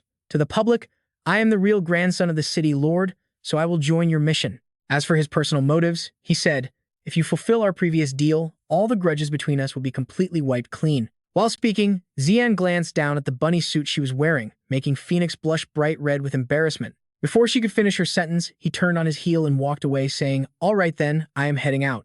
Blushing and furious, Phoenix screamed after him, "Zi'an, you jerk." Meanwhile, at an abandoned, completely empty construction site in Xiaz, Zi'an scanned the area, figuring this abandoned construction site had to be the place. He kept looking around for a good hiding spot, noting how desolate the place felt. While it was still empty, he decided to find a secure cover, but a sudden voice behind him cut through the silence. "Hey, little brother over there, A girl standing high up on the metal scaffolding called down, the night wind blowing her coat to reveal legs covered in pale scars. "Are you waiting for someone, kid?" The sudden voice startled Zi'an. Crap, there was someone there. Seeing the long scar on her face and her striking red hair, he instantly recognized her as the woman from the photo. She smiled and continued, "What a coincidence, so am I." With that, she leaped down right in front of Zi'an, muttering, "Yep, the lower realm is quite a foreign place to me." With no idea who she was, he stayed on high alert, wondering what her background could be. She stared intently at Zi'an, making a guess. "By the look of you, you must be a local from the lower realm. Why don't we have a little chat?" Sensing immediate danger, he activated his defense, silently wondering what she meant by those words. Was it because his behavior looked suspicious? Seeing Zi'an tense up, she quickly tried to ease his guard. "Whoa, why so tense? You must have misunderstood me, kid. I don't mean any harm." But then, she suddenly threw down a challenge. "If you are a beast tamer, how about a quick fight?" Hearing this, he wondered if she was actually a martial artist. At that exact moment, his system scanned her, revealing her identity, Qi Yanyan, a beginner Diamond Realm expert. Seeing her insane rank, Zi'an immediately declined the fight, thinking there was no way he wanted any part of this. "You are an elite from the upper realm, and I'm just a nobody from the lower realm. Isn't this just pure bullying?" He noted she was literally Diamond tier. Yanyan nodded, agreeing with his point, but she still wasn't ready to give up. "Fair point. How about we try this instead?" She offered an alternative solution. "What if I temporarily lower my rank? That should make things fair, right?" His system screen instantly confirmed her claim, displaying her S-rank Tyrant Battle and Kanghong talents scaled to beginner silver, along with her temporarily weakened Night Patrol Fiend Fire Crow. Her beginner Diamond Dao Ming Sparrow, Peak Gold Howling Tiger, and Peak Gold Lava Spirit were all sealed down to bronze level. Seeing this, Zi'an decided to set his own terms. "Also, if I somehow win, you must grant me 3 conditions of my choosing." He calculated his chances. Since she had lowered her rank to silver, this was his shot to pry some info out of her. But ignoring his terms entirely, Yanyan closed the distance in a flash. She urged him on, telling him to stop stalling, while Zi'an yelled in a panic, "Whoa, hold on. I haven't even told you my conditions yet." Rushing forward like a hurricane, she shouted, "Beat me first, then we talk," as she aimed a devastating kick straight at his face. Everything happened in a blur, but sheer battle instinct allowed Zi'an to dodge just in time, shocked by her insane speed. Giving him no room to breathe, Yanyan pressed the attack, bringing a fierce axe kick straight down toward his head with terrifying speed that left his eyes wide. Thinking he was in trouble, he fortunately managed to block with his arms just in time. But the sheer force of the blow still sent him flying back. Seeing Zi'an deploy his defense, Yanyan grinned with excitement, recognizing his precision shield. "Seems like I completely underestimated you at first," she laughed, immediately summoning her beast and ordering it to crush him. "Lava Spirit, crush him," she commanded. Not backing down, he quickly summoned his own beast to the field. "Mirror, come on out," he yelled. Instantly, a massive entity materialized from the void, its towering form catching Yanyan completely off guard. Seeing his beast, she thought to herself, the kid is actually pretty good. Before she could even process the thought, she had to quickly look up as their 2 beasts clashed to settle the score. Not letting its master down, Mirror whipped its massive tail, slamming the opponent hard into the dirt. Without missing a beat, it raised its tail again to strike. With a swift motion, Jingzi swings his tail from above, striking the lava spirit's head and forcing it back several meters. Dust and smoke fill the air. Zi'an, watching closely, cheers in delight, "Great job." But Jingzi refuses to let his guard down. He warns, "Master, do not underestimate them." Right then, the lava spirit launches a fierce counterattack. It hurls blazing red lava rocks, unleashing a terrifying wave of heat directly toward Jingzi and Zi'an. Seeing the danger, he quickly activates a protective shield, blocking the flying rocks. Watching this tense clash, Yanyan smirks, thinking to herself that this is truly a rare sight. Once the dust finally settles, he turns to check on his beast. "Jingzi, are you all right?" He gently replies, "I am fine." Watching them, Yanyan silently notes that in the upper realm, no one would ever step up to protect their own beast. "It seems you really value your beast," she says to Zi'an, before loudly boasting that back in the upper realm, practically nobody has the courage to accept her challenges. And of those who did fight me, not many could actually hold their own.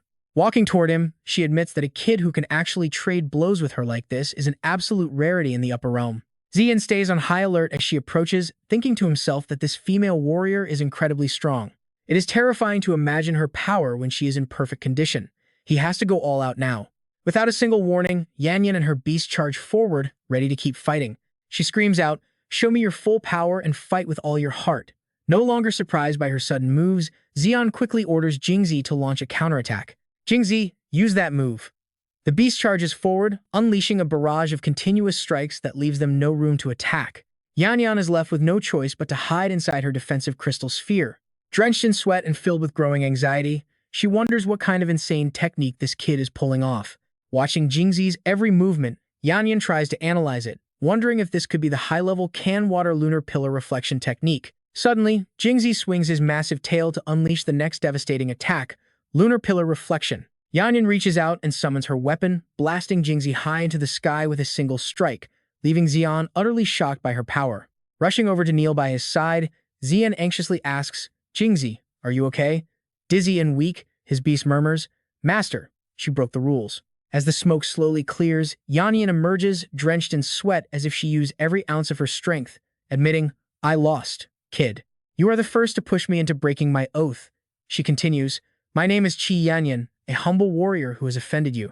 May I ask for your name? Zi'an recalls Jingzi back into his spirit space, staring at Yanyan in complete silence. He reasons that given the current situation, it is probably best not to reveal his identity. Suddenly, an unfamiliar voice echoes from nearby. A silver-haired guy smirks and calls out, Hey, the lady asked for your name. What are you so shy about? It turns to be the siblings, Zihao and Xining, with the younger sister making a mocking face at him. He raises a hand in pure contempt, asking, Is being a descendant of the exiled Bai family from the upper realm really that embarrassing, Zi'an? Taking a defensive stance, Zi'an demands, Who are you? Zihao sneers mockingly in response. Oh, I almost forgot. Our dear cousin has always lived in the lower realm, completely cut off from the real world. Sneering, he adds, he probably doesn't even know anything about our main Bai family. Am I right, Zi'an? Xining chimes in with deep sarcasm. It is normal for those in the low-level lower realm to be oblivious to the upper realm, especially the descendants of an exile. Yanyan speaks up, asking, So the people the higher-ups arranged to meet me are just you two Bai family brats. Hearing that, Zi'an turns to look at her in absolute shock, wondering if they actually know each other. Carrying her talisman-wrapped spear over her shoulder, Yanyan casually walks right past Zihao and Xining. The two siblings look back at her, muttering that Qi Yanyan still has that same stubborn attitude of hers. She coldly replies, We did not come all this way to manage the Bai family's domestic affairs. Hurry up and finish the job, and take it seriously this time. Just then, a group of black-clothed men alongside an orange-haired individual appear behind Zihao. One of them speaks up, reporting that they have brought the captive. Zihao glances over, admitting that was quick. Bound and struggling against her captors, Tianwu screams in absolute rage, You bastards! Do you even have any idea who I am? Let me go! Seeing this, Zi'an freezes in shock, his eyes widening in horror. Little Phoenix, a Yuan. Hearing that, Zihao raises his hand and delivers a brutal slap to Tianwu's face, roaring. Shut up, scum of the lower realm. How dare a lowly insect from the Feng family run around throwing a tantrum like this? Seeing this, Zi'an explodes in anger, shouting, Stop right there. He immediately summons Yi to launch an attack. The beast quickly soars into the sky, summoning a massive barrage of sparks and raining them straight down. Every single spark strikes the exact same spot, unleashing a massive explosion as thick smoke covers the area. Yet, as the haze slowly clears, Xining and his group are still standing there completely unharmed. Zihao's voice drifted out from the thick smoke, mocking his dear cousin for having such a massive attitude despite his lowly status. He mocked his dear cousin as the camera zoomed into the mist. Zihao stood surrounded by guards, pinning Tianyu with one hand while resting the other on his brother's shoulder. He sneered, asking if this lowly girl from the lower realm was really worth making enemies out of the upper realm elites. Suddenly, his system screen flashed. It revealed an anti-spiritual shield made of a soul-repelling alloy, completely indestructible by any standard spiritual energy skill. Seeing this, he couldn't help but feel annoyed, realizing it was another troublesome anti-spiritual shield. One of Zihao's goons raised his weapon and barked, Insolent, how dare you raise a hand against our young master? Protect the master. Open fire on the target. But Zihao raised his hand to stop them, saying they should stand down since Zi'an was still a Bai. As upper realm nobility, he claimed to be feeling generous. Zi'an shouted back in frustration, Who are you people? Why seize Balan City? What is your actual goal? Zihao brushed his hair back and gave a contemptuous smirk. Seize it. He claimed he was only visiting their colony, removing old officials and appointing new ones, seeing absolutely nothing wrong with that. He mocked that Zi'an's grandfather was merely an exile sent to develop a wild new world. He was just a common criminal trying to redeem his sins. Zining chimed in with a smirk, agreeing wholeheartedly with his brother. It was a shame he never wiped out the natives of this planet. That's why their superiors sent them down here to finish the job. He let out a sinister laugh, adding that this world was currently merging with another. Zining chimed in, stating they would use Balin City as their main base. This way, they could investigate the portals leading to the merged realm and hunt down powerful beasts. Zihao turned to his subordinates, demanding an immediate update on the status of the portal. A subordinate quickly replied that the soul energy in this area was currently stable, and there were no immediate signs of the portal appearing. Hearing this, he grinned excitedly and summoned a venomous electric blue eel right out of his dimensional space. First, he wanted to clear out these useless trash. The system screen displayed Zihao's details, revealing his S-grade pure water magic talent. He was at the low-tier gold rank, owning the gold rank beasts Yu Yin, Mauchi, and the venomous electric blue eel. Zian studied the stats and thought deeply. A gold rank? He could still win this. Zihao unleashed his venomous electric blue eel toward Tianyu, deciding to start with this lower realm girl first. The system screen flashed once more. Venomous electric blue eel, low-tier gold rank. The beast opened its jaws, manifesting a massive sphere of crackling electricity. Tianyu clenched her teeth and shut her eyes, waiting for the painful impact. Suddenly, a massive burst of spiritual energy shot forward at blinding speed, darting straight toward Phoenix and circling back. It turned out Zian had used his own power to rescue both Phoenix and Ioan. Even with glowing red veins bulging on his face, he still leaned down and asked if she was all right. Blushing furiously at the sight, Tianyu awkwardly turned away, kicked Zian right in the chin, and screamed for him to get away. What a jerk he was. Rubbing his sore chin, he told her not to mention it. Zihao watched the scene unfold, completely stunned by Zian's speed. That power felt just like a ferocious beast. He immediately ordered his venomous electric blue eel to burn them to ashes. The venomous electric blue eel charged ahead, unleashing a massive torrent of crackling purple lightning. The destructive blast slammed right toward Zian. Zihao crossed his arms and smirked, telling Zian to blame his own grandfather for this. Watching from behind, Zining stared in awe, amazed by how much stronger his older brother had become. Suddenly, both brothers noticed something shocking. Their eyes widened as Zihao asked what that thing was, while his little brother guessed it might be a monkey. A voice called out, asking Zian if he was all right. Still holding Phoenix, Zian replied that he was fine but warned his ally to be careful. The enemy was an upper realm gold rank, and there was no telling what kind of tricks he had up his sleeve. Tianyu struggled in his arms, furiously demanding to be let go. Meanwhile, Zihao frowned, realizing this opponent was far from ordinary. Zian clearly wasn't some weak trash from the lower realm. Zihao immediately commanded his venomous electric blue eel to attack. He ordered a swift finish. The venomous electric blue eel charged forward, a massive shroud of spiritual energy wrapping around its body. The tree-like spiritual beast raised its massive wooden hands as a faint green mist slowly gathered around its sleeves, swirling rapidly into a brilliant, concentrated sphere of light. In an instant, it fired a beam of emerald energy that tore through the air at blinding speed, shooting straight toward the oncoming venomous electric blue eel. But the venomous electric blue eel wasn't so easily defeated. It managed to dodge the sharp, deadly strike at the very last second. The tree-like beast narrowed its eyes, silently acknowledging its enemy's impressive speed. Keeping its composure, the beast spread its arms wide and watched the eel circle its position, quietly mocking it for being as slippery as a greasy little fish. Enraged by the blatant mockery, the venomous electric blue eel opened its mouth wide, preparing to unleash a devastating counterattack. But before it could even unleash its attack, the tree spirit beast's massive wooden arm shot out, grabbing the opponent's snout in a flash. He slammed the poison lightning blue python hard onto the ground, kicking up a massive dust cloud and completely knocking it out of commission. The tree spirit sighed in relief. Finally, it's over. Suddenly, the system screen flashed red with warnings. Zian glanced at it and muttered, "Damn it." Right beside him, Po Tian urged him impatiently, "Brother An, unlock it already. Why are you stopping?" Behind them, Zihao's subordinate rushed to report, "Young master, the soul energy is unstable. The portal is about to open." Just as those words left his mouth, the ground trembled as a massive ring of green light materialized right beneath their feet.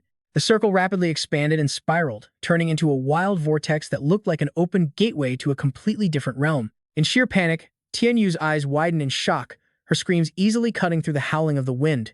"What is this? A portal?" she cried. Zian grimly replied, "It's the world merger from before." She looked at him, completely confused. "World merger?" Staring directly into the glowing blue vortex, Zian muttered. That last earthquake was definitely a warning sign.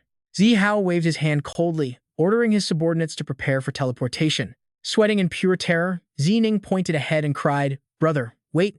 There is something moving inside there. Thorny tentacles suddenly burst from the center of the vortex, stretching out to wrap tightly around Po Tian and Tian Yu. He screamed in terror, "Brother An, save me!" Tian Yu panicked as the vines pulled her, while more tentacles lashed out to bind Zi'an and his tree spirit. Struggling against the grip, Zi'an roared, "What the hell is this?" Even as he was pinned, Zi Hao worriedly searched for his sister. Zining cried out in tears, "Brother, save me!" But it was too late. The massive tentacles dragged everyone straight into the raging blue vortex. Once inside, the tentacles released them, leaving everyone floating helplessly in midair. Tian Yu screamed out for Zi'an. He yelled back, desperately searching for his little phoenix, A Yuan. Soon, the other side of the portal revealed a dark, gloomy green world.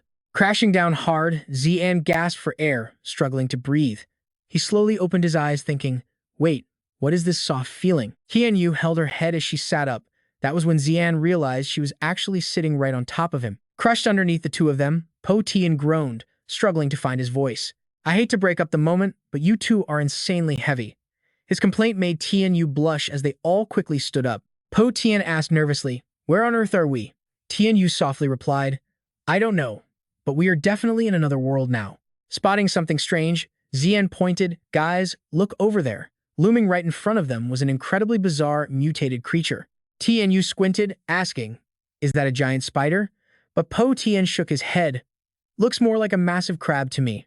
Zi'an replied grimly, "Whatever that monster is, it only proves one thing. This entire place is extremely dangerous."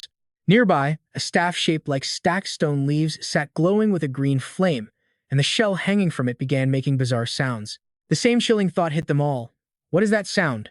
The mysterious owner of that staff was also completely shocked to hear their voices. Meanwhile, over where Zi Hao's group had crashed, a subordinate stepped forward to report. "Young master, there are no survivors left at this base. The native creatures here must have wiped them out." Zi Hao calmly replied, "It seems this place is even more hostile than the secret spider nest kingdom."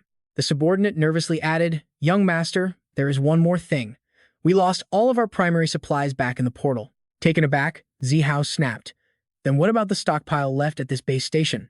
Recalling the empty shelves, the man replied, "Sir, there is absolutely nothing left of the supplies here, not a single scrap." Zi Hao scowled. "So you are saying we are just going to be trapped in this world until we rot?" Bowing quickly, the subordinate reassured him, "No need to worry, young master. I have already scanned the nearby cave networks. Based on the files we recovered from the main terminal of this abandoned base station, we detected some signs of life nearby, likely a settlement belonging to this world's native species." Hearing this, Zi Hao smirked, rubbing his hands together. "Well, let's get ready." With a sinister grin, he added, "Let's pay a visit to their settlement and do some forceful shopping." Meanwhile, Zi'an and his friends stood face to face with Xiao Lan, both sides highly alert. Hiding behind Zi'an, Po Tian whimpered, "What the hell is that thing?" Tian Yu trembled as she asked, "Is it going to attack us?" Zi'an raised his arms to protect them, whispering, "Wait, it actually looks terrified." Zi'an focused, mentally calling out, "Oh divine eye, show me this creature's true stats." But before the skill could activate, Xiao Lan reached a trembling tentacle toward him. Zi'an froze up in sheer shock, thinking, "Tentacles? Is it reaching directly for me?" Suddenly, the tentacle gently tapped Zi'an's forehead. His eyes flash. A familiar sensation washes over them as they float in mid-air, bathed in a strange blue glow. Could this be resonance? Right then, Little Lamb speaks up shyly, greeting him with a soft hello. He introduces himself as Lamb from R, or Little Lamb, noting that Zi'an clearly does not look like he belongs in this world. Zi'an quickly replies with polite respect, introducing himself as Zi'an from the secret spider nest kingdom. "My companions and I were accidentally sucked into a teleportation portal and ended up here. Now, we are completely trapped in this world." Zi'an realizes this is indeed an intelligent life form. Meanwhile, Tian Yu watches the whole exchange, completely baffled by what is happening. "Fatty, do you understand a single word that Octopus Guy is saying? How on earth is Zi'an communicating with it?" Potion leans in and whispers back that he has no clue either, questioning if that creature is even speaking a real language. Zi'an continues chatting, thanking Little Lamb for his help. Unable to take it anymore, an irritated Tian Yu stomps over and yells at Zi'an. "Zi'an, what do you mean you just naturally understand him? Stop ignoring me and answer already." Ignoring her completely, Zi'an asks Little Lamb about the glowing quartz. Suddenly, a system screen pops up, revealing it to be a soul crystal. It is the physical crystallization of a living being's spiritual power and the very essence of their soul. Little Lamb explains their origins, sharing that they are residents of R, a loyal servant race created by their master, the daughter of the Cthulhu Abyss. A vision of a powerful woman looking down at her kneeling subjects appears on screen as Little Lamb continues his tale. But 3 million years ago, a plague drove our master to madness and cruelty. We were forced to seal our former ruler upon her very throne. As he speaks, the image of a giant woman bound to her massive throne appears, matching his tragic story. Beside her, 3 dark-robed figures hold torches, looking as if they are performing a solemn, mysterious ritual. His voice continues, explaining how that terrifying plague also mutated their fellow servants into mindless monsters they call the Soulless. Little Lamb then points out the glowing blue crystals that Zi'an had spotted earlier. Once a soul leaves its body, it solidifies into these exact shapes. He gazes sadly at the blue crystals before them. My parents died in that plague. I believe their souls might be trapped inside these crystals. A deep sadness washes over Little Lamb's face. Perhaps this is our family's final resting place. Seeing how depressed the little creature is, Zi'an gently pats Little Lamb's shoulder to offer comfort. Though they have only just met and are far from close, Zi'an cannot help but feel for him. Thinking a small gesture of support might help even if it seems pointless, Zi'an reassures him, "But you guys have survived 3 million years. Surely, the future will be all right." Suddenly, the ground beneath them shakes violently, accompanied by a deafening roar. A panicked Zi'an asks, "What's happening? Is this an earthquake?" But Little Lamb quickly reassures him, saying this is no earthquake. "It is the Soulless," Lamb explains. Right on cue, a massive horde of soulless beasts comes charging at them in a frenzy. In an instant, Zi'an's group is completely surrounded. Panic setting in, he asks, "What do we do now? We're cornered." Little Lamb warns, "Stay close to me and do not move." Zi'an immediately relays the critical instruction to his friends. He says, "Don't move." Right after, Little Lamb raises his staff high into the air and begins chanting a mysterious spell. "O wandering ghosts of the long-forgotten past, come and listen to the whispers of those who still live." Heeding his call, the descending soulless suddenly halt their charge, circling above the group, following the movement of his staff. "O wandering spirits of the past, obey our command." Watching this bizarre ritual unfold, a tense Zi'an can't help but wonder, is he actually commanding the soulless? Suddenly, Lamb shouts, "You lost, wandering souls, go forth and search for the spirit you have lost." With a swift motion, he lowers his staff, sending the swarm of soulless beasts charging off in that exact direction. Once the danger passes, Little Lamb explains the situation to him.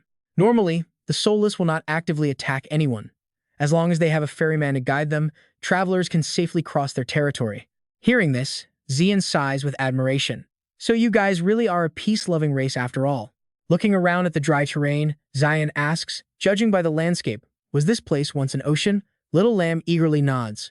"Yes, but that terrible plague brought corruption, polluting the ancient ocean and wiping out all signs of life. Thankfully, our former master bestowed upon us incredible adaptability, allowing us to survive perfectly fine even in environments completely devoid of water. It is almost as if she foresaw all of this happening." Zi'an finally understands the whole tragic picture, feeling deep pity as he notes, "Yet your own master couldn't escape that horrific corruption herself. How truly sorrowful." As they set off again, Little Lamb leads the way, warning, "We're nearing the village. Make sure you don't touch any slime along the path. That slime is the corruption itself." Zi'an quickly pulls back Fatty Yuan, who was just about to touch the bizarre goo by the roadside. Yuan, do not touch that toxic thing." Hearing that warning, Yuan freezes in terror and instantly pulls his hand back. The system screen flashes. It is a parasitic alien fungus from beyond this world. Completely alien, this thing feeds on the environment, using nearby living creatures as hosts to mutate them. Suddenly, Lan freezes, his entire body trembling violently. Zi'an looks at him, concerned, and asks why he suddenly stopped. Overhearing this, Tianwu finally learns his name is Lan. Shaking with terror, Lan stammers out the village. Staring ahead at his completely abandoned, empty village, Lan is too terrified to even speak. The village is under attack. Zihao and Zinian Bai's men are relentlessly hunting the locals. Xining signals her scalefish beast, shouting, "Little Bai, get them!" The massive beast fires a devastating blast of energy from its mouth, tearing straight toward the helpless village. Zihao frowns, tapping Xining's head. He complains that if she destroys everything, he cannot hang the villagers up to show them off. She acts completely innocent, tapping her fingers together to look as cute and pitiable as possible. Meanwhile, Zi'an conjures a protective energy shield over the fleeing villagers, angrily roaring at the attackers. "What do you think you are doing?" Zihao is surprised, recognizing the barrier. Realizing Zi'an is alive, he mutters that he is surprised the local native beasts have not eaten him yet. Pouting, Xining yells at Zihao to stop hitting her head, complaining it will ruin her chances of growing any taller. Ignoring her, Zihao turns to Zi'an, demanding to know why a human would ever lower himself to protect such inferior, lowly native creatures. Zi'an glares back with intense fury, snapping that there is absolutely no difference in the value of any living soul. Besides, this land is their home, and they are the rightful masters of this place. Zihao looks at the captured villagers tied up above, letting out a cold, mocking laugh. He mocks Zi'an, asking if he lost his mind in that spider nest dungeon. Do these speechless, lowly creatures actually deserve to rule anything? Smirking, he points to his head and sneers that Zi'an is acting like some kind of overly soft, righteous saint. Humans conquer galaxies because they possess the raw power and ruthless determination to crush everything in their path. Weaklings like Zi'an only deserve to rot away on the barren edges of civilization. He reminds him that the strong devouring the weak is the ultimate law of the universe. Zi'an fires back, asking if this self-proclaimed strong predator has ever stopped to think about what happens when he faces someone far stronger than himself. Won't you be the helpless weakling then? Zi'an yells, furious that he is using his current power just to slaughter a weaker race, because in the end, a bigger predator will eventually show up and destroy him too.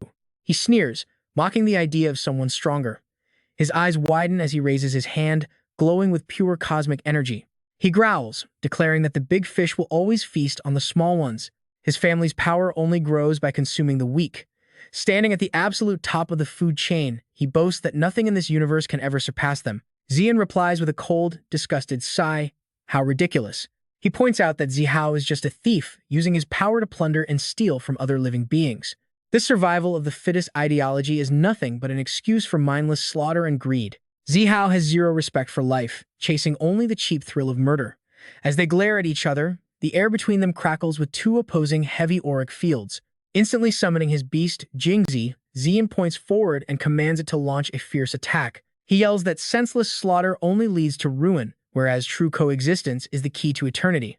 True beastmasters gain wisdom from the weak to cultivate their own power.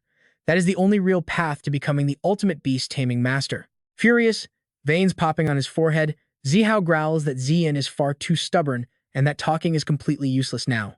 Without hesitation, he summons his own scalefish beast, roaring his command. He commands his beast to feed on Zi'an and his weaklings, turning them into food. The scalefish opens its massive jaws and lunges directly at Zi'an. The two beasts clash, but Zi'an's companion, Jingzi, gracefully dodges the enemy's wild strike with ease. Jingzi quickly bites down hard on the scalefish's tail, sending the enemy beast into a sudden panic. Still arrogant, the scalefish glares back with utter disgust, mocking Jingzi's hideous appearance. It snarls that Jingzi is just as useless as its master. But Jingzi immediately fires back with a sharp insult of its own. It mocks the scalefish, telling it that its breath smells just as foul as its arrogant master's does. It sarcastically asks if having too many teeth makes it hard to brush. Meanwhile, they furiously slam their tails together, refusing to back down. The scalefish snarls back that Jingzi is no better, matching the exact tense standoff between their two masters nearby. The two beasts clash, repeatedly throwing themselves at each other. Watching the clash, Zihao mutters to himself they have the exact same master, so neither can break the other's moves. Meanwhile, Zi'an also notes that since both are Bai family beasts, their skills are identical. But then he realizes, wait, there is still one move. Zi'an immediately shouts Jingzi, the space here is big enough. The beast also realizes it is finally time to use that special move. Suddenly, Zihao screams there is an opening, crush them now. Instantly, Lin Yu unleashes a massive blast of power, but the heavy energy is completely deflected by Jingzi's outer armor, dealing absolutely zero damage. Looking up to see a massive shadow completely engulfing him, Lin Yu mutters in confusion, what is this? Right then, Jingzi, now 100 times larger than Lin Yu, calmly speaks, I will show you who the real big fish is, and who is just a tiny minnow. Zihao grits his teeth, asking if this is its true original form, while Zi'an cheers happily, oh look, that fish is absolutely massive. Jingzi opens his massive jaws and swallows Lin Yu whole. The trapped beast screams that is cheating, but Jingzi just shuts his mouth, coldly replying, what do you mean, cheating? I was always this big. Seeing this, Zihao drops his jaw in pure terror. He swallowed him whole. Trapped inside, Lin Yu panics and screams, let me out. It is so dark in here. Zi'an just reminds them in a cold voice. Big fish eating small fish is basic logic, the law of nature. But he asks Zihao, if I really let him swallow you, what is the difference between us? Right on cue, Jingzi forcefully spits Lin Yu out of his mouth, sending him tumbling through the air as he shrieks. It stinks in there. Lin Yu crashes straight towards Zihao. Looking down at him from above, Zi'an and Jingzi demand in a loud voice, is it clear to you now? The values of you upper realm people are completely warped. Zihao holds his head, refusing to accept this bitter defeat. Did I lose? Am I the weak one? No way, that is impossible. He screams out in sheer disbelief.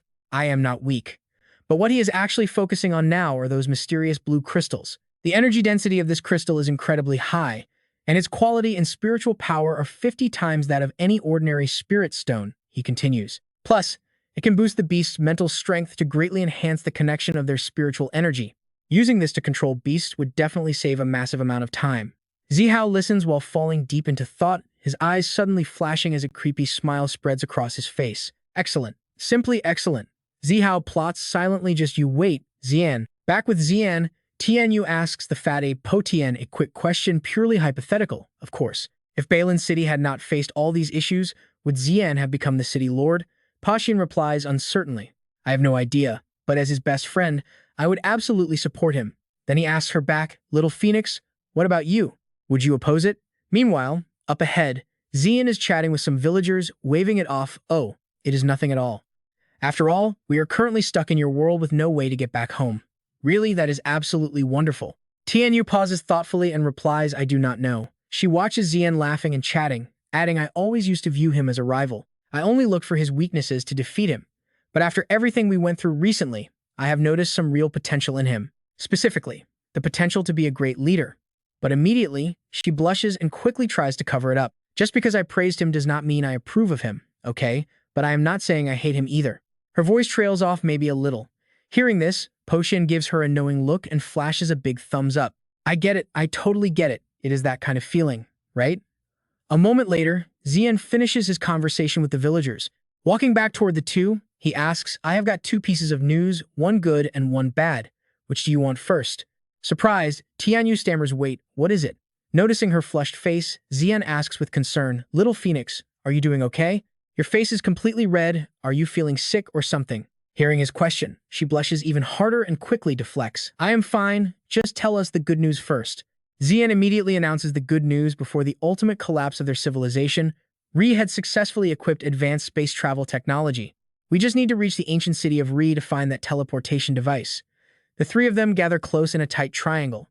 Zi'an slowly continues, explaining the bad news. The place where they are currently standing is actually deep underground, known as the Deep Ocean Trench, while the ancient city of Re is located all the way up on the surface. Because of that, we must locate an ancient lift, but that area has now become a dangerous nest of the soulless, Zi'an points out. Even though having a ferryman means the soulless are no threat, as you can see, Xiaolan is the very last ferryman of this region. She is forced to stay behind to protect these lands. Finally, he turns around, stating that we can only rely on ourselves now. With that, Zi'an and the others head deep into a dark, gloomy area. He turned around and muttered, This must be the place. Following right behind him, Tianyu spotted a cold corpse lying on the ground, likely a stray mercenary who took a wrong turn. Without a hint of fear, Zi'an kicked the door open and stepped inside, realizing the others might have already beaten them there. Either way, we need to stay alert. Suddenly, he froze. Something was off. The group stopped dead in their tracks, staring at the chaotic scene ahead. Qi Xiaohei stood tall, weapon in hand, stepping on a pile of slain monsters with a smug grin. Is that all you got? She scoffed. How incredibly boring. While Zi'an immediately put his guard up, Qi Xiaohei casually waved. Well, well, if it isn't little brother Zi'an. Suddenly, armed guards rushed in, pointing their weapons directly at the group and shouting, Nobody move. Put your hands in the air right now. The two guards shoved them forward, barking, Move it, and don't try any funny business. As the trio slowly complied, Zi'an quickly spoke up. Whoa, whoa, now is not the time to play cops and robbers, guys. Annoyed by the interruption, Qi Xiaohei glared down at the guards and snapped, You two, back off this instant. She scolded them loudly, reminding everyone that they were all currently trapped together in this bizarre world. Did your Bai family master never teach you to read the room? Once the two armed guards finally backed down, Zi'an let out a sigh of relief. Well, Sister Qi, she actually seems like a pretty reasonable person. I honestly thought everyone from the upper realm was just a bunch of brainless, war-hungry fools.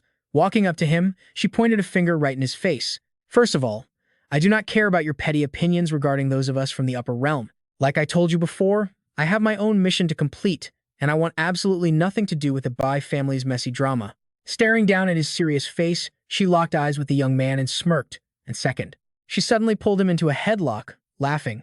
You are the very first beast tamer to ever defeat me, so I'm actually pretty interested in you. Choking, Zi'an struggled and yelled, "Great, but what on earth are you doing? Let go of me first." Shocked by the sudden closeness, Tianyu watched them with an angry, jealous glare. One guard looked away awkwardly while the other scratched his head in confusion. Meanwhile, Potion stood nearby, far too intimidated to even try and stop her. Suddenly, both of them froze. Zi'an gasped out, "What on earth is that?" A massive, bizarre creature had just materialized right before their very eyes. Instantly letting go of Zi'an, Qi Xiaohe shoved him behind her protective arm. "Get back, let me take care of this ugly monster." Looming over them was an absolutely massive, terrifying beast. Zi'an stared up at the horrifying creature with wide eyes, shouting in utter disbelief, "What is this monstrosity? Eye of God, what on earth is this?"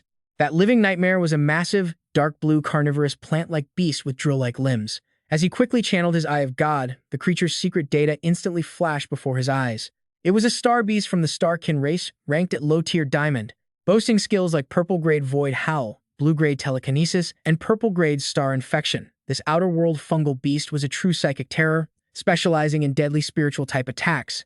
Seizing a brief opening, Yan Yan leaped high, aiming for a surprise aerial strike.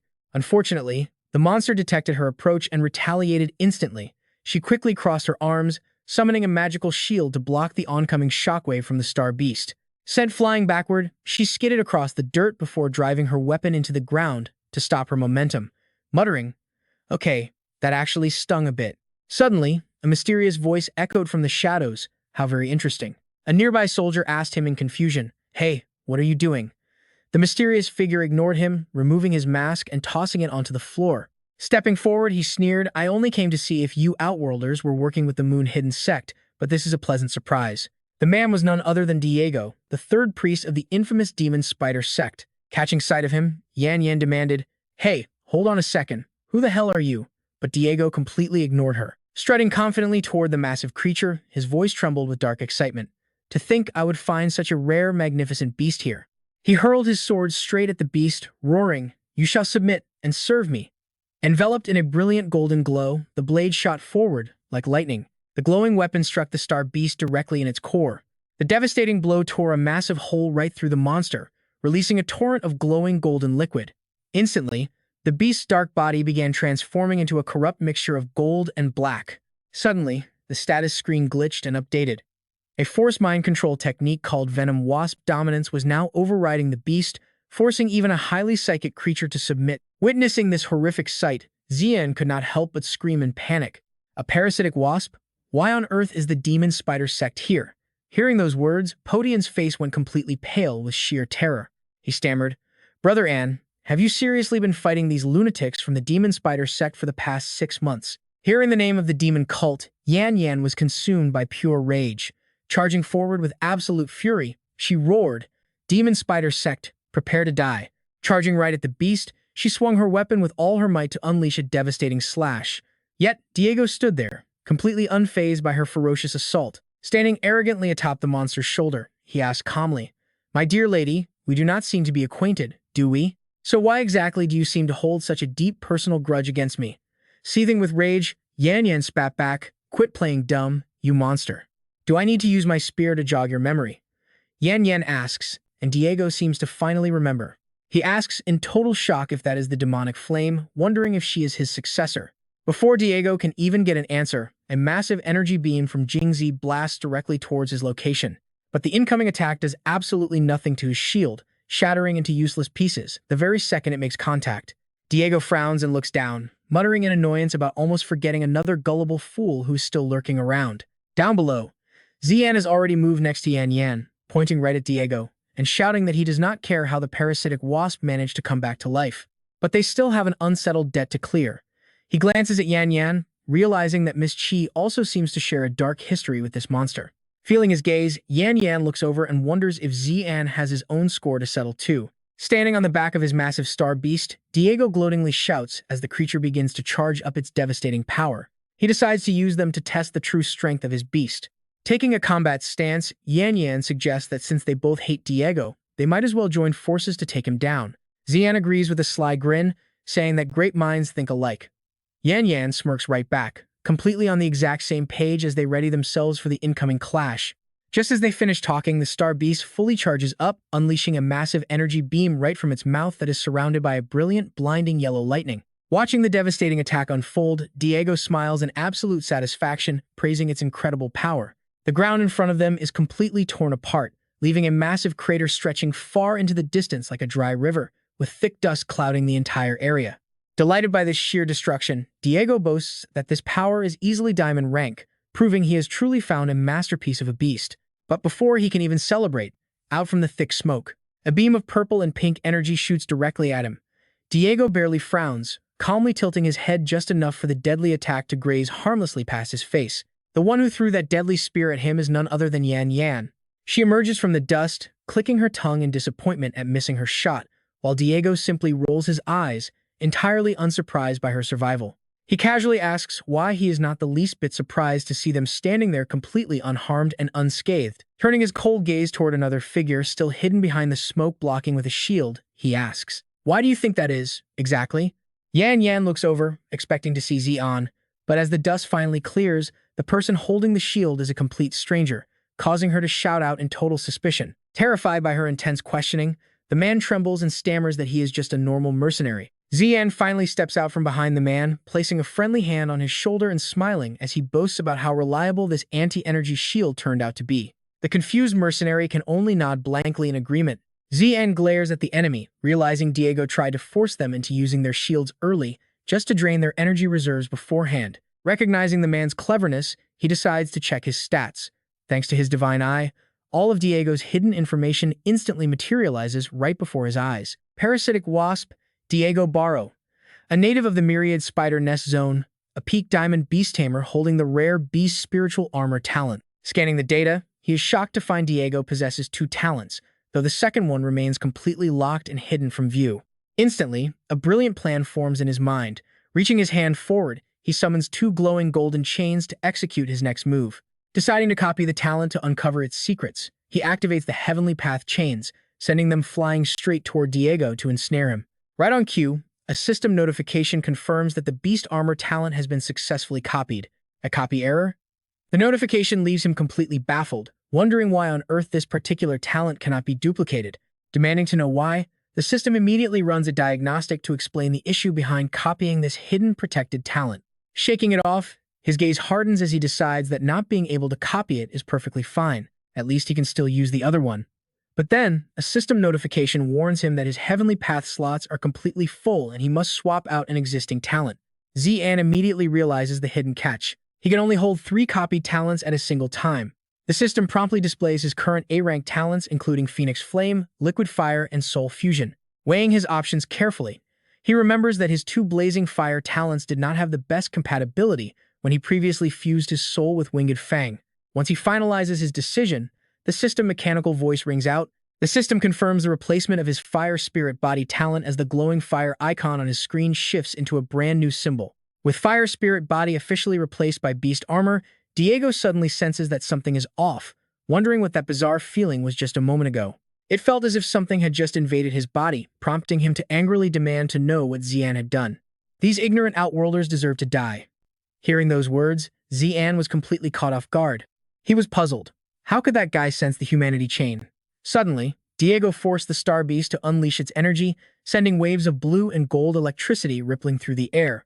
This raw power awakened ancient underground roots, forcing massive wooden tendrils to burst through the soil and surround the entire group. Seeing this, Yan Yan screamed in absolute panic, warning everyone that the subterranean fungi had completely awakened. The roots shot upward, wrapping tightly around a teammate's leg while crackling with dangerous blue and yellow electric sparks. The poor mercenary stood no chance, instantly getting pinned down as the aggressive roots wrapped around his entire body. Without a shred of mercy, those brutal roots constricted and tore his limbs apart in a heartbeat. Watching this horror unfold, Zi'an immediately analyzed the situation. Using physical attacks to bypass and eliminate the mercenaries with anti-spiritual energy shields first was incredibly cunning. But the moment his guard dropped, those deadly roots locked onto Zi'an, surging forward to ambush him right from behind. By the time he turned around, it was already too late. He could only think, oh no. But before the roots could even touch Zi'an, someone shredded them to pieces in a single blow. This left him completely stunned. What just happened? His rescuers were none other than Tian Wu and her golden finch hawk. Smirking arrogantly, she mocked him, asking Zi'an if he ever imagined a day where he would actually need her to save his life. Shrugging off her teasing remarks, Zi'an simply flashed her a quick thumbs up and casually said, "Thank you so much." That completely set Tianwu off. Annoyed, she snapped back, demanding to know why he was not arguing, feeling like his response was a total insult. Meanwhile, Po Tian was absolutely terrified, cowering under the massive feet of his armored gorilla to stay safe from the relentless roots. Clutching his head, he trembled and begged his beast for help. Seeing the chaos around them, Zi'an quickly began planning their next move. The enemy disabled their shields first, proving his actual master plan was to launch a massive spiritual energy attack later. With their team currently pinned down, their only option was to wait for his next strike and counter at the perfect moment. Since this beast originated from slime mold, it must be highly vulnerable to high heat. They needed fire, specifically the blazing power of leaf fire. Having found the solution, Zi'an yelled over the noise, "Little Phoenix, I have a plan. I am going to need your help with this." Confused by his sudden request, Tianwu questioned him, asking if he was seriously begging for her assistance. Ignoring her surprise, Zi'an quickly kept shouting, directing his orders to a Yuan, telling him he was needed too. Cowering in fear, Po Tian asked what on earth he could possibly do to help, but instead of replying, Zi'an just yelled for Miss Qi to join them as well. Hearing this, Yan Yan smirked and happily agreed, asking what exactly he wanted her to do. Watching from above, Diego scowled in annoyance and arrogantly declared that without their annoying shields, today would be the absolute end for all of them. Watching his star beast gather immense power, Diego smugly assured them that their fresh corpses would make perfect spare bodies for him. This upcoming strike was vastly stronger, covering a massive area. The second the star beast unleashed its attack, Zi'an urgently screamed, "Now is the time!" Hearing the command, Po Tian immediately ordered his armored gorilla to leap forward and block the oncoming strike. He roared out, "Thunderclap, potential energy charge." Armored gorilla blocked that attack. A defensive barrier formed around the armored gorilla, allowing it to fully absorb the incoming energy blast. Watching this, Diego gasped in shock, screaming that the giant ape had absorbed his attack. Once the giant beast fully swallowed the star beast's raw power, the armored gorilla roared wildly, swinging its massive arms to redirect the kinetic force. It slammed both fists into the ground, unleashing the absorbed energy with a massive cry. Thunderclap, energy release. The devastating counterattack caused the entire ground to violently shake, sending massive rocks and debris flying everywhere. Realizing their opening had finally arrived, Zi'an barked out, "Little Phoenix, now it is our turn to strike." Grinning with pure excitement, Tianwu yelled back that she did not need a reminder from a jerk like Zi'an. Together, they unleashed their devastating joint technique, Blazing Sun, Torrent Fire.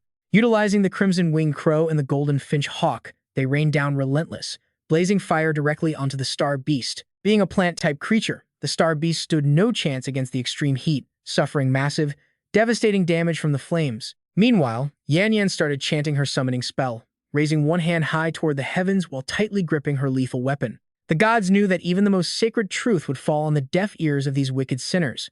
Form is emptiness, the 3,000 worlds are defiled, and absolute chaos manifests across this existence. If there are 10,000 cycles of reincarnation, then I will gladly turn into a demon. Her eyes snapped wide open as Yan Yan screamed, "This is the Asura path, and I am the demon. Summon my name."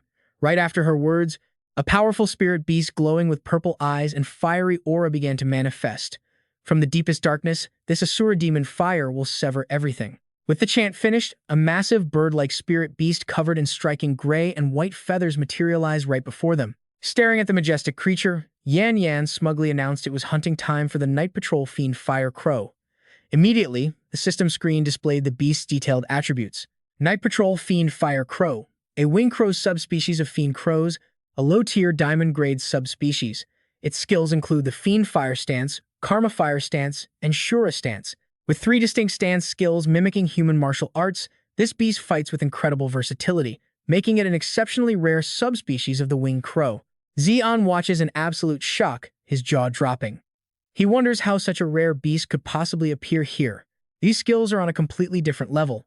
Stance skills, Z, and ponders this while closely tracking the Fiend Fire Crow's movements. Could these stance skills actually work just like human combat stances? Perhaps switching between different forms is what allows it to unleash such diverse and powerful techniques. The Fiend Fire Crow leaps high into the air, ready to strike Diego. Fiend Fire Stance. Diego looks up and screams in horror. A Fiend Fire Crow? Isn't that species supposed to be extinct? He stands frozen in pure disbelief, unable to tear his eyes away from the scene. The Fiend Fire Crow slashes the Star Beast with its razor-sharp claws, heavily wounding it before quickly leaping back to maintain a safe distance. Folding its wings, the Fiend Fire Crow rapidly gathers a surge of purple-pink energy around them. Sensing a golden opportunity to counterattack, the Star Beast begins gathering energy in its jaws. The Fiend Fire Crow unleashes its attack. Karma Fire Stance. The purple and gold energy beams clash, sending massive shockwaves through the air. Watching the devastating clash from the sidelines, Zi'an gasps in shock. Karma Rakshasa. The epic clash between the two beasts finally reaches its climax, with the Fiend Fire Crow completely overwhelming the Star Beast to claim a dominant victory. As the Fiend Fire Crow lands, surges of purple flame erupt beneath its feet. Yan Yan, who had been silent, begins chanting her spell once more. Is this the true might of a rare subspecies? The road ahead is clearly treacherous. As a descendant of a great family, the Fiend Fire Crow stands proudly amidst a sea of purple flames, its sharp eyes locked onto the enemy. Diego limps out from the thick smoke of that devastating blast, his mind shattered as he repeatedly mumbles, "Purify the six senses. Purify the six senses." Even otherworldly creatures are no match for an ultra-rare beast. Looking up, he continues to mumble, "If only it could serve me." But before he can finish his sentence, a spear tip is thrust directly at his face. With the Fiend Fire Crow backing her up, Yan Yan points her spear at Diego's face, snapping angrily, "Scum from the demon spider cult like you will never earn the Fiend Fire Crow's respect. Prepare to die," Diego finally realizes and screams back. "So that is it. You are the legendary successor of the Fiend Flame. I never expected to meet my end at your hands, Yan Yan." With a swift wave of her hand, Chi Yan Yan unleashes a wave of purple-pink energy that floods the area as she barks, "Shut up." Watching this, Zi'an breaks into a cold sweat, wondering if this insane power represents the true strength of the upper realm. An ultra-rare beast paired with such immense personal power. Looking at Yan Yan's exceptionally majestic and sharp figure, he silently deduces that her combat prowess might actually surpass even his grandfather's. Zi'an tightens his fists with a deeply serious expression. He warns himself that after this incident, the Myriad Spider's nest realm will definitely draw the ire of the upper realm. And before that day arrives, he absolutely must become stronger. Watching Yan Yan stand before him, endless analytical theories keep swirling rapidly through his head, but the power limit of the Myriad Spider's nest realm is already locked, meaning the only way to grow stronger is to head to the original upper realm, Origin Star. But that is a story for another day. Chi Yan Yan lifts her massive blade from the ground. Slinging it over her shoulder, she casually approaches the group. She speaks up, noting that they all seem to be descendants of prestigious great families. With a thoughtful expression, Tian Yu carefully studies her. "Judging by your Feng family lineage and those Yanwu wings on your back, you must be the current Phoenix Flame Awakener, right?" Hearing this, Zi'an wonders how she could possibly know so much. Turning to him next, she says, "Zi'an, of the Star Sea Dragon Bai family, grandson of the exile. His grandfather was a legendary figure who shook the upper realm in his youth." Turning to Po Tian, she declares, "Ice Mountain Thunder. The Yuan family's ancestors were all elite martial talents who charted the Star Sea, and their warrior spirit lives on in you." Clutching her blade with one hand, Yan Yan places the other on her chest, smirking proudly at Zi'an. "Let me formally introduce myself. From the Hellfire Heavenly Flames Qi family, current wielder of the Fiend Flame, Qi Yan Yan. Forgive my rude warrior manners," she continues, "but as I said earlier, I have absolutely zero interest in your petty family grudges and political feuds.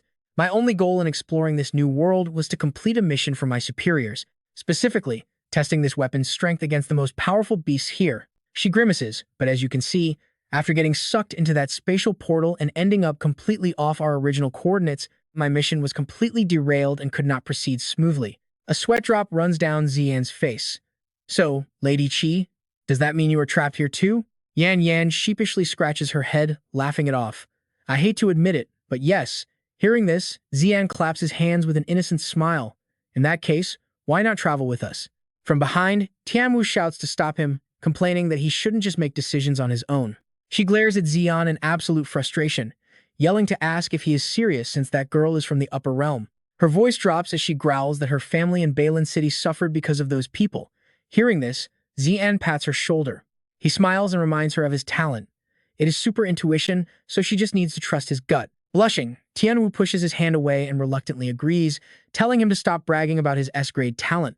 Zi'an smiles to himself, knowing his talent is actually mythical grade. Leaving the cave, Zi'an asks Tianwu if she finally agrees. Avoiding the question, she tells everyone to head to the Earth's surface. Arriving at our city on the surface, Zi'an looks up at a dark, gloomy castle completely covered in thick moss. Yan Yan speaks up first, noting that this world's civilization seems quite similar to their own. With a twitch of his lips, Zi'an complains about why the Earth's surface is still so incredibly dark and gloomy. Looking closely at the ancient stone statues, he admits that our city's civilization must have been truly magnificent. Scanning their desolate surroundings, Zi'an asks the big question. Where are they even supposed to find that teleportation device? Tianwu turns to him with a teasing smirk, asking why he does not just use that precious S-grade talent of his. Zi'an's eyes widen in surprise as a brilliant realization suddenly hits him. Exactly. A teleportation device would definitely require some rare treasure. Why not just use the treasure hunting function of his divine eye? Closing his eyes, Zi'an extends his hand. The divine eye immediately begins scanning the surrounding area for treasures. As the divine eye scans, a system warning pops up. Since the treasure is otherworldly matter, it cannot show the exact location, only an approximate area. He wonders if the throne refers to that mysterious castle or the royal palace they discussed earlier. Still, is there really a connection between the throne and this teleportation device? He decides to investigate anyway. Looking at the dark ruins, he cannot help but feel like he is searching for a needle in a haystack. Elsewhere, deep inside a dark cavern tangled with massive roots, glowing blue crystals are embedded all over the ground. Frowning, Zihao crosses his arms and asks if there is any new progress. His subordinate nods while holding a scanning device, explaining that the crystals here show highly unusual energy readings. During their search, they notice that the closer they get to a specific spot, the higher their energy spike. His voice echoes in the darkness, speculating these crystals are connected to a massive power source. He adds that this mysterious energy source is likely the world's core, the exact thing they have been looking for. After all, the amount they have gathered so far already matches the power of an amethyst-grade beastmaster. But that is not all. As the subordinate continues, these crystals require a much stronger soul origin to be fully absorbed. Since the young master still needs time to recover, he strongly advises holding off on using them. Suddenly, Zihao cuts him off. No, they are trapped here and must move fast. Who knows if they will run into someone even more troublesome than Zi'an before finding a way home. With sparkling eyes, Xining holds up a crystal and calls out to Long Long. She tells him that her brother said this stone is packed with energy and might make him evolve faster. Zihao looks at her, thoroughly confused, and asks what she is doing. She simply replies that Long Long is hungry. She hesitantly adds that the poor beast has not leveled up in a really long time. Long Long's eyes light up as he licks his lips. Xining is sure he wants to level up, but Zihao can only make a bizarre face. He warns that the energy inside that soul crystal is far too high. Eating it directly could severely damage its origin.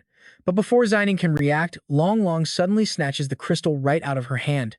He devours it greedily, and suddenly, his eyes begin to glow with brilliant, shifting colors. Panicking, Xining asks if he is going to be okay. Zihao and his soldier watch in horror. He screams that the spiritual energy is spiking rapidly, quickly approaching its absolute limit. Spreading his wings, Long Long erupts in a strange, blinding purple light. His neck grows thicker and his ears stretch out. Within seconds, he grows absolutely massive.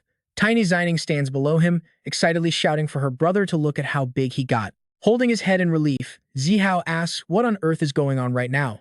The soldier reports that while his power has significantly spiked, the screen shows he has not made a tier breakthrough just yet, but she has already reached peak gold rank. Fortunately, the young lady's bonded beast is strong enough to handle such massive spiritual energy.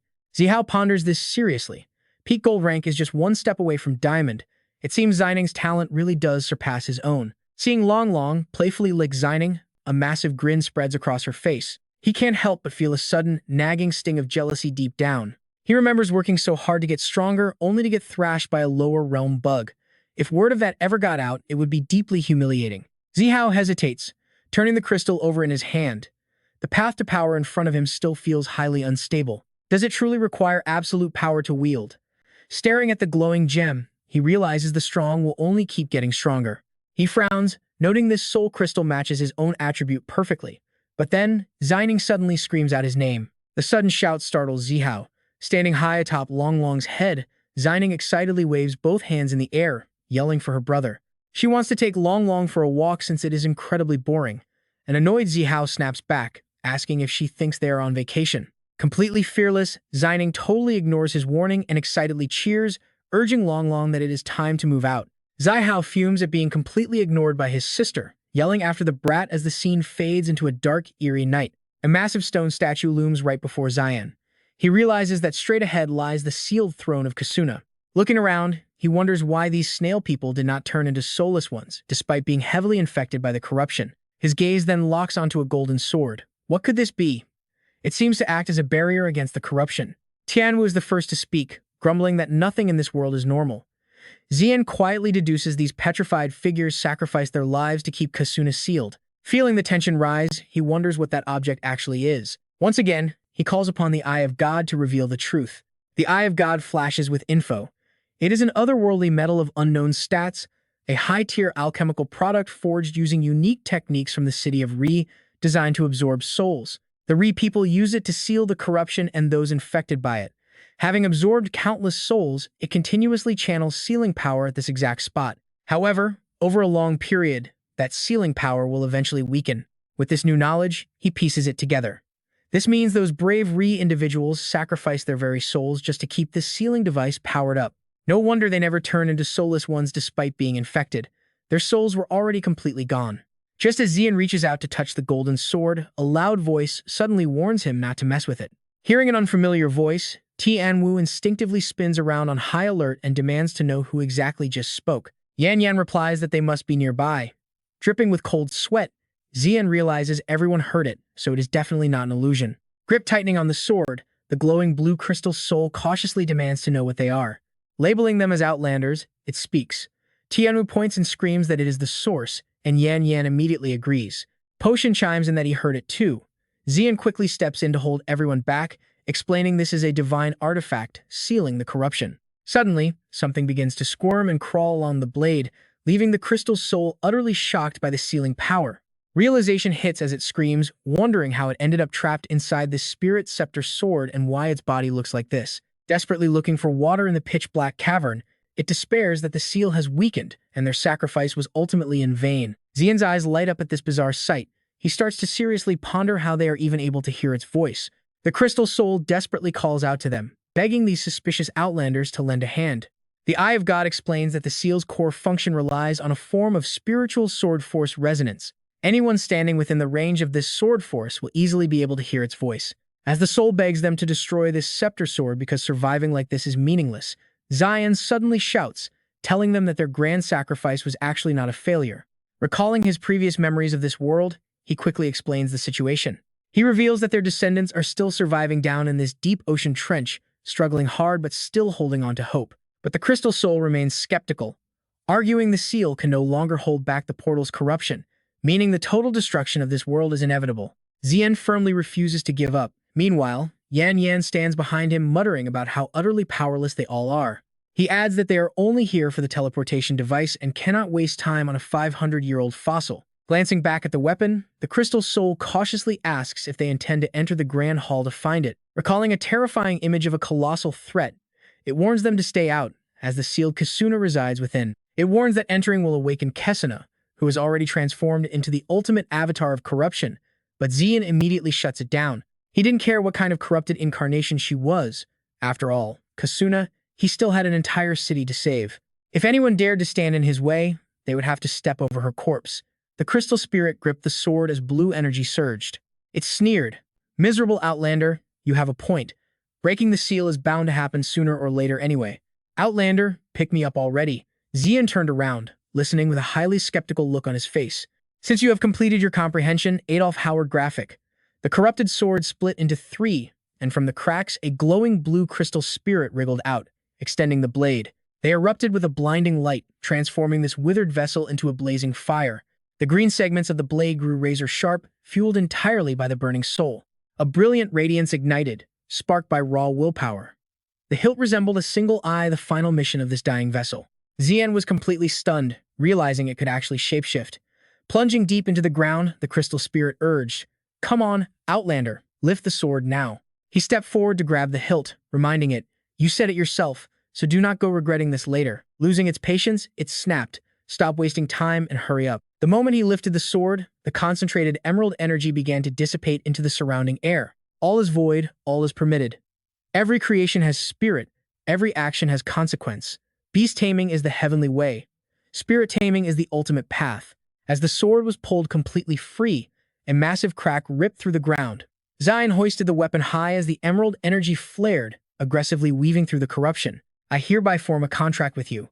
I will finish your uncompleted business until your soul finally returns to the great void." With everything done, Zi'an smiled in satisfaction. "All right, the contract is officially sealed." The crystal spirit was completely taken aback, demanding, "Wait a minute, what kind of ritual was that?" He replied casually, "A contract, obviously. Didn't you want me to take you along?" Suddenly, a swirling vortex of green air enveloped the four of them, prompting Zi'an to shout, "An earthquake? Is it the soulless?" The crystal spirit disagreed. "No, this isn't the soulless. This presence actually feels very similar to an outlander." Suddenly, a pillar of pinkish-purple light shot up from beneath the earth, tearing space itself. Zi'an looked up, utterly shocked by what met his gaze. Was that a dragon? The Eye of Revelation flashed its data. Jadeite dragon, a scale, fish subspecies of the quadrupedal flying dragon, currently at peak gold rank. Talent, Emerald Gale expansion. Skills include Crescent Frost, Jade Sword, Slash, and the elegant Snow Swamp Dance. A highly unique variant of the scalefish quadrupedal flying dragon, it is also a highly protected dragon breed, sharing many traits and behaviors with an adorable household cat. Despite its cute look, its combat power is insane. No wonder female beast tamers absolutely love it. It was once a total pet idol. Xining squealed with absolute joy, thrilled to finally reach such a spacious area. Perched atop the dragon's head, she peered down and spotted four people below. Xining narrowed her eyes, gasping, "Wait, is that Zi'an?" Xining gasped in surprise. Spotting her, Yanyan, the muscular powerhouse of the chief family, sighed. "Of, that brainless girl from the Bai family." Annoyed, Xining yelled back at her, "You are clearly from the upper realm. Why on earth are you hanging out with that idiot Zi'an from the lower realm?" Yanyan barely looked up and drawled, "Did I not already tell you? The higher-ups only ordered us to enter the portal together. They never said we had to cooperate." Crossing her arms in frustration, Xining yelled, "My brother said, Zi'an's grandfather is a total scoundrel who did all kinds of terrible things, which means Zi'an is a wicked scoundrel too, and anyone who helps him is a jerk." Standing atop the Jadeite dragon, Xining screamed, completely shattering the quiet atmosphere. "Helping Zi'an makes you a jerk, which means you, muscle woman, are also a giant jerk. Today, I will punish all of you on my brother's behalf." Hearing this, Zi'an couldn't help but sweat drop at her bizarre logic. Yanyan shrugged, "Don't mind her. Your cousin is a total idiot." Zi'an could only offer a sweat-drenched, extremely awkward chuckle. "Looks like I dragged you into my mess, Miss Chi. My bad." She, however, did not seem bothered at all. She replied calmly, "No worries. I cut ties with the Bai family a long time ago, specifically, the annoying upper realm branch." With that, Yanyan raised her hand to command her blazing smile tiger. It stood proudly with folded arms, radiating intense, fiery energy from its massive, muscular frame. "All right, blazing tiger, let's burn some things down." Zi'an looked down at the sword and sighed. "Sorry, looks like we have to delay." The crystal spirit inside gasped in disbelief. "Wait, what? You are not actually planning to use me to fight that little girl, are you? I am a soul trying to preserve myself, so do not waste my energy on nonsense." The blazing smile tiger grinned confidently, lowering its head to reassure him.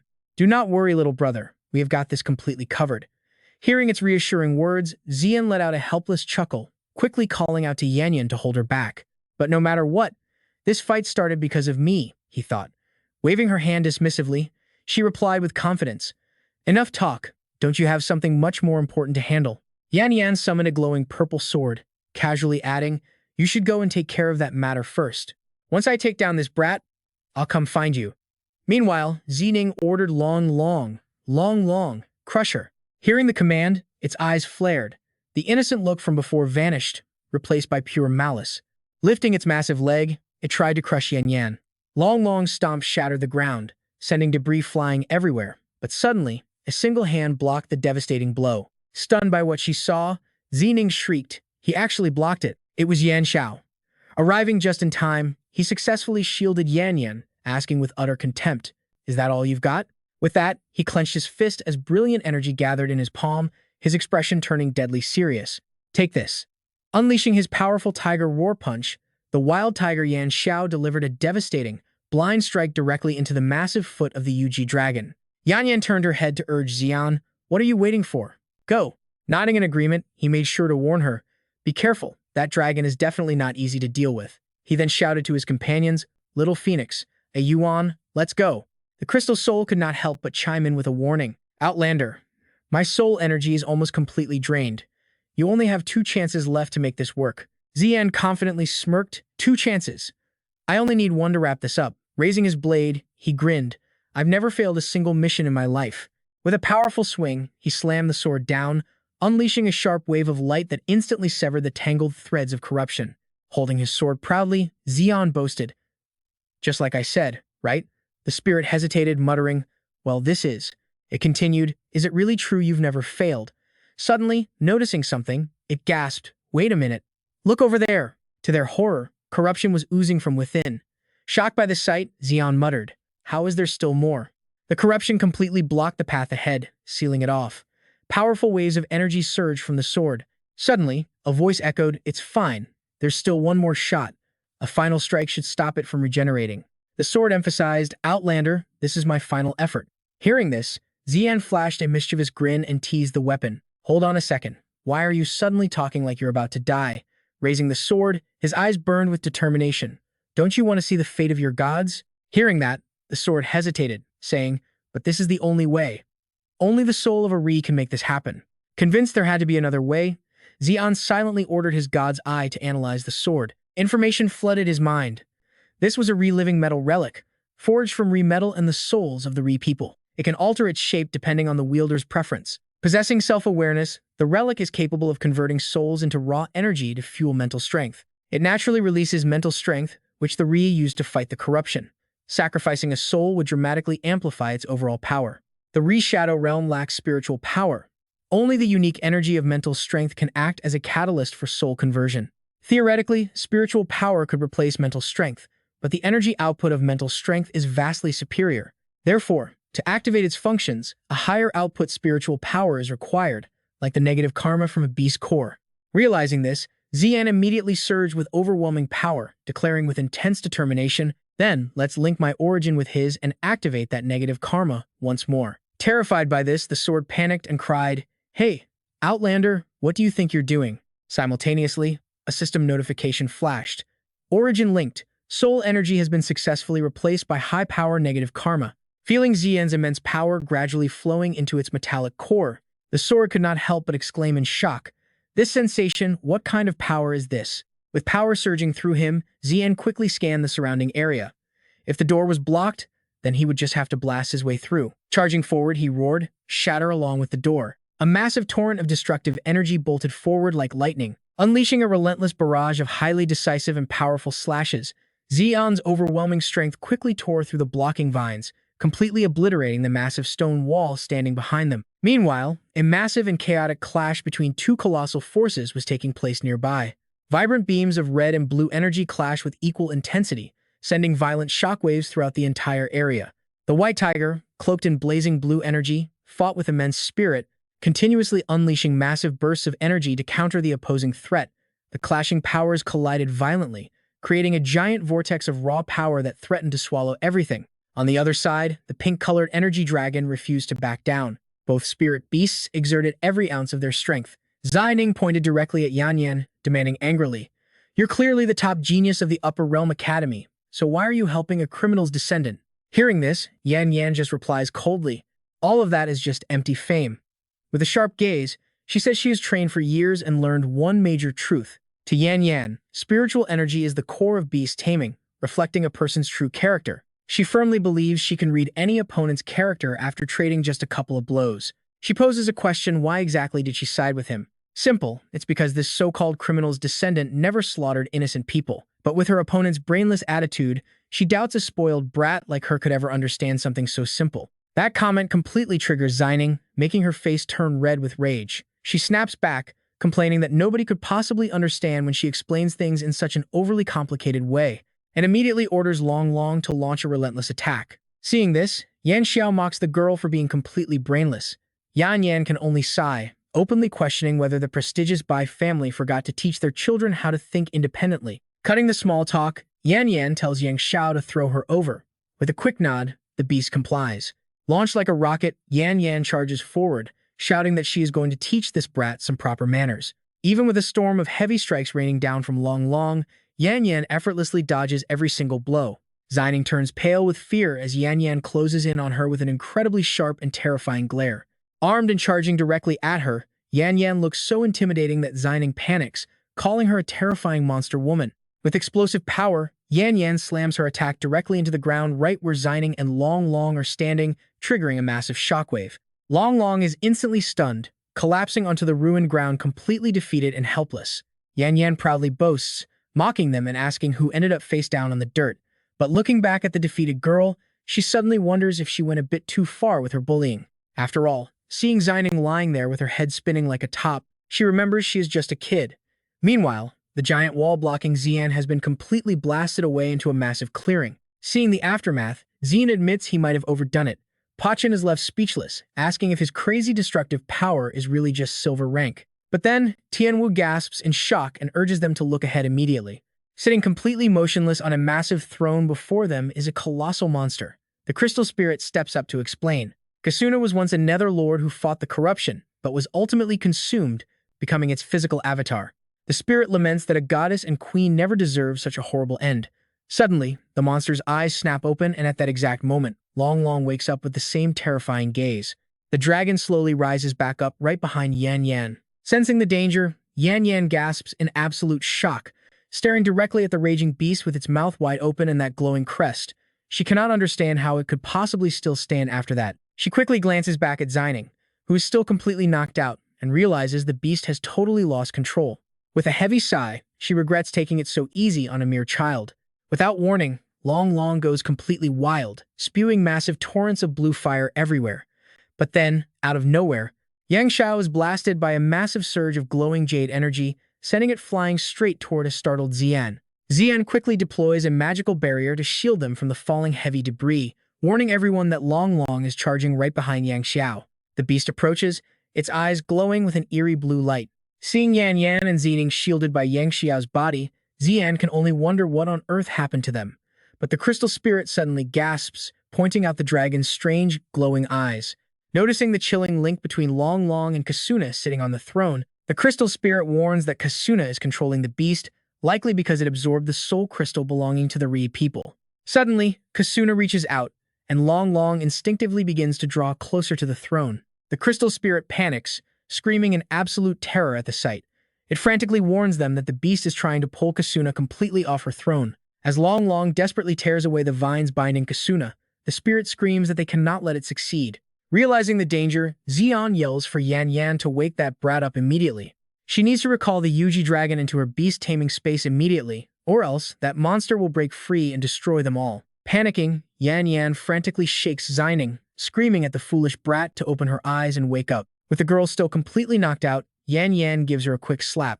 Blinking her eyes open, Xining sees her face and groggily mumbles about the scary muscular woman. But as soon as she wakes up fully, she starts throwing a tantrum and screaming. She demands the muscular woman back away, but Yan Yan completely loses her temper, telling her to quickly look at her own beast. Xining freezes in pure shock at the situation. She watches as Long Long is grabbed by Kasuna. Tunin calls out in a panic. Standing nearby, Yan Viam urges her, recall it to the beast's space. Quick! Hearing this, Tunin frantically shouts her command. Long Long, come back now. Instantly, Long Long fades away from Kasuna's grip, tearing a chunk of the monster's arm off as he vanishes. Enraged and groaning in pain, Kasuna unleashes her terrifying presence, letting her raw power explode outward. Violent surges of energy course wildly through her massive body. Staring at the writhing tentacles, Tuan freezes, realizing those were the exact same things that appeared when the portal first opened. Beside him, Yenvium grins. Perfect, the lord of this world. In her hands, her staff begins to glow with crackling purple energy. Fueled by pure fighting spirit, she steps forward. Taste this prototype weapon forged from the fiend fire crystal, but the water spirit desperately tries to stop her. Wait, do not attack, let me. Before those words even land, Yenvium charges the towering monster. Watching her rush in, the water spirit screams in frustration. You have to listen to me first. In Kasuna's hand, a sword rapidly expands in both size and aura. She raises the massive blade, aiming to slice Yenvium down. Yenvium keeps her face completely cold, silently thinking she can still wield a sword. She quickly commands VM2 to intercept, thinking they are not pushovers either. While VM2 keeps Kasuna's massive blade locked in place, blocking the strike, Yenvium seizes her chance. She leaps high into the air, diving down to finish the monster with one swift blow. But out of nowhere, thick tendrils shoot out directly from Kasuna's severed arm. In an instant, they weave together into a spear. Kasuna raises it high. Seeing this, VM2 gasps, she can actually deflect my fiend fire? VM2 immediately backs off into a defensive stance, but Kasuna relentlessly presses her advantage, charging wildly with the newly formed spear. Before he can react, she thrusts the spear straight through VM2's body. Only then does VM2 realize she used a feint. The link hurts, and Yen VM also reels from the feedback of the strike. She collapses to her knees. Tuan rushes over, asking, Yen VM, are you okay? She stares ahead, thinking, I got careless. Couldn't dodge. Yen VM forces herself to activate her summoning spell, thinking, get some rest back inside for now. VM2 is safely recalled.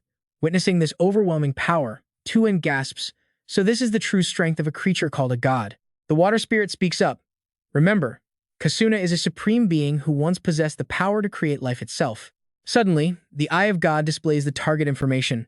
Corrupted Avatar Kasuna, peak purple crystal, a former ruler infected by a primordial ancient entity. She was originally a god-level entity. After being infected, she was demoted and heavily mutated. As long as her soul remains intact, she can resurrect infinitely. The water spirit explains, to put her down, you must completely consume and destroy her soul. And the only thing that can ever harm a soul is another soul. The water spirit adds, but the spiritual energy of you Outlanders can only destroy her physical shell. It cannot deal any damage to her actual soul. Tuan frowns. So you are saying we cannot deal any real, lasting damage to Kasuna at all? But Yen VM suddenly smiles warmly. Do not worry about that, little brother. She struggles to stand back up. Let me try again. Tuan stops her. But your beast was just badly hurt, proving how strong this enemy is. With fierce determination in her eyes, Yen VM replies, and that only proves she is a worthy opponent for me, just like you. Even with her injuries, she gets back on her feet, burning with immense fighting spirit. Yen VM believes, if this spear can land a solid hit, I will prove to those higher-ups watching us that my way was the right one. Tuan is completely speechless. He sighs to himself, what a reckless battle maniac. Does she literally have no concept of fear? But right at that moment, a thought strikes him. Wait, speaking of fear, Tuan carefully pieces together every detail of the battle so far. She easily shrugs off and heals from any of our attacks. Yet when faced with that spear, she went out of her way to block it. Tuan wonders, could she actually be terrified? And is the main reason because of that spear? The Eye of God instantly displays more data. Fiend Fire Crystal is a unique spiritual gem formed under extreme high-pressure environments by specialized Fiend Fire energy, refined under ultra-high pressure. Possessing all attributes of Demon Fire, it can forge Demon Fire weaponry, a highly unique form of spiritual energy, affecting both the physical realm and entities residing far beyond. Legend even claims that this formidable power can easily obliterate formless souls that completely lack any physical body. Now filled with confidence, Tuan speaks. Just as I thought, that spear can actually inflict direct damage on the soul. The water spirit gasps, wait, what did you say? Does that mean that spear is currently the only weapon in existence that can kill Kasuna? Tuan steps up to Yen VM. Yen VM, we must. Before you can finish, she cuts him off. I heard your analysis loud and clear. Tuan offers, then I will handle keeping her pinned down. Yen VM laughs heartily, and I will make sure she gets a taste of my spear. Yan Yan admits that, honestly, if it weren't for their planet's restrictive rules, the two of them would probably get along quite well. Hearing this, Zi'an simply replies, I was thinking the exact same thing. He adds that fighting side by side with Lady Qi is an absolute honor, and just like that, the two join forces, ready to take down this colossal monster. Zi'an smiles, deciding it is time to stop holding back, prompting the Sword Soul to ask, Outlander, what on earth are you planning? In the blink of an eye, a brilliant, magical armor begins to envelop his entire body. Just like that, Zi'an transforms into a powerful warrior, fully geared from head to toe in sleek, futuristic armor. The system reveals it as the Origin Beast armor, forged through pure manifestation and heavily reinforced by raw elemental energy. Its special attributes dynamically adapt, shifting form to match the unique elemental origin of the warrior wearing it. Zi'an wonders if this is the parasitic bee's true talent, while the Sword Soul beside him gasps, Outlander, what kind of trick is this? That is when Zi'an notices even the physical appearance of his sword has completely changed. The magical sword immediately yells at him to stop spacing out as the enemy charges. In an instant, Kasuna towers right over Zi'an, raising a massive blade, ready to strike, aiming to slice him in two. But the moment Kasuna unleashes the heavy strike, a massive explosion erupts, shooting a brilliant beam of light straight into the sky, leaving the colossal monster completely bewildered. Zi'an casually apologizes while the Crystal Soul chimes in, declaring they will not be taken down that easily. It turns out Zi'an used the Crystal Soul to block the strike just in time, but the defensive spirit quickly complains, struggling against Kasuna's massive blade, telling him he really shouldn't be using a crystal shield for raw blocking. Zi'an dryly replies it was just a quick reflex, adding that this is hardly the time to complain. Seizing the perfect opening, Zi'an calls out to Lady Qi, urging her to strike before the beast can react. Up above, Yan Yan dives straight down, aiming her spear. Brimming with intense battle aura, she charges fiercely at Kasuna, but from below, the beast rapidly unleashes a swarm of deadly tentacles. They instantly wrap around Yan Yan, making her realize she's in deep trouble as Kasuna successfully restrains her. She curses under her breath at the annoying tentacles, while Zi'an instantly realizes Lady Qi is in serious danger. Seeing the monster preparing to finish Yan Yan off, Zi'an knows he has to act fast, quickly slipping away from Kasuna's massive sword. He instantly summons a spectral rhino from his blade, directing it to charge straight toward Yan Yan's position. Watching this unfold, the sword soul eagerly exclaims, "You Outlanders sure have some crazy tricks up your sleeves." Zi'an scratches his head, confessing he honestly has no idea how he even pulled off that move. He knows that was a clear manifestation skill, yet he hasn't even reached the gold rank yet. His God's Eye explains that metal-based life forms have a deep connection with spiritual energy, which allows them to amplify the user's mental power several times over. At its core, manifestation works by synchronizing the spiritual energy between beast and master, creating a powerful projection of their shared will. Usually, reaching gold rank is a requirement because the master's own spiritual energy needs to perfectly align with the beast armor to meet all these complex conditions. But by combining a metal life form with his beast armor, Zi'an has bypassed the limits to trigger manifestation. Seeing that Yan Yan has been safely rescued by his spectral rhino, Zi'an wonders if the technique behind the young man belongs to the demon spider cult, questioning what their connection could be. Despite taking some damage, Kasuna still stands strong, barely weakened by the exchange. Spotting this, the Crystal Soul warns that these basic tricks won't be enough to defeat him, to which Zi'an dryly snaps, "I'm not blind." Staring at the formidable monster before him, Zi'an realizes that if things are this bad, he might as well clear his mind and go all out. He prepares to summon Jingzi despite the Crystal Soul's frantic warnings to stop being reckless, calculating that since he now has manifestation on his side, he should make full use of it, immediately sending Jingzi charging forward to attack Kasuna. He grins, knowing it is time to bring out his true ace as he calls upon Jingzi. Suddenly, a massive portal tears open right behind Kasuna. The beast immediately senses the danger, but it is already too late as Jingzi lunges from behind, jaws wide open, targeting Kasuna. The summoned beast bites down hard on Kasuna's head, giving Zi'an the perfect window to charge forward with his sword. Exploiting the moments Kasuna spends struggling wildly in Jingzi's massive mouth, Zi'an drives his blade deep into the monster's flank. Zi'an can't resist throwing in a quick tease, asking the monster, "Quick question. What do whales love eating most?" He unleashes a barrage of strikes that push Kasuna back before yelling out the punchline. The answer is giant squid. He quickly signals to his partner, shouting, "Lady Qi, now is our chance." Sensing the perfect moment, Yan Yan confidently steps forward. Gripping her spear tightly, she aims directly at the struggling Kasuna, fiercely declaring, "It's time I show you what real pain feels like." Finding the perfect spot, Yan Yan hurls her spear forward with immense force, shouting, "Behold the power of the demon fire," but out of nowhere, her spear is blocked by a magic barrier, leaving both of them utterly shocked by its sudden appearance. Yan Yan curses under her breath, frustrated that it fell short, while Zi'an plunges his sword directly into Kasuna's severed flesh. He softly apologizes, prompting the sword's spirit to shout in confusion, "Wait, why are you suddenly apologizing to me?" Panicking, it asks what he is up to, sensing a terrible omen, but Zi'an leaps onto the hilt and politely requests to borrow its strength for a moment. As he winds up to launch his next move, the sword spirit screams in pure terror, "I'm going to snap, I'm going to snap." Suddenly, Zi'an launches himself forward like a gust of wind, leaving the weapon behind to rage and curse him as an utterly despicable outlander. Soaring into the air, Zi'an locks his gaze onto Yan Yan's spear, which is still wedged in the barrier. Without a second thought, he gets into position to score a goal. With one powerful kick, he drives the spear right through the barrier into the monster's unhealed flesh, sending a massive shockwave throughout Kasuna's entire body. A brilliant purple light erupts from the wound, prompting Yan Yan to ask if it is finally over this time. Right then, Zi'an lands gracefully on the ground, leaving a charred, burning beast to crumble behind him. Staring at Kasuna's disintegrating remains, he wonders if this is truly the pathetic end of a self-proclaimed god.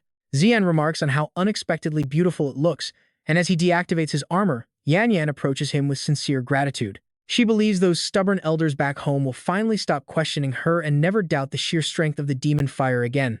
Zi'an admits he has always been curious about what Miss Qi is so desperate to prove. Yan Yan simply smiles, telling him he will understand once he gets the chance to visit the origin star. Suddenly, the crystal spirit interrupts, admitting it is rude to ruin the mood, but urgently warns them to look over as a massive spatial portal tears open and begins to expand rapidly. Zi'an quickly realizes it is a massive teleportation gate. The portal acts like a vacuum, sucking everything in as the group struggles to hold on, with Zi'an shouting over the wind, questioning its sudden appearance. The crystal spirit asks if they did not want to go home, but Tianwu points out that they still have not caught the culprit. Sensing that something is seriously wrong, Zihao demands to know what is happening. His subordinate hastily reports, staring at his monitor in absolute shock as he explains that a massive teleportation gate has just opened up. With a loud rumble, a terrifying surge of energy erupts, acting like a starving beast eager to swallow everything whole. The massive vortex behaves like a bottomless pit, greedily pulling in everything from its surroundings. As Zihao notes in shock that even buildings are being sucked in, his subordinate explains it is a fusion portal. This means their main world and the myriad spider nest are currently fusing together right through this very gateway. The crystal spirit screams in a panic, demanding to know where this sneaky outlander is planning to take it. Zi'an simply grins, telling the spirit that they are going to his place, and adding that his house is pretty spacious. Meanwhile, the vortex continues to drag everything inside, triggering a massive space jump that leaves them unconscious until they wake up somewhere completely new. Zihao looks around in confusion, asking if this is actually his home. The intense spatial warp knocked Zi'an completely unconscious, and when he slowly opens his eyes feeling someone's gaze, he is greeted by a scenic mountain range. Tianwu stands over him with folded arms, asking how long he plans to lie there, making him blush and snap back defensively. Zi'an quickly sits up, and Tianwu begins to explain their current situation. It seems the portal did not drop them at their original destination, likely due to the massive difference in time flow between the two worlds. Scanning the area, she notes they are in the desert near Bailin City, though they seem closer to Heisa City. Still looking slightly dazed and flushed, Zi'an simply nods in agreement, marveling at how massive the desert is. Suddenly, Po Tian points into the distance, shouting that there is a city nearby and suggesting they head over to check it out. The crystal spirit complains with deep annoyance, demanding to know why his homeland has to be so incredibly dry and hot. It rants that after fighting all day, they ended up in a lifeless wasteland when all it wanted was to see a beautiful city. Zi'an grips his sword and snaps back, telling it to shut up because a desert naturally has no water. Losing his patience, he seals the sword away, muttering that it is too annoying and telling the spirit to find water on its own. Outraged, the crystal spirit screams inside his mind, accusing him of being an absolute jerk and a despicable outlander. With the weapon put away, the spirit's constant whining is finally silenced, giving them some peace. Pleased with the quiet, Zi'an suggests they head straight for Heisa City, knowing they do not have any other choice anyway. He sighed. There was no way they could walk back to Bailin City anyway. The desolate wasteland of Heisa City was brutal, completely devoid of any signs of life. Zihao pulled himself up by grabbing a piece of debris dragged through the portal. Looking around at the familiar ruins, he figured they had ended up back in the Wanzhou nest. Suddenly, a desperate female voice cried out, "Brother, save me." He muttered to himself, "Zining? It is Zining." There she was, dangling helplessly in mid-air with her collar snagged on a jagged piece of floating ruin. She screamed, "Up here! Look up!"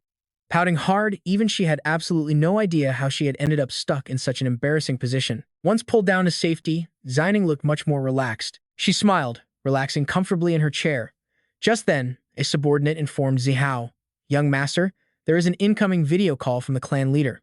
Before Zihao could even answer, Zining cheered excitedly, "Yes, time to go home. How are things?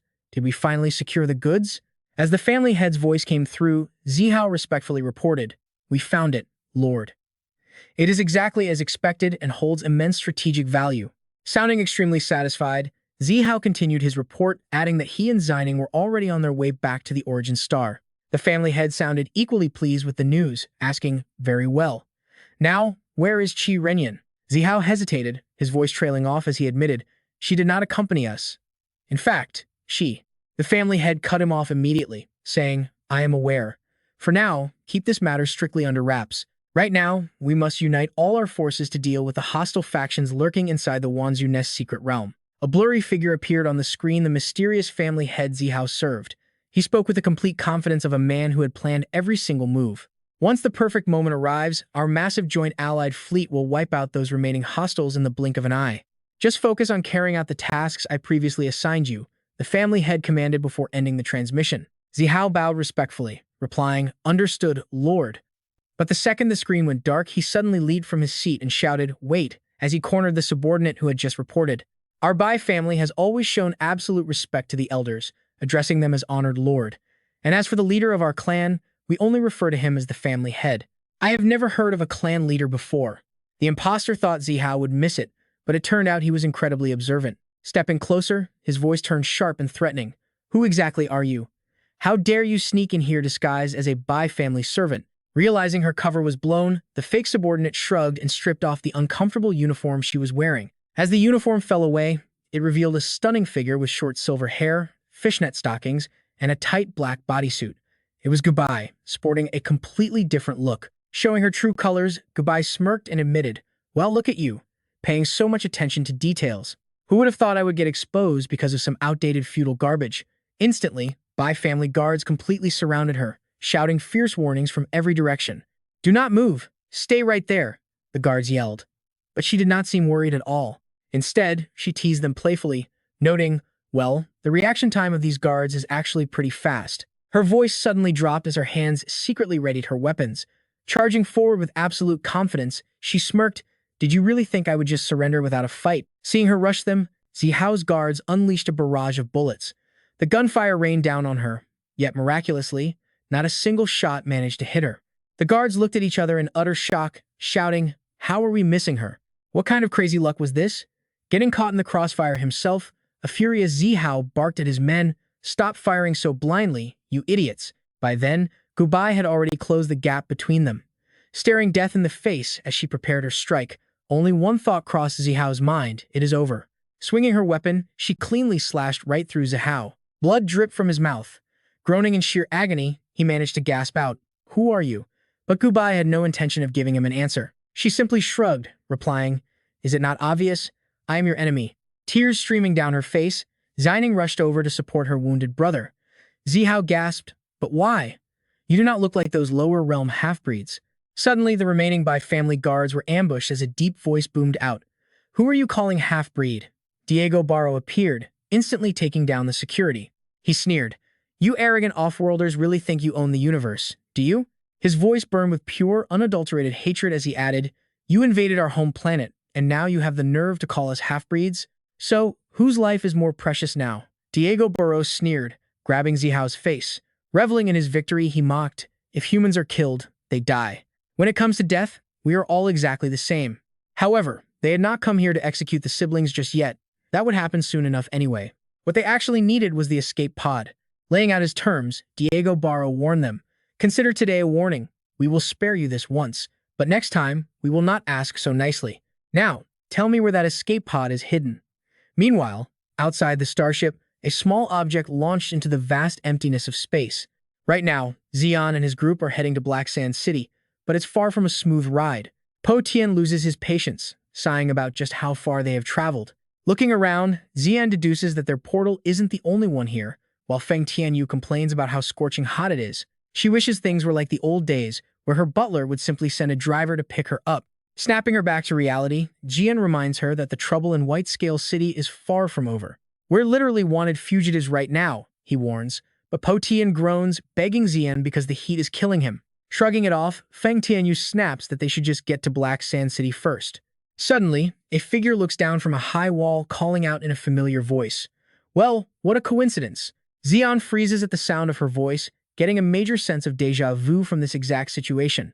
Leaping down right behind them, Qi Yanyan reveals herself and admits she actually thought they were still stuck back in the Shadow Ghost world. Before Zian can even say a single word, she completely cuts him off, telling him to skip the useless small talk so she can leave him with some serious, heartfelt advice. She warns that the higher-ups are preparing a second assault on the Wanzhou realm, just as a massive shadow looms right behind her. Zian stands there completely frozen in sheer shock, gasping out, "Is that a battleship?" Qi Yanyan explains that once the invasion begins, this giant battleship won't be the only one joining the fight. The only way to stop the higher-ups is by proving the absolute dominance of White Scale City's various city-states over this entire world. Which means, we have to kill this world's ruler, she says, climbing a rope ladder up to the battleship and waving a stylish goodbye to the group. Personally, though, I'd rather see you head straight to Origin Star instead of messing around in this tiny, insignificant world. With that, she heads off to deliver her report, ignoring Xian's desperate cries to wait as the massive ship instantly takes off. Tears well up in Xian's eyes as he groans, wishing she had at least offered them a ride. Watching the battleship disappear like the wind, he marvels at its speed, before pondering the heavy task of invading the Wanzhou realm and slaying its lord. Xian lets out a mental scream, frustrated that the universe never gives him even a single second to rest. Night falls over Black Sand City, and though heavy clouds blanket the dark sky, they can't quite block out the shining stars above. The weary group finally arrives at their destination. With Po Tian shouting in pure joy, "We've finally made it to Black Sand City." Completely exhausted, Zi'an suggests grabbing a cold drink to escape the brutal heat, a plan that Feng Tianyu quickly and eagerly agrees with. They decide to rest at a highly rated local spot trending all over social media, called the Kowloon Cafe. The waiter serves their 3 iced mint lemon teas while Po Tian slumps into his chair, just as the local news broadcast begins to play. Today is Friday, the 18th. Welcome to our latest news update. The anchor's voice blares from the television. Zi'an immediately senses something is off, turning to Feng Tianyu to remind her that they entered the Shadow Ghost World on the 15th. Realizing the strange discrepancy, she replies that it felt like they were only inside that place for a single day. The news continued. Today's top story. The investigation is underway regarding the Border Patrol battleship that broke through 2 days ago. All reported casualties are confirmed to be high-ranking officials from the Origin Star government. Feng Tianyu looks at Zi'an, drawing the shocking conclusion that 1 day in there equals 3 whole days out here in the Wanzhou world. Over the airwaves, the reporter announces that the bilateral summit between Black Sand City and Blue City has finally concluded today. Blue City's lord, Dong Lizzie, personally participated in today's bilateral friendship parade through the city streets. As the pre-recorded news continues to play, Zi'an shares his theory, suggesting that the massive time difference might actually be a glitch in the teleportation gate. So it's not just space we're warping through, but actual time itself, Feng Tianyu says, her voice rising in sudden panic. Either way, we're already way too late to rescue my father, she worries, while the TV news keeps playing in the background. The parade convoy has just arrived outside Black Sand City's famous Kowloon Cafe when suddenly, a massive, deafening explosion violently rips through the shop. Zi'an shields his face from the razor-sharp glass shards flying everywhere, as the reporter's panicked voice cuts through the rising dust. Breaking news! The Blue City Lord's military convoy has just come under an unidentified, heavy surprise attack. Wait, is that happening right outside? Po Tian screams in terror, asking what's going on as they look out to see a chain of wrecked cars scattered across the ruined street.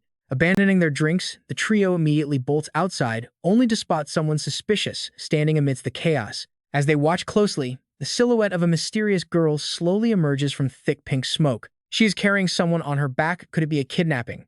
Sensing danger, Feng Tianyu quickly covers her nose and mouth, warning the others that the smoke is toxic. Straining his eyes to identify the attackers, Zi'an can't help but wonder whose emblem is emblazoned on their gear. He recognized that insignia.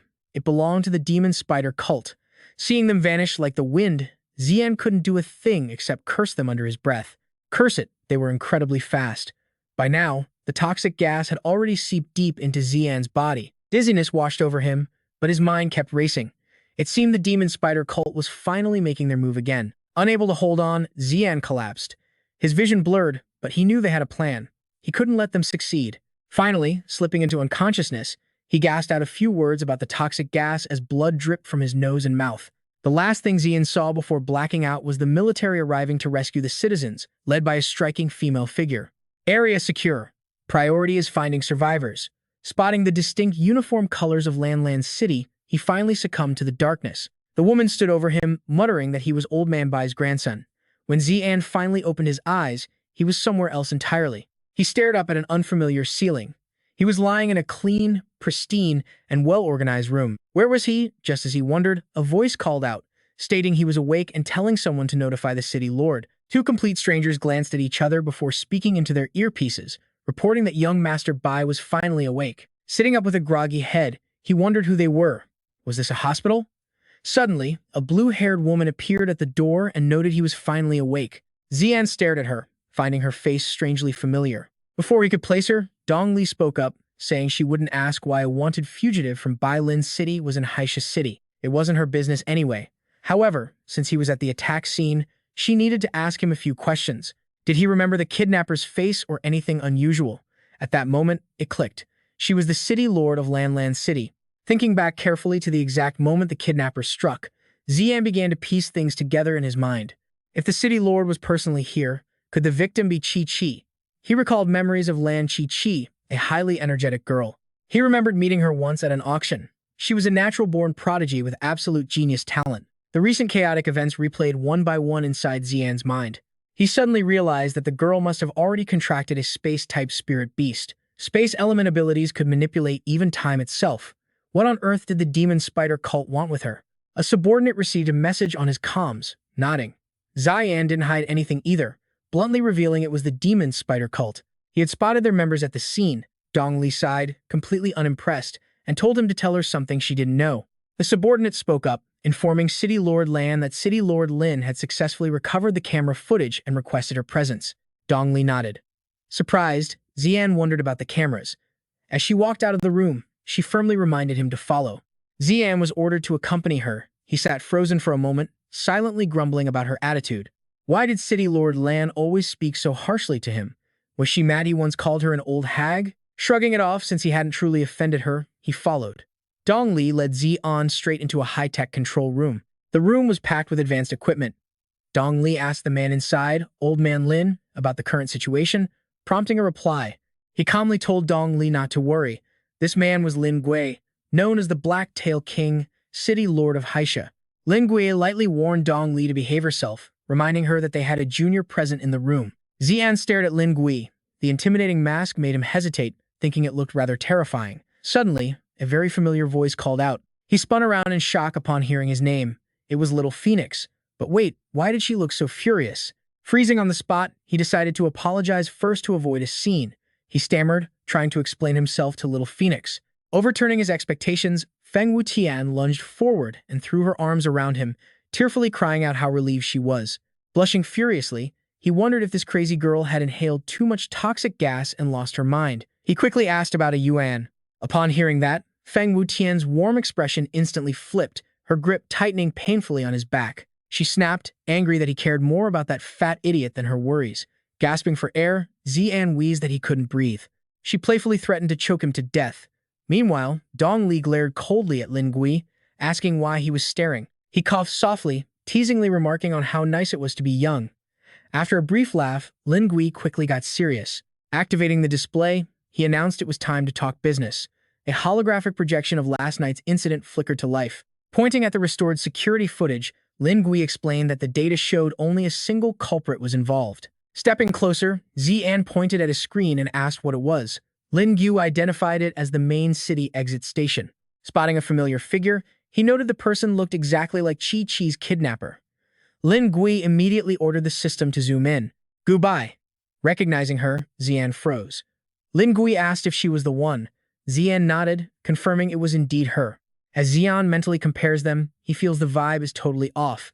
Meanwhile, Lin Gui commands his men to alert the Secret Service that they've found the suspect. Yutian notices Zi'an suddenly turning gloomy and wonders what on earth could be weighing on his mind. Dong Li is in a major rush, which makes sense since it is her niece on the line. Now that the suspect is cornered, it's time to act. She insists on going herself.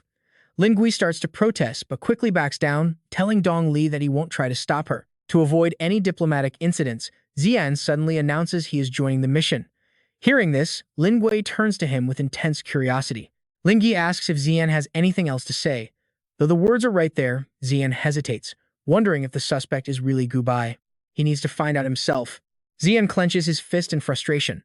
With the crisis at White Phosphorus City still unresolved, running off with two city lords makes it impossible to face Yutian and Ah Yuan. Sensing his hesitation, Yutian lets out a sigh.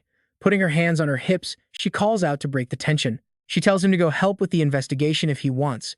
Zi'an, however, is still completely torn and stammers in response. She reassures him that she and Ah Yuan will handle White Phosphorus City. Besides, her father has connections in Black Sand City, so there is no need to worry.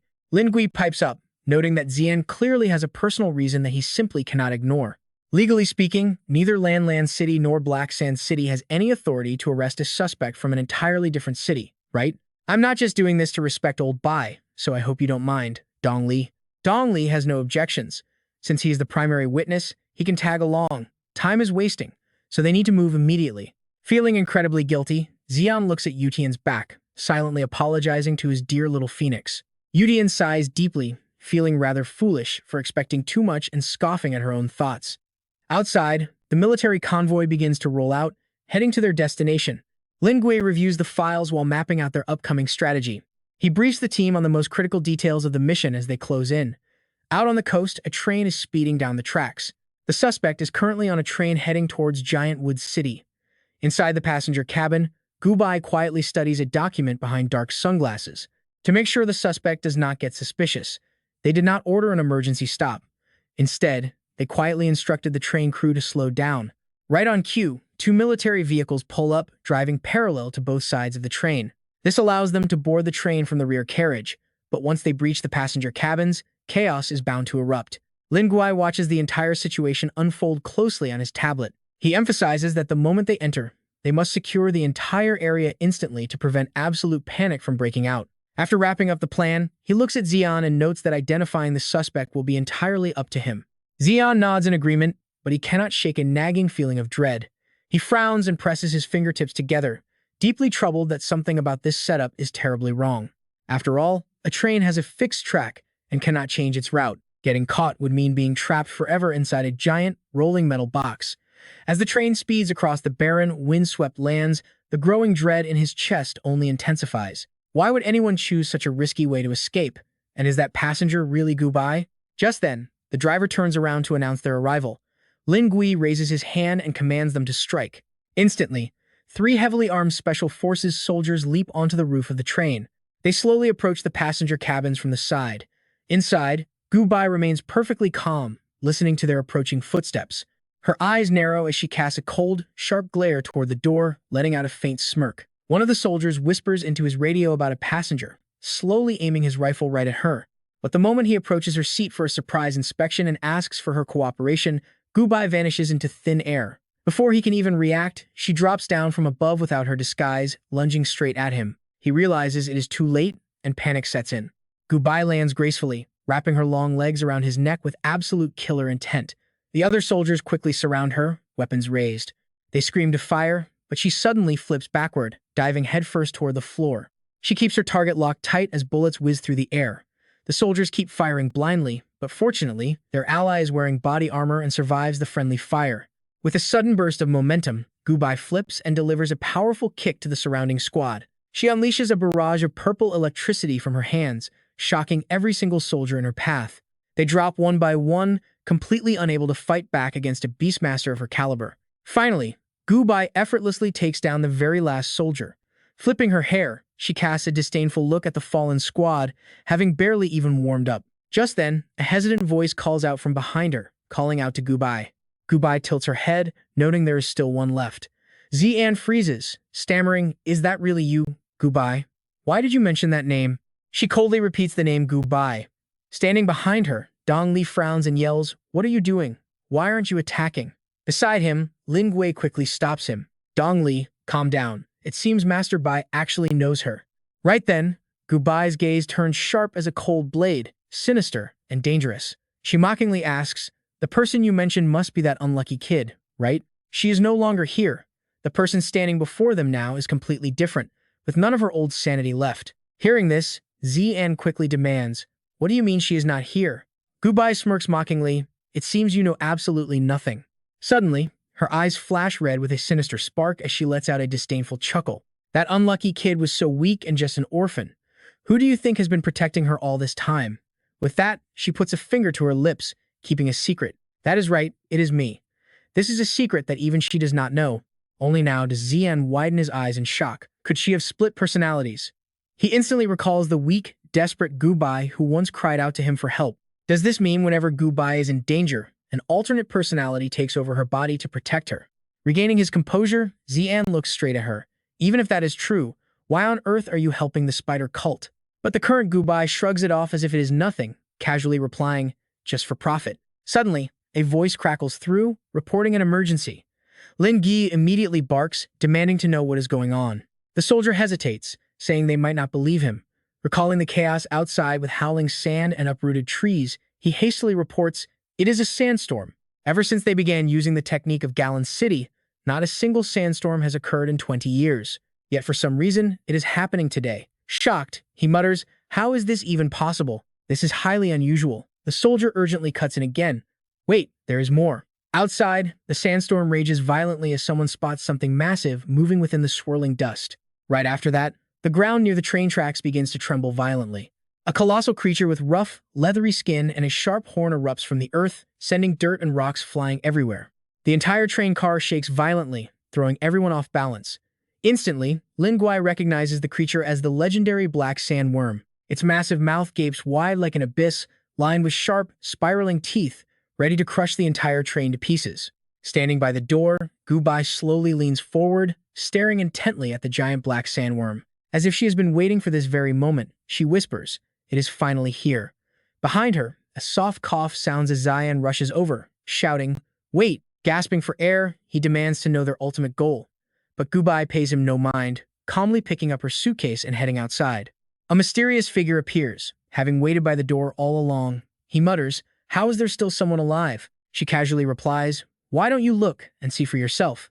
Diego Barrow wonders aloud, "Is it someone you could not bring yourself to kill?" Walking right past him, Gubai coldly replies, "Didn't you say you wanted to keep him as your spare tire?" Squatting down, he is genuinely surprised to see the boy before him, muttering, "Well, what a coincidence." Zi'an screams in anger upon seeing the man, parasitic wasp. Diego Barrow looks down and warns, "Stop shouting and stay quiet inside." Only then does he realize his entire body is glued tight by a thick, milky white fluid, leaving him completely unable to move. Standing up casually, he smirks, "Once you have grown a bit more, I will come find you on my own." After all, a unique spare tire like you needs to be nurtured for a while longer. Soon, both of them are riding on the back of the black sandworm. Diego Barrow glances over to remind Gubai, "Boss, we have waited a long time. Let us deliver the cargo first, so do not sit on it." "Hey, are you even listening to me?" But she remains silent, her gaze fixed on a distant point, lost in deep thought. Meanwhile, the train remains in absolute chaos. Desperate calls echo over and over. Command center, do you copy? Please respond." However, the comms are completely dead. Lin Gui turns around, explaining that the sandstorm is blocking their signal, leaving them with no choice but to wait it out. Leaning against the wall with one leg up, Dong Li frowns in heavy frustration. "Are you just going to let her walk away like that?" Zi'an can only lower his head in silence, lost in thought. Finally, she pushes off the wall and stands up straight. "I do not care who you are involved with or what feels off," Dong Li declares firmly. "Saving Chi-Chi is our top priority right now." Yet Zi'an remains lost in his own thoughts, unable to shake off a nagging feeling of doubt. From the looks of it, they could have easily taken the hostage away without getting off the train mid-journey. Placing a hand on her shoulder to calm her down, Lin Gui says, "Dong Li, I know you are incredibly worried about Chi-Chi, but at least Master Bai understands the enemy well, which is not necessarily a bad thing for us. Some people figured that Gubai was showing up on the security cameras on purpose, almost like he was baiting them into this harsh desert." Hearing this, Dong Li quietly walked away, claiming she needed a smoke. Long Guai tried to catch her eye, but she completely ignored him. With a sigh, he sat cross-legged on the cabin floor, turning to comfort young Bai Zi'an. After all, City Lord Lan was just out of her mind with worry for Chi-Chi. Bai Zi'an glared right back at him. Why was this older guy suddenly acting so weird? Long Gui gently asked the young master for his understanding. Tilting his head as he stared into the distance, he suddenly spoke up. "Seeing how down you look, that guy must have been a really important teammate, huh?" Right then, Bai Zi'an froze as a sudden realization hit him. Wait, did this old guy actually think he was sulking? Puffing on his cigarette, Long Gui began to tell his story. It happened a long time ago, back before he became the Lord of Black Sand City. Zi'an found it bizarre why start story time now. Long Gui went on, explaining how his grandfather, Dong Li, and himself an exile from the Origin Star first met. One was an ordinary genius, and the other a bastard child from a powerful family. He added that they bonded over their dream to reach the Origin Star, training together in the dangerous 10,000 Spiders' Nest. They shared an open secret, something obvious that none of them dared to voice. Memories flashed of an awkward Jing Chong and a blushing, shy Dong Li. Her mind back then was completely filled with love. Dong Li had deep feelings for the grandfather, but as his shadow faded over the years, Long Gui continued his tale. But right when their ultimate goal was finally within reach, Jing Chong suddenly vanished. By the time they crossed paths again, an unbreakable barrier had grown between them. When they finally saw him once more, he was already ruling as the Lord of White Scale City. Over time, he drifted away completely, treating his old comrades like total strangers. Then he shared the truth about the beautiful Dong Li. Thanks to her incredible power, she caught the eye of the wealthy Lan family and ended up marrying their useless eldest son. After her husband passed away, she rose to become the very first female Lord of Lan City. Turning the conversation back to himself, Long Gui spoke in a quiet voice. As for him, he inherited Black Sand City from his father, becoming the feared Blacktail King. Sensing Zi'an's growing annoyance at his attitude, the old warrior slowly continued. He wanted the boy to learn that clinging to past allies was useless. In the grand scheme of things, those old bonds really didn't matter much. As Longui walked away, Zi'an stared blankly, lost in deep thought. Who would have guessed those two powerful lords were actually his grandfather's old friends? No wonder that female lord kept giving him a hard time. It was all because of his grandfather. As everyone retreated to their own corners, Zi'an remained deep in thought. Gubai's sudden appearance had definitely clouded his judgment. Even as the train tilted dangerously to its side, the boy kept telling himself to stay calm. Instead of stressing over the demon spider cult's motives in this place, he decided to shift his perspective entirely. He would wait out the storm in silence. Once the raging sands settled, the answers would surely find their way to him. Suddenly, a series of strange scratching sounds from the glass window caught Zi'an's attention. What on earth was going on out there? Out of nowhere, the loud sound of slurping noodles echoed through the cabin. The stranger chewed thoughtfully, muttering that the desert tasted just like his dry instant noodles. Suddenly, he lost his footing and slipped, tumbled sideways. The mysterious intruder calmly delivered his final verdict. Yep, incredibly dry. With a sudden crash, he shattered the train window and came free-falling straight into the carriage. It all happened too fast for anyone to react. Zi'an stared in absolute disbelief, wondering what the hell had just dropped in. As he and Longui rushed over, they recognized the intruder. It was Ore. Pushing himself up with a groan, he grumbled about wasting a perfectly good cup of noodles. From across the room, Dong Li immediately sensed danger. Staring into his deep eyes, she shivered. His pupils were horizontal slits, just like a beast. Without hesitation, Dong Li unsheathed her glowing green blade, pressing it right against his throat. "You are with the demon spider cult," she screamed in fury, demanding to know why they had taken her beloved niece. Ori quickly threw his hands up in surrender, pleading for her to lower the weapon and insisting he had nothing to do with the cult. Bai Zi'an stepped in to diffuse the tension, claiming he knew the man. Lord Lan glared back, demanding to know his identity. Zi'an held up a finger, nervously explaining the guy was actually an old friend of his grandfather from the Origin Star. Scratching his head, Zi'an added that while the relationship was incredibly complicated, the stranger definitely was not one of Chi-Chi's kidnappers. Dong Li slowly lowered her weapon, keeping her eyes locked on him. She seemed to ease up, but in a flash, her blade snapped right back to Ore's throat, catching the poor guy completely off guard. Gritting her teeth, she spat out that anyone allied with that traitor could never be trusted. Hearing this, Zi'an slapped his forehead with a helpless sigh, wondering what kind of trouble his grandfather had stirred up. Suddenly, Longui stepped forward. He gently pushed her blade down, calling out her name. "Dong Li, don't be so reckless. Just let the past remain in the past." Looking over at Ore, he sighed, noting that the traveler had not changed a single bit. Ore quickly raised two fingers, politely asking for permission to speak. All right, Zi'an wants to get a clear picture of things, so he interrupts for a second. Then breaks down what he knows. First, the granddaughter of City Lord Lam was kidnapped by the Sun Sect, also known as the Demon Spider Cult. With the train wreckage scattered all over the ground, R keeps talking. He explains that during the chase, they got trapped here by a massive sandstorm. Rubbing his chin, R recalls the destroyed aircraft cabin, mentioning that the storm finally died down right after. He claims he just fell down and ran into them, but Zi'an is quickly losing his patience. Gesticulating for R to shut it, Zi'an stares coldly, asking him to finally reveal his actual reason for being out here. R just smiles, pointing right at Zi'an with a smirk, asking if he seriously hasn't figured it out yet. R claims their goals are identical. Shocked, Zi'an crosses his arms, his jaw dropping as he questions the man. "Are you hunting the demon spider cult too?" R fires back instantly, explaining that his Yuan sect exists to monitor the Riao sect's constant evil schemes. Inside the airship, Lin Gui finally speaks up, voicing the confusion that has been bothering him. He asks what exactly these Yuan and Riao sects are. Hearing this, R quickly steps in to explain. The Riao sect is the demon spider cult they keep mentioning, while the Yuan sect is their direct opposite. R is just his surname, which is how his people prefer to be called. Right then, a helicopter appears in the sky, its blades buzzing loudly as a voice comes through the radio. The pilot reports their arrival. Inside the airship, everyone watches Lin Gui bark orders into his earpiece communicator. He tells them to pull them up first, as the helicopter hovers against the blood-red sky. Inside the cabin, the pilot turns back to ask the commander where they should head next. Lin Gui turns and points, ordering them to scout the surrounding area first for any signs of a giant creature moving through. Bottom line, the hostage is still in their hands, and they need to catch up immediately. Down below, Zi'an sits next to Dong Li. Glancing over, he asks R if he has managed to dig up any intel. After all, he wouldn't just wander into this desert for no reason. Looking straight at him, R raises a finger and cryptically mentions he has major intel that actually concerns Zi'an.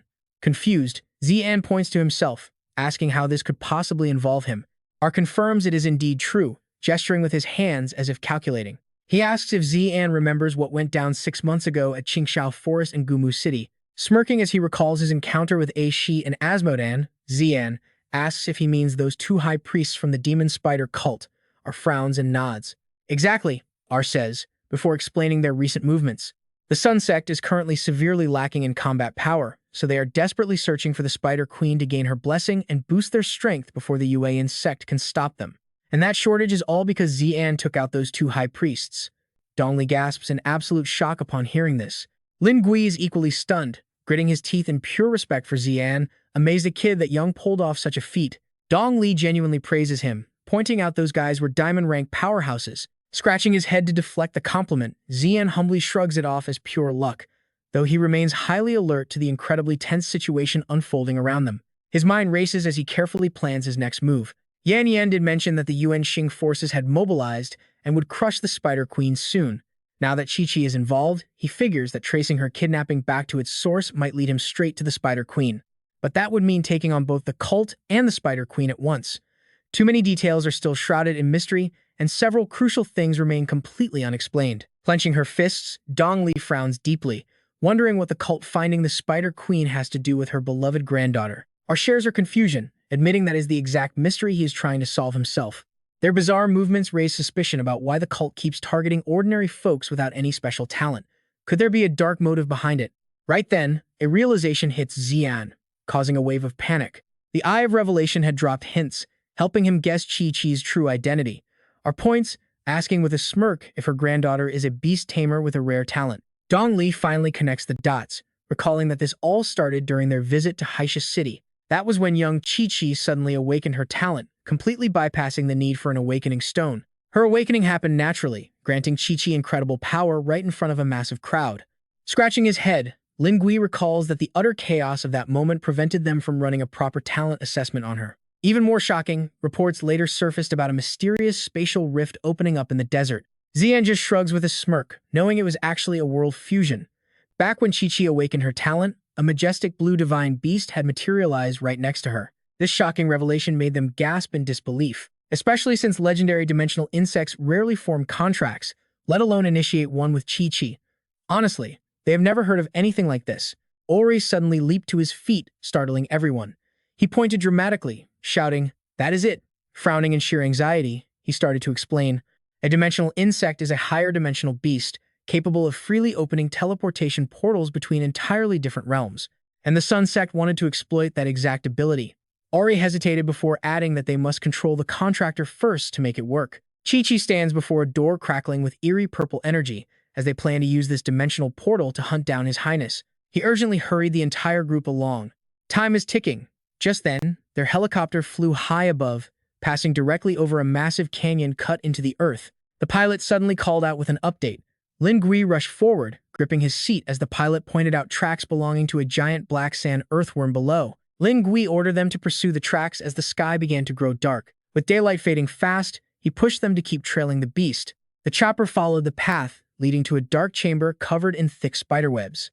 Inside, Bai was quietly following close behind Diego. She smirked, mocking him by asking if their tracks in the sand would get them caught, calling his methods totally unprofessional. Diego spun around, casting a dark glare at her as he growled that he had his own plan. He warned her, stating he knew she was plotting something behind his back.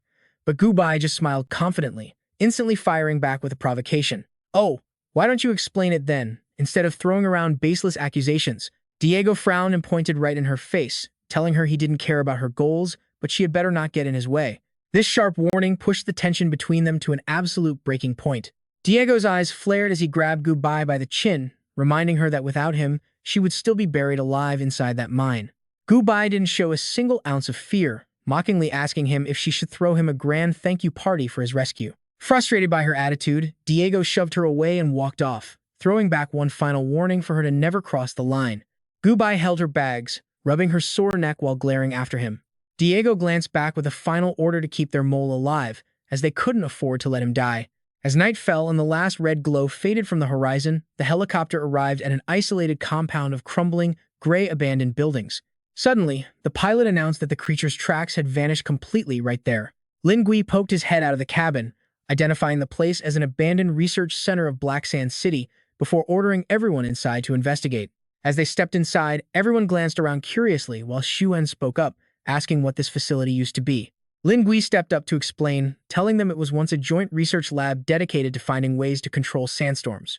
But Dong Li countered, noting that Lamlam City's advanced technology had already solved Black Sand's sandstorm issues, at least up until now. Suddenly, Xuan raised his hand, channeling his spiritual energy.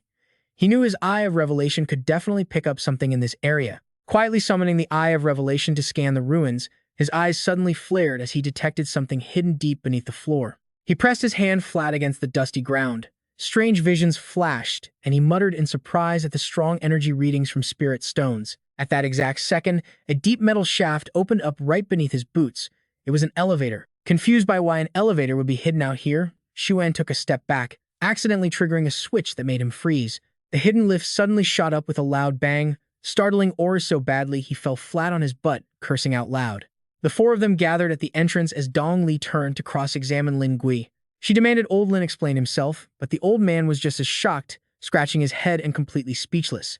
Observing his confused reaction, Dong Li pointed out that this underground laboratory had clearly never been abandoned. Ori finally recovered his composure, peering down into the dark elevator shaft before suggesting they go down to investigate this suspicious setup. As they stepped inside, Lin Gui casually slipped his hands into his pockets, telling them this suspicious elevator at least proved they were in the right spot.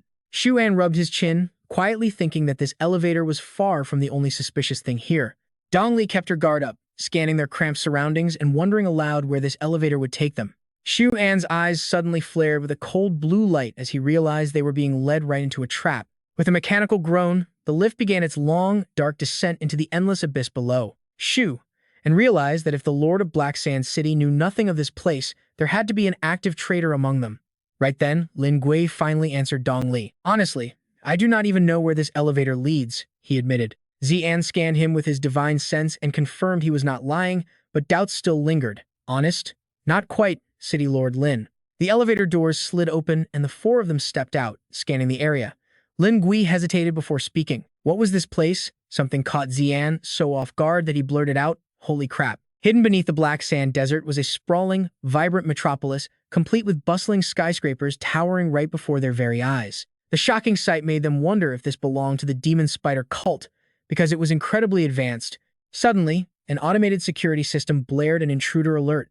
Armed hostiles closed in around them from all sides, prompting Aubrey to yell, "We are surrounded." Looking closely, Zi'an realized these enemies bore a striking resemblance to the assassins who had raided White Scale City. He raised his guard, sensing that something was terribly off here. The security system initiated its elimination protocol. Red-eyed mechanical soldiers raised their heavy weapons, locking onto the group and preparing to strike. Zi'an quietly evaluated them, noticing a few key differences from the models he had seen on the news. Glancing confidently at the machines, Zi'an climbed onto Jingxi's back with a smirk. "Well, at least we know we found the right place," he said. "A grand welcome like this only proves you guys are trying to summon the teleportation portal right here." Lin Gui pointed toward the hostile crowd. "Looks like we have to break their line first." With that, he summoned his Scorpion Queen. Dong Li quickly summoned her own beast, pointing at the enemy with a fierce grin. "Go, spiky gray bug. It is dinner time." Aubrey stared at the massive whale beast in awe. "We have not seen each other in a while. Has your Kunzi evolved again?" Zi'an glanced at the tiny creature sleeping peacefully on Aubrey's head and teased, "Yeah, but your wood spirit has not changed one bit, has it?" Offended, the wood spirit sat up and crossed its arms, shooting a sarcastic look right back at him. "To be honest, you did not come here just to rescue someone, did you?" Aubrey asked. Zi'an shot him a cold look. "What do you mean?" Aubrey made his deduction clear, pointing out that Zi'an's worries were written all over his face. Zi'an clicked his tongue, thinking, "This old man is way too sharp." The battle commenced in full force. The spiky gray bug utilized its massive advantage, whipping its long, deadly tongues around. It devoured multiple enemies in seconds. Down below, the Scorpion Queen supported them by unleashing devastating blasts of purple energy. Lin Gui smashed one of the attackers to the ground. Picking up its severed head, he realized it was reinforced with heavy metal. These were bio-cyborgs, and the most suspicious detail was the red circle resembling a single glowing eye on their faces. Suddenly, a violent explosion blasted everyone back. A shadowy figure stood on a nearby rooftop, hands on her hips, sighing, What a shame. Zi'an looked up, wondering who this newcomer was. It was none other than the second high priest, Lilith. Rubbing her neck, she complained that the fuse should have been shorter next time. Aubrey gasped as he recognized her face, shouting, "Lilith!" Zi'an was surprised to find another old acquaintance. The wood spirit bared its teeth, ready to fight, while a frowning Aubrey asked, "Are you not supposed to be?" Before he could finish, Lilith interrupted, "You wanted to say I died 20 years ago, right, Master?" Aubrey muttered in disbelief, claiming he had ended her with his own hands. Zi'an watched him in confusion. Was she his disciple? As Jingzi tore through the mechanical soldiers, Lilith calmly continued her story from 20 years ago. She explained that she only survived thanks to alien technology, which had essentially turned her into a living puppet. Lilith spread her arms wide, summoning her legendary beast, Baphomet, a peak diamond-ranked demon. Instantly, a massive, terrifying monster materialized in the area. Lilith coldly ordered her beast, "Our little reunion is over. Let us get down to business." Zi'an's eyes turned cold and dangerous. Snapping his fingers, he urged Kunzi to charge at the giant beast.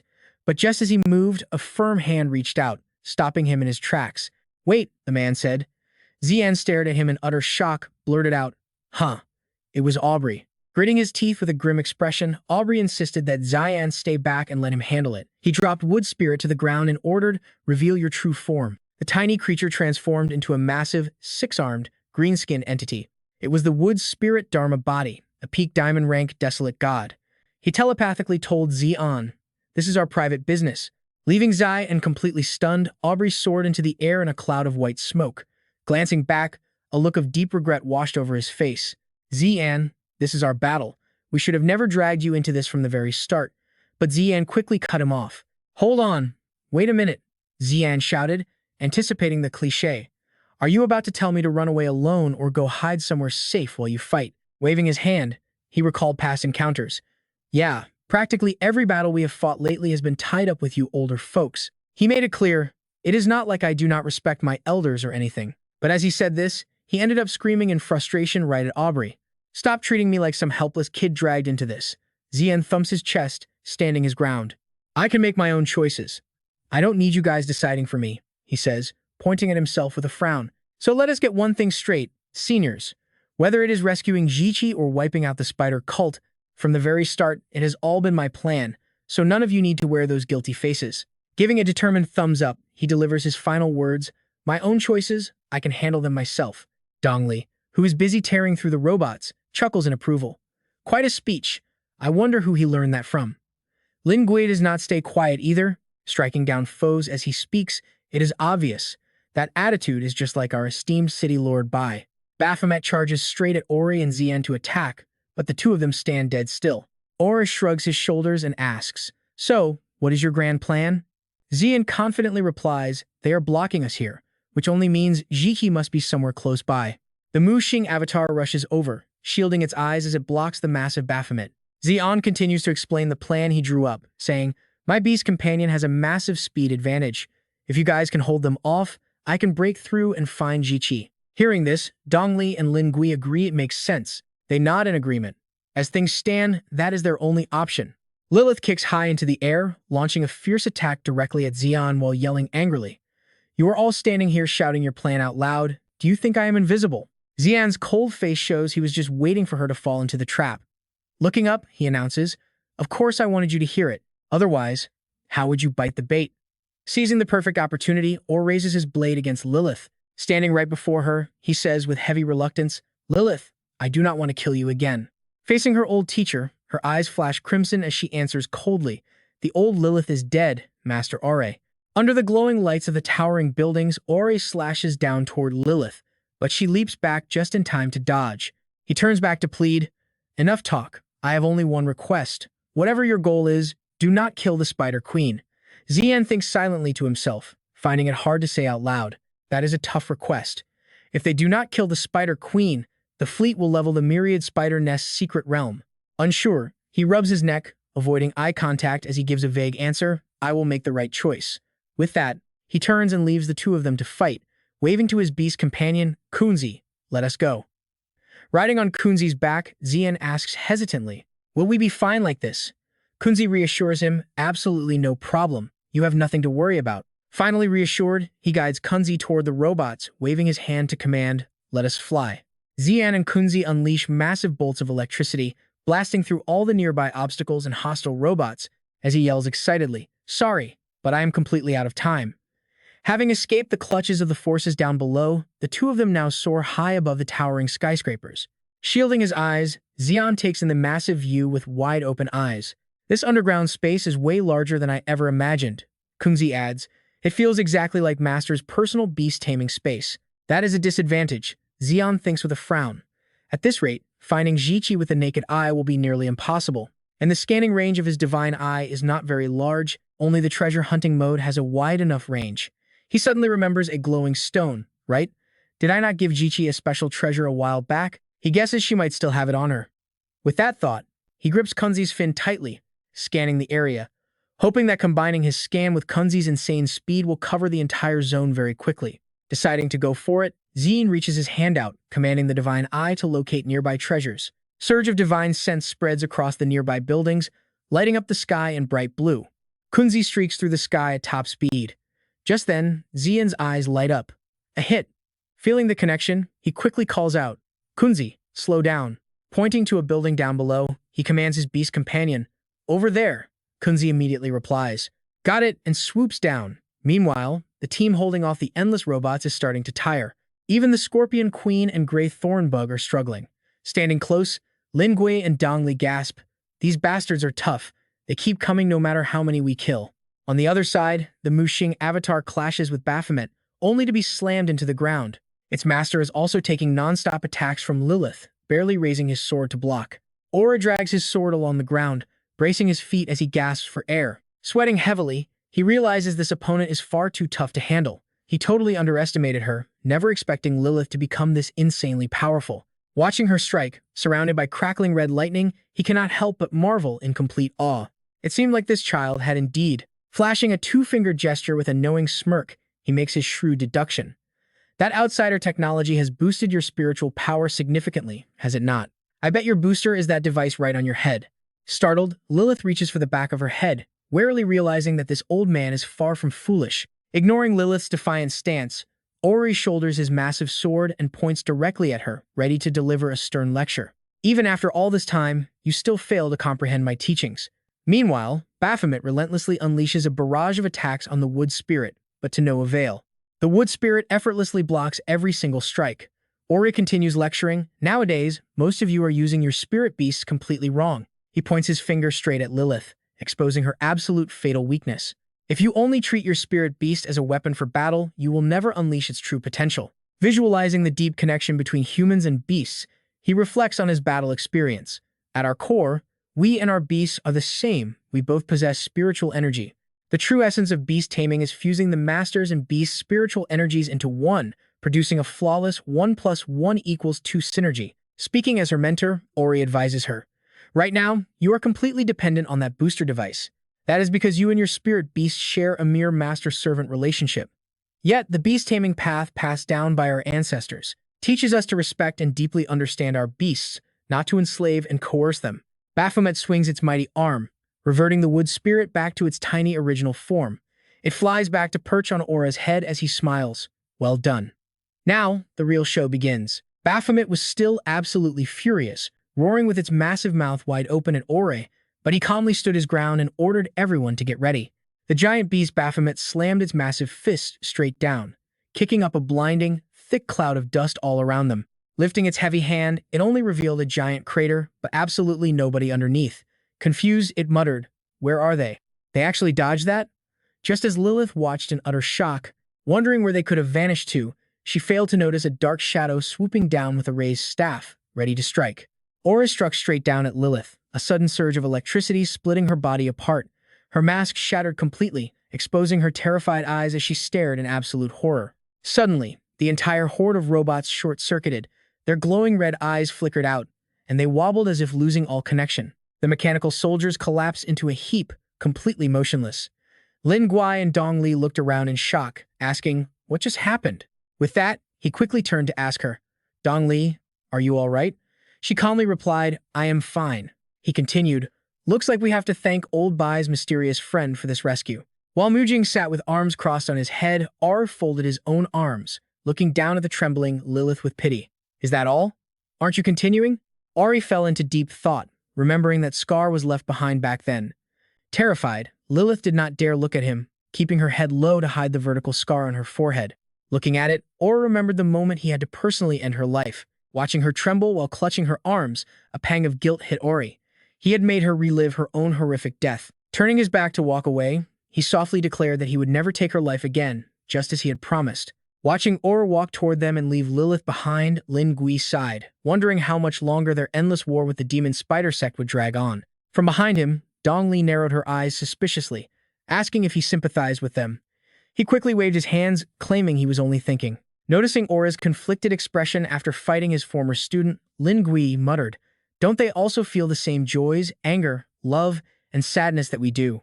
But while they let their guard down, another dark shadow silently materialized behind them. While Lilith stood watching from the building above, Ori looked at Dongli and urged her, "There's no time to waste. We need to find Chi-Chi." Lin Gui replied casually, adding that he wondered how things were going on young Master Bai's side. They seemed completely unaware of the threat behind them until Ori suddenly pointed up and yelled, "Look above you." Flash of a dangerous smile from Gu Bai as he hurls his dagger downward. Lin Gui gasps in shock, barely blurting out, "What?" Looking up, the looming shadow already falls over his face. Meanwhile, Zi'an and Jingzi land right at the base of a crimson tower.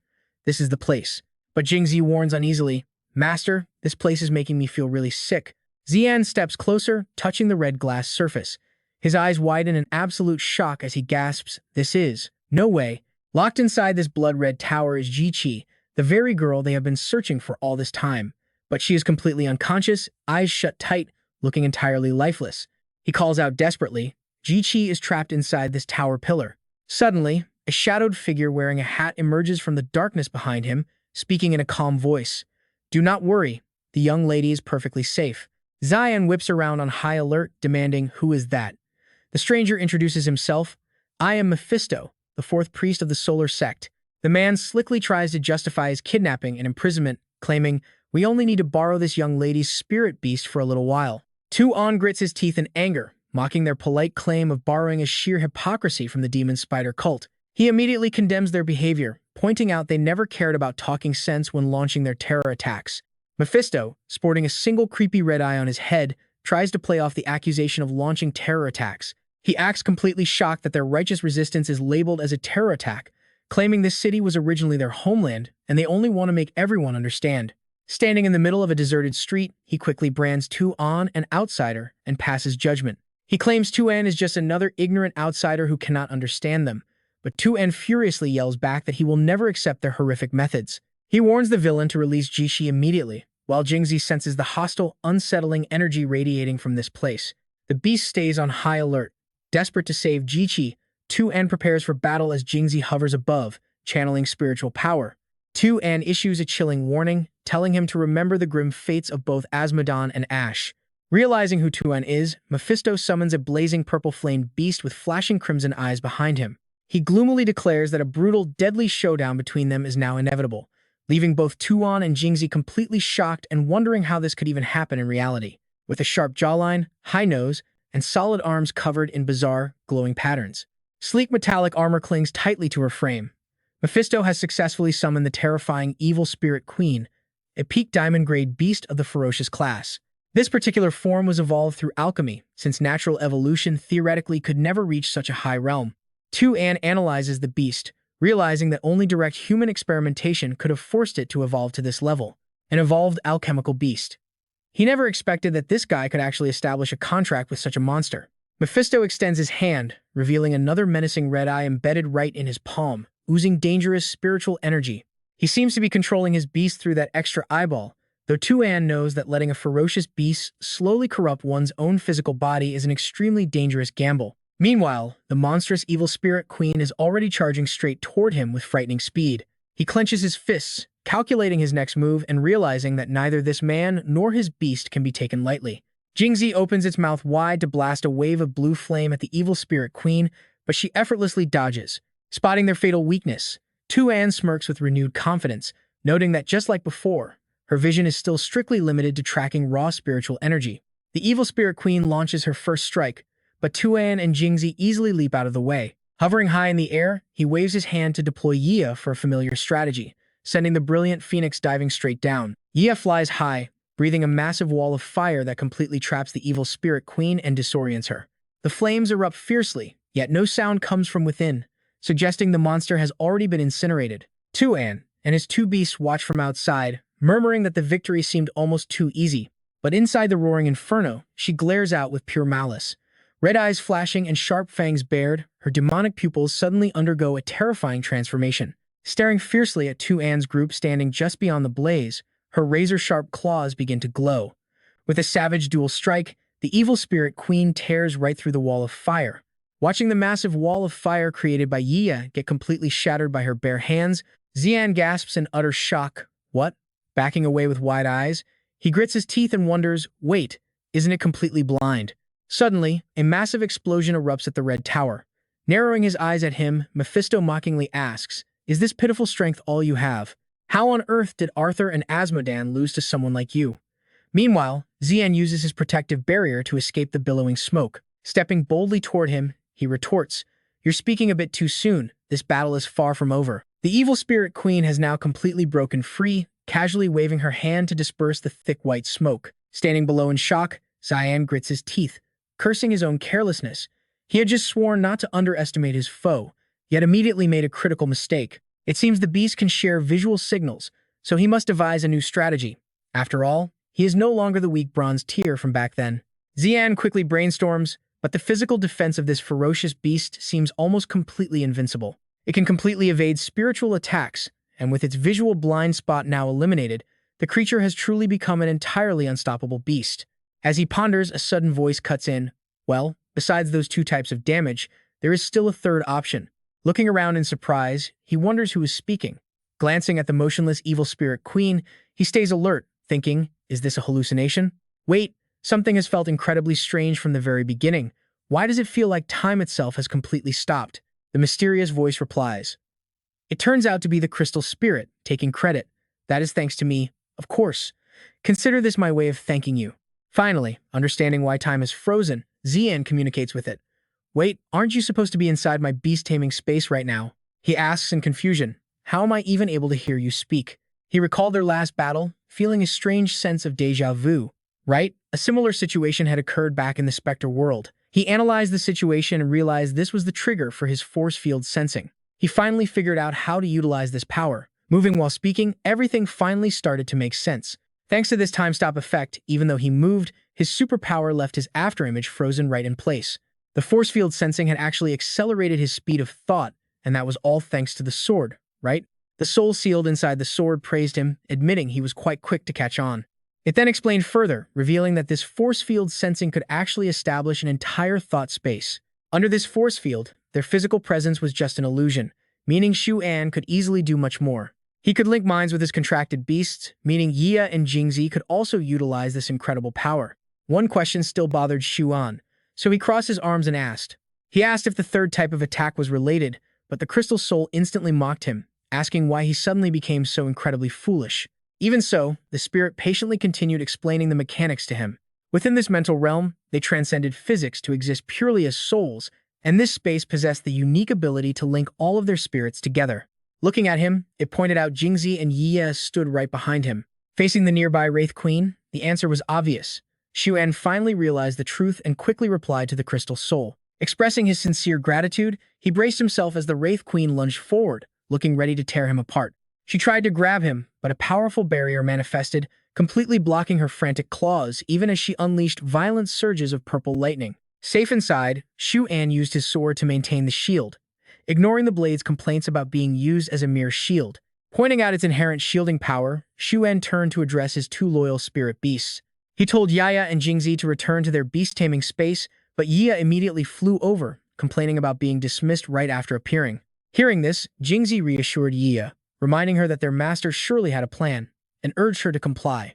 Shu An delivered a powerful horizontal strike with his glowing blade, knocking her arm back and throwing her completely off balance amidst a rising cloud of dust. He quickly activated his skill, enveloping his entire body in the supreme defensive layers of his beast-taming spirit armor. He immediately summoned Jingzi, manifesting the beast as pure materialized energy. It shot forward like an arrow, forcing the Wraith Queen to scramble out of the way. Detaching from his physical body, Shu An froze time to prepare a high-speed ambush, repeating the effective tactics from his previous battle. Smirking, he knew this thought space buff made her tactics easy to dismantle, signaling Yu Yuan that it was time to strike. A portal suddenly materialized, and Yu Yuan leaped out, forcing the startled Wraith Queen to quickly dodge to the side. Yu Yuan unleashed long roots to ensnare her, utilizing the unique properties of the mental realm to seize the perfect opportunity. He launched a sudden ambush just as she went on the offensive, leaving her completely immobilized by the wrapping roots. Yu Yuan's shape-shifting abilities allowed her roots to form a restrictive net, neutralizing the queen's movements so Shu An could focus on breaking her high physical defense. Controlling his spirit armor with his very own soul, Shu An pulled the spiritual energies of Jingzi and Yiya to shatter the enemy's massive physical defenses. Gathering his inner strength, he prepared for the final blow and roared, "Manifest!" Manifestation was the physical projection of the soul, achieved when a beast tamer fully synchronized with their beasts to unleash a pure spiritual technique. Raising his sword before the bound Wraith Queen, he realized channeling the materialized spirit straight into his blade would guarantee success. The force field sensing would then effortlessly convert it back into the purest form of raw spiritual energy. Funneling all his power into the blade, he conjured two brilliant rings of blue and red lightning. This was a strike born from their souls, a devastating slash empowered by their unbreakable bond. Shu An slammed his sword down, launching a wave of energy toward her while shouting for Yue Yan to dodge and let go. As the restrictive roots slowly retreated, the devastating shockwave tore through the distance, slicing the Wraith Queen clean in half. Impacted by Shu An's lethal energy slash, the defeated Wraith Queen slowly collapsed to the ground. Returning to his physical form, he listened as his sword spoke, addressing him as an outlander. The ancient blade marveled at how useful it still was in this world, though it noted this enemy was far below a god. After all, they had successfully slain a true god in the past, right? Dismissing the warning, Shu An declared that Taming was actually perfect, as he intended to confront this world's god next to see their power firsthand. Suddenly, a mysterious dark silhouette materialized out of nowhere. Locking eyes with Zi'an, the stranger speaks.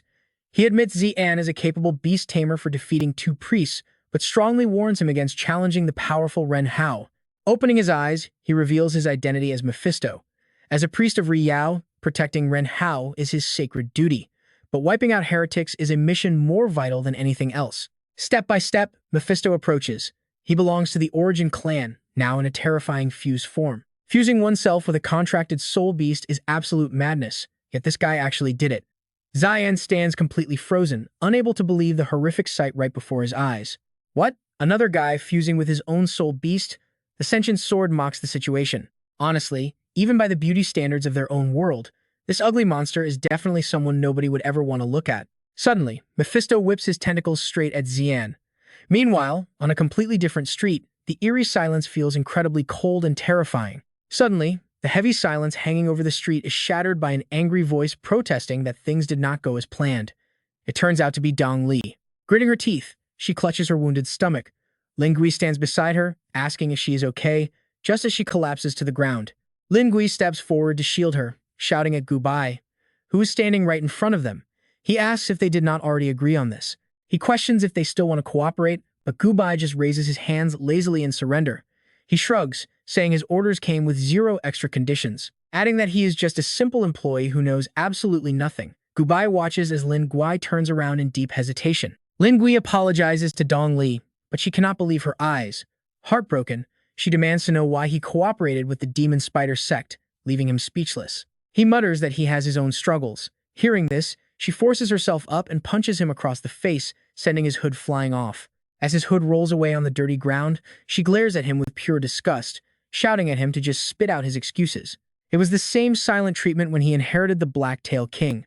But suddenly, a flash of suspicion makes her freeze as she notices something highly unusual. She gasps at his eyes, recognizing the mark of the demon spider sect.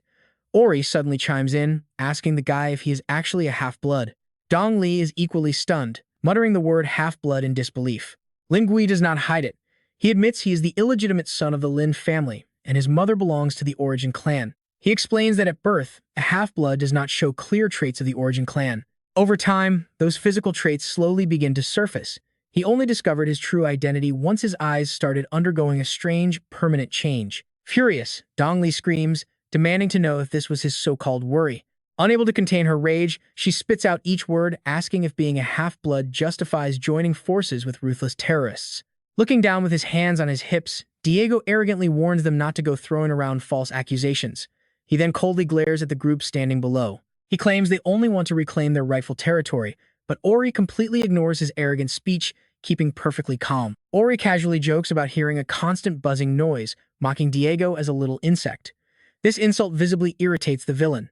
Leaping down next to Lin Gui, Diego praises him for a job well done. He then narrows his eyes, warily watching the two opponents before him. He admits he never expected them to find this place, meaning the plan must now undergo a sudden change.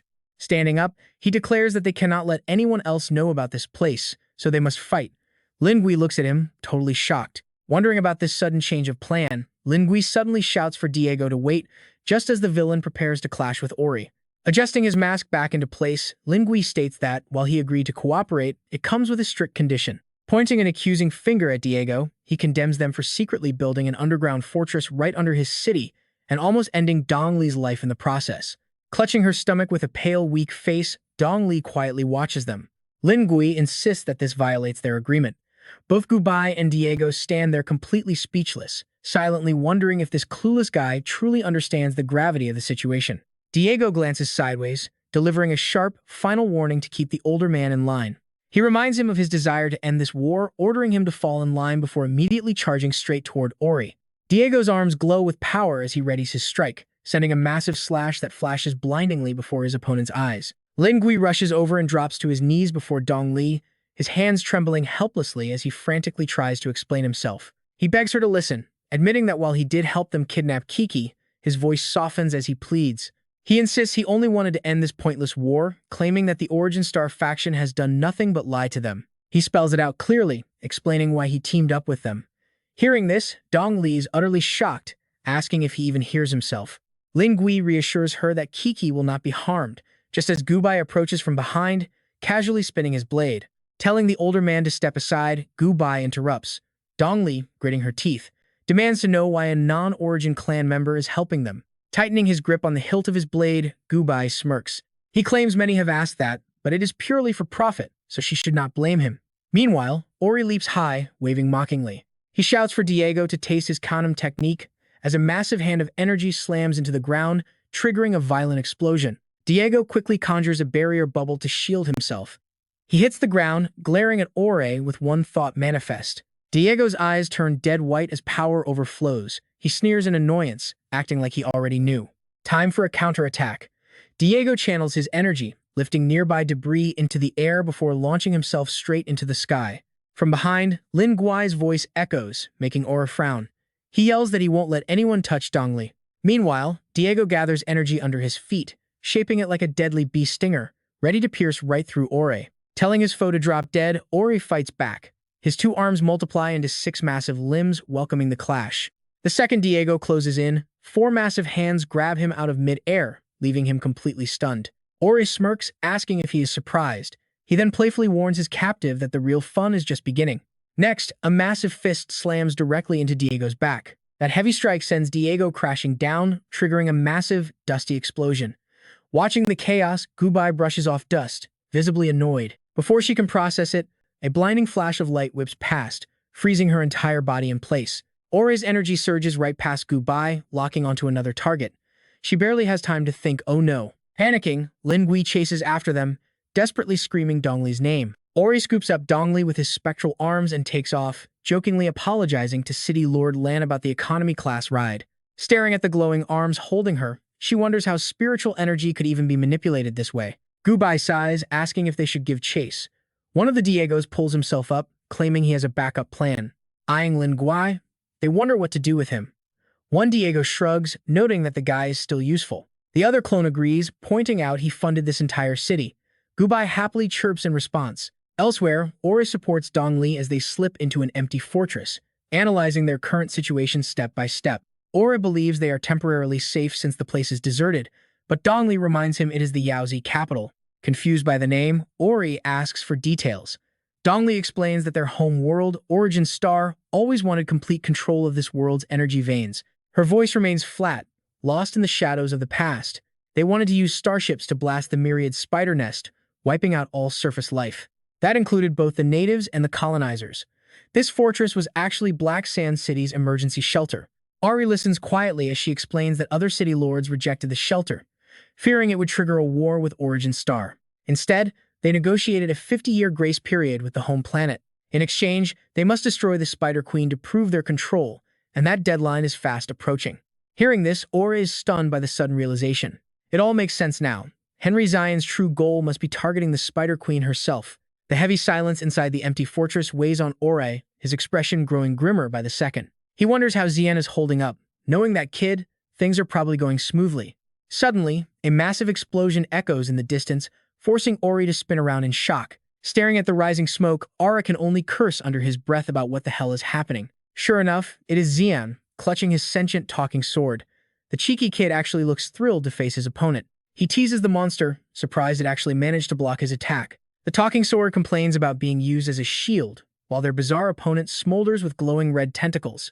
Grinning wildly, the hideous beast declares Zi'an the first human to ever survive its devastating blow. Pointing a menacing claw, the monster stares with its giant head-eye, issuing a dark threat. He leaps into the air as his glowing tentacles charge up, promising to make Zi'an his final victim. Deadly beams rain down directly onto Zi'an.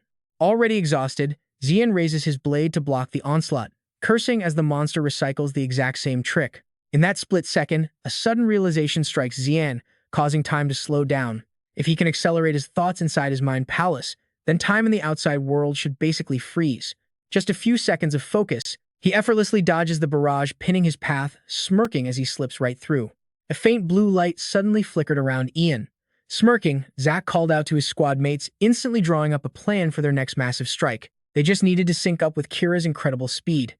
Diving up from the depths, she let Ian leap onto her back before launching straight toward the monster. With quick, precise calculations on the fly, dodging the attacks of this alchemical beast became absolutely effortless. The bright blue light nimbly darted through the deadly red beams unleashed by the giant monster. Furious, the creature couldn't comprehend how they were still dodging his attacks. How on earth could such an overwhelming barrage fail to land a single hit? Kira and Ian charged right up to its face, leaving the massive monster completely stunned as it stared them down. The sword suddenly hummed in protest. The crystal soul was resisting Ian's command, exhausted from him draining far too much of its spiritual power. Hold on, Outlander. This ability is powerful, but you can't keep pushing it past its absolute limits like this. Annoyed, his eyes shifted as he snapped back in disbelief. What? Why the hell didn't you tell me that sooner? Even as he tried to stop, his body moved on instinct. Overuse had completely paralyzed his muscles. What was happening? His physical shell refused to listen, a fraction of a second too slow. Mephisto immediately spotted the opening, unleashing a devastating counterattack straight at him. An open target. The strike was incredibly powerful, blasting Ian backward in an instant. As he touched down, the crystal soul began to explain his body's strange reaction. So what is going on here? Your mortal body simply cannot handle being inside the accelerated thought space for this long. Floating high above the battlefield, the villain sneered, looking down to mock his opponent. Honestly, your bizarre way of fighting is nothing like a typical beast tamer. You remind me of an old acquaintance, he mocked with sheer arrogance. But just like him, you are absolutely no match for my power. With a smirk, Mephisto channeled a brand new attack, manifesting a blinding red energy sphere to finish him off. He let out a confident, booming roar, declaring, "Your pathetic life ends right here." Though battered and bruised, Ian refused to back down, spitting out a dry, provocative laugh. Well, I guess the most useful powers always demand the heaviest price. Definitely need to tone it down next time. Suddenly, a blinding crimson streak tore through the air, carrying the beast's absolute rage. The catastrophic force slammed directly into Ian's position, engulfing the entire battlefield in a blinding, terrifying red explosion. Out of nowhere, Ares swooped in, loudly mocking Mephisto's grand display of power. Hey, don't go acting all tough and full of crap now. Leaping down, he immediately called out the beast's lie. As I recall, I was the one who won that fight. Mephisto froze in absolute shock. Relieved to see his savior, Ian struggled to his feet, letting out a heavy sigh about how insanely tough this opponent was. Ares, perfect timing. This bastard is seriously impossible to deal with. But as he spoke, he failed to notice the cold look on Ares' face. A sharp blade pressed against his neck, Ian stared, completely paralyzed by his sudden move. Caught off guard by this instant shift from ally to enemy, he froze as Ares' bone-chilling voice demanded, "Tell me, is your goal really to slaughter the Spider Queen?" Sensing something deeply wrong, Ian snapped. With blood dripping down his face, his expression hardened in pure frustration. This is hardly the time to debate this. Besides, didn't I already tell you? The blade pressed deeper, drawing blood. Ian bit his lip, realizing Ares wasn't joking around. Ares frowned, pressing the tip of his sword closer to demand a straight answer. But Ian kept dodging the question. I need a straight answer from you. Is your ultimate goal in this world to assassinate the Spider Queen? Ian grit his teeth, staring back at his companion with a deeply troubled, angry expression. As the surrounding smoke and dust added to the chaos, Ian tried to make sense of this bizarre turn of events. What the hell was this immortal old man losing his mind over? But if they wanted to stop the Origin Star's catastrophic plans, slaying the Spider Queen was their only choice. Suddenly, the heavy weight left his neck as the blade was sheared back. Forcing the words out, Ian admitted, "It's true. I did plan on killing the Spider Queen." He confessed because it seemed Ares already knew the entire truth anyway. Leaving Ian utterly stunned, Ares' voice remained ice-cold as he delivered the grim truth. The alien fleet will wipe out all organic life on Earth. Enraged at being completely ignored as if he were nothing, Mephisto unleashed more attacks to draw their attention, roaring, "Do you absolute fools think I don't exist?" Ares kept casually speaking with Ian, not showing a single shred of concern for the devastating energy crashing down directly behind him. Completely ignoring Mephisto's furious face, Ares explained, "The core of the Spider Queen is intimately bound to the very fabric of this world. Her previous injuries were the sole reason why this world's level limit collapsed all the way down to the Amethyst rank." The two of them carried on their conversation as if they were alone, totally disregarding the tempest of pure rage swirling around them. It's terrifying to even imagine what kind of catastrophic anomaly would trigger if she were to die. Ian fell into deep, anxious thought. Flashes of horrifying visions he had witnessed before began to replay in his mind. Though his tense face softened slightly, he still bit his lip in deep, silent worry. If that's truly the case, the myriad Spider-Nest world might end up just like the Ghost Shadow world, merging into another realm. Both of them began working together to stop it, resuming the conversation they had cut short. Their faces wrinkled with tension from the thick dust and the absolute gravity of the situation. "So killing the Spider Queen will also destroy this entire world?" "That is correct." Zi'an quickly senses something and whips around, letting a cute, playful pout show on his face. Ore seems to be doing this to tease him while teaching a lesson about world gravity. If it is that serious, why did he not just say so directly? After all, he is an outsider, so what if he does not care about the survival of this world? Ore and Zi'an have almost wrapped up their discussion, but someone wants to crash the party, forcing them to pause their talk and charge into battle together. "Let us take care of this guy first." "Agreed." Ore lets out a sly, cunning smile. Facing his old rival, the first move is to bring up their ancient history, but Mephisto quickly dodges that embarrassing topic. "How many years has it been since we last clashed? Who even remembers things like that?" The beast unleashes a technique, but he refuses to back down, counterattacking instantly. Meanwhile, the monster keeps blabbering about past embarrassments without a hint of shame. "That is right, you are going to lose miserably this time anyway. In the end, I slammed you straight into the dirt." The beast narrows its eyes at him, its voice dropping low. Seeing this, he instantly knows exactly what the creature is implying. Wearing an excited, eager grin, he wants to keep fighting for a few more rounds. The real battle begins now. Both the monster and Ori activate their techniques. The scene turns completely wild as Mephisto launches a relentless barrage of attacks. Massive, writhing tentacles stretch out, lunging directly at Ori as he stands in position. He chuckles at the incoming attack, reminiscing about their past battles. It has been ages, and seeing this move brings back nostalgic memories, making him refuse to lose. Massive spectral arms manifest suddenly, successfully blocking all 6 of the monster's heavy strikes. With a cold gaze, the beast mutters to itself upon seeing him unleash the move. At this exact moment, 1,000 years of nostalgia rush back. Their memories must be incredibly sharp to recall every single move of their opponent like this. It is just like the old days. But this time you have allies, and they are right on my side. Zi'an and Jingzi send a brilliant beam of blue light into the sky using their soul crystal sword. It is a calculated move that surprises even the beast. Wearing a confident grin, Zi'an calmly says, "Jingzi, let's use that move." She understands perfectly, immediately responding with a subtle, deeply meaningful answer. That exact move. Zi'an leaps high into the air with incredible grace, having clearly practiced this to absolute perfection. He swings his sword down as Jingzi launches herself skyward, activating their devastating dual ultimate technique. Lunar Reflection Column. A streak of blue light tears downward, severing all 6 tentacles of the monstrous Mephisto. Blasted by the green energy arms, the beast flies backward.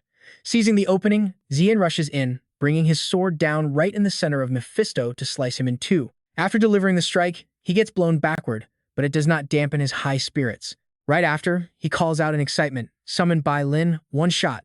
Jingzi immediately charges forward, jaws wide open, ready to bite Mephisto. Sensing a massive surge of power behind him, the monster's eyes widen as he watches through the swirling dust. She lunges swiftly and swallows Mephisto whole. Meanwhile, Zi'an charges right back in with his sword. His eyes shift and his grin grows incredibly ecstatic. Our champion Zi'an is now just one step away from finishing off the enemy. From the other side, Ori comes charging in with his sword, looking completely annoyed at all the loud shouting. "What are you screaming about? Is this baseball?" Slicing from opposite directions, they send the monster's head flying straight into the air. Zi'an quickly turns to give some dietary advice. "Jingzi, spit him out now. That guy is bound to a calamity beast. You will get diarrhea if you eat trash." Listening to him, she immediately spits out the monster's body. Perhaps after being apart for so long, the two are finally growing closer, quickly bridging the gap of their lengthy separation. "You have improved, kid.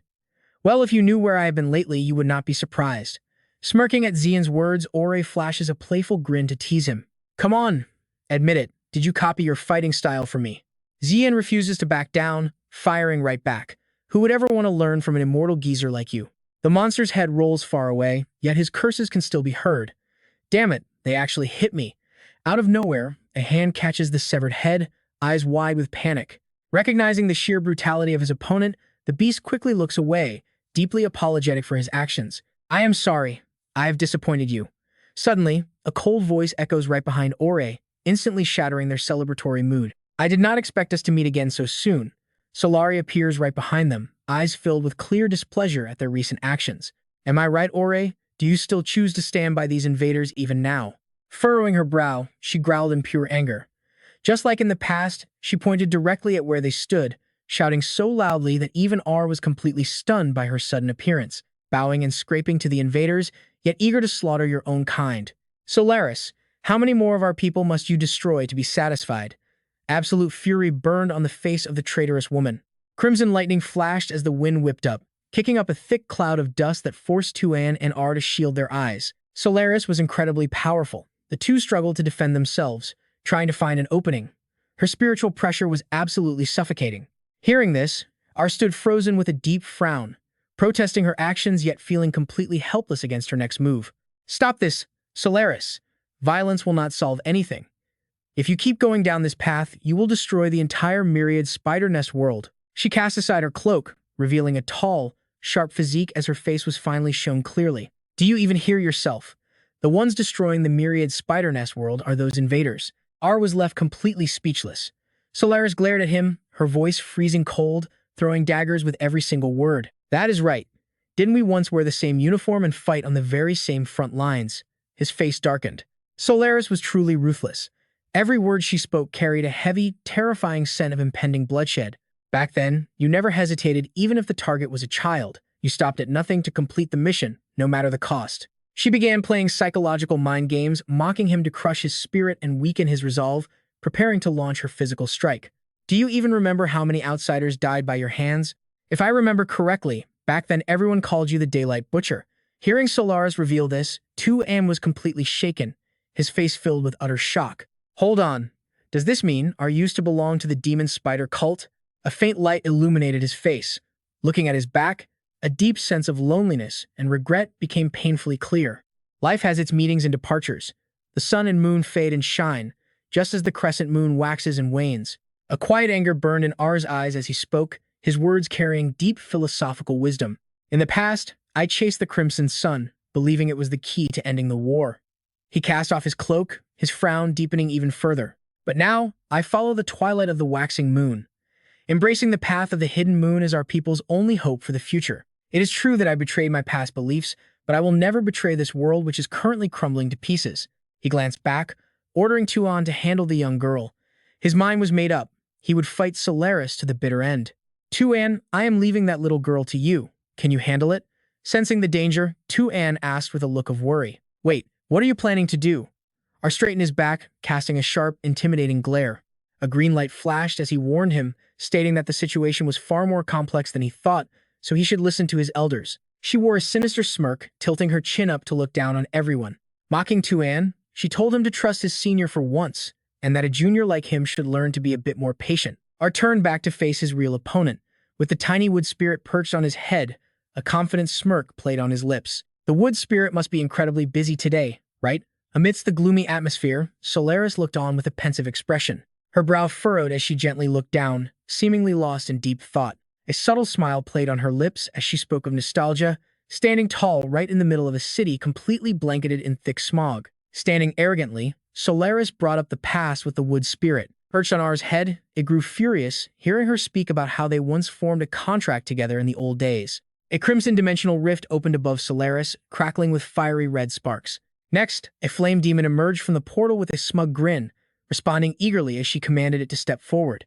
As the flame demon landed on her hand, blazing red energy enveloped its body while Solaris looked at it and began to explain. The wood spirit above and the flame demon below shared the exact same origin. In the past, on a stone slab deep within a lush green forest, 5 tiny, pure white creatures gathered together like pure souls. As the vision unfolded, it revealed how they were born from nature itself, existing as the most pure, basic spiritual entities in the world. Next came the image of the wood spirit and flame demon after undergoing rigorous training, transforming from pure beings into what they are today. Through days of harsh refinement, their primal spirit source slowly began to differentiate. Eventually, these spirits of the same origin evolved into the wood spirit and the flame demon. Returning to the present, both Solaris and R looked grim, their sharp gazes locking onto one another. R spoke coldly, saying they were just like those spirits. With a soft chuckle, she replied that they could never return to the past, channeling her massive spiritual energy to unleash a terrifying power. Her sword gets wrapped in raging flames, roaring out the name, Flame Blaze. R is not about to back down either, as his blade crackles with raging winds and blue lightning. Locking into a battle stance, he screams, "Wind unfurl!" Solaris charges forward with a smug grin, reaching out to grab her opponent. At the same time, R lunges ahead with a completely serious expression, ready for clash. The moment their blades clash, a blinding flash of light erupts. Their combined energy explodes, sending a massive pillar of light shooting into the sky. The shockwave blows everything away, completely swallowing them in thick smoke. Her eyes widen with pure excitement, while R keeps his cold, serious gaze locked on the target. They scream in unison, "Manifest Avatar." Through the clearing smoke, the majestic wood spirit and flame demon avatars tower over the battlefield. Suddenly, 4 extra arms sprout from the back of the flame demon. With multiple arms ready, the wood spirit and flame demon avatars prepare to destroy each other. Down below, their physical duel rages on as both fighters swing their swords back for another strike. The giant avatars collide head-on, using all 6 of their massive arms to overpower and push each other back. Meanwhile, the 2 fighters down below drop their weapons and switch to hand-to-hand combat. As Solaris unleashes a barrage of heavy blows, she mocks him, saying, "I bet you already met L, didn't you? When your own student does not even support you, what are you still desperately fighting for?" R blocks her strike smoothly, replying, "Stop using that girl to try and mess with my head." Rage boils inside Solaris as thoughts of Asmin and L flash in her mind, making her scream. "You are the one who kept talking about negotiating peace with the Outworlders for the sake of our people, but all we got in return was endless misery and suffering. Do you honestly believe those Outworlders would ever agree to live peacefully alongside us?" R glares back with razor-sharp eyes, replying, "One day, they absolutely will." While the battle rages on, Zi'an slips away, thinking, "This is my chance. I have to get Chi-Chi out of there right now." He sprints over and stops right in front of the glowing red pillar where Chi-Chi is trapped inside. Pointing directly at the glowing red barrier, he screams, "Jingzi, smash this pillar to pieces." Right as he speaks, she launches herself straight at it, wrapped in a powerful torrent of water. Jingzi slams headfirst into the barrier, causing a violent tremor. Water sprays everywhere as thick smoke fills the area. The thick white smoke kicked up by the heavy impact is quickly sucked right back into the blue whale's body. She looks at him grumpily, saying, "Master, just because my head is hard doesn't mean you should make me ram it into everything." Seeing the attack do absolutely nothing, Zi'an frowns with wide eyes, muttering, "Well, looks like this pillar is even harder than your skull." Inside the barrier, Chi-Chi slowly opens her eyes. Panicking as she realizes she is floating helplessly in a pillar of water, she wonders, "Wait, what is going on here?" Peering through the glass, she gasps, "Where is this place?" But as she spots a familiar figure standing outside, she is completely baffled. It is Zi'an, rushing toward her. She stares in total disbelief, thinking, "Brother Zi'an? Why on earth is he here?" He steps up to the glowing red barrier, muttering to the blue whale, "This thing is way too tough. We need another plan." Then, he smiles gently to calm the panicked Chi-Chi inside. "Don't you worry, though. I am going to get you out of here." Those words seem to instantly ease Chi-Chi's panic. Following Zi'an's pointing finger, Jingzi charges back toward the pillar and grows to a massive size.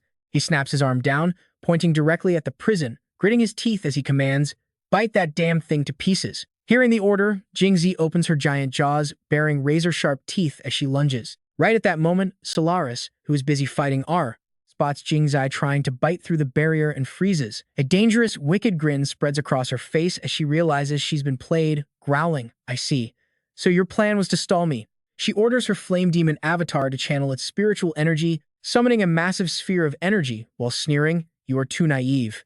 R looks at her, simply narrowing his eyes as he remains completely calm. "Solaris, you have absolutely no idea what is actually happening here." R commands his wood spirit to manifest its own colossal energy sphere to counter her attack. With absolute confidence, he declares, "Your little plan was a massive failure from the very beginning."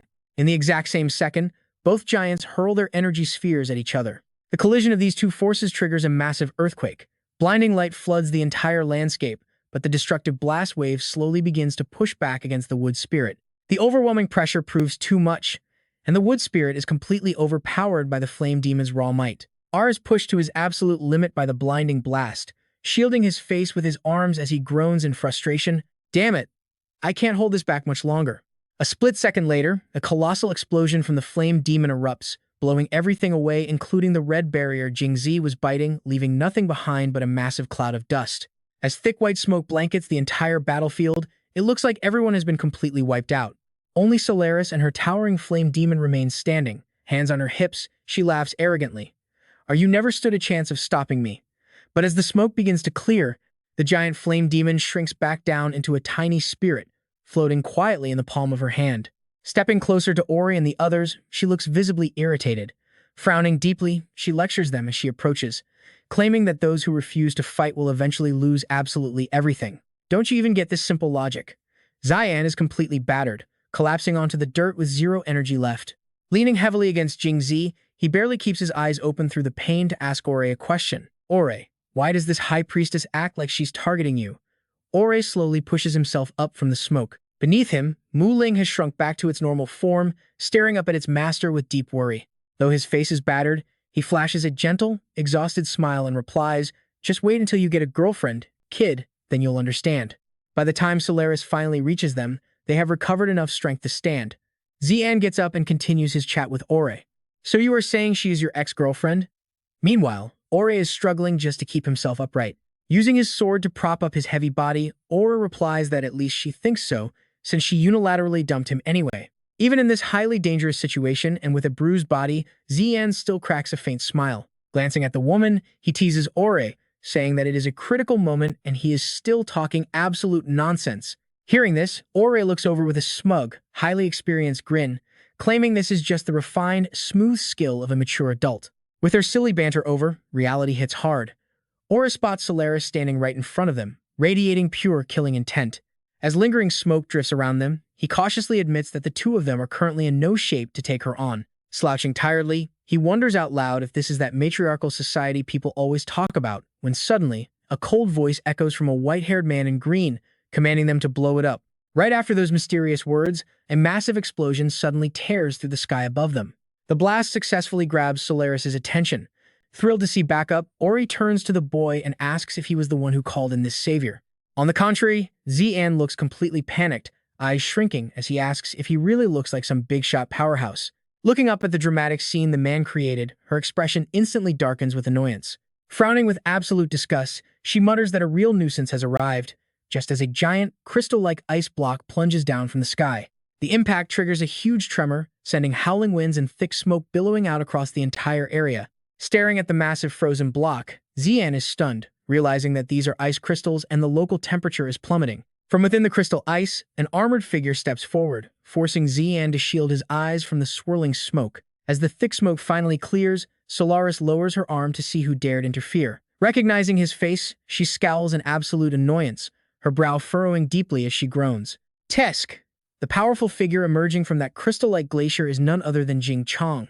Every single step he takes causes the temperature to plummet further, releasing a chilling mist while his hand still glows with the energy used to shatter the ice. With a frosty expression and furrowed brows, Jing Chong dryly remarks that they still haven't broken their habit of living like rats underground. This place is seriously a pain to find. A memory of a younger Jing Chong flashes by, with the majestic abyssal frost dragon standing behind him. He gently reassures the beast, telling it that it did an incredible job. Seeing Jing Chong right in front of him, Zi'an looks completely shocked and guilty. He thinks to himself that it is his grandfather, and his beast has actually evolved. The veteran warrior turns to look with a razor-sharp gaze, crystal ice shards swirling through the air as a confident smirk plays on his lips. Watching Jing Chong's incredibly grand entrance, Ori finally calls out a familiar greeting to get the veteran's attention. "So you finally made it?" Looking his way, the older man asks Ori just how many years it has been since they last met. Ori steps closer as the veteran turns around, playfully asking that young punk if he actually has the nerve to ask such a question. Both men raise their hands, preparing for a solid, manly high-five greeting. Clashing hands with a lot of force, Ori playfully gripes about how his old friend secretly went back to become city lord, got married, and even has a grandchild now. "You have got some nerve." Jing Chong fires right back, noting that seeing this old geezer still kicking makes him feel like passing time means absolutely nothing. "You haven't changed a bit, Ori." Meanwhile, the massive abyssal frost dragon gazes down at tiny Zi'an and Jingzi on the ground. Locking eyes with the abyssal frost dragon, Jingzi feels a bit confused as the massive beast stares back with a warm, glowing gaze. Lost in thought, a wave of sadness hits Jingzi as the little beast asks its master if it is considered extremely weak. Caught off guard by the sudden question, Zi'an looks over and quickly reassures it, asking why it would say such a thing. Other spirit beasts carry themselves with immense pride, making Jingzi look even more depressed when comparing itself to them. "I am supposed to be a descendant of dragons, yet I am still just a tiny fish." Seeing his loyal partner so down, Zi'an feels completely flustered and helpless. Jingzi remains stuck in its gloomy thoughts, muttering that being trapped at silver tier has held its master back from breaking through. Seeing its past self with so much potential makes Zi'an clench his trembling fist tightly as he listens. Out of nowhere, he smacks its head, making the little beast tear up as Zi'an snaps. "What kind of nonsense are you talking?" He then grabs its face with both hands so it cannot escape, yelling out, "You better listen to me closely."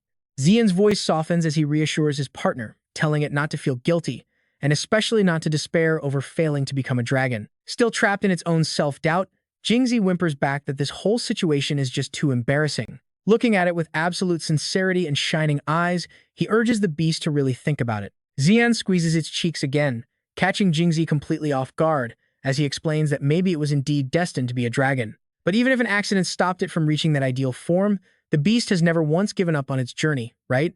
As his inspiring words sink in, past memories begin to flash back like scenes from an epic movie. He reminds it of their past victories. Even when fate played dirty and threatened them, they refused to back down. Relying on nothing but their own strength, they took down the strongest foes. Just think about how they smashed diamond-level beasts while only at bronze and silver ranks. As Zi'an says this, his face turns dead serious. His tone softens, declaring that achieving something so grand under such heavy limitations proves that the beast is already incredibly amazing. Zi'an pulls its face close, sharing a warm laugh together, though he still makes sure to remind his partner of one thing. "I know you only care about what others think, but let me tell you, they do not understand a thing." He then releases Jingzi's face, looking up at the sky with fierce determination. He adds, "Those self-righteous fools only know how to ride dragons high above the clouds, completely blind to how long and dangerous the actual road is." Cue the memories of them fighting side by side. Guided by his words, their broken bodies turn to fire, and their shackles become deadly, razor-sharp blades. They have sliced through endless injustice, shattering every chain of oppression and arrogance. Done speaking, he turns back to it with a bright grin for one final punchline. "How could someone as amazing as you ever be embarrassing?" With sincere eyes and a warm smile, the master gives the ultimate praise. "It is truly my absolute honor to be contracted with you." Deeply touched by his words and actions, Jingzi looks up at him with teary, glowing eyes. Meanwhile, cutting back over to the battle with Jing Chong and Changlong, with a sharp, resolute gaze and a freezing aura swirling around his body, the master points forward and barks an order to his beast. "Abyss Changlong, strike now." Obeying instantly, the dragon charges as freezing blue mist swirls inside its jaws. As it takes flight, the icy breath erupts, rapidly freezing into a massive, jagged crystal ice block. Solaris casually reacts, summoning a blazing fire shield to effortlessly block the dragon's incoming ice attack without breaking a sweat. Intrigued by their combined strength, she lets out a cold smirk, muttering that their power is actually quite impressive. With eyes burning like wildfire, Mina Solaris grips her sword, laughing with pure sadistic delight, craving even more. Jing Chong tenses up, his voice turning dead serious as the enemy's spiritual energy suddenly skyrockets. "What on earth is happening?" Albry mutters, analyzing the field. Jing Chong whips his head around to demand answers, shouting that she has gone totally mad. Gritting his teeth, Albert grimaces and reveals that she is using Overlimit Cinch. Keeping his eyes locked on her bursting power, Albert explains that using this forbidden technique forces the beast tamer and their pet's soul to completely fuse together. It is an absolute nightmare, inflicting excruciating pain upon both the tamer and their beast. Solaris's pet unleashes an insane amount of power, radiating a blinding golden light that screams pure danger. Albert further explains that this agony drastically amplifies their overall power, allowing them to trigger a devastating overlimit manifestation. As the manifestation activates, Solaris's eyes roll back into pure white, her face twisting with an insane thirst for victory. Her hands glow fiery red as she slowly raises them, enveloped in the glittering golden energy bleeding from her beast. The monster slams its massive hands down, unleashing a deafening roar that sends shockwaves ripping through the earth as giant boulders shatter. Everyone on the field instantly senses the danger as molten lava surges up from deep underground, threatening to swallow everything alive. Albert screams that the magma is bursting out, forcing Jing Chong to quickly raise his arms, his eyes burning with fierce determination. Without wasting a second, he slams his hands onto the rocky floor. In an instant, thick sheets of frost spread throughout the area. He conjures massive glacial walls to shield himself from the waves of searing, molten lava. Sizing up the battlefield, Jing Chong sighs with relief, glad they managed to block it. Shivering from the residual frost, Albert hugs his arms tightly, complaining that the freezing temperature is absolutely killing him. Embarrassed, he quickly offers a brief apology, while Changlong stands alert behind his master, silently keeping watch over the battlefield. It arches forward, its eyes rolling completely white. Jing Chong curls his fingers to sense the energy. Since the enemy has shown their trump card, Yuan Changlong, they must go all out too. Clenching his fists tightly, Jing Chong channels his own power. Instantly, his hands begin to glow with a signature, shimmering green light. Suddenly, Changlong dissolves into white smoke and vanishes, while a similar mist swirls around Jing Chong's hands. He lets out a deafening roar, calling for Yuan Changlong to transform spiritual energy into their ultimate weapon. In an instant, a striking green sword manifests in Jing Chong's hand, radiating an absolutely legendary aura. Gripping the blade firmly, his massive frame drops into a solid combat stance, his eyes burning with absolute determination. The weapon features an incredibly exquisite design, glowing with the exact same vibrant green energy as its master. Jing Chong's lips curl into a smirk as he excitedly asks Changlong if he is already dying to jump into the fight. The clash of Solaris's fiery red and Jing Chong's emerald green paints a breathtaking scene. As she charges right at him, he does not flinch. It is time to show her the true, earth-shaking roar of the Starseed Dragon. On the other side, Solaris's eyes burn with crimson fire as she swings her arms back and shrieks for him to die. Jing Chong drops into his battle stance as his eyes ignite. They look like fire and ice, a stunning spectacle where crimson red refuses to blend with emerald green. Both Solaris and Jing Chong swing their blades to deliver the final, decisive strike. A massive, glowing shockwave erupts dozens of meters into the air, unleashing a devastating and heavy impact all around. Scanning the area, Albert wonders how Zi'an is holding up. He looks back and calls out quietly, asking the brat how things are on his end. Meanwhile, young Zi'an is holding Jingzi when he suddenly notices something strange, asking her what on earth is happening. To their sheer astonishment, Jingzi begins to fade away, transforming into white smoke that rises and forms a small vortex. The vortex glows with a beautiful green light, surrounded by an overwhelming surge of energy. Staring in shock, Zi'an can only scream out her name. A brand new Jingzi emerges in the form of a stunning white-haired girl with her eyes closed. She looks completely different now, sporting some very obvious curves. Witnessing this unbelievable transformation, both Albert and Zi'an are left completely speechless. Albert's eyelid twitches as he tells Zi'an that, given the current situation, calling her by her old name suddenly feels a little impolite. Even she is completely bewildered by her new body, stammering to her master about what is actually happening to her. Zi'an looks her up and down before making a final observation. It seems his beast companion has officially turned into a girl. Zi'an scratches his head, struggling to process this crazy reality, while Jingzi desperately tries to explain. He feels like his best bro just transformed into a girl, even though she was technically a female from the very start. Nearby, Jing Chong slams his sword into the ground, raising massive ice walls to block Solaris's relentless assault. Assessing the situation, Jing Chong feels a chill of danger. He curses, wondering why he feels so threatened when they are both supposed to be diamond tier. Solaris laughs mockingly, shouting that these outworlders have barely spent any time mastering the art of beast taming. Her people were the very first to ever tame beasts in this land. With a wave of her hand, her spirit beast unleashes overwhelming pressure.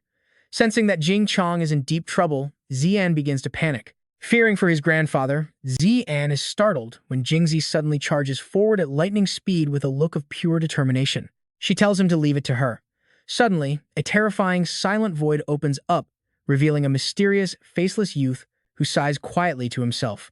Thinking about how freezing it is, the tall youth walks toward a door, muttering critiques under his breath. He complains about the leader's chaotic commands, questioning if they are just trying to micromanage everything. As the door swings open, a blinding light washes over everything. He only hopes that today will finally bring some real progress. Standing face to face, the two shadowed figures project a terrifying pressure as one suggests they have a very quick talk and nothing more. A massive, shirtless man sits completely isolated in a dark corner. Hearing the visitor's voice, he calmly repeats his previous question. "Who on earth are you?"